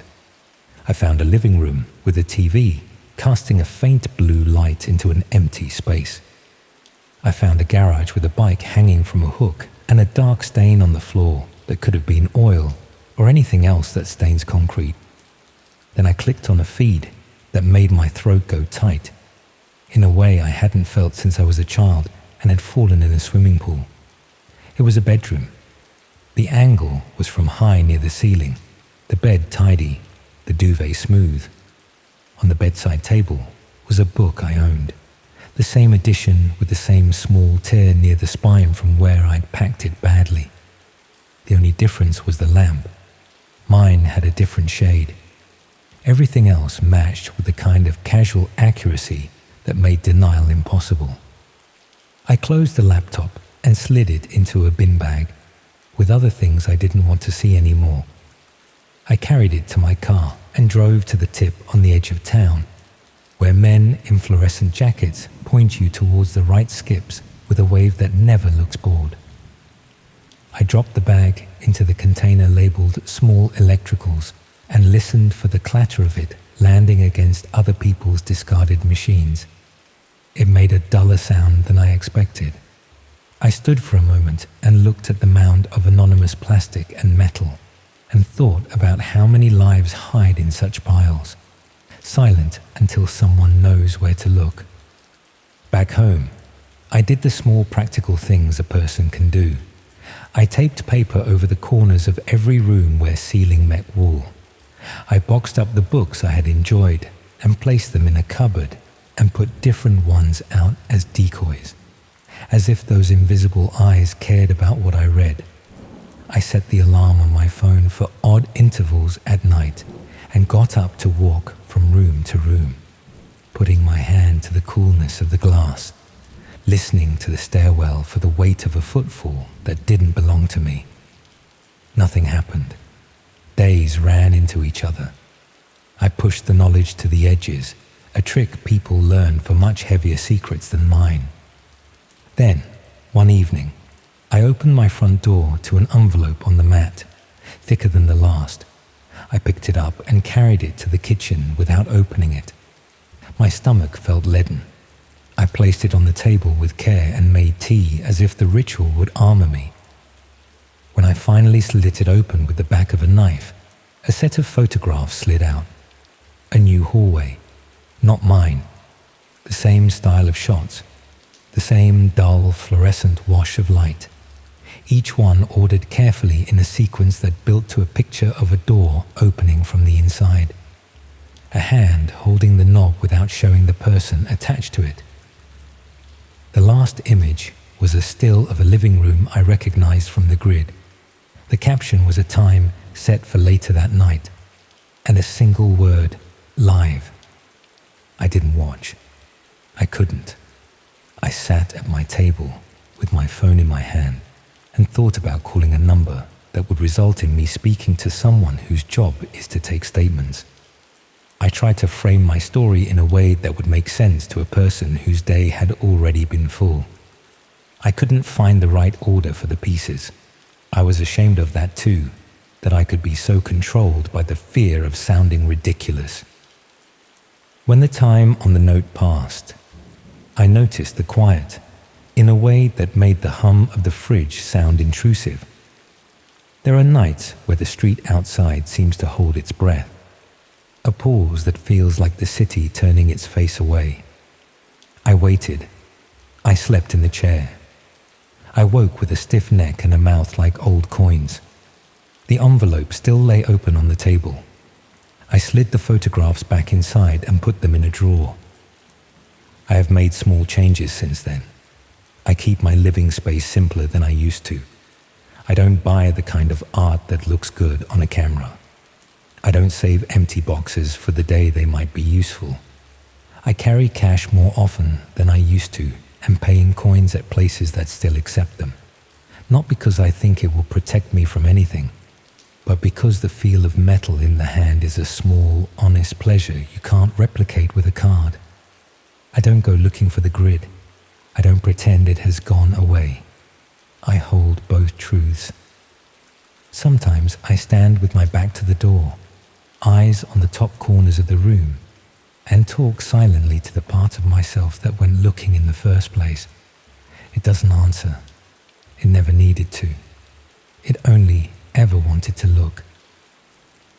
On some evenings, walking home along streets where yellow light pools in windows and families eat in rooms that look briefly theatrical from the pavement, I think about the person who owned that laptop before me. I imagine them sitting at a similar table, making the same choices, feeling the same small weight of decision that drags on the muscle behind the breastbone. I wonder if the lists on their machine were a resource they curated, a burden they couldn't shake, or a set of instructions handed to them like a tool. I don't dwell on it. I keep moving.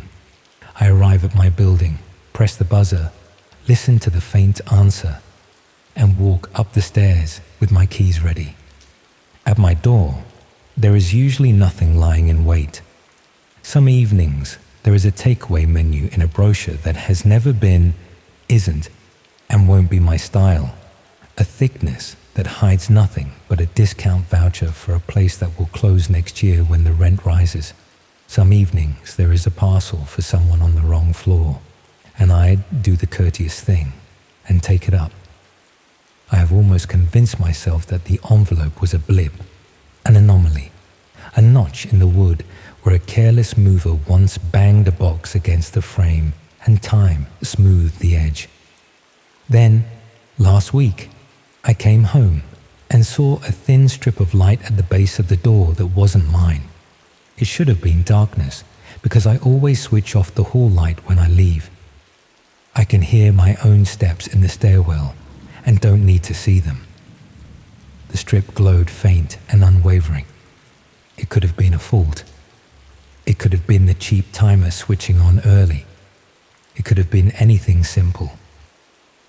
I opened the door and stood on the threshold for a moment. The hall lamp was on.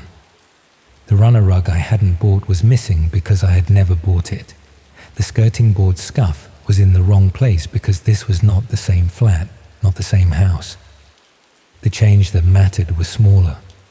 The ceiling in the top corner had a tiny dimple, the kind you get when filler shrinks back a fraction after someone makes a hole and covers it too quickly. I stepped inside and put down my keys. I didn't close the door fully.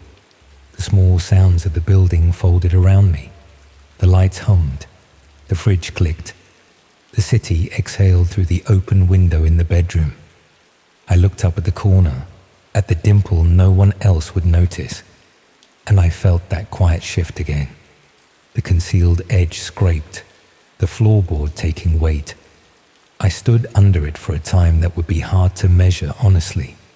I was calm. I was matter of fact. I was also, in a very ordinary way, afraid. I haven't checked any grid since. I haven't searched for addresses.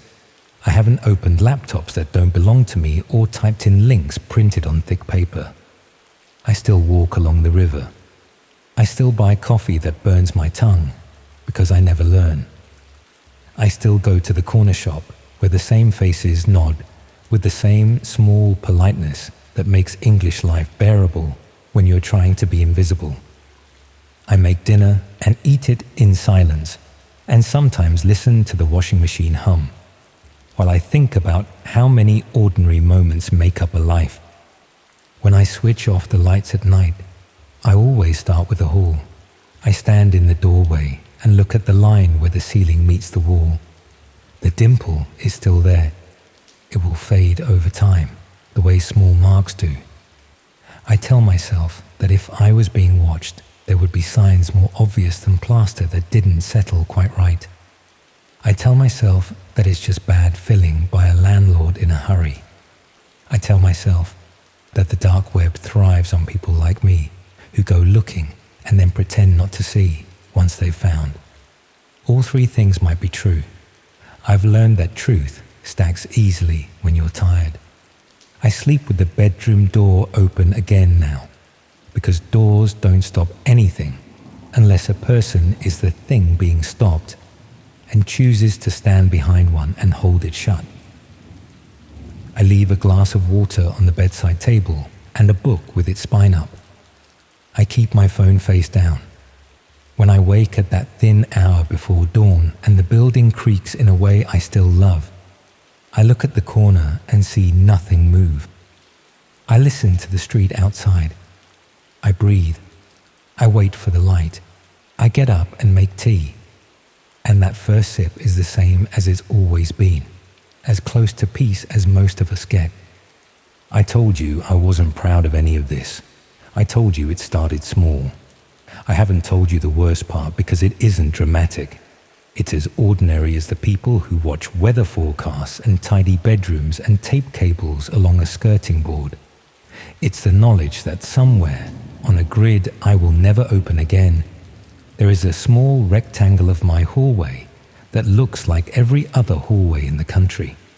And sometimes, at degree times I no longer know, it pulses from black to live. It probably doesn't have a huge audience. It probably doesn't draw much attention at all. That's fine by me. I'm done with being seen. I go about my days and nights with my keys ready and my eyes on the corners, and I let the rest of the world get on with its business behind doors I no longer trust.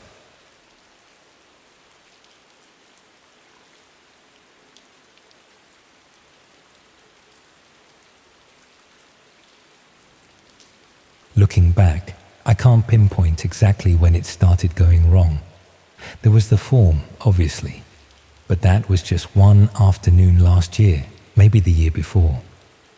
Time blurs when you're trying to piece together how something ordinary turned into something else entirely. I think I filled it out on a Tuesday, or possibly a Wednesday. A medical form before a GP appointment. The sort of thing you do without really paying attention, because it seems so routine. Except I am fairly certain now that completing that form is why I had to move house, why my name still appears on websites I'll never be able to access, and why I check over my shoulder every time I unlock my front door.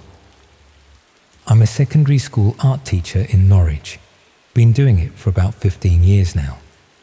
I live alone in a small semi-detached house near the Ring Road, the kind of modest property that suits someone on a teacher's salary with no particular aspirations beyond comfort and convenience. My health has generally been good, nothing serious, just the usual minor ailments that require occasional GP visits. Last year, I started experiencing persistent back pain, the sort that develops gradually from years of standing at easels and bending over students' work.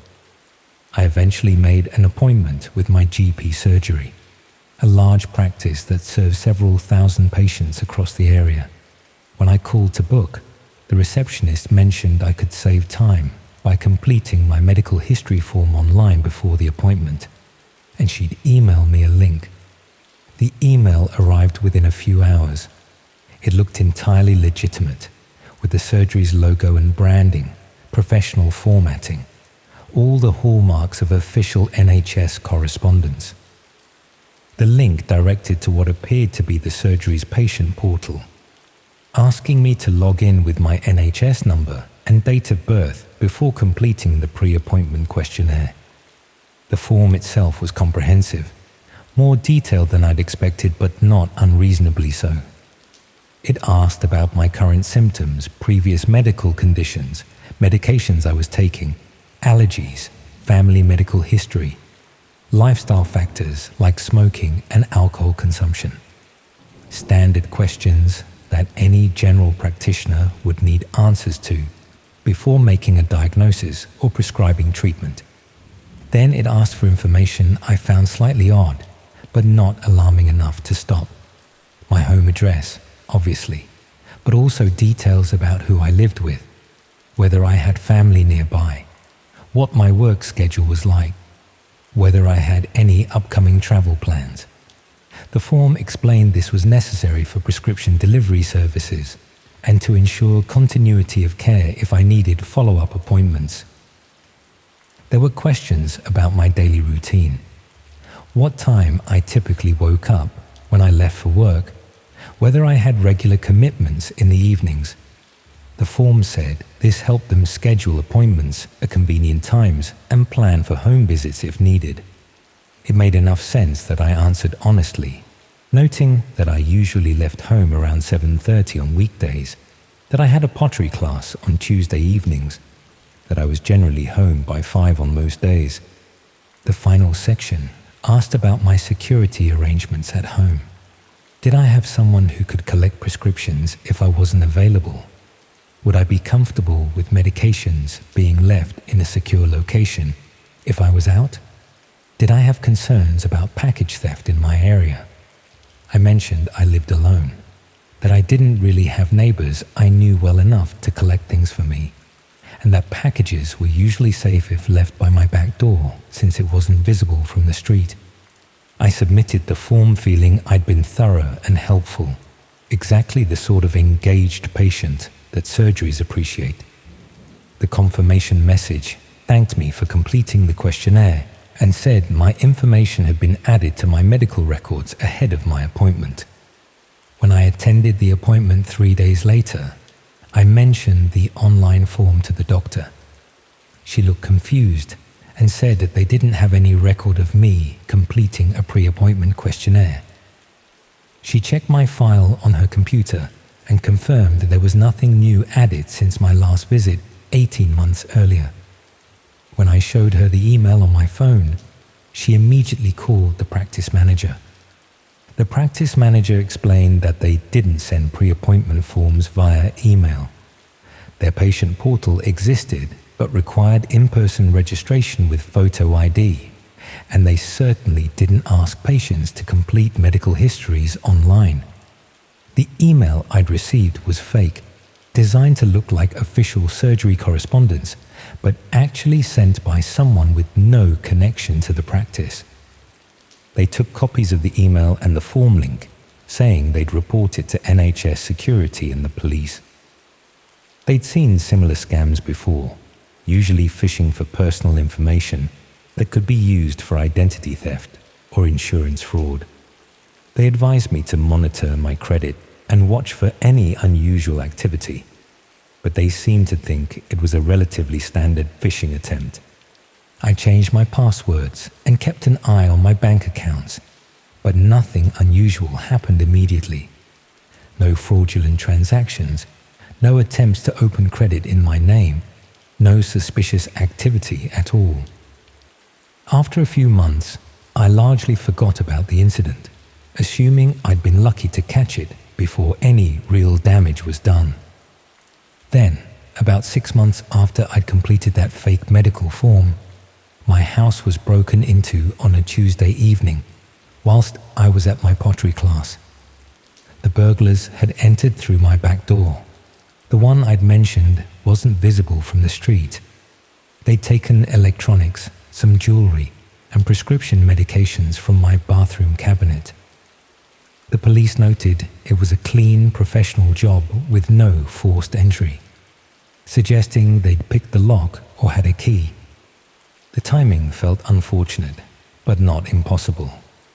Tuesday evenings, when I was reliably away, a back entrance that offered privacy from neighbors and passers-by. The police suggested it might have been someone who'd been watching the house, learning my routine before striking. They took a report, but were honest about the low likelihood of recovering my belongings or identifying the perpetrators.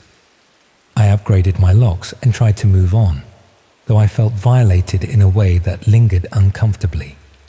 About 3 months later, my house was broken into again, this time on a Thursday afternoon during school hours. Same method of entry, same careful selection of valuable items, same lack of evidence or witnesses. The police agreed it seemed targeted.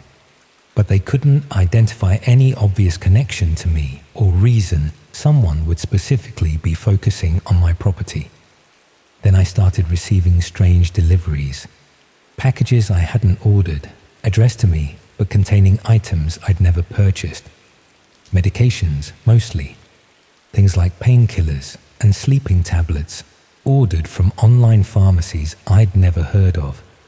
The quantities weren't large enough to be obviously criminal, just enough to seem like legitimate personal orders that might have been made by someone with my name and address. When I contacted the pharmacies to explain the orders weren't mine, they showed me account details created in my name using my NHS number and date of birth. The accounts had been active for months, placing regular small orders for various medications, all delivered to my address during times when I was reliably away from home. Someone had been collecting these packages, presumably during the break-ins or other occasions when they'd accessed my property without me knowing. The police investigation became more serious when they connected the fake medical form to the break-ins and fraudulent medication orders. The form had provided everything needed to target my home effectively. My routine, my security vulnerabilities, my medical information that could be used to order prescriptions in my name. Someone had designed a comprehensive intelligence gathering operation disguised as routine healthcare administration. A detective who specialized in organized crime explained that these schemes were increasingly common. Criminals would send fake medical forms to patients at various GP surgeries, collecting detailed information about their lives under the guise of healthcare efficiency. The information was then compiled into profiles that could be used for various purposes, from straightforward burglary to more complex prescription fraud operations. The detective showed me how to access a dark web marketplace where these patient profiles were being sold. My information was listed there, categorized under residential targets in the Norwich area. The listing included everything I'd put on that form: my address, my daily routine, details about my back door's location, information about my living situation and lack of nearby family, even notes about my upcoming travel plans that I'd mentioned on the form. But it also included my medical information, current health concerns, medications I was taking, details about my prescriptive needs that could be used to order medications in my name. The profile was marked as particularly valuable because it combined residential access information with medical data, making it useful for both burglary and prescription fraud operations. The marketplace listing showed my profile had been purchased multiple times. The burglars who'd broken into my house had probably bought access to information about my routine and security vulnerabilities.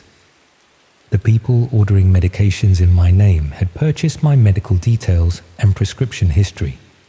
Different criminals using different aspects of the same comprehensive profile I'd unknowingly created by filling out that fake form. Comments beneath my listing discussed the accuracy and usefulness of the information. Previous buyers had left feedback confirming that my routine was reliable, that the back door access was easy, that the medication orders processed successfully.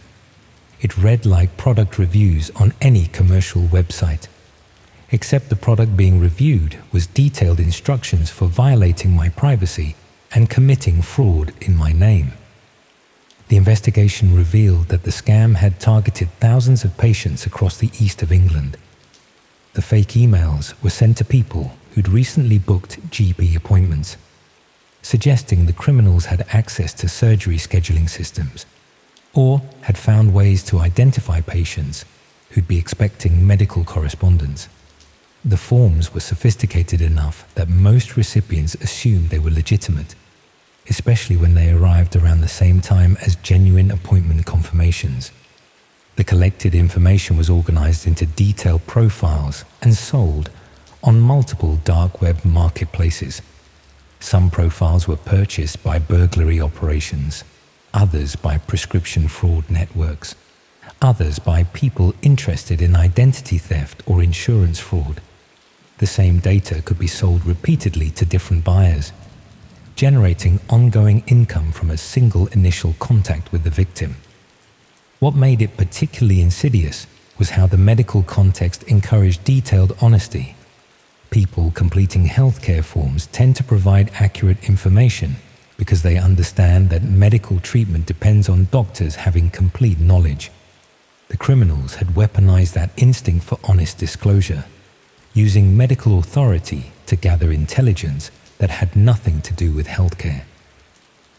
The police arrested several people involved in the burglary and prescription fraud operations that had targeted my home, but they never identified who'd created and sent the fake medical forms or who managed the dark web marketplaces where the profiles were sold. Those aspects of the operation remained anonymous and untraceable, presumably continuing to function even after the downstream criminal activities were disrupted. I moved house about a year after discovering my profile on that marketplace. I couldn't stay somewhere that had been so thoroughly analyzed and repeatedly violated. My new GP surgery requires in-person verification for everything. No online forms, no emailed links, nothing that could potentially be intercepted or faked. I'm hypervigilant about any medical correspondence I receive, checking directly with the surgery before clicking links or providing information. But the profile still exists somewhere online.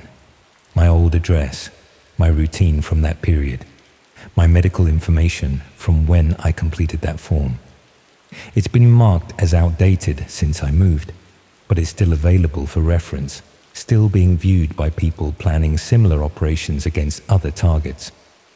The information never truly disappears from these marketplaces. It just becomes less current and slightly less valuable. The prescription fraud continues to be a problem even after moving. Pharmacies occasionally contact me about suspicious orders placed in my name, using information that was harvested from that original fake form. My NHS number and medical details are presumably still circulating in criminal networks, still being used to place orders that I have to dispute and explain. The administrative burden of constantly monitoring for fraudulent activity has become a permanent part of my life. What haunts me most is thinking about how many other people filled out similar forms, never discovering they weren't legitimate, never connecting later break-ins or fraud to that initial medical questionnaire. The operation was designed to be subtle enough that most victims would never realize what had happened or how their information had been collected and used. I've tried to warn other teachers at my school, explaining what happened and encouraging them to verify any medical correspondence before responding. Some take it seriously, but others seem to think I'm overreacting or being paranoid. They can't imagine that something as mundane as a pre-appointment form could be part of such a comprehensive criminal operation. They're wrong, though. That's precisely what makes these scams effective. They exploit ordinary administrative processes that people encounter regularly and have learned to trust. A medical form seems inherently legitimate because we're conditioned to expect healthcare systems to gather detailed personal information. Questioning whether a form is genuine feels almost paranoid when it arrives at exactly the time you'd expect such correspondence. The fake form I completed looked professional, asked reasonable questions, and arrived when I was anticipating medical correspondence. Every aspect was designed to prevent skepticism, to encourage the kind of detailed, honest responses that would create a valuable criminal intelligence profile. And it worked perfectly, because I had no reason to suspect that routine healthcare administration could be weaponized so effectively. I still teach art, still live in Norwich, still deal with occasional back pain that started this whole situation. But I'm fundamentally changed by understanding how easily medical trust can be exploited, how much damage can be done with information that seems innocuous when you're providing it. Every form I complete now, every bit of information I share, I question whether it's actually necessary and who might ultimately have access to it. The detective who handled my case told me these medical form scams were among the most effective intelligence-gathering operations she'd encountered. People's instinct to be honest and thorough when dealing with healthcare made them willing to provide information they'd never share in other contexts. The medical framing bypassed normal privacy concerns, encouraging disclosure that would seem inappropriate in any other setting. That's what I think about now when I receive medical correspondence. Not just whether it's legitimate, but what information I'm providing even when it is. How much detail do I actually need to share? Who will have access to what I disclose? Could this information be used for purposes beyond medical care if it fell into the wrong hands? These aren't questions I should have to ask about routine healthcare administration, but they're questions I can't avoid after experiencing what happened. My medical information became a commodity traded on criminal marketplaces. My routine became a product sold to burglars. My privacy became a resource extracted and exploited by people I'll never identify. The form took 15 minutes to complete. Just 15 minutes of answering questions that seemed entirely reasonable at the time. And those 15 minutes created a comprehensive profile that has been used against me repeatedly over the past 2 years. That still exists somewhere online. That still generates consequences I'm discovering gradually as new fraudulent activities appear. I filled out a medical form online, and that single act of trying to be a helpful, engaged patient led to break-ins, fraud, violation, and ultimately having to rebuild my life more carefully and suspiciously than before. That's the reality I live with now. Not dramatic trauma, but persistent awareness that routine administrative processes can hide sophisticated criminal operations, and that information freely given can become a weapon used against you in ways you'll never fully understand or control.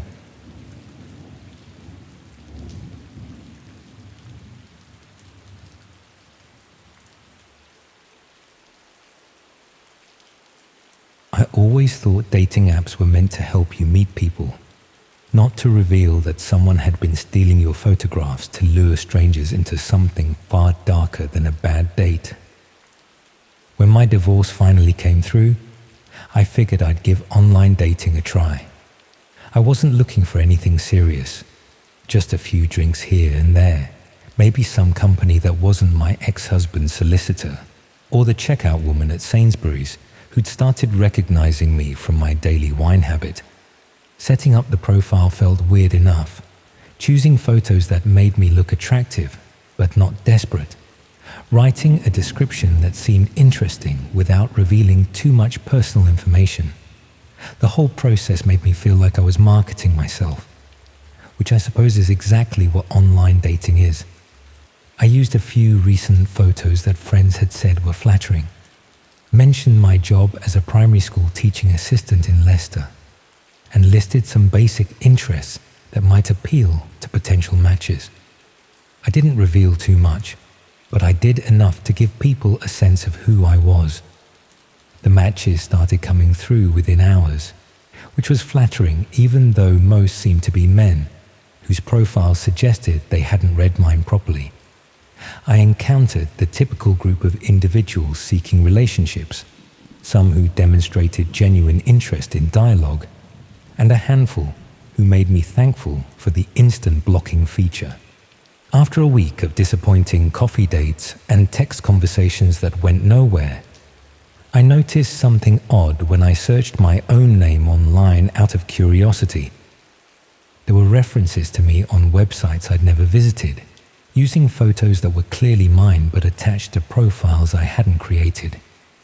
I came across dating sites, social media platforms, and even what seemed like classified advertisements for services I had never provided.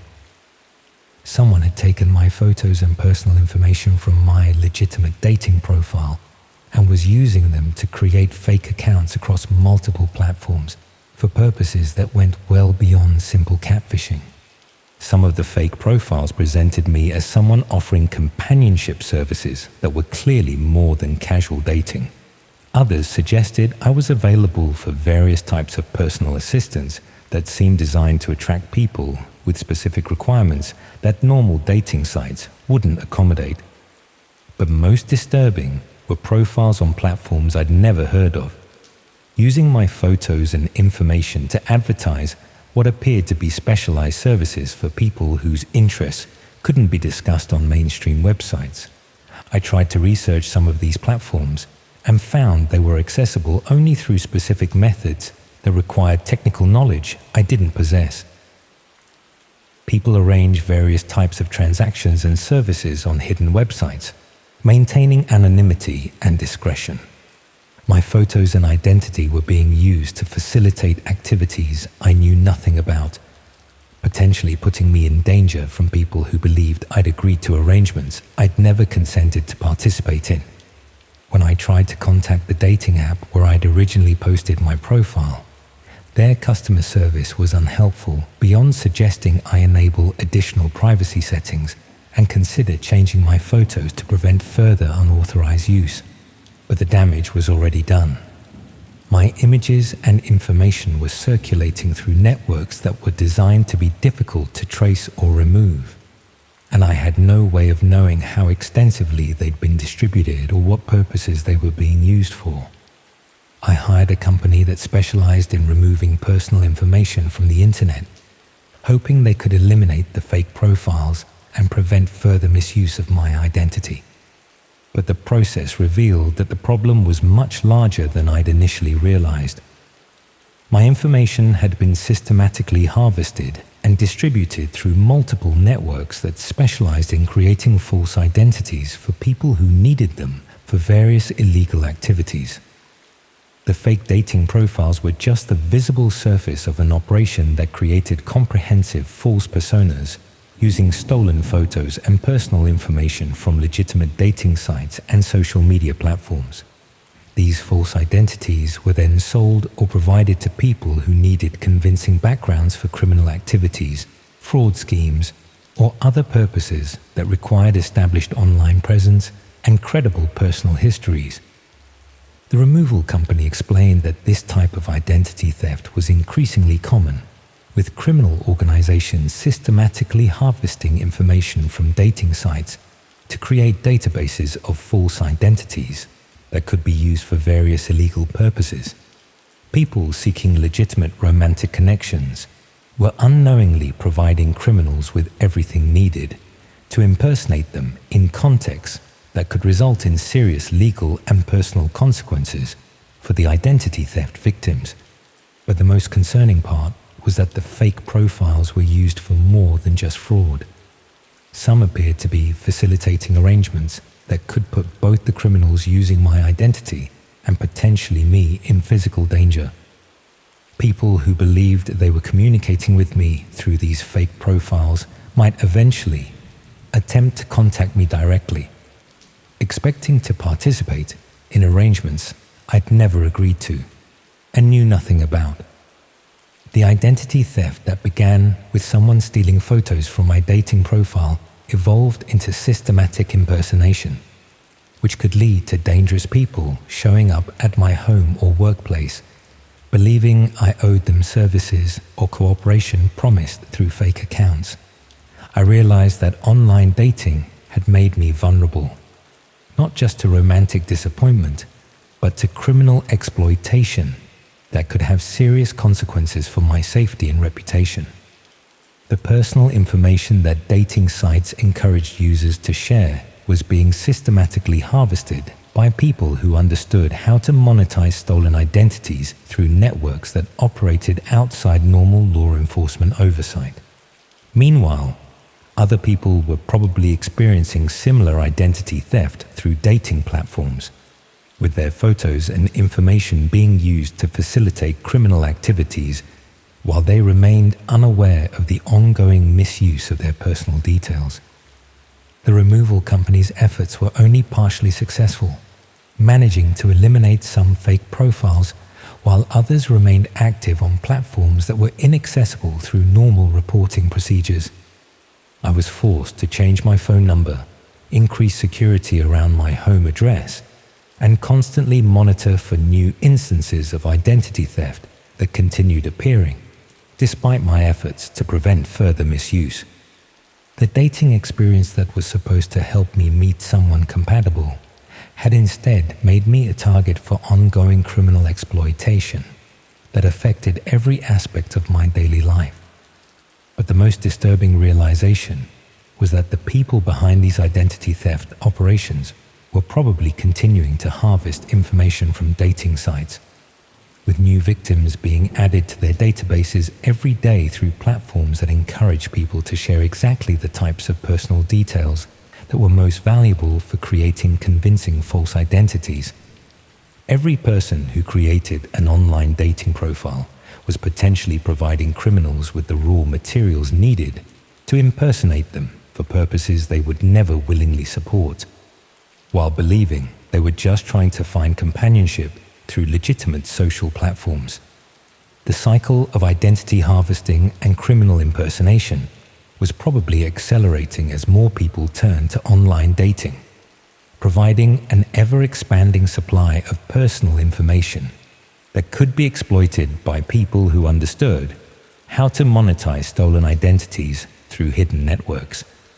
When I eventually gave up on online dating entirely, I discovered that simply deleting my profile wasn't sufficient to prevent continued harvesting of my information, since the original data had already been copied and distributed through systems designed to preserve and reuse stolen personal details indefinitely.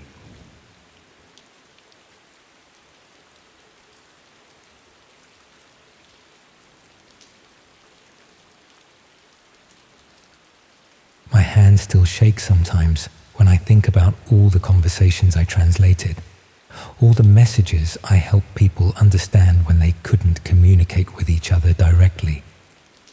I'm in a youth hostel in Durham at the moment. Strange choice for someone my age, but they don't ask many questions, and you can pay by the week if you help with the cleaning. There's a Polish girl working here who keeps trying to practice her English with me, and every time she asks me to help her with a difficult phrase, I feel physically sick, because translation work used to be how I made my living. I was a freelance interpreter for nearly 20 years, mostly doing remote work for businesses that needed help with European languages, especially Polish and Romanian. Then, the agency I worked through lost most of their contracts to cheaper overseas services, and I had to find other clients quickly. That's when I started taking translation jobs from people who wouldn't use mainstream services. People who needed communications interpreted that they couldn't risk going through official channels. I've had plenty of time these past few weeks to think about what I was really translating, what those carefully worded messages were actually arranging, and who was being hurt by the conversations I helped facilitate. I'd built up a good reputation over the years as a reliable interpreter. Nothing glamorous, mostly technical documents, business correspondence, the occasional video conference where participants needed real-time translation. The work was steady and paid well enough that I could afford a decent flat in Durham and didn't have to worry too much about money. The collapse happened gradually. First, a few regular clients stopped renewing their contracts. Then the agency reduced their rates to compete with overseas services. Then finally they let most of their UK-based interpreters go in favor of cheaper options abroad. I was 52 years old, with language skills that were suddenly worth half what they'd been the previous year. I spent several months taking whatever translation work I could find at increasingly desperate rates. Technical manuals that paid pennies per word, tourist guides that barely covered my rent, even some transcription work that didn't require my language skills at all. I was watching my savings disappear and wondering how much longer I could afford to stay in my flat. That's when I got the message through a freelancer website. Someone needed an experienced Polish-English interpreter for ongoing communication work that required absolute discretion. The rate they offered was exceptional, about 3 times what I'd been earning before the agency collapsed. They emphasized they needed someone reliable who could work with sensitive material and maintain strict confidentiality about the content of translations. The client, who identified himself as Mr. Walsh, explained during our initial phone conversation that he coordinated communications for business people who operated in areas where privacy was essential. Many of his clients conducted transactions that required confidentiality, and they needed interpreters who understood the importance of discretion and wouldn't ask uncomfortable questions about what was being discussed. I should have questioned what kind of business required such secretive translation services, should have wondered why legitimate companies wouldn't just use standard interpretation agencies. But Mr. Walsh was offering rates I couldn't afford to refuse, and I convinced myself that lots of businesses dealt with sensitive information that required privacy. The first assignment was straightforward enough. I was given a text message conversation between 2 people discussing what appeared to be a commercial transaction. One participant wrote in Polish, the other in English, and I provided real-time translations so they could communicate effectively. The conversation involved negotiating prices and delivery arrangements for unnamed goods, with both parties being careful to avoid specific details about what was being bought and sold.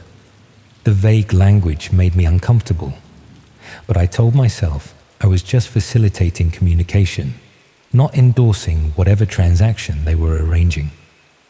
My role was technical, providing accurate translation so people could understand each other, not moral or legal judgment about their business activities. Mr. Walsh was pleased with my work and immediately sent me more assignments.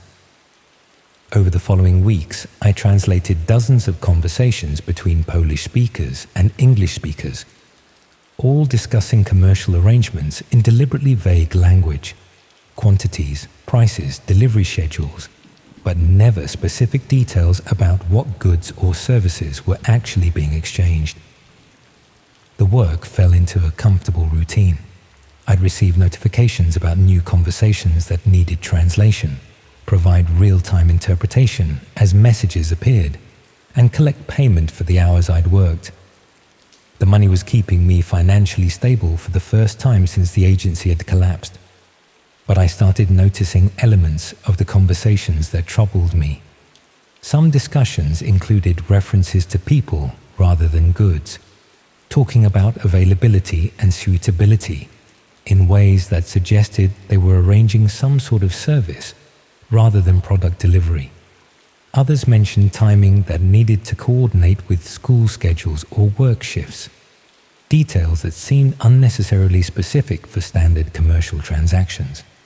When I raised concerns about the nature of what I was translating, Mr. Walsh explained that privacy-conscious businesses often used coded language to protect confidential information from potential competitors or regulatory oversight. My role was to translate the words accurately, not to interpret the underlying business purposes those words served. That rationalization let me continue accepting assignments without examining too closely what I was really facilitating. I was just an interpreter, providing technical translation services without responsibility for how parties used their ability to communicate with each other. The assignments became more disturbing over time. I found myself translating conversations that discussed people's routines, their vulnerabilities, their living situations. Discussions about the best approaches for making contact, techniques for establishing trust, even advice about circumventing security or supervision. I was translating what were obviously criminal conversations, but always with enough ambiguity that I could tell myself I didn't really understand the full context.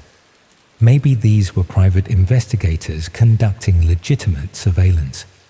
Maybe they were security consultants testing vulnerabilities. Maybe there were innocent explanations I wasn't aware of. The breakthrough came when I translated a conversation that included a specific address in Durham. Two people were discussing someone who lived there when they'd be home alone, the best approach for gaining entry to the property. The Polish speaker was providing detailed instructions about security arrangements and optimal timing, while the English speaker confirmed they understood and would proceed as discussed. I recognized the address immediately. It was my neighbor's flat, just 2 doors down from where I lived. An elderly Polish woman who I'd occasionally help with her shopping or paperwork that required English comprehension. Someone had been surveilling her property and was now coordinating with an English speaker to exploit whatever they discovered about her vulnerabilities. I realized I'd been translating communications between criminals who were planning burglaries, harassment, possibly worse crimes against specific individuals. The deliberately vague language wasn't protecting legitimate business confidentiality. It was helping criminals coordinate their activities while maintaining plausible deniability about their intentions. I thought about all the other conversations I'd translated over the past few months, all the careful arrangements I'd helped people make about timing, approaches, vulnerabilities. Each translation I'd provided had probably enabled crimes against people who had no idea they were being discussed by strangers planning to victimize them. But what made it unbearable was understanding that my translation skills had been essential to these crimes. The Polish and English speakers couldn't communicate effectively without my interpretation, couldn't coordinate their criminal activities without someone bridging their language barrier. And I'd been that bridge, making it all possible through professional translation services. I tried warning my neighbor about the planned crime without revealing how I knew about it, but she didn't speak enough English to fully understand my concerns, and I didn't speak enough Polish to explain the specifics. The communication barrier that had made me valuable as a translator also prevented me from adequately warning the very person my translation work was targeting.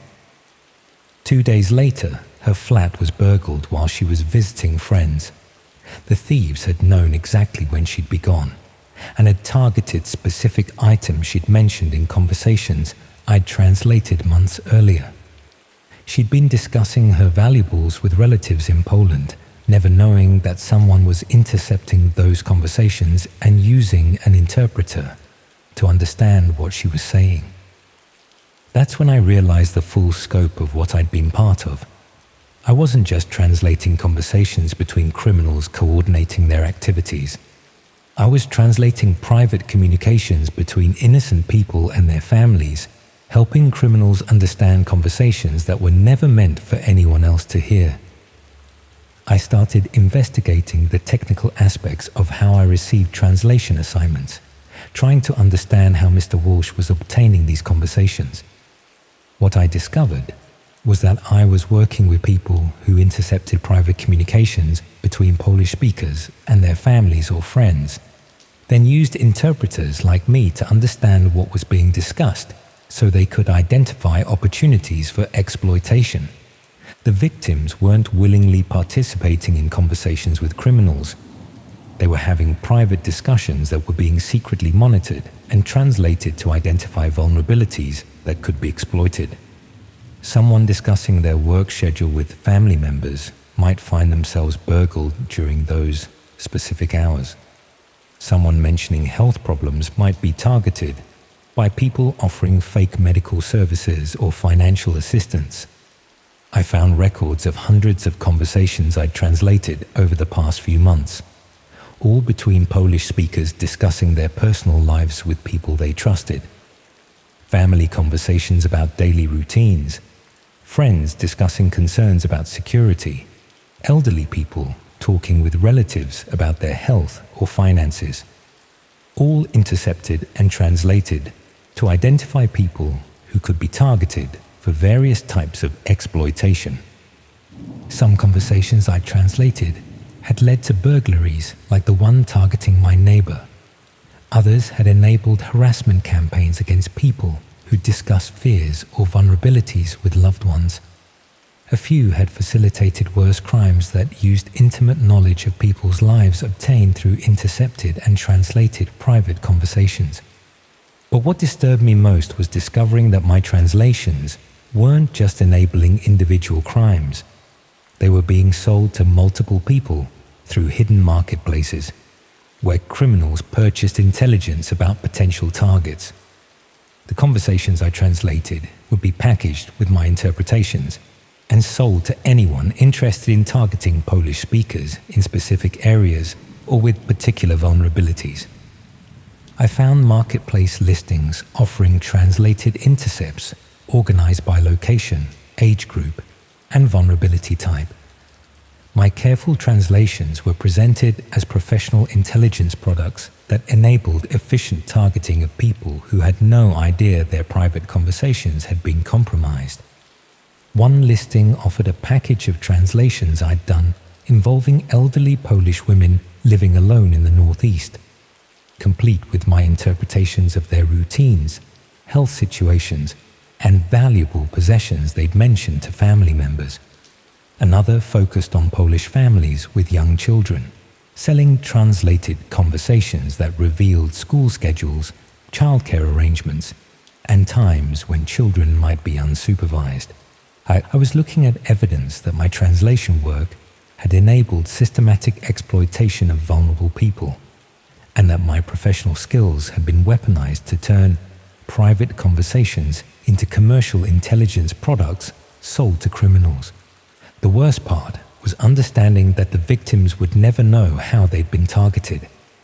They'd been having private conversations in their native language, discussions they believed were secure because most people in the UK couldn't understand Polish. But I'd eliminated that security by providing professional translation services that made their private lives accessible to anyone willing to pay for the intelligence. My neighbor had been speaking Polish with her family members about the jewelry she'd inherited, never imagining that someone was translating those conversations to identify her as a burglary target.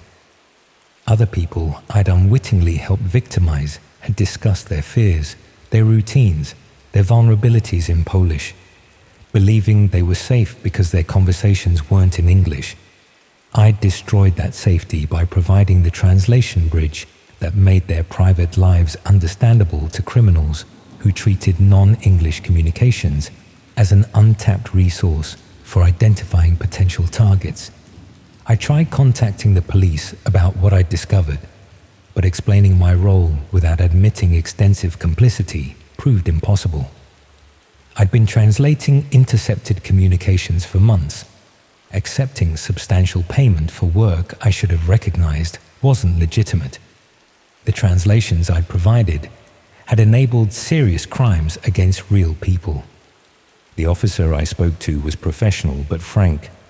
I'd knowingly worked with people intercepting private communications, providing translation services that enabled criminal activity.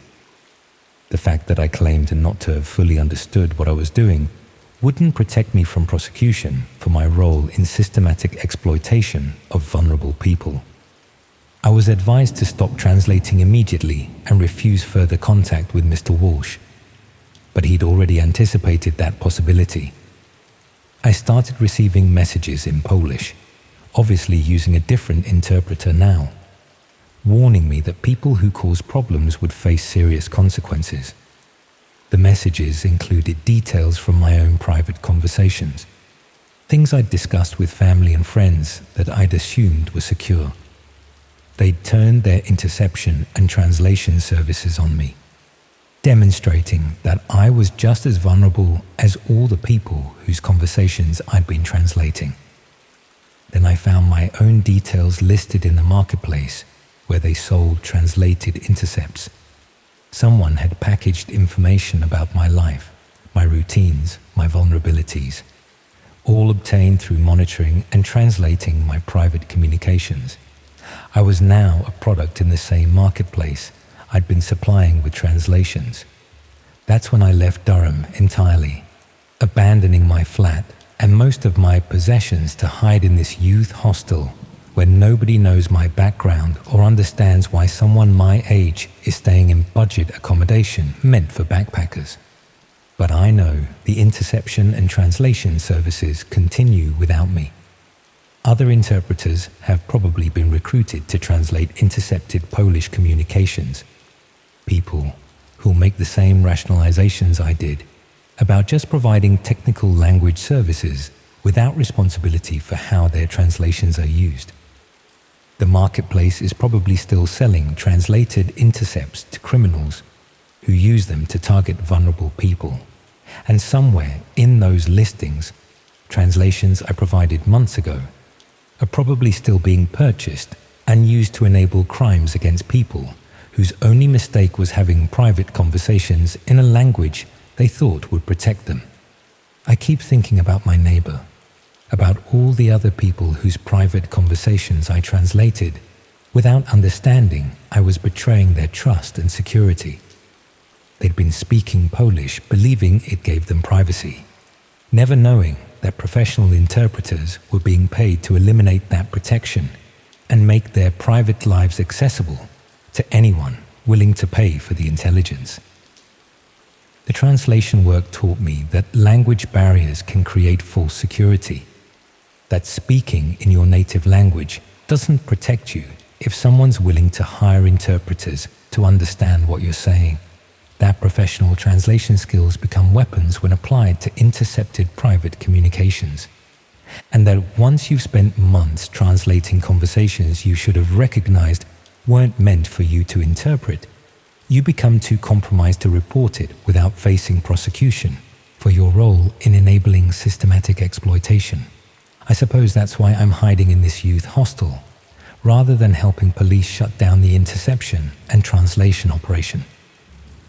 Because I know my translations are documented evidence of my active participation in crimes against vulnerable people. And I'm not brave enough to face consequences for choices I made when professional satisfaction and financial need mattered more than questioning what my skills were really being used for. All I can do is hope that someone else will eventually expose these operations, that other interpreters will find courage I lack to report what they're translating despite personal cost, and hope that people whose private conversations I translated manage to stay safe despite the intelligence I helped create about their lives. Because the operations are still running, still recruiting interpreters, still intercepting private communications and selling translated intelligence to criminals.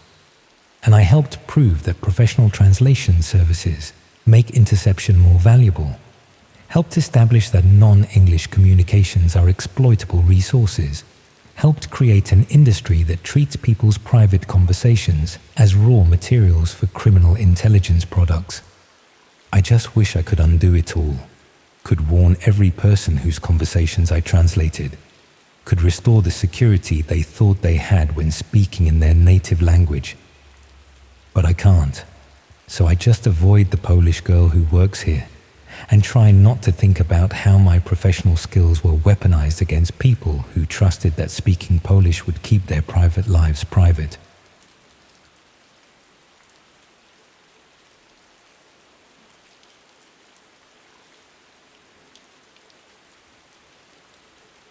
"15 minutes of my time for a £20 voucher.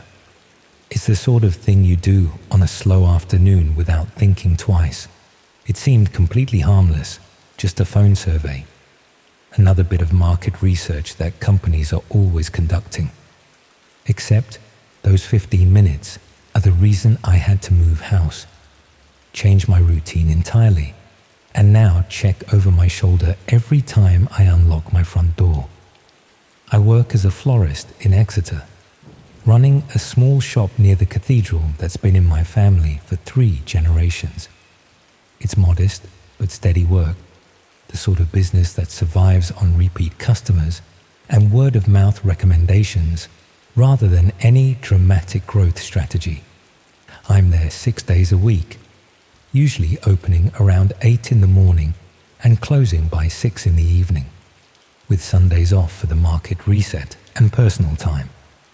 About 2 years ago, I received a phone call at the shop from someone conducting what they described as a lifestyle survey for a consumer research company. The caller was professional and polite, explaining they were gathering data about shopping habits and daily routines to help businesses better understand their customers. The survey would take roughly 15 minutes, and I'd receive a £20 Amazon voucher for participating. I've always been somewhat skeptical of these types of calls, but this one seemed legitimate. The caller knew I owned a retail business, which suggested they'd done at least some research rather than cold calling randomly. They mentioned the name of a research firm I vaguely recognized from seeing referenced in business articles. It was a quiet Tuesday afternoon with no customers in the shop, so I agreed to participate. The question started normally enough. What time did I typically open the shop? When was my busiest period during the day? What days was I closed? Did I work alone or have employees? Standard information that any market research company might collect about small business operations. Then the questions became more specific. What time did I usually leave home in the morning? Did I take the same route to work each day? Did I live alone or with family? What kind of security measures did I have at home? The caller explained these questions were about understanding work-life balance and security concerns for small business owners, which sounded reasonable enough at the time. I answered honestly, not really thinking about why a consumer research firm would need to know that I left home around 7:40 each morning, that I lived alone in a terraced house about 2 miles from the shop, that I had a fairly basic alarm system but no cameras, that I usually took Wednesdays slightly easier because foot traffic was lower midweek.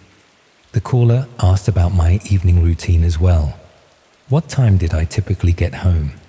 Did I go out during evenings or mostly stay in? Did I have neighbors who were usually around? Were there particular nights when I was reliably away from home? I mentioned that I went to a book club every other Thursday evening and usually did my weekly shop on Tuesday evenings after work. The survey concluded with questions about my holiday patterns. How often did I close the shop for holidays? Did I tend to go away during specific seasons? Who looked after my home when I was away? I explained that I typically closed for a week in August and a few days around Christmas, that I didn't usually travel far, and that my sister who lived nearby would check on my house when I was away. The whole conversation lasted around 20 minutes, and the caller thanked me professionally before ending the call. Within a few days, I received an email with a code for the promised Amazon voucher, which further confirmed the survey's legitimacy in my mind. I spent it on some gardening supplies and didn't think about the call again. Several months later, my house was broken into on a Thursday evening whilst I was at book club. The burglars took electronics, jewelry, and some cash I'd kept in a drawer. But they'd been careful and methodical. No forced entry that I could see initially, no mess or vandalism, just specific valuable items removed efficiently. The police suggested they'd picked the lock, which apparently wasn't difficult with the older style lock I had on my back door. The timing seemed like unfortunate coincidence. Thursday evenings when I was reliably away from home. A quiet residential street where people minded their own business. No security cameras to capture anyone entering or leaving. The police took a statement and gave me a crime reference number, but they were honest about the low likelihood of recovering my belongings or identifying who was responsible. I upgraded my security after that, installing better locks and a camera system that covered the front and back of the house. I felt violated, but tried to move on, telling myself it was random bad luck rather than anything targeted. Then it happened again, 4 months later. this time on a Tuesday evening whilst I was doing my weekly shop. Different items taken, same methodical approach, same lack of forced entry. The burglars had somehow bypassed my new alarm system, though the security company couldn't explain how. The cameras showed nothing because they'd been disabled before anyone appeared in frame, suggesting the intruders knew exactly where they were positioned. That's when I started to feel something was specifically wrong, rather than just unlucky. 2 break-ins within a few months, both occurring during times when I was reliably away from home. Both executed with enough knowledge of my property to avoid security measures. The police agreed it seemed targeted, but couldn't identify any obvious connection or suspect. I mentioned the incidents to several other shop owners in the area during a local business association meeting. 3 of them had experienced similar break-ins over the past year, all perfectly timed to occur when they were away from home. One woman's house had been burgled during her weekly choir practice. Another man's flat was broken into every Tuesday evening when he visited his mother in a care home. A third person had been burgled twice during his regular golf afternoons. What connected us all, we eventually realized, was that we'd each received similar phone calls about lifestyle surveys. Different callers, slightly different company names, but the same general pattern of questions about our daily routines, security measures, and when we were reliably away from home. We'd all received the promised vouchers afterwards, which had convinced us the surveys were legitimate. One of the business owners, a woman who ran a bookshop, was more technically minded than the rest of us. She suggested we try to find information about the research companies that had supposedly conducted these surveys. None of us could remember the exact names, but we had rough recollections and in some cases email addresses from the voucher codes we'd received. Every single company name we could recall came up empty when we searched online. No websites, no business registrations, no references in any professional marketing or research directories. The email addresses used to send the vouchers were from free email services, not professional company domains. We'd all been scammed, systematically questioned about our routines and security by people whose only purpose was gathering information for burglaries. The bookshop owner did more digging, eventually finding a discussion thread on an obscure security website where someone had posted about similar survey scams being used to coordinate break-ins. The thread mentioned that the information collected from these calls was being compiled and sold on the dark web, creating detailed profiles of potential burglary targets complete with their routines, security measures, and optimal times for break-ins. She showed me how to access the relevant part of the dark web, where these profiles were supposedly being traded, walking me through the process since I had no idea how any of it worked. It took some time to find the right marketplace, but eventually we located a section specifically dedicated to what they called residential access information. My address was listed there, along with dozens of others from Exeter and surrounding areas. The listing included everything I'd told that survey caller: my morning departure time, my Thursday evening book club, my Tuesday shopping trips, the location of my shop and typical working hours, details about my alarm system and the positions of my cameras, information about when I took holidays and who checked on my house when I was away. The profile had been updated since my initial survey call. Someone had added notes about the security upgrades I'd made after the first burglary, details about my new locks and camera positions, observations about which neighbors were usually home during certain hours. They'd been watching my house, documenting changes, keeping the information current to maintain its value to potential buyers. The listings included pricing structures based on the quality and detail of information provided. My profile was marked as premium because it contained verified information about security systems and regularly updated observations about my routine.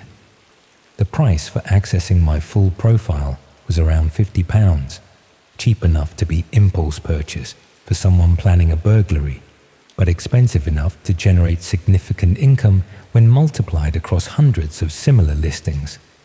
Comments beneath my listing discussed the reliability of the information and the ease of access to my property.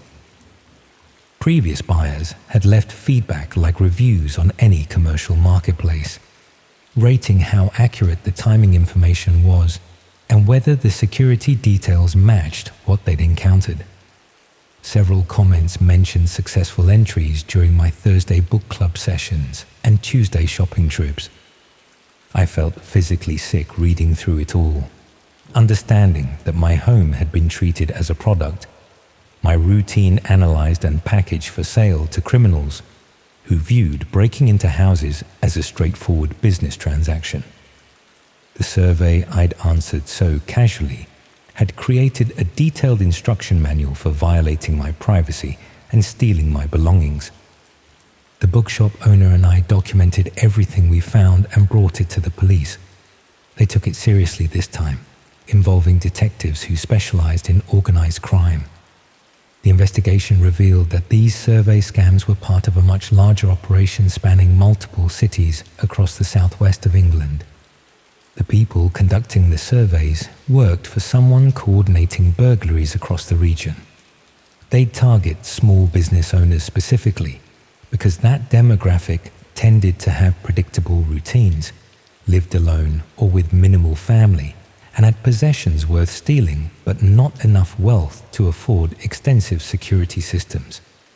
The surveys identified ideal targets and created detailed profiles that were then sold to burglary teams who specialized in quick, efficient break-ins. The operation had been running for several years, with hundreds of homes burgled based on information gathered through these fake surveys. The dark web marketplace, where the profiles were sold, had thousands of listings covering properties across the UK, all organized by region and ranked by the quality of information available. What made it particularly difficult to combat was that the survey callers were never directly involved in the actual burglaries.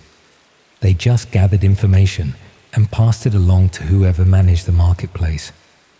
The burglary teams purchased access to profiles without ever knowing who'd collected the information or how.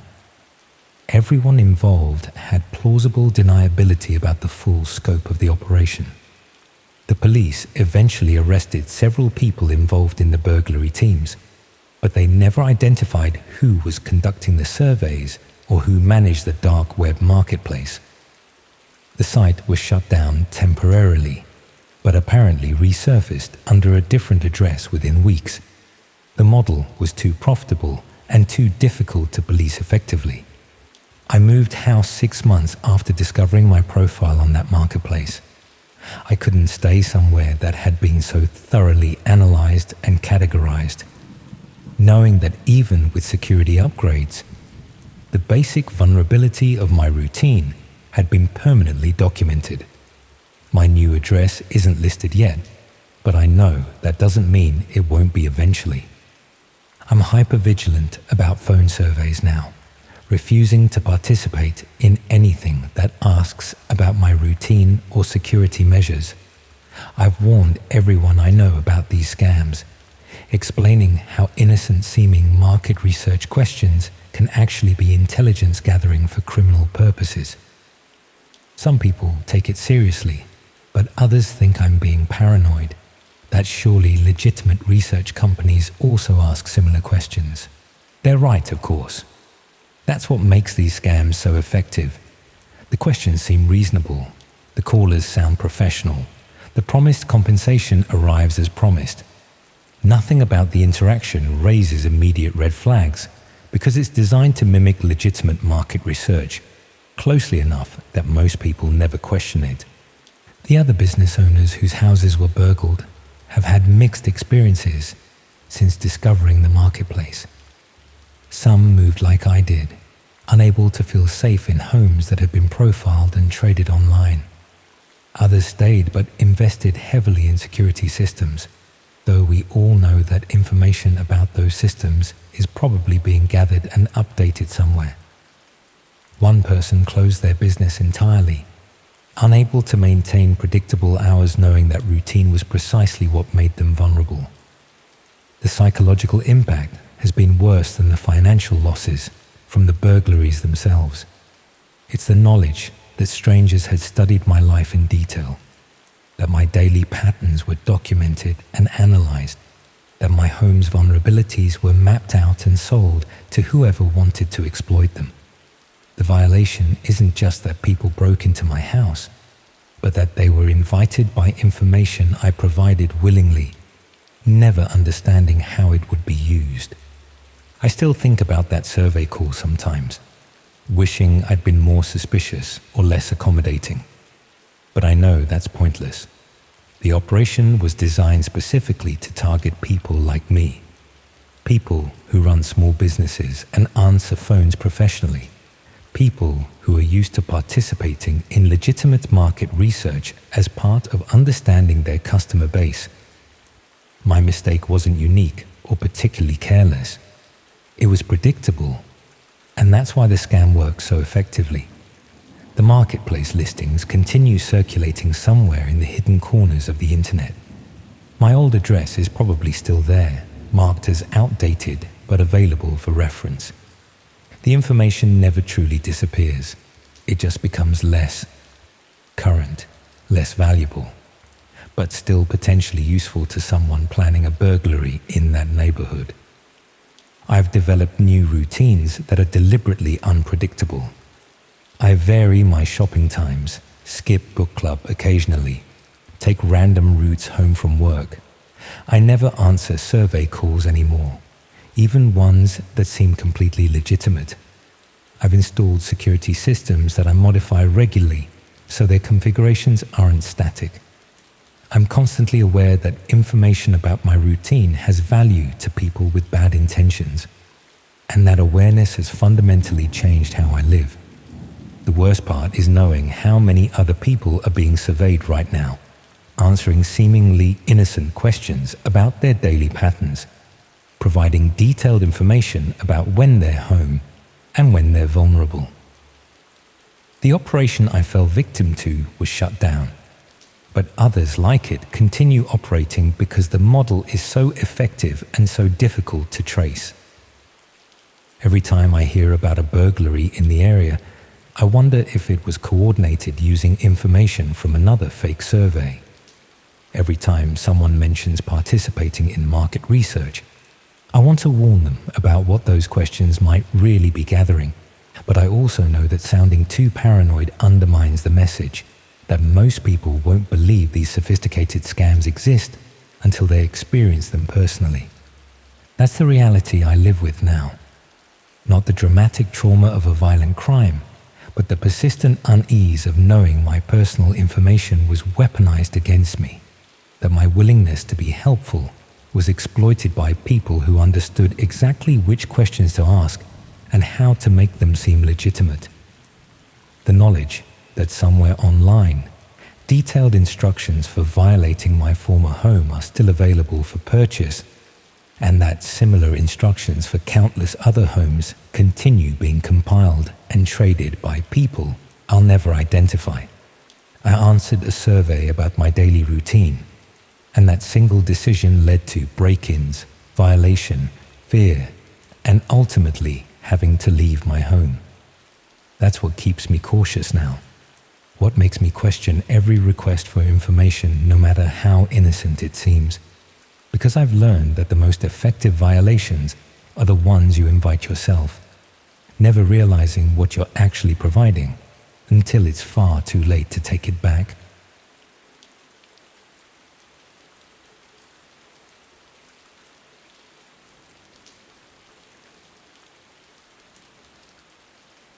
The orange glow from the sodium lights outside seeped through the gap in my cheap curtains, painting the grimy wall a sickly yellow. It was always there, a constant, dull throb against the night, much like the ache in my chest. Swindon, A town of roundabouts and endless grey skies had become my cage.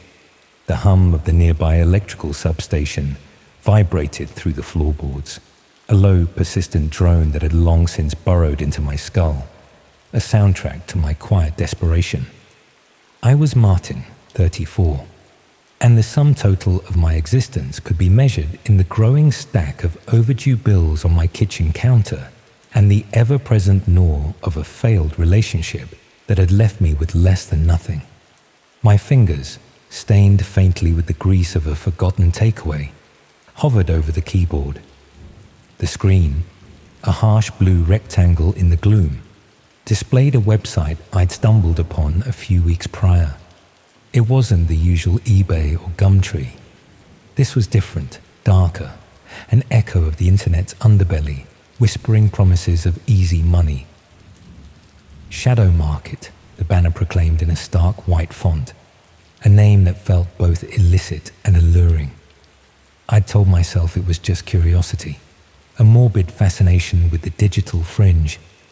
But the truth was, the bank statements didn't lie. My account balance was a flat line, and the prospect of a bailiff at my door was becoming less a fear and more an inevitability. The first item I bought was a tablet, sleek and black, advertised as barely used. The price had been absurdly low, a fraction of its retail cost. My rationalization then had been simple.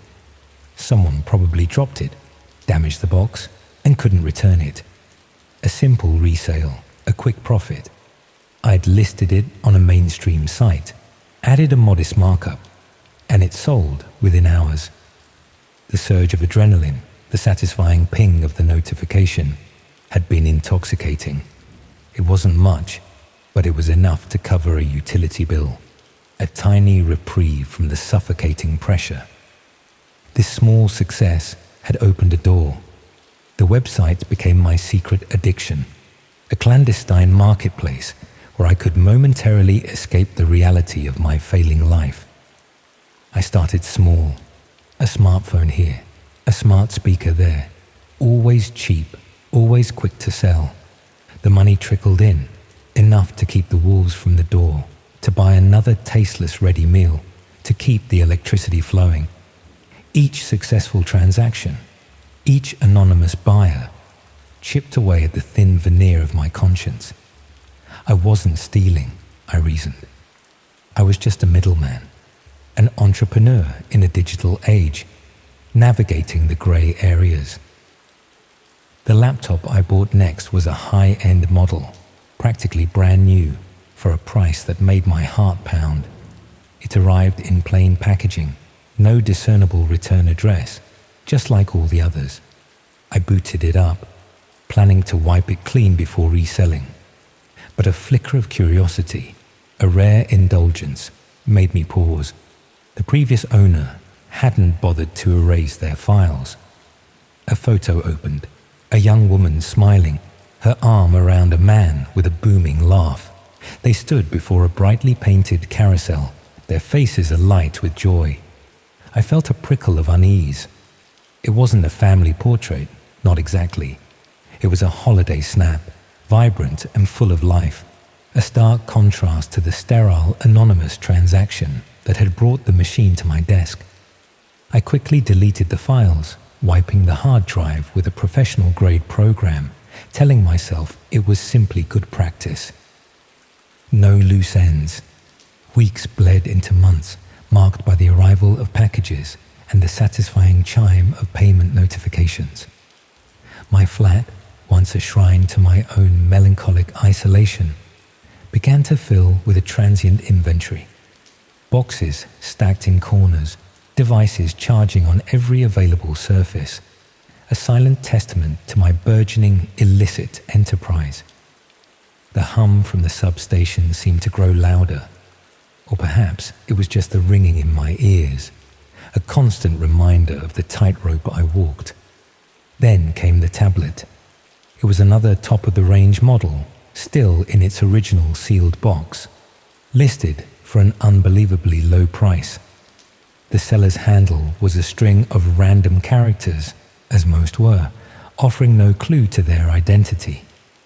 When it arrived, I noticed a small dent on one corner of the box, barely perceptible.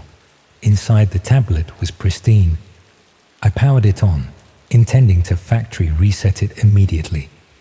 But a lock screen appeared, displaying a wallpaper, a selfie of a young girl no older than 10, with bright, inquisitive eyes and a gap-toothed smile. Her name, Chloe, was emblazoned across the top of the screen in a playful, childish font. A cold dread began to seep into my bones. Chloe. The name resonated with a faint, unsettling familiarity. I'd seen it somewhere recently. My fingers trembled as I navigated to a news website, typing "Missing Persons UK" into the search bar. The results flooded my screen. And there she was, Chloe Davies, missing from a small town in Wiltshire, just a few hours' drive from Swindon. Her photograph, identical to the one on the tablet's lock screen, stared back at me. The article spoke of a frantic search, heartbroken parents, and a police appeal for information. The air in my flat grew heavy, thick with unspoken accusations. The hum of the substation became a roaring in my ears. I felt a sudden, desperate urge to vomit. My pragmatism, my carefully constructed facade of a legitimate reseller, shattered. This wasn't just cheap electronics. This wasn't just a dodgy side hustle. This was something far, far worse. I remembered the laptop, the couple at the carousel. I remembered a smartwatch I'd sold a week earlier, its fitness tracker still logged into an account under the name Mark. Mark Harrison, a man reported missing from Birmingham, his case widely publicized. I had dismissed it then, a mere coincidence, a trick of a tired mind. But now, the coincidences piled up, forming a gruesome tapestry of stolen lives, not just stolen goods. My hands shook, slick with a cold sweat, as I scrolled through the shadow market listings. Each item, once a potential source of income, now felt like a bloodied trophy. I saw a watch, a distinctive gold chain, a pair of custom-made headphones. Each piece of hardware, a chilling breadcrumb leading back to a life abruptly interrupted. I was complicit. I was part of it. I had been moving evidence, unknowingly, for weeks. The thought made my stomach clench. I had to do something. My first instinct was to delete everything, to scrub my digital footprint clean. But that wouldn't erase what I'd done, what I'd seen. It wouldn't bring Chloe back. I stared at the tablet, Chloe's innocent face beaming at me from the screen. My fingers, still trembling, typed out an email to the police. It was anonymous, carefully worded, detailing how I'd come across the device, omitting any mention of Shadow Market, painting myself as an unwitting recipient. I provided the serial number, the details of Chloe's photo. Then I deleted the email, closed the browser, and disconnected the router. The silence that followed was deafening, a stark contrast to the constant hum that had filled my flat. My heart hammered against my ribs, a frantic bird trapped in a cage. Sleep became a distant memory. Every creak of the floorboards, every distant siren sent a jolt of terror through me. I imagined them knocking on my door, their faces grim, their questions pointed. My carefully constructed world of self-deception had imploded, leaving me exposed and terrified. A week passed. No police, no arrests. No news reports linking my email to any breakthrough in Chloe's case. Had they dismissed it? Was my anonymous tip lost in the deluge of other, less credible leads? The uncertainty was a torment. I started to question my own sanity. Had I imagined the coincidences? Had my debt-ridden brain conjured a narrative of horror to justify my own failings? Then, an email arrived. It wasn't from the police. It was from one of my previous customers, a woman who had bought a digital camera from me months ago. The subject line read, "Regarding the camera." My blood ran cold. I opened it, my breath catching in my throat.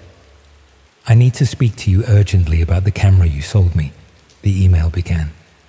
"There are some unusual photos on it. Photos of places I recognize, and a face I recognize from the news." A cold, hard knot formed in my stomach. She had traced it back to me. How? I had always used burner emails, VPNs, and anonymous shipping labels. I had covered my tracks meticulously. Or so I thought. My phone rang. The number was blocked. I stared at it, my heart pounding a frantic rhythm against my ribs. I didn't answer. It rang again, and again. The persistent buzzing was like a drill boring into my skull. I switched off my phone, pulling the plug from the router, plunging my flat into an even deeper digital silence. But the silence didn't bring peace. It brought a suffocating sense of impending doom. I was exposed. The anonymity I had so carefully cultivated had failed. The next few days were a blur of paranoia and fear. I barely ate, barely slept. Every shadow held a lurking threat. Every sound a potential harbinger of discovery. I peered through the gaps in my curtains, watching the car park below, half expecting to see a police car, a figure in a trench coat. My own reflection in the window seemed alien, gaunt, eyes wide with a terror I could no longer suppress. I knew I couldn't hide forever. The woman who had bought the camera, she knew. And if she knew, others could too. The network I had been a part of, the shadows I had moved through, were now closing in around me. The knock came just before dawn. 3 sharp, authoritative raps that echoed through the silence of my flat. My breath hitched. I froze, my heart thundering. I didn't move, didn't breathe. I just listened, straining for any sound, any clue. Another knock, louder this time. "Police!" A voice boomed from the other side of the door. "Open up, Mr. Davies." Mr. Davies. My name wasn't Davies. I felt a flicker of confusion, a tiny, fleeting moment of reprieve before the full weight of the situation crashed down on me again. They had the wrong name. Or did they? Had I been so careless? The door rattled as a heavy shoulder struck it. The cheap lock groaned in protest. I stumbled backward, my legs suddenly weak. This was it. The end of my quiet, desperate enterprise. The reckoning. I heard the splintering of wood, the sharp crack of the doorframe giving way. Figures in dark uniforms burst into my flat, their faces grim, their movements swift and precise. The beam of a powerful torch cut through the gloom, momentarily blinding me. "Martin Hayes," one of them demanded, his voice devoid of inflection. I could only nod, my throat dry, my tongue thick. "You're under arrest." They cuffed me, the cold metal biting into my wrists. I offered no resistance. What was the point? My life, my carefully constructed facade had crumbled. As they led me out past the scattered boxes, past the glowing embers of my laptop, I glanced back at the screen. It had powered itself on somehow, displaying the Shadow Market homepage. And there it was, a new listing, prominently displayed, a fresh face on the scrolling banner. My face, my own hollow-eyed face, staring out from the digital abyss. Below it, a chilling single word: available. The orange glow of the sodium light still seeped through the shattered doorway, illuminating the dust motes dancing in the air, a silent, swirling testament to the quiet complicity of survival and the moral erosion that had consumed me. The hum of the substation, for the first time, seemed to fade into a distant whisper, replaced by the deafening roar of my own terror.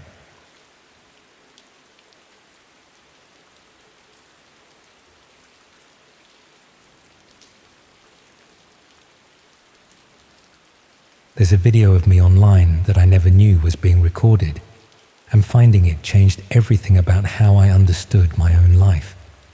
I wish I could say I stumbled across it by accident, but the truth is, someone wanted me to find it. I'm a primary school teacher in Newcastle, have been for about 8 years now. It's demanding work, but I enjoy it. The sort of job where you finish each day exhausted, but feeling like you've actually done something worthwhile. I live alone in a one-bedroom flat near the city centre. Nothing fancy, but it's mine, and it's comfortable enough. Last autumn, I applied for a new position at a different school. Better pay, shorter commute, more opportunities for progression. The application process was standard enough. Online form, supporting statement, references from my current head teacher. I spent a couple of evenings getting everything together and submitted it through the council's recruitment portal. About a week later, I received an email asking me to complete an additional assessment. The message came from what appeared to be the council's HR department, using their official email domain and professional formatting. It explained that due to the high number of applicants, they'd introduced a new screening process involving a video interview that could be completed at home. The email included a link to a platform I hadn't heard of before, something called Teach Assess Pro. It looked legitimate enough, with a clean professional design and testimonials from other educational authorities. The instructions were straightforward. Answer 5 pre-recorded questions on camera, with 2 minutes to respond to each. Standard interview practice questions about classroom management and curriculum planning. I set up my laptop in the living room, made sure the lighting was decent, and completed the assessment. It felt slightly awkward talking to a camera rather than a real person, but I'd done similar things for other applications. The questions were exactly what I'd expected, and I felt reasonably confident about my responses. The platform confirmed my submission and said I'd hear back within 2 weeks about whether I'd been selected for a face-to-face interview. I thought nothing more about it and continued with my normal routine, teaching my Year 4 class and marking endless spelling tests. 3 weeks passed with no response. I checked my application status on the council portal and found something strange. There was no record of any video assessment being requested. According to their system, my application was still sitting in the initial review stage, waiting to be processed. No mention of Teach Assess Pro or any additional screening. I called the HR department to ask about the discrepancy. The woman I spoke to seemed confused by my question. She checked her records and confirmed they hadn't sent any requests for video assessments. Their recruitment process didn't include that stage. She asked me to forward the email I'd received, and after a pause while she reviewed it, told me she'd need to escalate this to their IT security team. That's when I started to feel uneasy. If the council hadn't sent that email, who had? And why would someone create a fake assessment platform just to record candidates talking about teaching strategies? The council's security team contacted me the following day. They explained that several other applicants had received similar emails and completed the same fake assessment. The email had been carefully crafted to look official, using stolen branding and imitating the council's communication style. The Teach Assess Pro website appeared legitimate, but was actually created solely to collect video recordings of applicants. What concerned them most was that the fake email had been sent only to people who'd applied for that specific position. Whoever created it had access to the applicant list, which should have been confidential internal information. They were investigating whether their recruitment system had been compromised or if someone inside the organization was involved. I asked what would happen to the video I'd recorded, and the security officer admitted they didn't know. The website had been taken down, but the recordings had probably been saved before that happened. She recommended I monitor my social media and online presence for any misuse of the footage, though she couldn't tell me what form that misuse might take. For the next few weeks, I searched for my name and image regularly, checking if the video had been posted anywhere public. I found nothing, which should have been reassuring, but instead made me more anxious. If someone had gone to such elaborate lengths to collect these recordings, they must have had a specific purpose in mind. About 2 months later, I received a message through LinkedIn from an account I didn't recognize. No profile picture, minimal information. Clearly a fake account created recently. The message contained only a link and a brief note telling me I should see what they'd done with my audition. Every instinct told me not to click that link, but I needed to know what had happened to that recording. The URL was one of those random strings of characters that indicated a dark web address, meaningless unless you knew how to access it. I spent an evening researching how these hidden websites worked, feeling increasingly uncomfortable with each step. The process was less complicated than I'd imagined, though each action felt like crossing into territory I shouldn't. But I needed to see what was waiting at that address, needed to understand why someone had targeted those job applications specifically. The website that loaded was designed like a casting agency portfolio. Professional layout, organized categories, search functions. But instead of actors or models, it featured ordinary people recorded without their knowledge or consent, organized by profession and appearance. My video was there, along with recordings from the other teachers who'd fallen for the same fake assessment. But we weren't alone. The site contained hundreds of videos, maybe thousands, from people in various professions: teachers, nurses, social workers, care home workers, all recorded in similar circumstances, answering interview questions or completing work-related assessments, completely unaware these recordings would end up here. Each video had been edited and presented like a professional headshot, with overlaid text listing the person's qualifications, location, and other details presumably extracted from their job applications. Beneath each video was a contact form and a price list for different types of services. It took me several minutes to understand what I was looking at. This wasn't just a collection of stolen videos. It was a marketplace where people could hire individuals for purposes the victims would never agree to if asked directly. The videos served as samples, showing potential clients what each person looked like, how they spoke, how they presented themselves.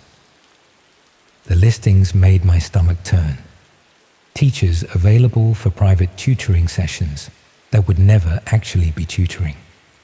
Care workers available for home visits that had nothing to do with care. Social workers available for consultations that were anything but professional. All presented with the veneer of legitimacy, using our real qualifications and experience to make the services seem credible. My own listing described me as available for educational consultations and private instruction, with my actual teaching credentials and school listed as verification of expertise. The implication was clear. Someone could hire me through this site, claiming they wanted legitimate tutoring, and I'd have no idea I was walking into something completely different. The contact forms directed inquiries to handlers who presumably managed the logistics of setting up these encounters. I couldn't see the messages or know if anyone had actually responded to my listing, but the view counter showed my video had been accessed over 200 times. I documented everything and contacted the police immediately. They took it seriously, connecting me with officers who specialized in online exploitation.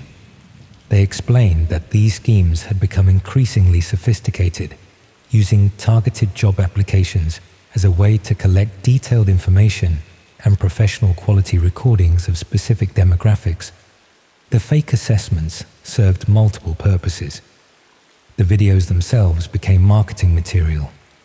The application information provided background details that made the services seem legitimate, and the professional context made victims more likely to trust initial contact from supposed clients. What made it particularly insidious was that the victims often didn't realize anything was wrong until they'd already attended a supposed consultation or tutoring session.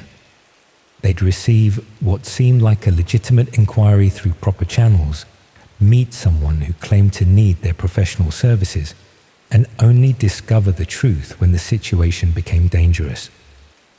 The police investigation uncovered that several teachers whose videos appeared on that site had been contacted by people claiming to need private tutoring. Some had attended initial meetings before realizing the requests weren't genuine. Others had provided their personal contact information to supposed clients who then used it for harassment or stalking. One woman, a teaching assistant from Leeds, had been assaulted after agreeing to a home tutoring session that she thought was legitimate. She'd received an inquiry through what appeared to be a proper tutoring agency, complete with references and professional correspondence. She had no idea her video and information had been circulating on that dark web marketplace, or that the supposed parent who'd hired her had found her there specifically. The website was eventually taken down, but the police confirmed the data had been copied and distributed before they could act. My video, along with hundreds of others, was presumably saved on multiple servers and shared across various platforms they couldn't access or control. I changed my phone number and email address, made all my social media accounts private, withdrew my LinkedIn profile. I informed my current school about the situation so they'd be aware if anyone made suspicious inquiries.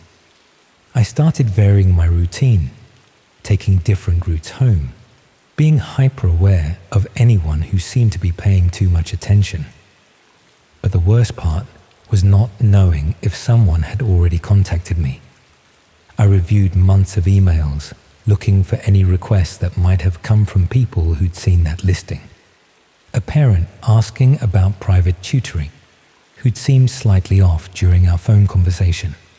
A woman who'd inquired about exam prep sessions but never followed up. A supposed education consultant who'd wanted to meet for coffee to discuss opportunities. Any of those could have been legitimate, or any of them could have been something else entirely. Attempts to arrange meetings with me based on having seen my video on that marketplace. I'd never know which inquiries were genuine and which came from people who viewed me as a service they could purchase. I receive occasional messages now, usually through platforms I'd forgotten I had accounts on. Generic inquiries about tutoring or educational consulting that seem reasonable on the surface but feel wrong in ways I can't quite articulate. I never respond to any of them, but I can't help wondering how many teachers are responding, agreeing to meet people who found them through that site, walking into situations they don't understand. The council never found out how their recruitment system was compromised. Either someone internal leaked the applicant information, or someone external had found a way to access it. The investigation was eventually closed without any arrests, though they implemented new security measures for future recruitment processes. I didn't get that job I'd applied for, obviously. The whole recruitment round was cancelled after the breach was discovered. I'm still teaching at the same school, in the same Year 4 classroom, marking the same endless spelling tests. It's safe and familiar, but I can't bring myself to apply for other positions now.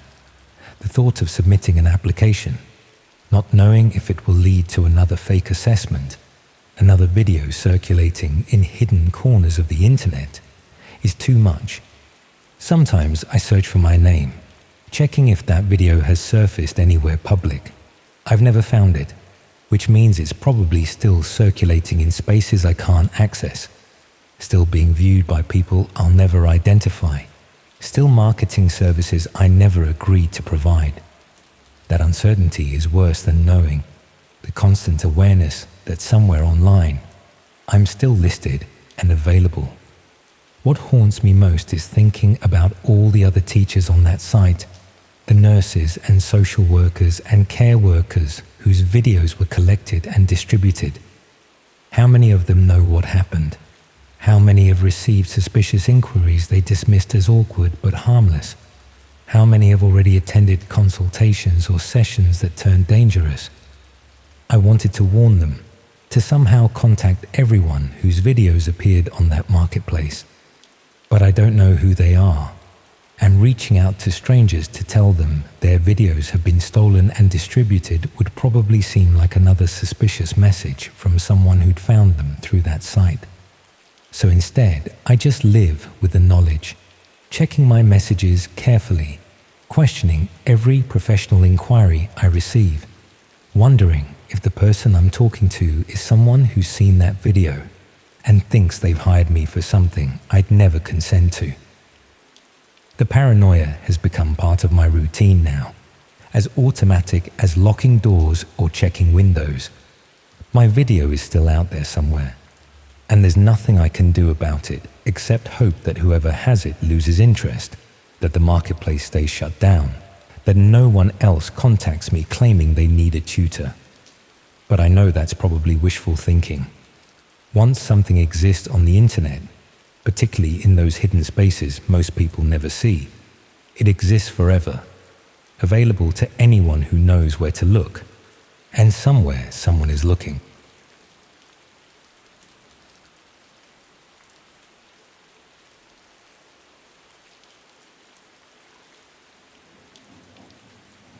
The blue light of my monitor painted my face in stark relief, a pale mask in the otherwise suffocating darkness of my bedroom. The constant, low hum of the cooling fan was the only sound I trusted. Outside, Basingstoke slept, quiet and indifferent. Inside, my stomach churned, a knot of anticipation and dread wrestling for dominance. My fingers hovered over the keyboard, a slight tremor running through them. Tonight was the night I finally stopped being Dan, the boy who tasted blood and dirt every time Chris decided to have a joke. I remembered the last time Chris had cornered me behind the bike sheds, the casual cruelty in his eyes, the way he'd laughed, a loud, booming sound that made the air vibrate as he shoved my face into the muddy grass. The physical pain faded, but the humiliation remained, a sharp shard lodged in my throat. Sometimes I'd catch Sarah looking at me in the canteen. Sarah, quiet, always drawing in her notebook. The only person in that entire awful school who'd ever offered me a half smile, a small, distant light in the dark. Now, even that light felt unreachable. The tinny voice, distorted by the modulator, sliced through the quiet. It was the faceless man. He asked if I was absolutely certain. Yes, I rasped, the word feeling thin and inadequate against the immense weight of the decision. My heart hammered against my ribs, a frantic thump-thump. He reminded me the price was steep, irreversible. I told him I knew. The money, my life savings, was already gone. A ghost payment into untraceable crypto. A small price, I rationalized, for the sweet, clean taste of justice. He confirmed the target's identity. Chris, 16, strong. He then mentioned his operatives were highly skilled, working with surgical precision. The target wouldn't know what hit him. A cold thrill, sharp and exhilarating, snaked through me. I could only manage a shaky, good. The package will be delivered, the faceless man stated, his tone chillingly professional. And the feed? I asked, needing the confirmation, the proof of my power. He assured me the live stream would commence once Chris was secured, delivered via a private encrypted link, untraceable. Excellent, he concluded, and his avatar vanished, leaving only the blackness of the dark web browser. It was done. I leaned back, the plastic of the chair groaning under my weight. My hands shook so violently I had to clench them into fists. A quiet, terrifying resolve settled over me. The next day at school, the world felt unreal. The noise of the corridors, the smell of stale chips and disinfectant, it was all muted. I scanned every corner, searching for the familiar hulking shape. No Chris. His absence was a yawning silence, a hole in the fabric of the school day. My initial panic, had they failed, was quickly replaced by a quiet, deep satisfaction. No booming laughter, no sneering remarks. The air felt lighter, cleaner. I kept my head down, terrified that my secret, the dark, monstrous thing I had commissioned, was visible to the world. That evening, the email arrived. A single cryptic link. My hands trembled as I clicked. The screen resolved into a grainy, low-light image. A dark room. A single exposed bulb hung from the ceiling, casting harsh, unforgiving shadows. And there, in the center, tied to a sturdy wooden chair, was Chris. He was gagged. A strip of black cloth pulled tight across his mouth, his cheeks pushed out. His eyes, wide and bloodshot, darted around the room, filled with a primal, visceral terror. His struggles were weak, his wrists and ankles bound with thick industrial rope. He wore only jogging bottoms, his bare chest heaving with ragged, desperate breaths. "Welcome back, Dan," the faceless man's voice purred from my speakers, startlingly clear despite the modulation. "Your show is about to begin." A figure stepped into the frame, a hulking silhouette draped in a dark, hooded cloak. He moved with a heavy, deliberate slowness. Chris's eyes widened, his body tensing, a muffled whimper escaping his gag. The figure produced a small, sharp knife. The blade gleamed under the harsh light. "He needs to understand the gravity of his actions, Dan," the faceless man explained, his voice sounding like dry leaves rustling. "A lesson in consequences." The figure approached Chris and, with a terrifying lack of emotion, pressed the tip of the knife against Chris's bicep. Chris's muscles jumped. A thin line of red welled up, then thickened, trickling down his arm. Chris screamed, a raw, piercing sound that was barely muffled by the gag. His body convulsed, pulling frantically against the ropes. My stomach clenched. I felt a cold detachment, a horrifying sense of power. This was real. This was the monster who tormented me, reduced to nothing. The figure began to trace patterns on Chris's skin, shallow cuts that bled freely. Chris's screams became hoarse, ragged gasps. He slumped forward, exhausted, but his eyes remained open, fixed on the camera, a burning accusation. "He's quite resilient," the faceless man observed clinically. "But resilience only prolongs the enjoyment." The hooded figure produced a small black device, an electric cattle prod. The air around the tip gave a faint, chilling crackle of blue discharge as he tested it. Chris whimpered, his body trembling uncontrollably. "This is where the real fun begins," the faceless man announced, an undeniable cruelty in his voice. "Are you enjoying the view, Dan?" I couldn't speak. My mouth was dry, my tongue thick. I felt a cold sweat break out on my forehead, a nauseous wave washing over me. But I couldn't tear my eyes away. The figure pressed the prod against Chris's bare thigh. Chris convulsed violently, his entire body arching upwards, a choked, agonizing screech tearing from his lungs. The faint, metallic scent of ozone and something burnt seemed to waft through the screen. Again. Crackle. Chris spasmed, his head lolling back, sweat and tears mingling on his face. The imposing bully was gone, replaced by a broken, whimpering mess. A wave of intense, icy pity briefly threatened to overwhelm me, but I shoved it down, burying it beneath the memory of every insult, every punch. He deserved this. He had earned this agony. He's almost broken, the faceless man sighed, a sound of mild disappointment. Such a shame. We had so many more interesting applications. The hooded figure stepped back. Chris hung limply in the chair, his breathing shallow. But fear not, Dan, the faceless man continued, a sudden, sharp edge entering his voice. The night is still young. And we have other guests joining us shortly. My brow furrowed in confusion. Other guests. Just then, a door creaked open in the background. 2 more hooded figures entered the room, dragging something between them. My blood turned to ice. It was another person. A girl. She was unconscious, her long brown hair splayed across her pale face. Her school uniform, grey skirt and red trim, was rumpled and dirty. It was Sarah. My stomach dropped with sickening force. Sarah, the quiet girl who drew in her notebook. No, I whispered, the sound catching in my throat.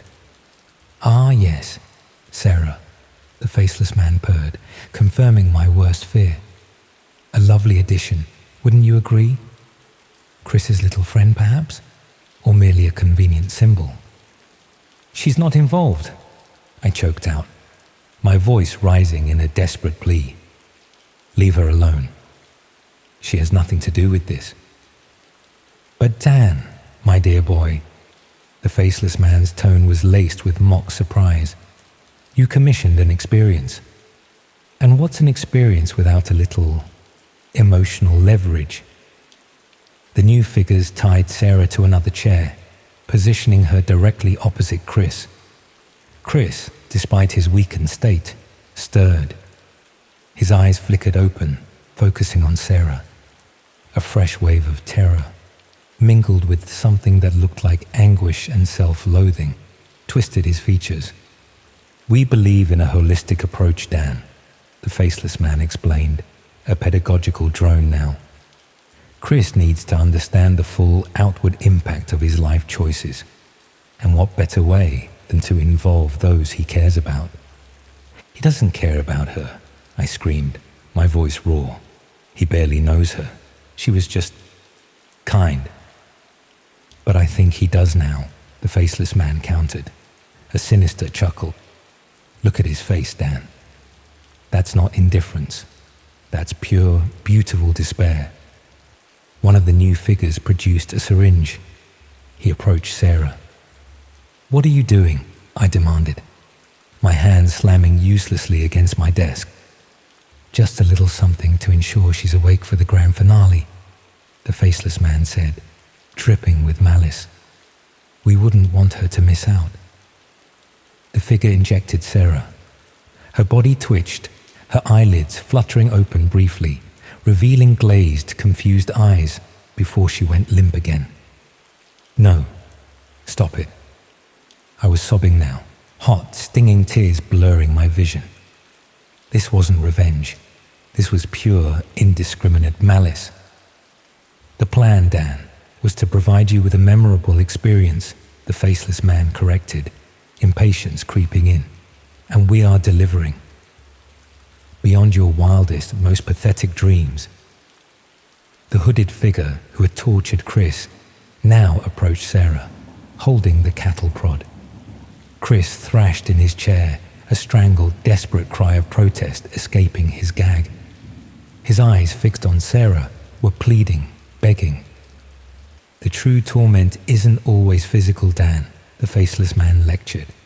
It's watching someone you value suffer, knowing you are powerless to stop it. That, my dear boy, is true agony.